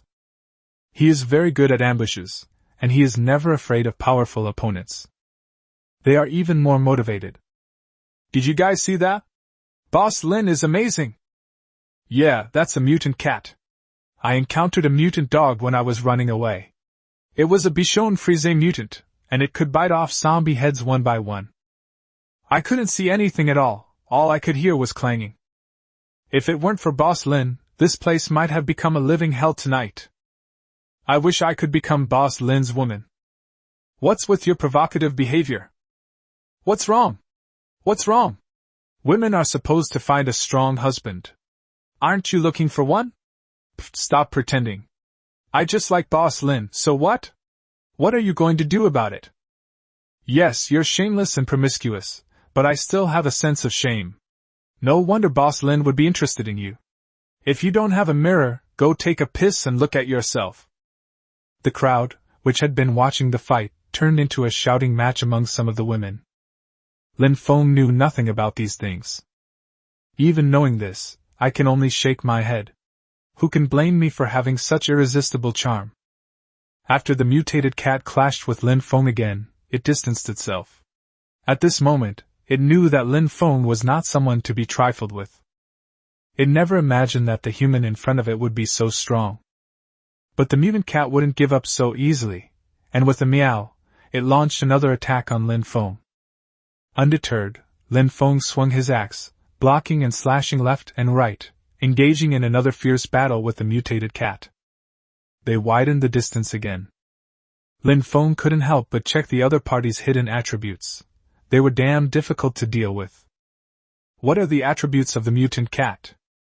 Mutant tabby cat. Strength, 368, physical attack. Agility, 568, speed.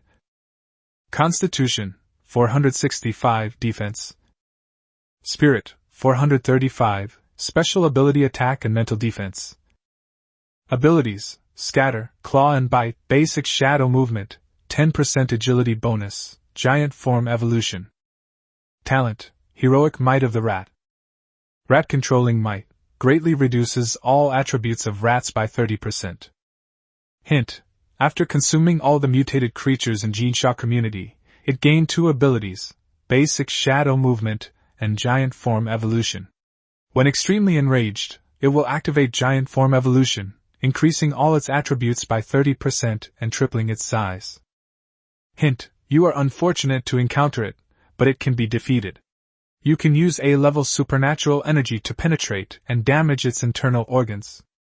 At the same time, use ice and fire abilities to suddenly attack it and inflict damage. This might cause it to retreat injured. Thinking you can kill it? You're dreaming. No wonder I'm having such a hard time dealing with this. The reason those mutated rats escaped during the day was probably because of it. Damn, I should have thought of that sooner. It seems that from now on, I will need to check the opponent's hidden attributes before each battle. I can't be so overconfident in the future. The main reason is that Lin Feng didn't habitually check the hidden attributes before battle.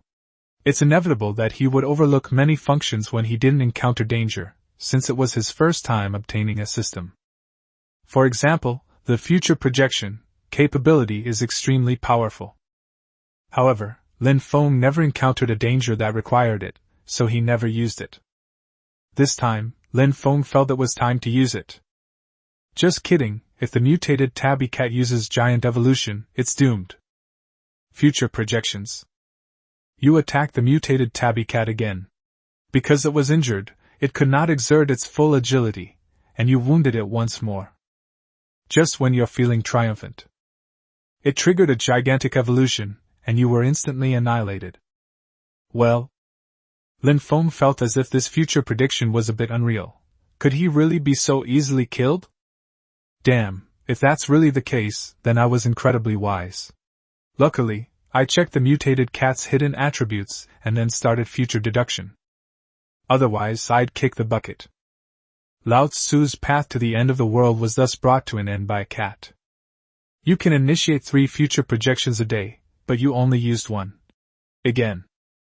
This time you were very careful, not going all out to seriously injure the mutated cat, because you were afraid of provoking it and causing it to unleash its giant form again. You used your A-level ability, Energy Penetration, to continuously infuse damage into the mutated cat's body. Then, as you created distance once more, you suddenly activated your Ice Blade ability. The sharp ice blade slashed towards the mutated cat's head. Chapter 70 in the Apocalypse. If you can't win, run away. Abandoning your woman shouldn't be a problem, right? Clang! The ice blade you suddenly unleashed didn't harm the mutated cat. Instead, it enraged it. You ran away in fright, afraid that it would kill you instantly again. As you run, you shout, "Everyone, run!" Everyone was completely bewildered by your sudden, quirky move. Why are you running? Boss Lin, you've already injured the mutant cat. If you keep fighting, the mutant cat will definitely lose. Why are you running away? Some people even shouted at you. Boss, why are you running away? After you uttered the word, idiot, you disappeared into the red mist. Only your men were left behind, bewildered in the red mist. Even when Boss is escaping, he's so dashing and imposing. I love Boss Lin to death. When they saw a giant cat, they understood why Boss Lin ran so coolly. Tai cool. They wished they had 8 legs. Run! Wow, what a huge cat! After the mutated cat activated its gigantic evolution, it grew to 3 times its original size, becoming a true monster. No one survived its passage. Chu Lingzhu and Yong Ningxin, due to their low agility, were easily swallowed by the mutated cat.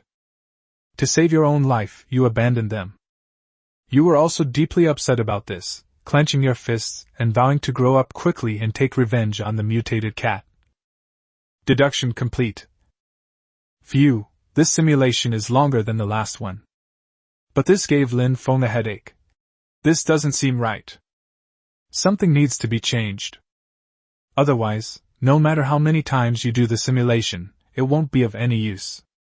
Where is the problem? The teammates' stance should be to stand by and watch. If they were allowed to participate, the mutated cat would have to deal with more attacks, which would increase its chances of winning. Hey, once you see the mutant cat create some distance between me, you should make your move when you need to. Don't wait for me to yell at you. Chu Lingzhu, Ho Yu, and the others nodded after hearing this. Call. Lin Feng let out a breath, relaxed, and once again activated future deduction. This was Lin Feng's last chance to activate future deduction that day. If I still can't beat the mutated cat this time, then I'll really have no choice but to run away. As for the lives of the others, Lin Feng had no choice but to disregard them, including Chu Lingzhu and Yong Ningxin. The last simulation indicated that he could survive by escaping, and as long as he could live, that was all that mattered. There are plenty of women in the apocalypse, and plenty of subordinates too. It's just that they were so unlucky. Certainly. Lin Feng couldn't help but glance at Chu Lingzhu and Yong Ningxin. After all, even a day as husband and wife is worth 100 days of kindness.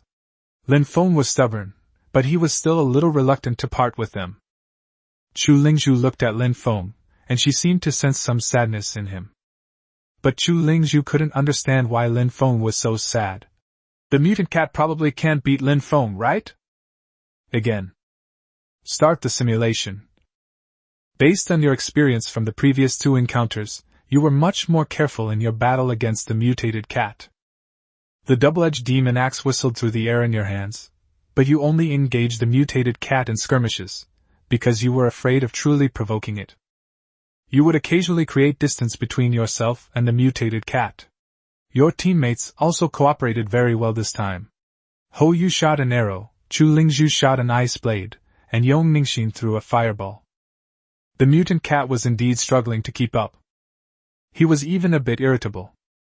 Just as the mutant cat launched another attack, the skinny monkey suddenly appeared beside the mutant cat and delivered a heavy blow to the mutant cat's wound. The mutated cat, in pain, swung its paw at the skinny monkey. You rushed forward and blocked the attack, saving the skinny monkey. You fired 3 arrows in quick succession at the mutated cat, causing the cat to bleed even more from its wounds in an attempt to block the arrows. Just as you were attacking the mutated cat, Chu Lingzhu also launched 3 consecutive ice blade attacks at the mutated cat. You knew this was the perfect moment, so you unleashed your full power, frantically swinging your axe repeatedly to wound the mutated cat once more. Meow, the mutated cat is seriously injured. Just as it was about to evolve into its giant form, you used an A-level supernatural energy penetration attack on the mutated cat and unleashed 3 consecutive ice blades, catching the mutated cat off guard. It directly interrupted the giant evolution of the mutant cat. Boom! You've hit the mutant cat with another fireball, burning off its eyebrows and whiskers. Meow. The mutated cat was seriously injured. With a meow, it ran away and quickly disappeared into the red mist. You have won. Deduction complete. We won! Holy crap, Lin Feng never expected to win. It was so thrilling. The scene before him had kept him incredibly tense. A slight difference can lead to a huge error. This victory was truly hard-won. If you don't know the danger, you might not feel anything, but if you know that the mutant cat has another ability called Giant Evolution, you won't be able to stay calm. Lin Feng let out a long breath and smiled. He finally succeeded. I don't need to escape anymore, and Chu Lingzhu and the others don't need to die. Okay. Just go through the deduction process once. Lin Feng, wielding his double-edged demon axe, launched a direct attack on the mutated cat. This battle unfolded exactly as predicted, without the slightest error. Finally, the mutated cat let out a meow and ran away. It disappeared into the red mist. We won! Wow, the mutant cat ran away. Haha. Boss Lin is mighty and domineering. Long live Boss Lin! Boss Lin, you're awesome! Boss Lin, you're awesome! Is that a compliment? The crowd cheered, completely forgetting that the loud noise might attract zombies. All this sense of security comes from Lin Feng's strength. Call. Lin Feng let out a sigh of relief. Only he knew that he had almost been caught off guard tonight. Luckily, he couldn't help but check the mutated cat's hidden attributes. Otherwise he would have been completely doomed. He seemed to win easily in the end, but only he knew that it wasn't easy at all. Without future projections, he might not be able to have 2 women on either side of him in the future. It seems that even with a system, one still has to walk on thin ice in the apocalypse. Don't be reckless, you absolutely must not be reckless. Stay calm and don't be reckless. You must always keep this in mind. Tonight's incident actually served as a wake-up call for Lin Feng, giving him the idea that a fall into a pit, a gain in your wit. Overall, getting rid of the mutant cat was a good outcome. However, he must learn from this experience, and not let such a great system down. There are so many girls waiting for him in the future: policewomen, twins, flight attendants, female counselors, female hosts. I can't think about it. Once you think about it, you can't suppress that restless, young heart. All right, everyone, keep your voices down so as not to attract zombies. Those who need to keep watch should keep watch, and those who need to rest should rest. Everyone has had a hard day. Congratulations to everyone for surviving another day. See you tomorrow, everyone. See you tomorrow, Boss Lin. Everyone responded to Lin Feng in unison. Lingzhu, calm your mind, rest, and go to sleep. Chapter 71. In the exhaustion of the apocalypse, only the school beauty's legs are the most suitable pillow. Upon hearing this, the 2 women exchanged a smile. They walked hand in hand behind Raymond Lam. However, this was only a superficial harmony. Chu Lingzhu secretly harbored resentment towards Yong Ningxin, and Yong Ningxin was not a fool, so she naturally saw through the deception. Linger, are you asleep? Dad, you're finally back. That big cat was so scary. It terrified Linger. Lin Feng then realized that he had forgotten to find someone to look after Linger. Ling Zhu, how's the recruitment of your women's self-defense corps going? Oh, don't even mention it. They only recruited 2 people, Fang Fang and Sun Tianxin. No one else wanted to apply. Lin Feng nodded slightly in understanding. After all, women are inherently weaker than men, so asking them to step forward and kill zombies is indeed asking too much of them. Are there any outstandingly beautiful female survivors? Is that what you call having a broad mind? When Lin Feng said this, he looked embarrassed and found it difficult to say. Even Yong Ningxin and Chu Lingzhu were slightly taken aback when they heard this, thinking to themselves. Lin Feng is looking for a woman again, and he wants one with big breasts. It's not what you think. I want to form a group of healers. A group of wet nurses? Both women were surprised. What's the purpose of forming a wet nurse group? Here's what we'll do, Ningxin. You take Linger to another room to sleep first, get her to sleep, and we'll talk later. Yong Ningxin nodded gently, then bent down and softly advised Linger. Linger, are you sleepy? Let's go to sleep, okay? No, I don't want to sleep with you. I want to sleep with Daddy. Daddy wants to chat with Lingzhu's mom. You can sleep with Ningxin's mom, okay? Not good.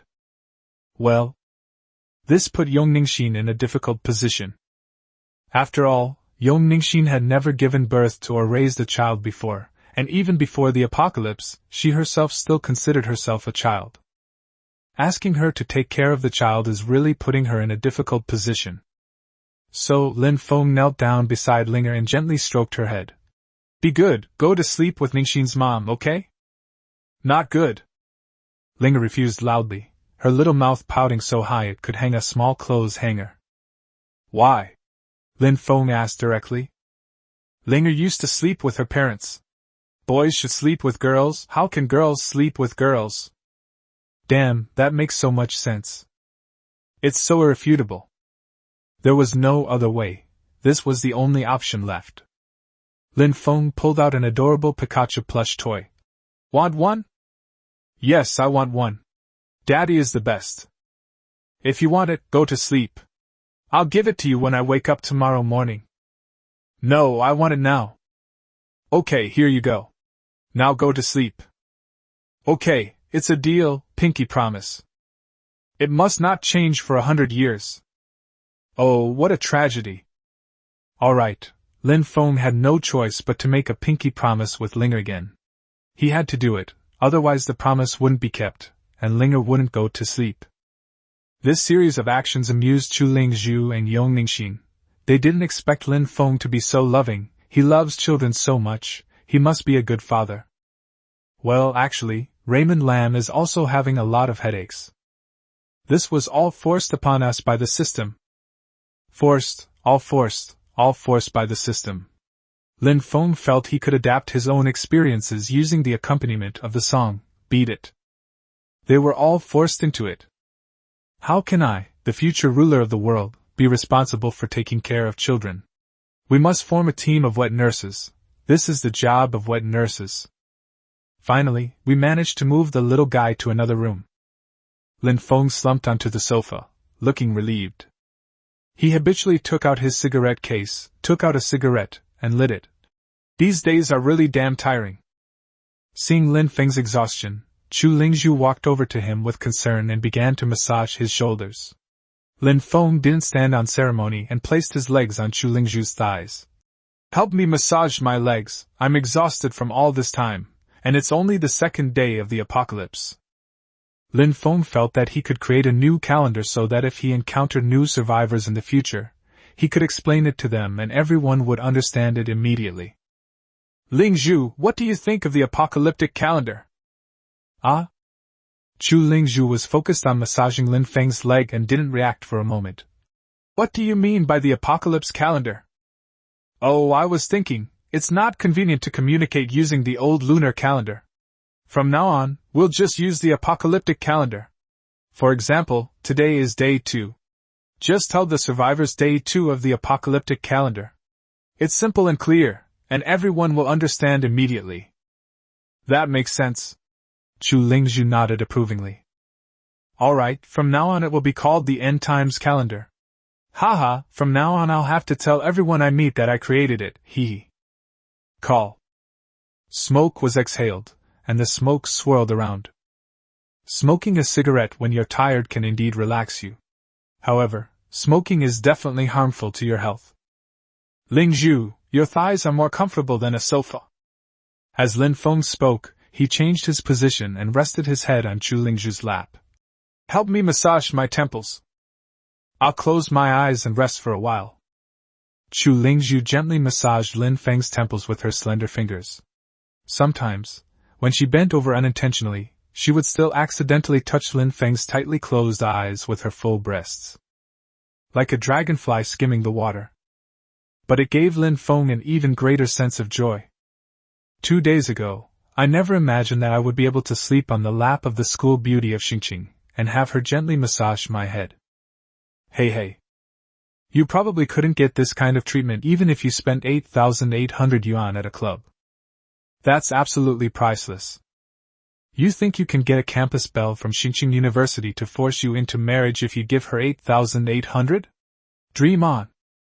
Whoosh whoosh whoosh. Not long after, the sound of Lin Feng's even breathing could be heard. Was Lin Feng asleep? Clang. Yong Ningxin then came out from another room, closing the door behind her. Is Lin Feng asleep? The little girl is asleep too. Yong Ningxin approached Lin Feng, squatted down, and gently took off his shoes, then gently lifted Lin Feng's legs and placed them on her thighs. She smiled slightly at Chu Lingzhu and said, This will make Lin Feng more comfortable. The summer nights, though shrouded in eerie red mist, were not cold. There's no need to cover Raymond Lam with any blanket. Yong Ningxin gently massaged Lin Feng's legs, a hint of worry on her face, and whispered, Lingzhu, how many more dangers like this do you think we'll encounter in the future? Chu Lingzhu held Yong Ningxin's hand and comforted her. No matter what, as long as Lin Feng is here, I firmly believe that we can get through this. But I'm still a little worried. Did you notice the mutated cat today? Lin Feng seemed quite afraid of it. Chu Lingzhu sighed. I thought I was the only one who noticed, but I didn't expect you to notice too. Actually, the mutant cats today seem to be difficult to deal with. I suspect that these mutant cats may have another form. When it was accumulating energy, Lin Feng was clearly interrupting it from transforming into its second form. If the mutant cat transforms into the second form, we'll all probably die. Actually, Raymond Lam wasn't fully asleep. He was just too tired and in a semi-conscious state. When he overheard the two women's conversation, he was startled. He hadn't expected them to be so intelligent. I thought no one knew about my suffering, but I never imagined they could see through it all. Hey Ningxin, I won't lie to you, there was a moment when I thought Lin Feng was going to abandon us. Chu Lingzhu said this while looking earnestly at Yong Ningxin. Lin Feng was speechless for a moment. I felt it too, Yong Ningxin said softly. They figured it out? As expected, the school beauties and department beauties aren't just frying eggs, meaning being naive or shrewd. They're not only beautiful but also intelligent. Without a system, I might not be able to outlive them. Chapter 72 In the Apocalypse, even skeletons are getting stronger, and you're still indulging in a life of pleasure? That's impressive, really impressive.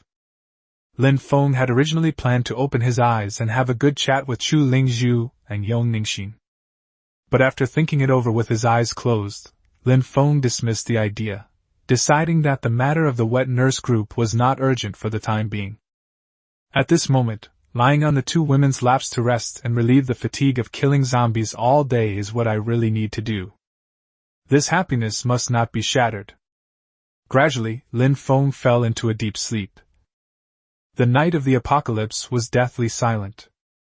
Thick, blood-red mist continued to spread and churn, staining everything in its path with an eerie crimson hue.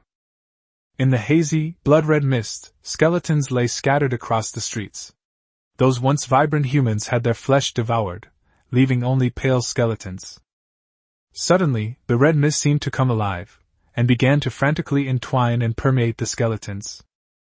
Strange light flickered among the skeleton's bones, as if it were a mysterious summons from hell. Immediately afterwards, the skeletons that had been still began to tremble, and their joints made a chilling, clunking sound. Slowly, one by one, the skeletons stood up. Their empty eye sockets flickered with an eerie red light. Their movements were initially quite stiff, but as the red mist continuously injected power, they gradually became more agile and free. Their skeletons made a crackling sound, as if telling of their rebirth and return. Some skeletons, continuously injected with the red mist, began to grow rapidly, eventually reaching heights of over 2 meters. The red mist on their bodies resembled dancing flames, as if their inner souls were burning. Call!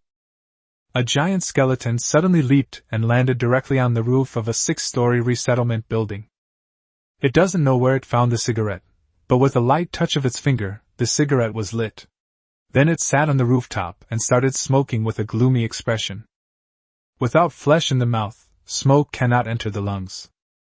A mouth without flesh cannot exhale smoke.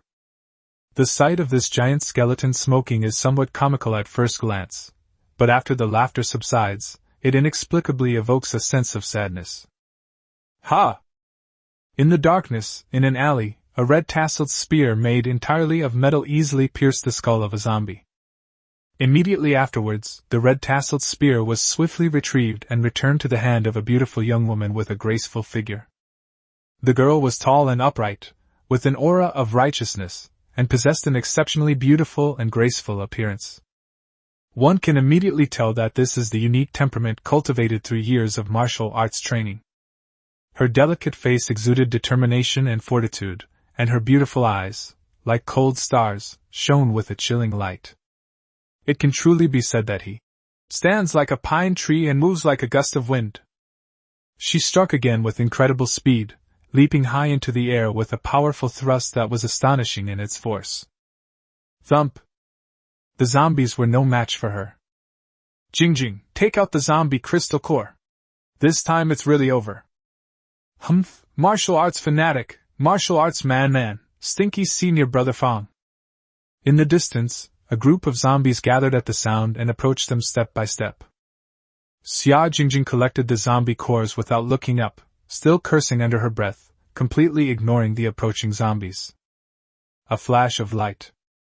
With a single stroke of the green dragon crescent blade, he severed the heads of 5 zombies. That relaxed and carefree posture didn't look like he was killing zombies at all. He was clearly enjoying the battle. Jingjing, we can't leave again. We've killed another bunch of them.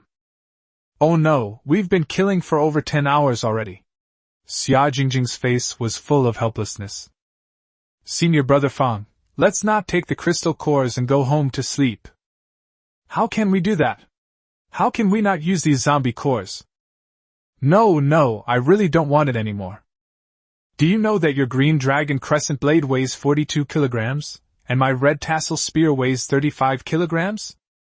I'm a girl. How am I supposed to find a boyfriend like this? Upon hearing this, senior brother Fang couldn't help but laugh.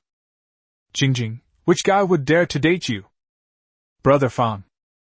Xia Jingjing's eyes seemed to spit fire. She hated it most when her senior brothers made fun of her about this. I'm not some supermodel Barbie. Even though I can fight, my figure is just as good as other women's. The key is that she also has a great figure with a perfect bust and curves. Why do so many men run away when they see me? Another group of zombies roared and surged into the alley. Xia Jingjing took a deep breath. You, senior brother, collect the crystal cores, I'll deal with them. If I can't beat my senior brother, can I at least deal with these zombies? Xia Jingjing gripped the red-tasseled spear tightly in her hand. The red tassel at the tip of the spear swayed slightly in the wind, like a burning flame. As the zombies entered her attack range, Xia Jingjing moved instantly. She moved like a swallow, leaping forward lightly, the red-tasseled spear in her hand like a nimble dragon. With a flick of her wrist, the tip of her spear pierced the foremost zombie. Before it could react, the spear pierced its skull, splattering black, foul blood everywhere. Without stopping, she dodged a zombie's attack by sidestepping it, and then swept her gun horizontally, the barrel of the gun slamming heavily into the chest of another zombie. There was a dull thud as the bone broke, and the zombie staggered and fell to the ground. Ha! With a soft shout, Xia Jingjing pierced the head of the zombie on the ground with a single shot. Xia Jingjing's steps were light and steady, and every attack was accurate and deadly. The all-metal red-tasseled spear seemed to come alive in her hands. Wherever the spear tip pointed, zombies fell one after another. Her long hair danced in the wind, intertwining with the red tassel, creating a stunning and powerful scene. Under her fierce attacks with her red-tasseled spear, the number of zombies decreased rapidly, and another wave of zombies was easily dealt with. Xia Jingjing glanced at her senior brother who was collecting crystal cores, then kicked off the wall, and, with a few more kicks, leaped directly onto the roof. Senior brother, you can collect the zombie crystal cores slowly. I'm going back to sleep. Hey, I'm not going to waste time with a martial arts fanatic like you. Girls' skin will get worse if they don't get enough sleep, you know that? Xia Jingjing stuck out her tongue a few times, threw down this sentence, and then carried her red-tasseled spear away. Hey, junior sister, I'm really leaving after I finish collecting everything this time. Wait for me. It's too dark, I'm scared. What are you afraid of, Market? Xia Jingjing's polite reply came from afar in the darkness. An echo resounded in the darkness. You're afraid of the market, you're afraid of the market, you're afraid of the market. Market. Chapter 73. Let go of those zombies, let me handle this. Don't steal my monsters, you just focus on collecting the crystal cores. The third day of the apocalypse. Lin Feng slept soundly until dawn. As soon as he looked up, he bumped his head. What was that? He looked closely and then remembered that he had slept in Chu Lingzhu's arms last night. I lifted my foot and kicked something again. What happened this time? Oh, so it turns out that I put my feet on Yong Ningxin's legs last night. I must say, I slept really well last night. This was absolutely the most comfortable night's sleep I've ever had in my life. Lin Feng's movements woke up Chu Lingzhu and Yong Ningxin. Instead of being angry, they looked embarrassed and blamed themselves for not letting Lin Feng sleep well. No, I slept very well last night. Thank you both for your hard work. I was probably too tired yesterday, and I fell asleep without realizing it. I was going to tell you about the nursing team, but I fell asleep and didn't get to. Lin Feng quickly got up and kissed Chu Lingzhu and Yong Ningxin on the forehead to express his gratitude. Then, Lingzhu, you can temporarily pick 1 or 2 people who are suitable to be wet nurses to take care of Linger. We can talk about the other things about the wet nurse team tonight. Everyone should eat breakfast early in the morning. The food will be graded from now on, divided into 2 categories, combat team members and non-combat survivors. In addition, children should be divided into different levels. Those aged 3 to 12 must be fed, and of course, they should also be allowed to do some small tasks within their capabilities. Those aged 12 to 16 can basically participate in tasks such as keeping watch, passing information, and collecting crystal cores, and they will be rewarded for their hard work. What about the old man? Yong Ningxin couldn't help but ask. The elderly people who can get to our base are all mobile and capable of fighting. Those who are not mobile or capable of fighting would not have survived to this day. So just treat them as if they are capable of fighting, and there is no need to give them special treatment. If there isn't enough food in the kitchen, I'll put some food there later. Although Raymond Lam has promised to repay his wife and children tenfold, he will not raise parasites for free. In fact, Lin Feng could easily become a neighborhood war god. In the apocalypse, trampling on those who have no fighting ability, but Lin Feng's ambition is not in this regard. He even feels that being a neighborhood war god is an insult to his personality. A man should fight, shattering his armor on the battlefield. Lin Feng opened the window and saw that the red fog outside had not dissipated. In fact, it seemed to have become even thicker. If it were someone else, they might hide and wait for the red mist to dissipate, but Lin Feng is not that kind of person. Today, he is going to take Skinny Monkey out of the neighborhood to kill zombies on the Third Ring Road and frantically increase his attribute values. Others can't carry me. Their agility is too low, preventing me from having a satisfying and enjoyable battle. Today, Lin Feng plans to fight fiercely and make all his attribute values exceed 1000. Skinny Monkey is a man of few words but ruthless, and most importantly, very insidious.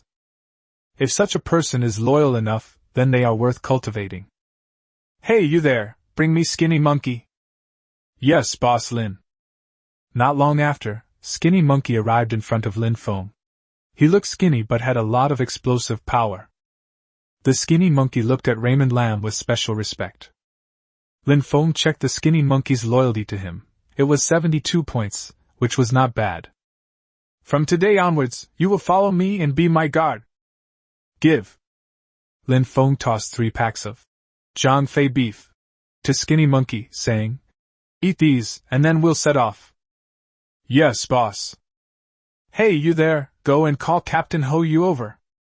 Lin Feng then asked Ho Yu to go back to Huayu Bun today and bring Shimin Hong and the others over.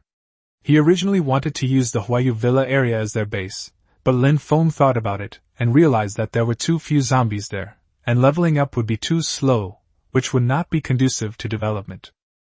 In the apocalypse, with strength, anywhere can be home. It's really inconvenient to do many things now that I can't make phone calls on my phone. The radio should still work, but who used to listen to those things? Now that the apocalypse is here, other survivor bases will probably use radios to broadcast information and gather survivors together. When Lin Feng and Skinny Monkey left the community, Lin Feng greeted Chu Lingzhu and the others, saying that Tang Rikai could help manage it, and that Tang Rikai could also make arrangements if any new survivors joined.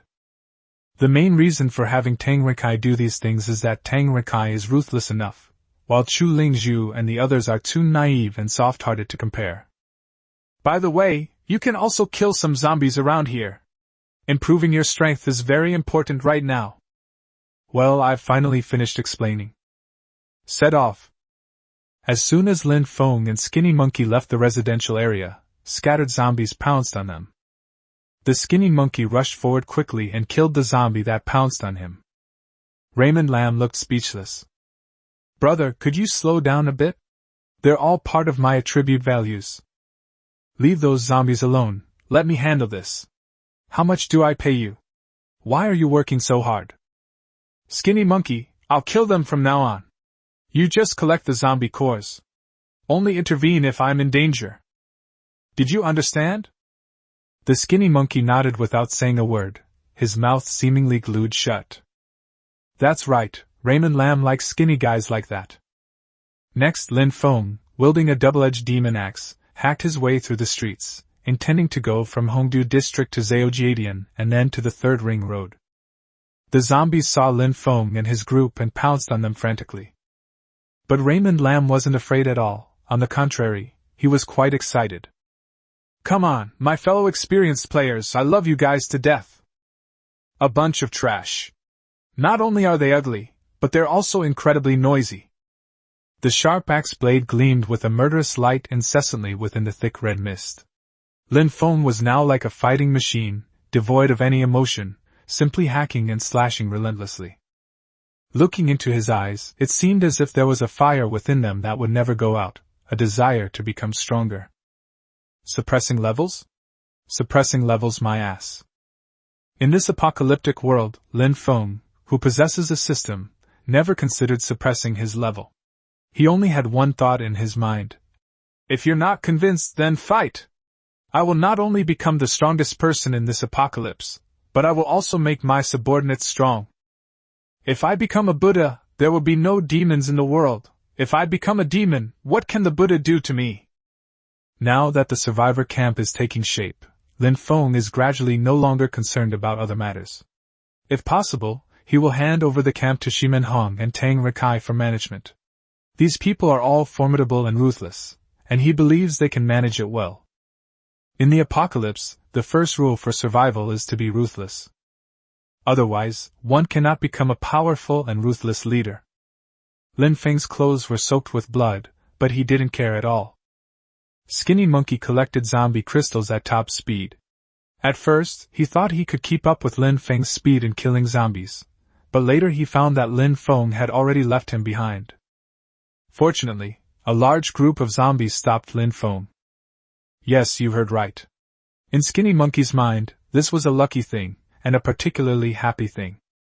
If this wave of zombies hadn't stopped Boss Lin, he probably wouldn't have included him next time, because he was too slow at collecting crystal cores. How embarrassing! The speed at which Lin Feng collected zombie cores couldn't keep up with the speed at which he killed zombies. The horde of zombies surged towards Lin Feng like a tidal wave, baring their teeth and claws and emitting terrifying cries.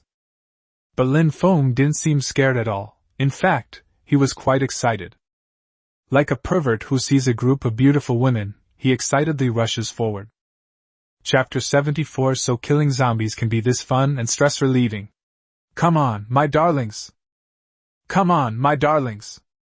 Look at this huge horde of zombies. If we kill them all, how many attribute points will we gain? Just thinking about it makes Lin Feng incredibly excited. Lin Feng, like a blood-soaked war god, resolutely charged into the horde of zombies.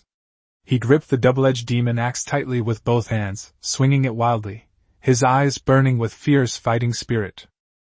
With each step he took, several zombie heads rolled off, splattering blood and sweat everywhere. The zombies lunged forward, baring their fangs and claws, their twisted faces emitting a nauseating stench of decay. However, Lin Feng showed no fear whatsoever. Instead, he was ecstatic, bursting into frenzied laughter as he fought, his laughter filled with fervor for the battle and utter contempt for the zombies. A bunch of trash! How dare they be so arrogant! He swung his axe fiercely, the blade tracing a sharp arc in the air. The sharp blade instantly sliced into a zombie's neck, its head flying high, black blood splattering everywhere. Lin Feng turned in the same motion, sweeping his axe horizontally, cleaving several more zombies in half at the waist, limbs and severed bodies scattered all over the ground. His movements were swift and powerful, as if he were one with the axe. Each swing carried a whistling wind and destructive force. The zombies' attacks seemed clumsy in the face of his agile movements. He easily dodged their claws and bites while delivering fatal counterattacks. Come on, you bunch of bastards, come and bite me! Lin Feng roared, his voice echoing across the bloody battlefield. A gigantic zombie lunged at Lin Feng from a distance. Lin Feng shouted, "You've come at the perfect time!" Finally, a mutated zombie has arrived. I thought the mutated zombies had become intelligent and gone into hiding. The enormous zombie, over 3 meters tall, hurled the surrounding zombies at Lin Feng. Lin Feng swung his axe, hacking at those he could and quickly dodging the rest. Roar! The giant zombie roared, then grabbed one zombie with its left hand and another with its right, and slammed them down at Lin Feng. Thump thump thump. Holy crap, you smashed your own comrades to death. Come at me if you dare.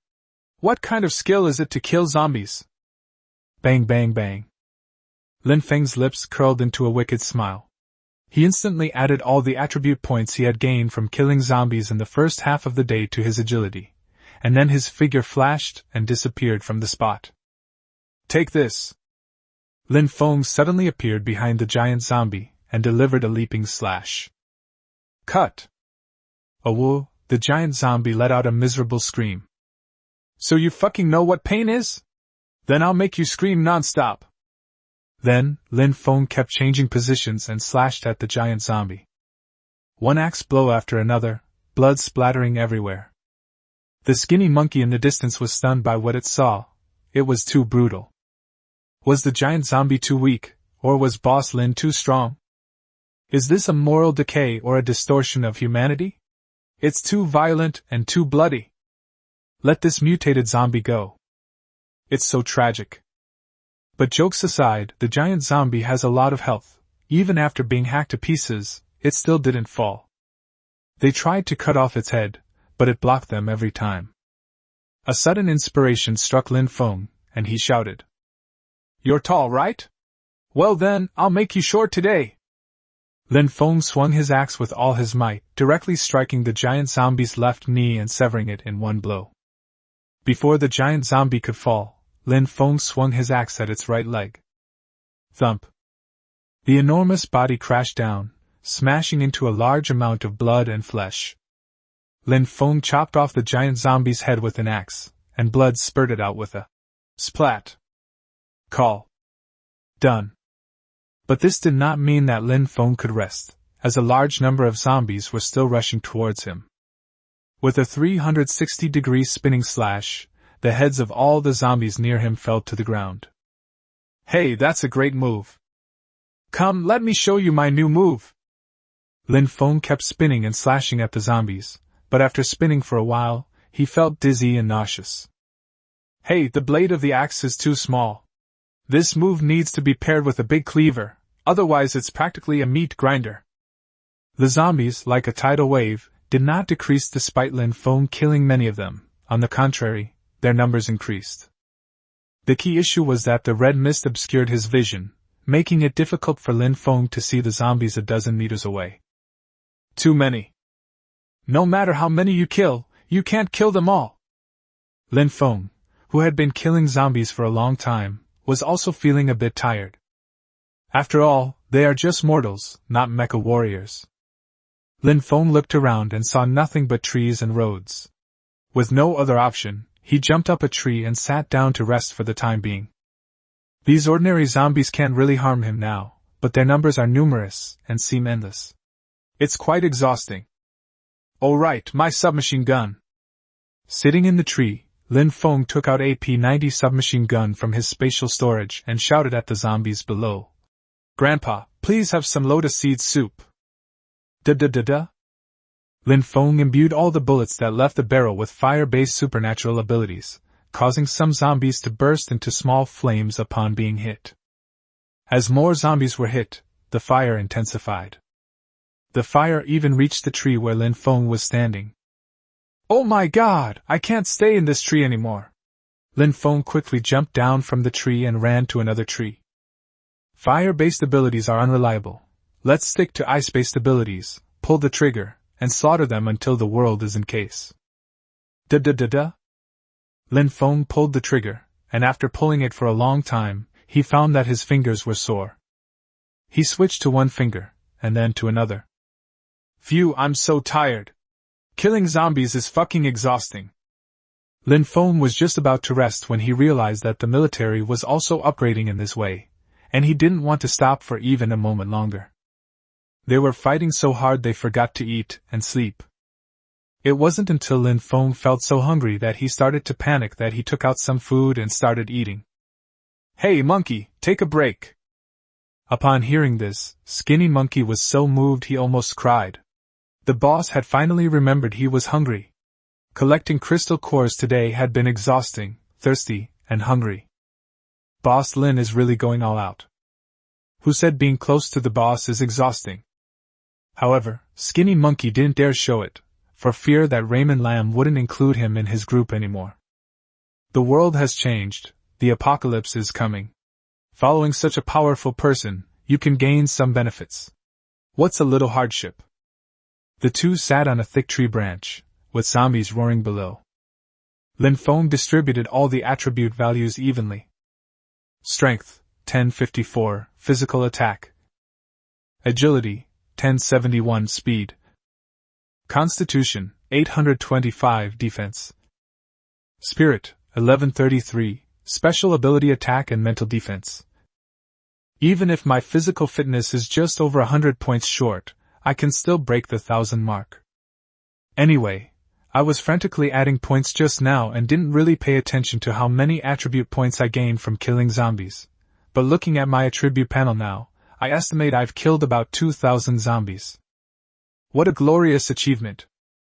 At the time, he didn't pay attention to how many attribute values each mutated zombie provided, and it was the first time Lin Feng had ever encountered a 3-meter-tall giant zombie. "Monkey, how many crystal cores have you collected so far?" Chapter 75. Even in the apocalypse, you wouldn't object to me taking an adopted son in his 20s, would you? Skinny Monkey really does get exactly what he fears most. However, despite the fear, the answer still needs to be given. "Boss, we've collected 1135 in total. I'll go down and continue collecting." Lin Feng hurriedly pulled the Skinny Monkey back. "Why are you in such a hurry? Take a break first." "Boss, I'm sorry. Skinny Monkey, I couldn't keep up with your speed." Lin Feng gently patted Skinny Monkey's shoulder, smiled slightly, and said, Here, have a smoke. Thank you, boss. Lin Feng exhaled wisps of smoke and asked with great satisfaction. Skinny monkey, do you know the benefits of recruiting subordinates? It means that you can make your subordinates do things that you yourself don't want to do, and you can make your subordinates do things that you yourself don't want to do. For example, I don't like collecting crystal cores, so I can make you do it. Skinny monkey held a cigarette between his fingers, hesitating to put it in his mouth. After a brief silence, he looked at Lin Feng with utmost seriousness and sincerity and said, Boss Lin, I, Skinny Monkey, am not very good with words, but in the future, if Boss Lin has anything he doesn't want to do, just tell me, Skinny Monkey, to do it. Lin Feng looked at the Skinny Monkey, a slight smile playing on his lips. Want to get stronger? Of course I want to. Recognize me as your godfather. Ah? Skinny Monkey never expected that Boss Lin would make such a strange request. He was older than Boss Lin, so why would he make such an absurd request? However, the Skinny Monkey's face instantly changed to a pleased and ingratiating expression, and he shouted loudly, Godfather! Ding! Congratulations, host, on adopting your second offspring. Ha ha! Lin Feng suddenly burst into laughter, the sound echoing through the red mist. The zombies seemed to be infected by his laughter, feeling genuine joy and happiness for him. They roared and jumped around at Lin Feng to celebrate. Hee system, this kind of operation is not against the rules, right? Who says offspring have to be young? How about Sun Xing, who is 23 years old, adopting a son? Hee. Let's take an octogenarian or 90-year-old as our godson, hee, that's a good idea. Lin Feng secretly marveled at his own brilliant maneuver. It was truly a masterpiece. Using the system's power to make the Skinny Monkey stronger, I'm truly resourceful. Comparable to Zhang Liang and Sun Tzu. Ha. In his joy, Raymond Lam also made sure to check the Daily Blessing for Offspring section to claim his Daily Blessing for Offspring. Click on the Skinny Monkey, Sun Xing's Descendants and Blessings. Congratulations, host, for being granted the title of Descendant of the Grandson. You have received 30 free attribute points. Please allocate skill points for the host's offspring. What? Lin Feng was completely puzzled, his brows furrowed. Linger had received 300 free attribute points last time, so why was she giving so few this time? This is absolutely on the system's doing. 30 points is fine, it's better than nothing, after all, I can collect it every day. Lin Feng always felt that the system was secretly sabotaging him. I have a plan, a way to get around the wall. Damn it, that cunning old system.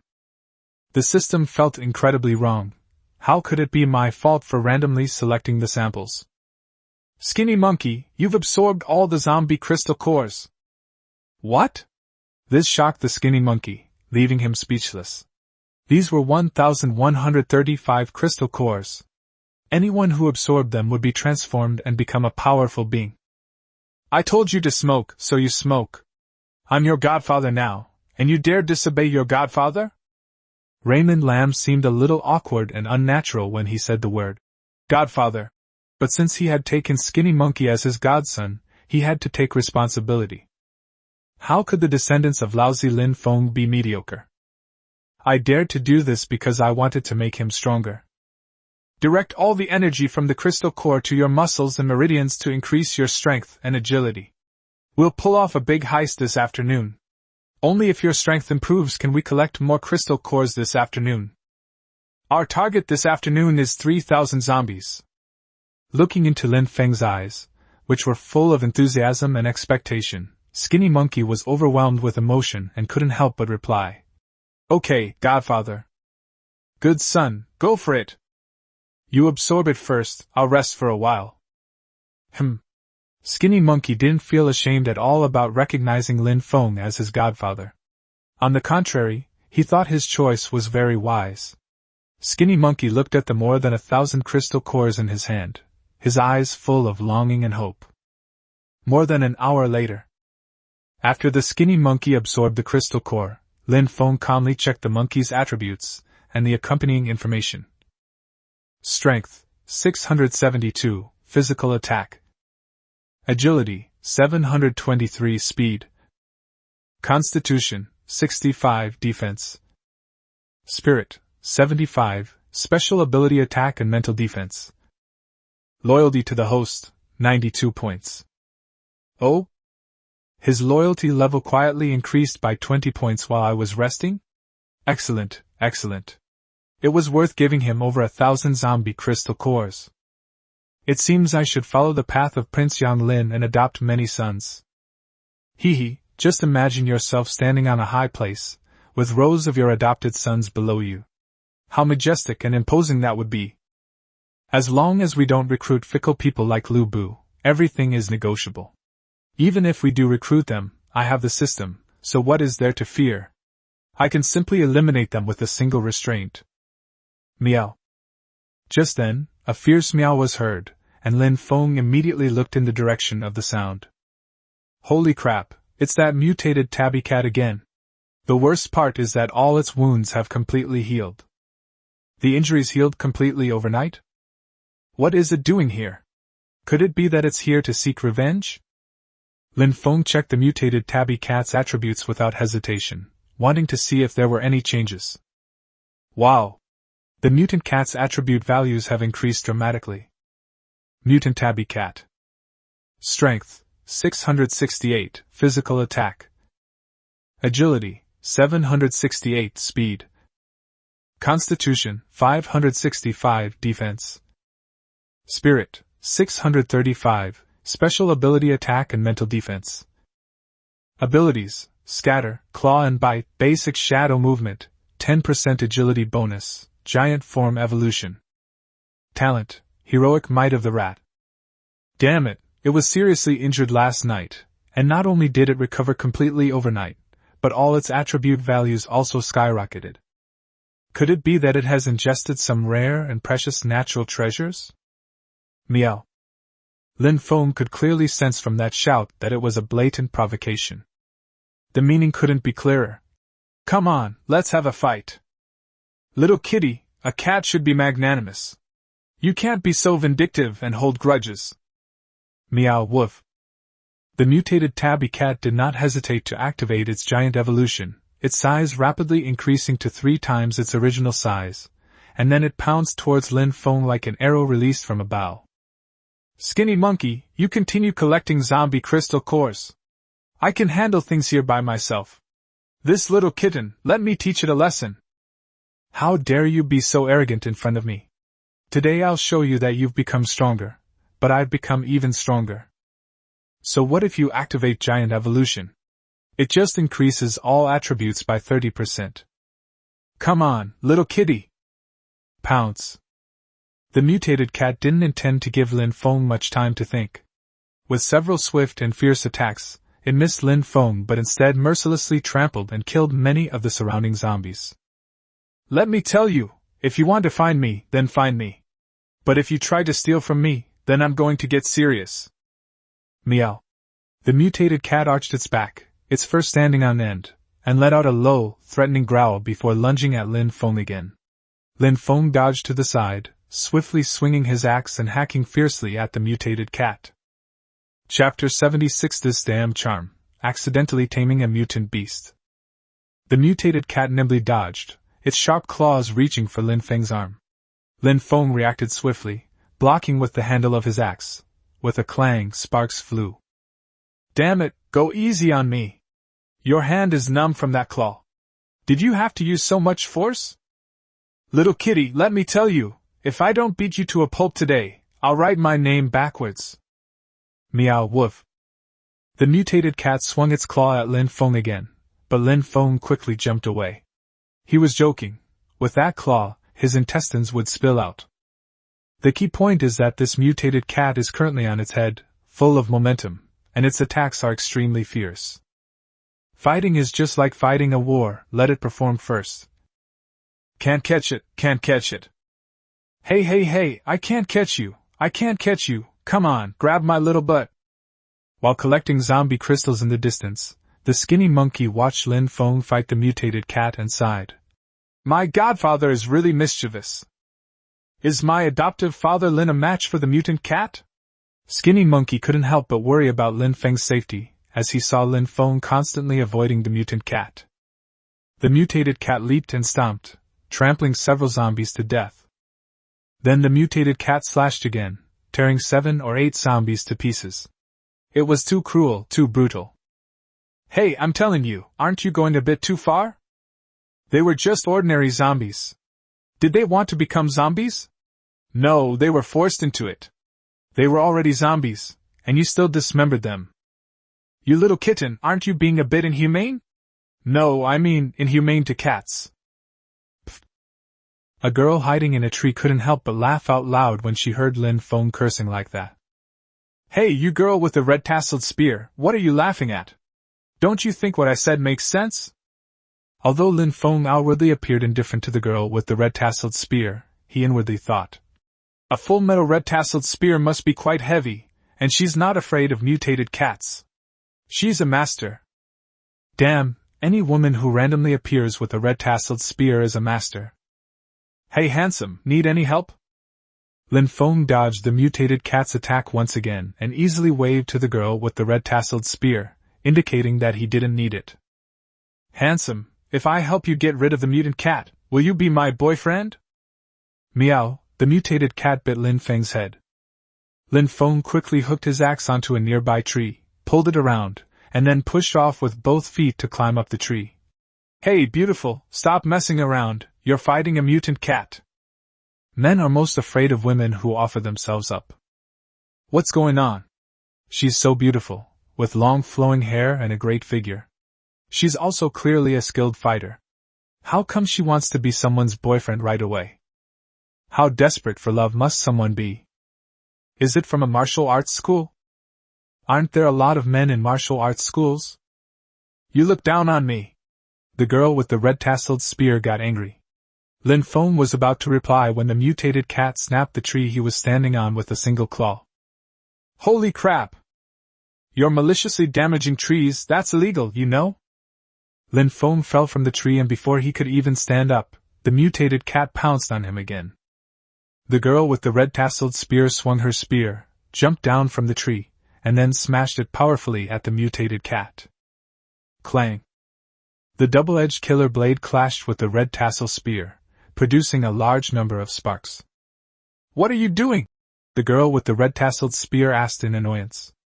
I'm trying to help you, why are you stopping me? The cat is playing with the mouse, and I'm playing with the kitten. You just need to watch from the sidelines. I don't need your help here.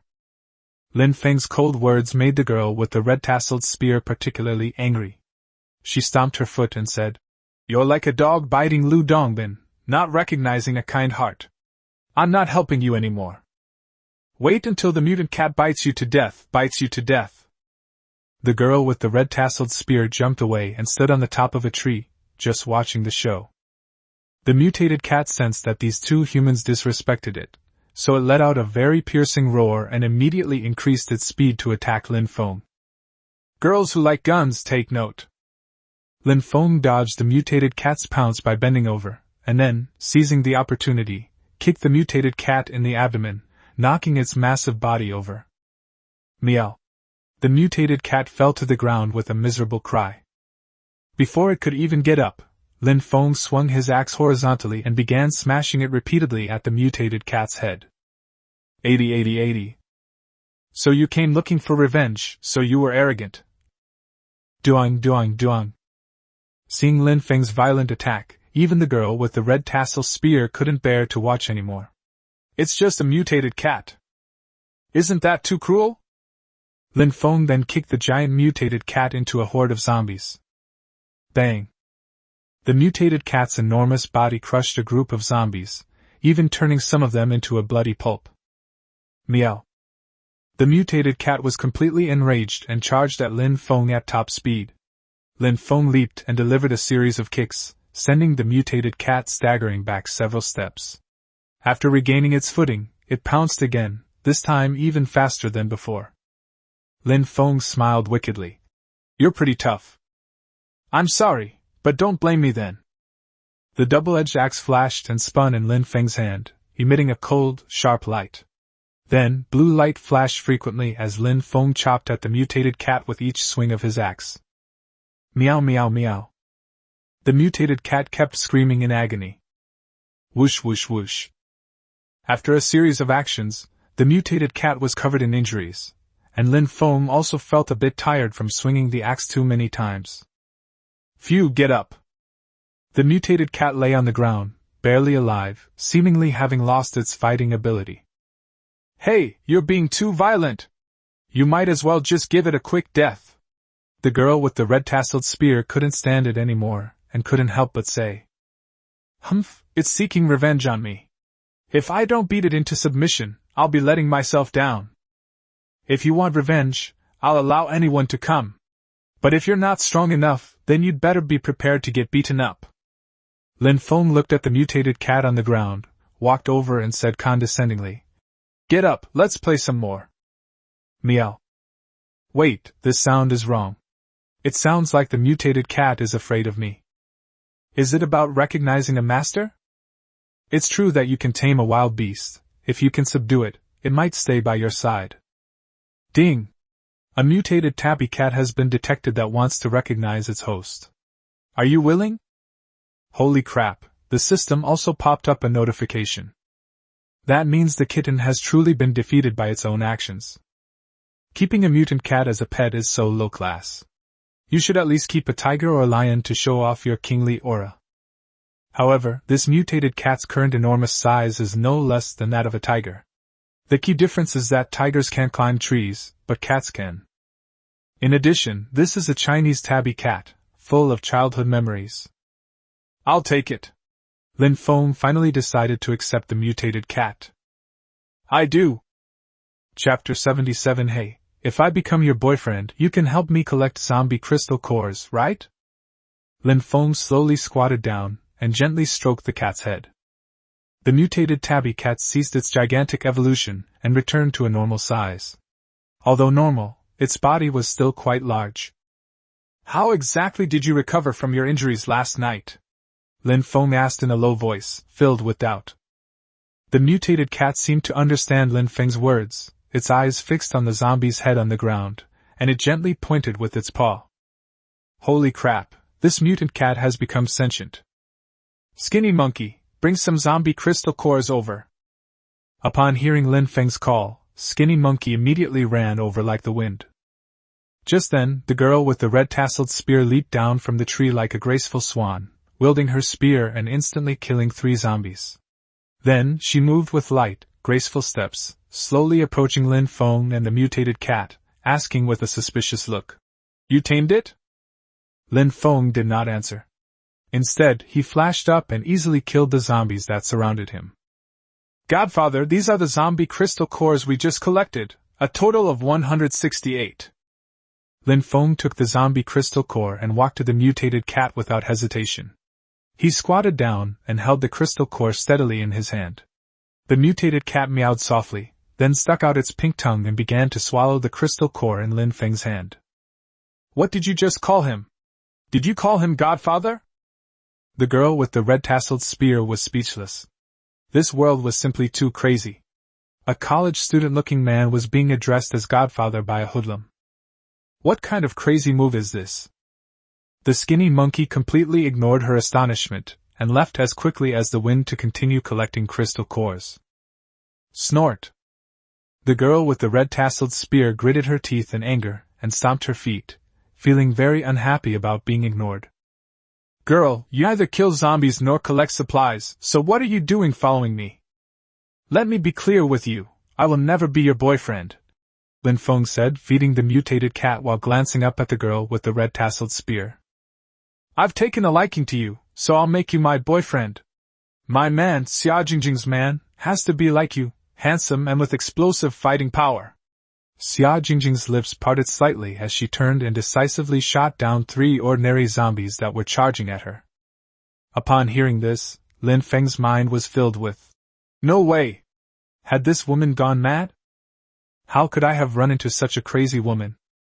Girl, oh, your name is Jingjing, right? Isn't your name missing that radical? I'm telling you again, I'm not going to be your boyfriend. Although Lin Feng has the Many children, many blessings. System, he doesn't want to have such a female hooligan by his side. What the hell? She comes in and immediately asks someone to be her boyfriend. Whoever wants to be her can have her. She looks like a crazy woman. A normal person who is this pretty and a pro would have plenty of men to choose from. She's still single, so she must have some psychological issues. That's not up to you. Are you done feeding? If you are, let's have a fight. If I win, you'll be my boyfriend. If I lose, you can do whatever you want with me. Upon hearing this, Lin Feng immediately felt that winning or losing would be of no benefit to him, and would instead give Xia Jingjing a huge advantage. After Lin Feng finished feeding the mutated cat, he saw that the cat's wounds were healing at an alarming rate. The mutated cat suddenly stood up, elegantly shook its fur, then roared to the sky and pounced on the surrounding zombies like lightning. Ordinary zombies are no match for the mutated cat. In the first exchange, the mutated cat easily slices open their heads and swallows their crystal cores instantly. Xia Jingjing and Lin Feng stood facing each other. Both of them exuded a chilling aura, and Lin Feng could clearly sense that Xia Jingjing was no ordinary person. Xia Jingjing, however, had an excited gleam in her beautiful eyes. The man Xia Jingjing chose was indeed outstanding. Xia Jingjing, right? You must be from a martial arts school, right? There are so many outstanding guys in your school, how come you haven't found a boyfriend? I'm not from a martial arts school, I'm from the Linxiao sect. I know all my fellow disciples too well, so it's not easy to make a move. The answer was so confident and assertive that Lin Feng had no chance to refute it. Girl, I already have a woman, please let me go. I don't mind. Men are supposed to have multiple wives and concubines. Lin Feng was almost laughing with anger. How could there be such a shameless person? Who would dare to provoke her? Although this woman was beautiful and highly skilled in martial arts, her overly eager and proactive manner made him want to keep his distance. Then let's fight. He had to make Xia Jingjing completely convinced. Ladies first. Lin Feng gripped the double-edged axe tightly with both hands, made a gesture of invitation, and remained calm. Xia Jingjing, with her forthright and decisive personality, let out a delicate shout, and her red-tasseled spear, like a nimble dragon emerging from its cave, trembled and instantly created a series of dazzling spear flowers, heading straight for Lin Feng's vitals. Damn it, if you're going to fight, why are you attacking vital points right from the start? Does she want me to be her boyfriend, or does she want to take my life? As soon as he made his move, he forced Lin Feng to retreat repeatedly. Clang, clang, clang. After several clashes of the axe and spear, Lin Feng frowned. How could the opponent's red-tasseled spear be so powerful? Was it even heavier than his own axe? Holy crap, it's crashing down again. Not daring to take the blow head-on, Lin Feng could only dodge it skillfully by sidestepping. Xia Jingjing moved like a swallow and her steps were as light as a butterfly. Every step contained exquisite changes, which was obviously the result of many years of hard training. Damn it, they have absolutely no sense of martial ethics. Lin Feng's face was ashen, but his eyes were resolute. He gripped the double-edged axe tightly with both hands, calmly responding to the attacks. The axe blades drew sharp arcs in the air, generating gusts of violent wind, successfully deflecting Xia Jingjing's fierce offensive time and time again. Xia Jingjing flicked her spear tip, unleashing a powerful burst of energy that shot straight at Lin Feng's face like an arrow. Lin Feng dodged to the side, then swung his axe in a sweeping motion, the wind whistling through the air, forcing Xia Jingjing to retreat several steps. The two exchanged blows, the air around them seemingly disturbed by their fierce fighting. Sweat streamed down their foreheads like rain, yet it did nothing to dampen their fighting spirit. He swung his axe horizontally, then bent over and kicked. Use a gun to block. Block the gun from below, block the gun from above, and kick your leg while bracing the gun on the ground. Damn, what a crazy woman! That's really ruthless. Lin Feng suddenly created distance and shouted, I'm not fighting anymore! I'm not fighting anymore! Why did you stop fighting? Lin Feng knew that continuing the fight would be too physically demanding, and it would be unwise to waste his energy and time here. Okay, I agree to be your boyfriend, but I have one condition. What are the conditions? You have to help me collect crystal cores. Ah, collecting crystal cores again. Xia Jingjing's pretty face changed color instantly upon hearing this. This isn't fun, it's not fun. I don't want this boyfriend anymore. I'll play with you next time. As Xia Jingjing spoke, she shouldered her spear and ran away like a horse let loose. What? What? They just ran away because they were collecting a crystal core? My senior brothers asked me to collect crystal cores for them. Now that I've finally met a handsome guy with some strength, he also wants me to collect crystal cores for him. Men are so boring. Are crystal cores really that attractive? Aren't men supposed to love wedding nights? Alas, am I, Xia Jingjing, destined to grow old alone? Lin Feng watched the beautiful figure disappear into the distance, running at lightning speed as if a vicious wolf was chasing him. Is collecting crystal cores really that scary? Hey, if I become your boyfriend, you can help me collect a zombie crystal core, right? That's not too much to ask. Hearing this from afar, Xia Jingjing ran even faster. Chapter 78. Wan Xiaoxiao smiled. The apocalypse had arrived, and she had been reborn. Hey, junior sister, why did it take you so long to get back? Fan Hanyu asked with concern, then said, Since you're alright, hurry up and help your senior brother collect the crystal cores. Xia Jingjing shouted. Are all these men blind? Can't they see my perfect figure and face? Fan Hanyu turned around and glanced at the roaring Xia Jingjing, then said calmly, What's wrong? Did you meet another handsome guy and confess your feelings again, only to be rejected again? Senior brother! Xia Jingjing had an urge to pierce Fan Hanyu's head with a red-tasseled spear. Alright, senior brother, I won't say any more. You'd better hurry up and collect the zombie crystal cores, or you'll be busy until dark again. You can collect it if you want, I'm leaving. Xia Jingjing was really annoyed. She kicked off her feet and left the spot. Alas, daughters are gone once they grow up. Xingqing, located on the 3rd Ring Road, in Yuantong District, Xingqing Yuantong High School. In a storage room. Wan Xiaoxiao, what are you doing? What are you doing? Xu Chang, what do you think I want to do? Xu Chang's legs went weak, and she stared in horror at the blood-stained knife in Wan Xiaoxiao's hand. She didn't even have the strength to stand up. She was filled with extreme fear and could feel that Wan Xiaoxiao desperately wanted to kill her. Wan Xiaoxiao, I was wrong. I shouldn't have bullied you before, shouldn't have called you a little slut, and shouldn't have accused you of seducing my dad. Hee hee.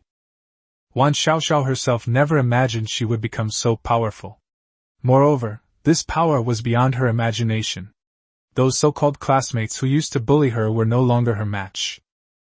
I recall that night when the apocalypse had just begun, and it was pouring rain. Some people turned into zombies after getting caught in the rain, but I remained normal after getting caught in the rain and even felt full of strength, able to easily lift an adult with my bare hands. Most importantly, after killing zombies and absorbing the zombie crystal cores from their brains, he became even stronger. When Wan Xiaoxiao became powerful, her first thought was to eliminate those who had bullied her, one by one. Otherwise, it would be difficult to quell the hatred in my heart. She clearly remembers that they made her lick their shoes in the girls' restroom. She clearly remembered that when she went to complain, the teacher didn't care, and when she went to the principal, it was also to no avail. The reply she received was that Tang Xiying's father was the director of the Education Bureau, Jia Xinyan's father was the district head of Yuantong District, and even Xu Chang's mother was in the Commerce Bureau, She clearly remembers kneeling in front of these people and pleading. I'm in my final year of high school, there are only 20-odd days left, just 20-odd days left, please let me go. She even threatened them on the rooftop. You're all 18 years old now, if I jump off, you'll all go to jail. But they were laughing so hard and having so much fun at the time. I clearly remember Tang Xiying stepping forward and saying, We saw Wan Xiaoxiao was about to jump off the building, so we rushed to save her, but she wouldn't listen and insisted on jumping.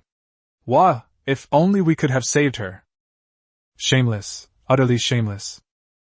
When Wan Xiaoxiao recalled these past events, she felt an urge to tear these people to pieces. In just over 20 days, the college entrance exam will be over soon. Just because I'm pretty, have good grades, and come from a poor family with no connections, they bully me. Can you choose the kind of family you are born into? You can be rich kids or government officials' kids, so why are you bullying honest people like me who just want to study hard? Why? Why? Wan Xiaoxiao couldn't help but shout out when she thought of this. Xu Chang heard this and curled up into a ball in fright. So you can be scared now? A flash of light appeared. Ah! Wan Xiaoxiao slashed Xu Chang's face, and blood flowed freely. Xu Chang's eyes were filled with fear. Me, seducing your dad? You're dreaming. With your dad's fat head and pig-like body, why would I seduce him? Yes, your family is rich. Your mother works in the Bureau of Commerce, your father is in business, and my mother works as a nanny in your family.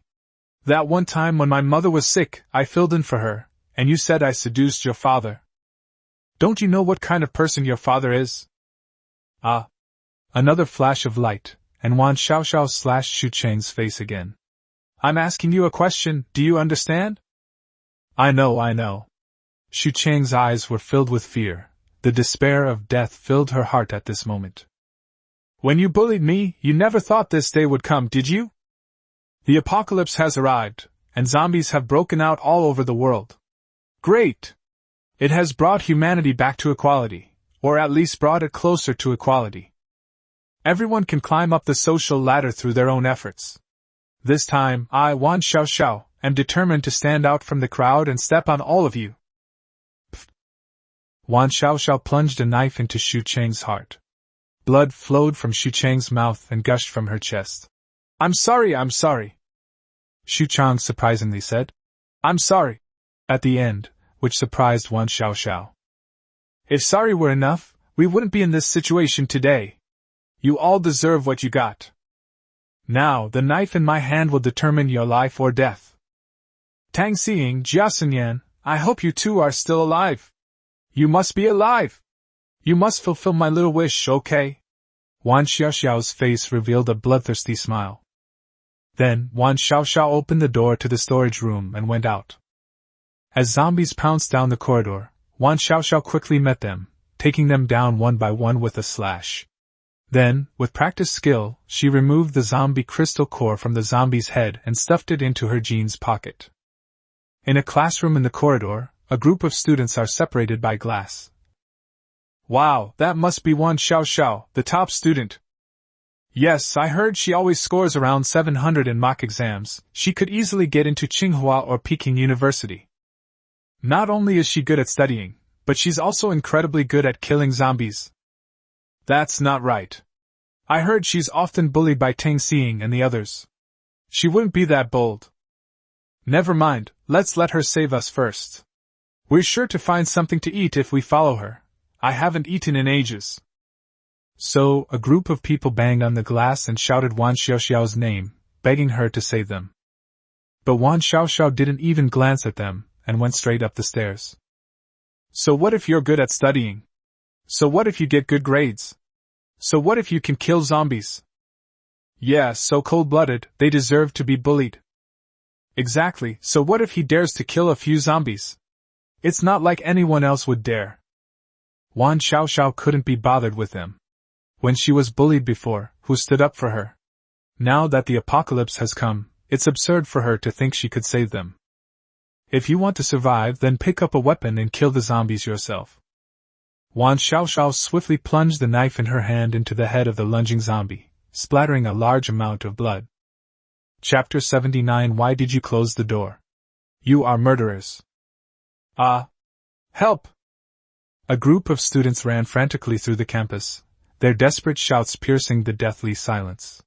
Tang Xiying and Jia Xinyan were caught in the middle of the crowd, their faces pale with fear, which distorted their once beautiful features. Everyone, hurry up to the 3rd floor! 3 strong boys bravely charged ahead, wielding steel pipes and planks with lightning speed, striking and pushing away the zombies that pounced like ravenous wolves. However, the zombies surged in like a raging black tide, their sheer number terrifying. Some students, unable to keep up with the pace, were instantly overwhelmed and felled by the zombies. Their desperate cries were abruptly cut short, but their tragic sacrifice bought precious time for their companions to escape. The panicked students were completely consumed by fear. Their expressions were like crumpled pieces of paper, filled with terror and despair. Many had lost their sparkle and were on the verge of a mental breakdown. "That's terrifying!" Desperate cries rose and fell, as they groped in the dark, desperately searching for a glimmer of hope for survival. "Open the door!" The students behind shouted hoarsely, their voices filled with a desperate desire to survive. Bang! A strong boy kicked a classroom door with all his might, but the door stood firm like a fortress, not budging an inch. "Fan Yuan, how is it? Can you open it?" "You can't kick it open at all, it's locked." "The meeting room! The meeting room!" Someone in the crowd noticed that the meeting room door was unlocked.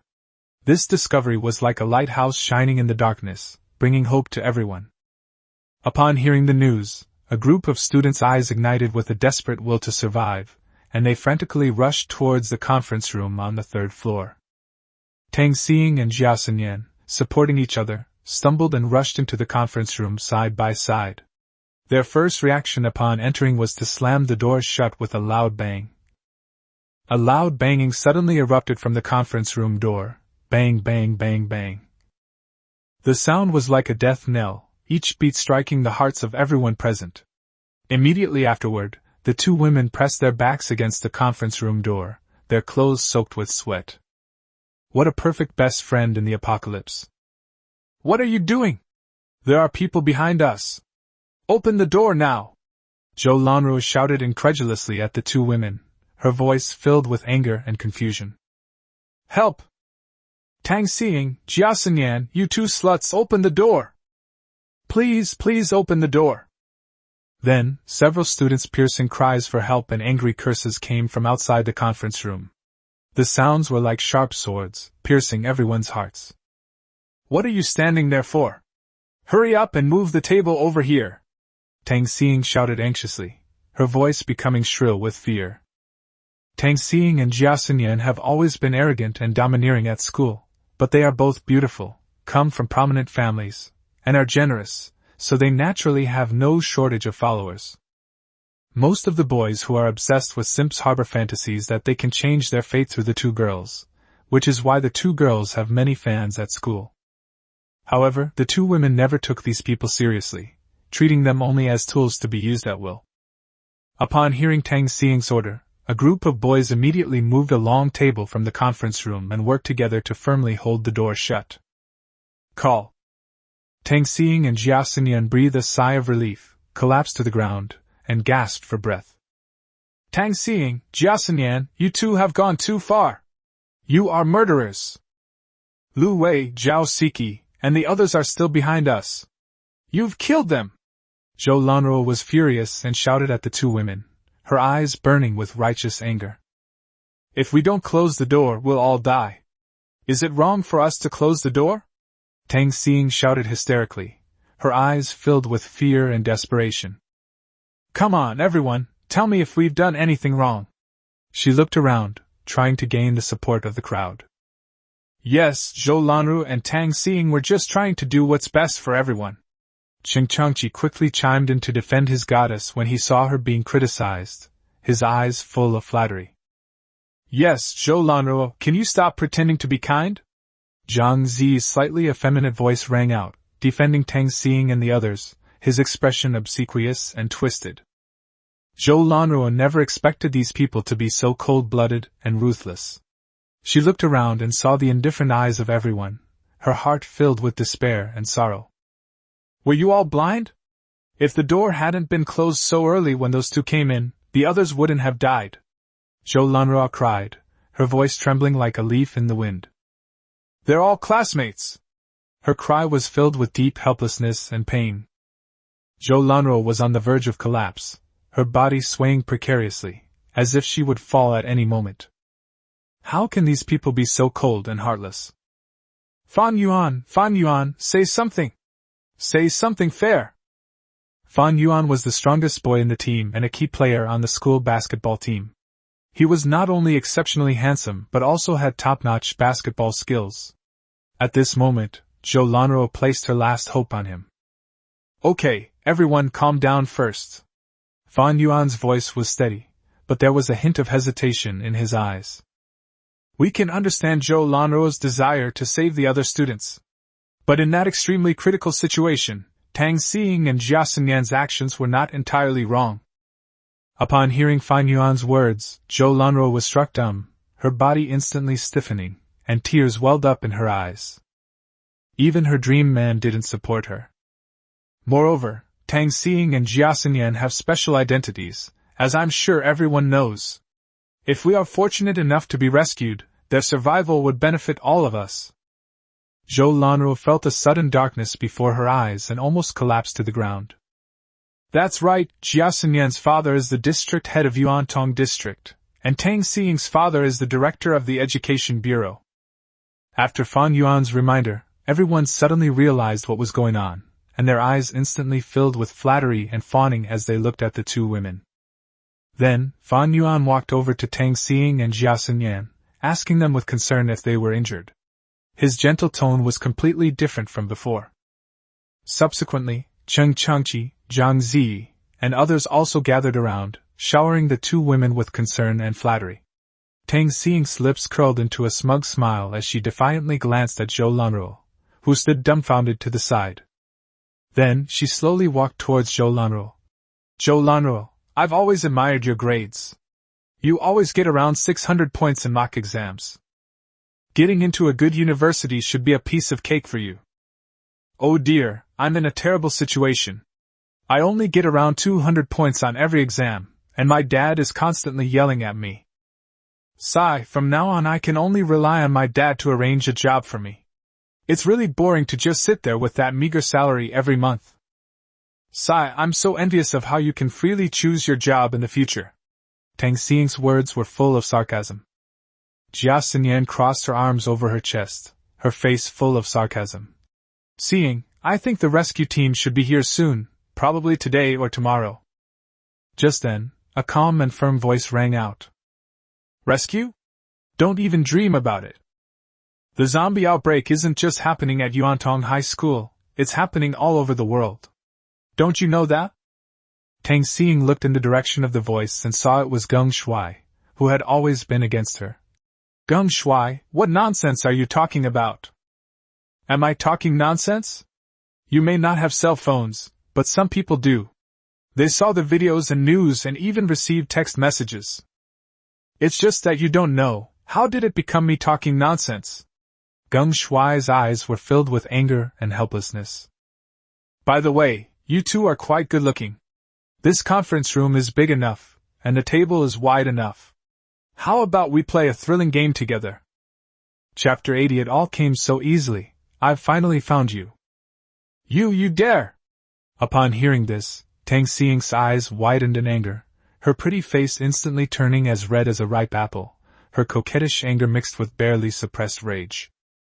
Everyone could clearly see that Geng Shuai was deliberately stirring up trouble, his purpose being to stop Tang Xiying and Jia Xinyan from continuing to bully Zhou Lanruo. However, at this moment, everyone was covered in blood and sweat, and their stomachs were growling with hunger. Moreover, the harrowing ordeal they had just gone through had already exhausted them greatly. At this critical juncture of life and death, who would be so foolish as to do something so impulsive? Unless you're really impulsive. Fan Yuan strode forward, his tall and imposing figure like an impregnable fortress, firmly blocking Tang Xiying and Jia Xinyan's path. Commander Geng, you dared to try! With me, Fan Yuan, here, no one can lay a finger on Tang Xiying and Jia Xinyan. Clap, clap, clap, clap.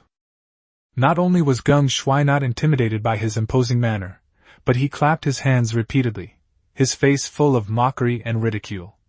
Haha, what a great hero saves the damsel in distress drama! Everything I have said is true, and it is a normal psychological reflection of human beings when they are in dire straits. Do you really think that you alone can stop everyone's desires? Even death row inmates get a full meal before their execution. Now that our lives are hanging by a thread, and we are all in grave danger, is it too much for them to grant our classmates this last wish? Geng Shuai's words were like a sharp dagger, piercing straight into the most hidden corner of everyone's hearts, truly taking full advantage of the right time, place, and people. Fan Yuan felt a tremor run through him. He knew he absolutely did not want to be at odds with everyone. If forced by circumstances, he might also be driven by desire to participate. After all, Geng Shuai's words were all reasonable and truly touched upon the deepest desires in everyone's hearts. Immediately afterwards, the way all the boys looked at Tang Xiying and Jia Xinyan changed subtly. Some looked away, trying to hide their inner turmoil. Others stared directly at them without any hesitation, their eyes filled with complex and indescribable emotions. Seeing this, the other girls hurriedly and anxiously tried to comfort them. "All right, everyone, stop arguing. We must hold out until the rescue arrives. Tang Xiying and Jia Xinyan have special identities. This is a fact that everyone knows. Yes, if rescue does arrive in time, we must not give up any hope or possibility easily. Yes, everyone calm down and don't act impulsively. We are all educated people, so we naturally understand the principle of mutual dependence. If Tang Xiying and Jia Xinyan suffer, they themselves will inevitably be mired in the quagmire, unable to extricate themselves. Some forbidden doors, once opened, are difficult to close again. In the end, amidst the fierce clash between reason and desire, reason reluctantly prevailed, and everyone quietly found a place to ponder. Outside the conference room, the roars of the zombies were like thunderclaps, as if they wanted to tear the solid barrier apart and devour everyone inside. Wan Xiaoxiao frantically searched the teaching building for Tang Xiying and Jia Xinyan. Where did those two bitches hide? I just can't find them. A zombie lunged madly at Wan Xiaoxiao, but her eyes instantly turned icy cold. With lightning speed, she thrust her dagger through the zombie's head, spurting out a torrent of foul blood. Hey, isn't that Lu Wei and Zhao Siki? I didn't expect them to become zombies too. Why are they banging on the door so frantically? Is someone in the conference room? A horde of zombies surged like a raging tide, letting out chilling roars as they lunged at Wan Xiaoxiao with bared teeth and claws. Wan Xiaoxiao's eyes were as firm as a rock, showing no fear whatsoever. Her figure moved as elusively as a ghost, nimbly dodging a zombie's fatal attack. She swung her knife, the blade flashing a cold, frosty light in the dim light, accurately piercing the zombie's head. The zombie instantly collapsed to the ground like a rag doll, lifeless. Her steps were swift as the wind, like a ghost moving through the night, traversing the horde of zombies with ease. With a graceful turn, the sharp knife in her hand shot out like a serpent from its hole, stabbing and thrusting with fluid, effortless movements. Another zombie lunged forward, baring its teeth. Wan Xiaoxiao raised her hand and brought her knife down, the sharp blade piercing straight into its eye socket like a gust of wind. The zombie let out a roar of extreme pain, which stopped abruptly after a few moments. Wan Xiaoxiao's long hair danced wildly in the wind, like black silk in the night. Every movement she made was incredibly fluid and graceful, each strike carrying a resolute, do-or-die spirit. Another zombie lunged forward, baring its fangs and claws. She leaped into the air with the agility of a swallow, gracefully flipping, her long sword flashing like thunder, cleanly severing the zombie's head. The zombie instantly collapsed to the ground. Thump. Her figure flickered erratically through the narrow corridor, dodging left and right, making it impossible for the zombies to track her unpredictable movements. Then she swung her knife again, a sharp, swift light flashing like a startled swan, and several zombies fell simultaneously, like harvested ears of wheat. Wan Xiaoxiao was breathing heavily, her chest heaving, but a confident and fearless smile appeared on her lips. My strength is increasing day by day, all because of absorbing zombie crystal cores. It seems that these zombie crystal cores are really valuable and shouldn't be wasted. Next, Wan Xiaoxiao methodically removed the zombie crystal core from the zombie's head, her movements skillful and efficient. Then, she walked with firm and steady steps toward the door of the conference room. Clap, clap, clap. She knocked on the door a few times, her voice firm and urgent. Hey, the person inside, open the door and let me in. It's Wan Xiaoxiao. The one who was fighting the zombies just now was Wan Xiaoxiao. How is that possible? Tang Xiying recognized the familiar voice immediately, and knew that the person outside was indeed Wan Xiaoxiao. Tang Xing just couldn't quite believe it. However, Wan Xiaoxiao's voice was like an imprint etched in Tang Xing's heart, and she would never mishear it. However, Tang Xing had no intention of opening the door. Who knew if a large number of zombies would break in after she did? "Are you Wan Xiaoxiao?" Zhou Lanruo asked, somewhat uncertain, upon hearing the voice. "Yes, it's me. Who are you all inside? Open the door quickly and let me in. Tang Xing, hurry up and tell them to move the table so Wan Xiaoxiao can come in." Wan Xiaoxiao heard Zhou Lanruo's urgent call through the door. Hey. It's like finding a needle in a haystack. I've finally found you, Tang Xing. Zhou Lanruo, is Jia Xinyan here? Yes. Zhou Lanruo replied without much thought. The windows of the conference room were all covered by heavy curtains, and with the numerous tables and chairs blocking the view, no matter how hard Wan Xiaoxiao looked, she could not see Tang Xing and Jia Xinyan. Zhou Lanruo kept pleading with Tang Xing to open the door, but Tang Xing's expression was resolute, and she remained unmoved.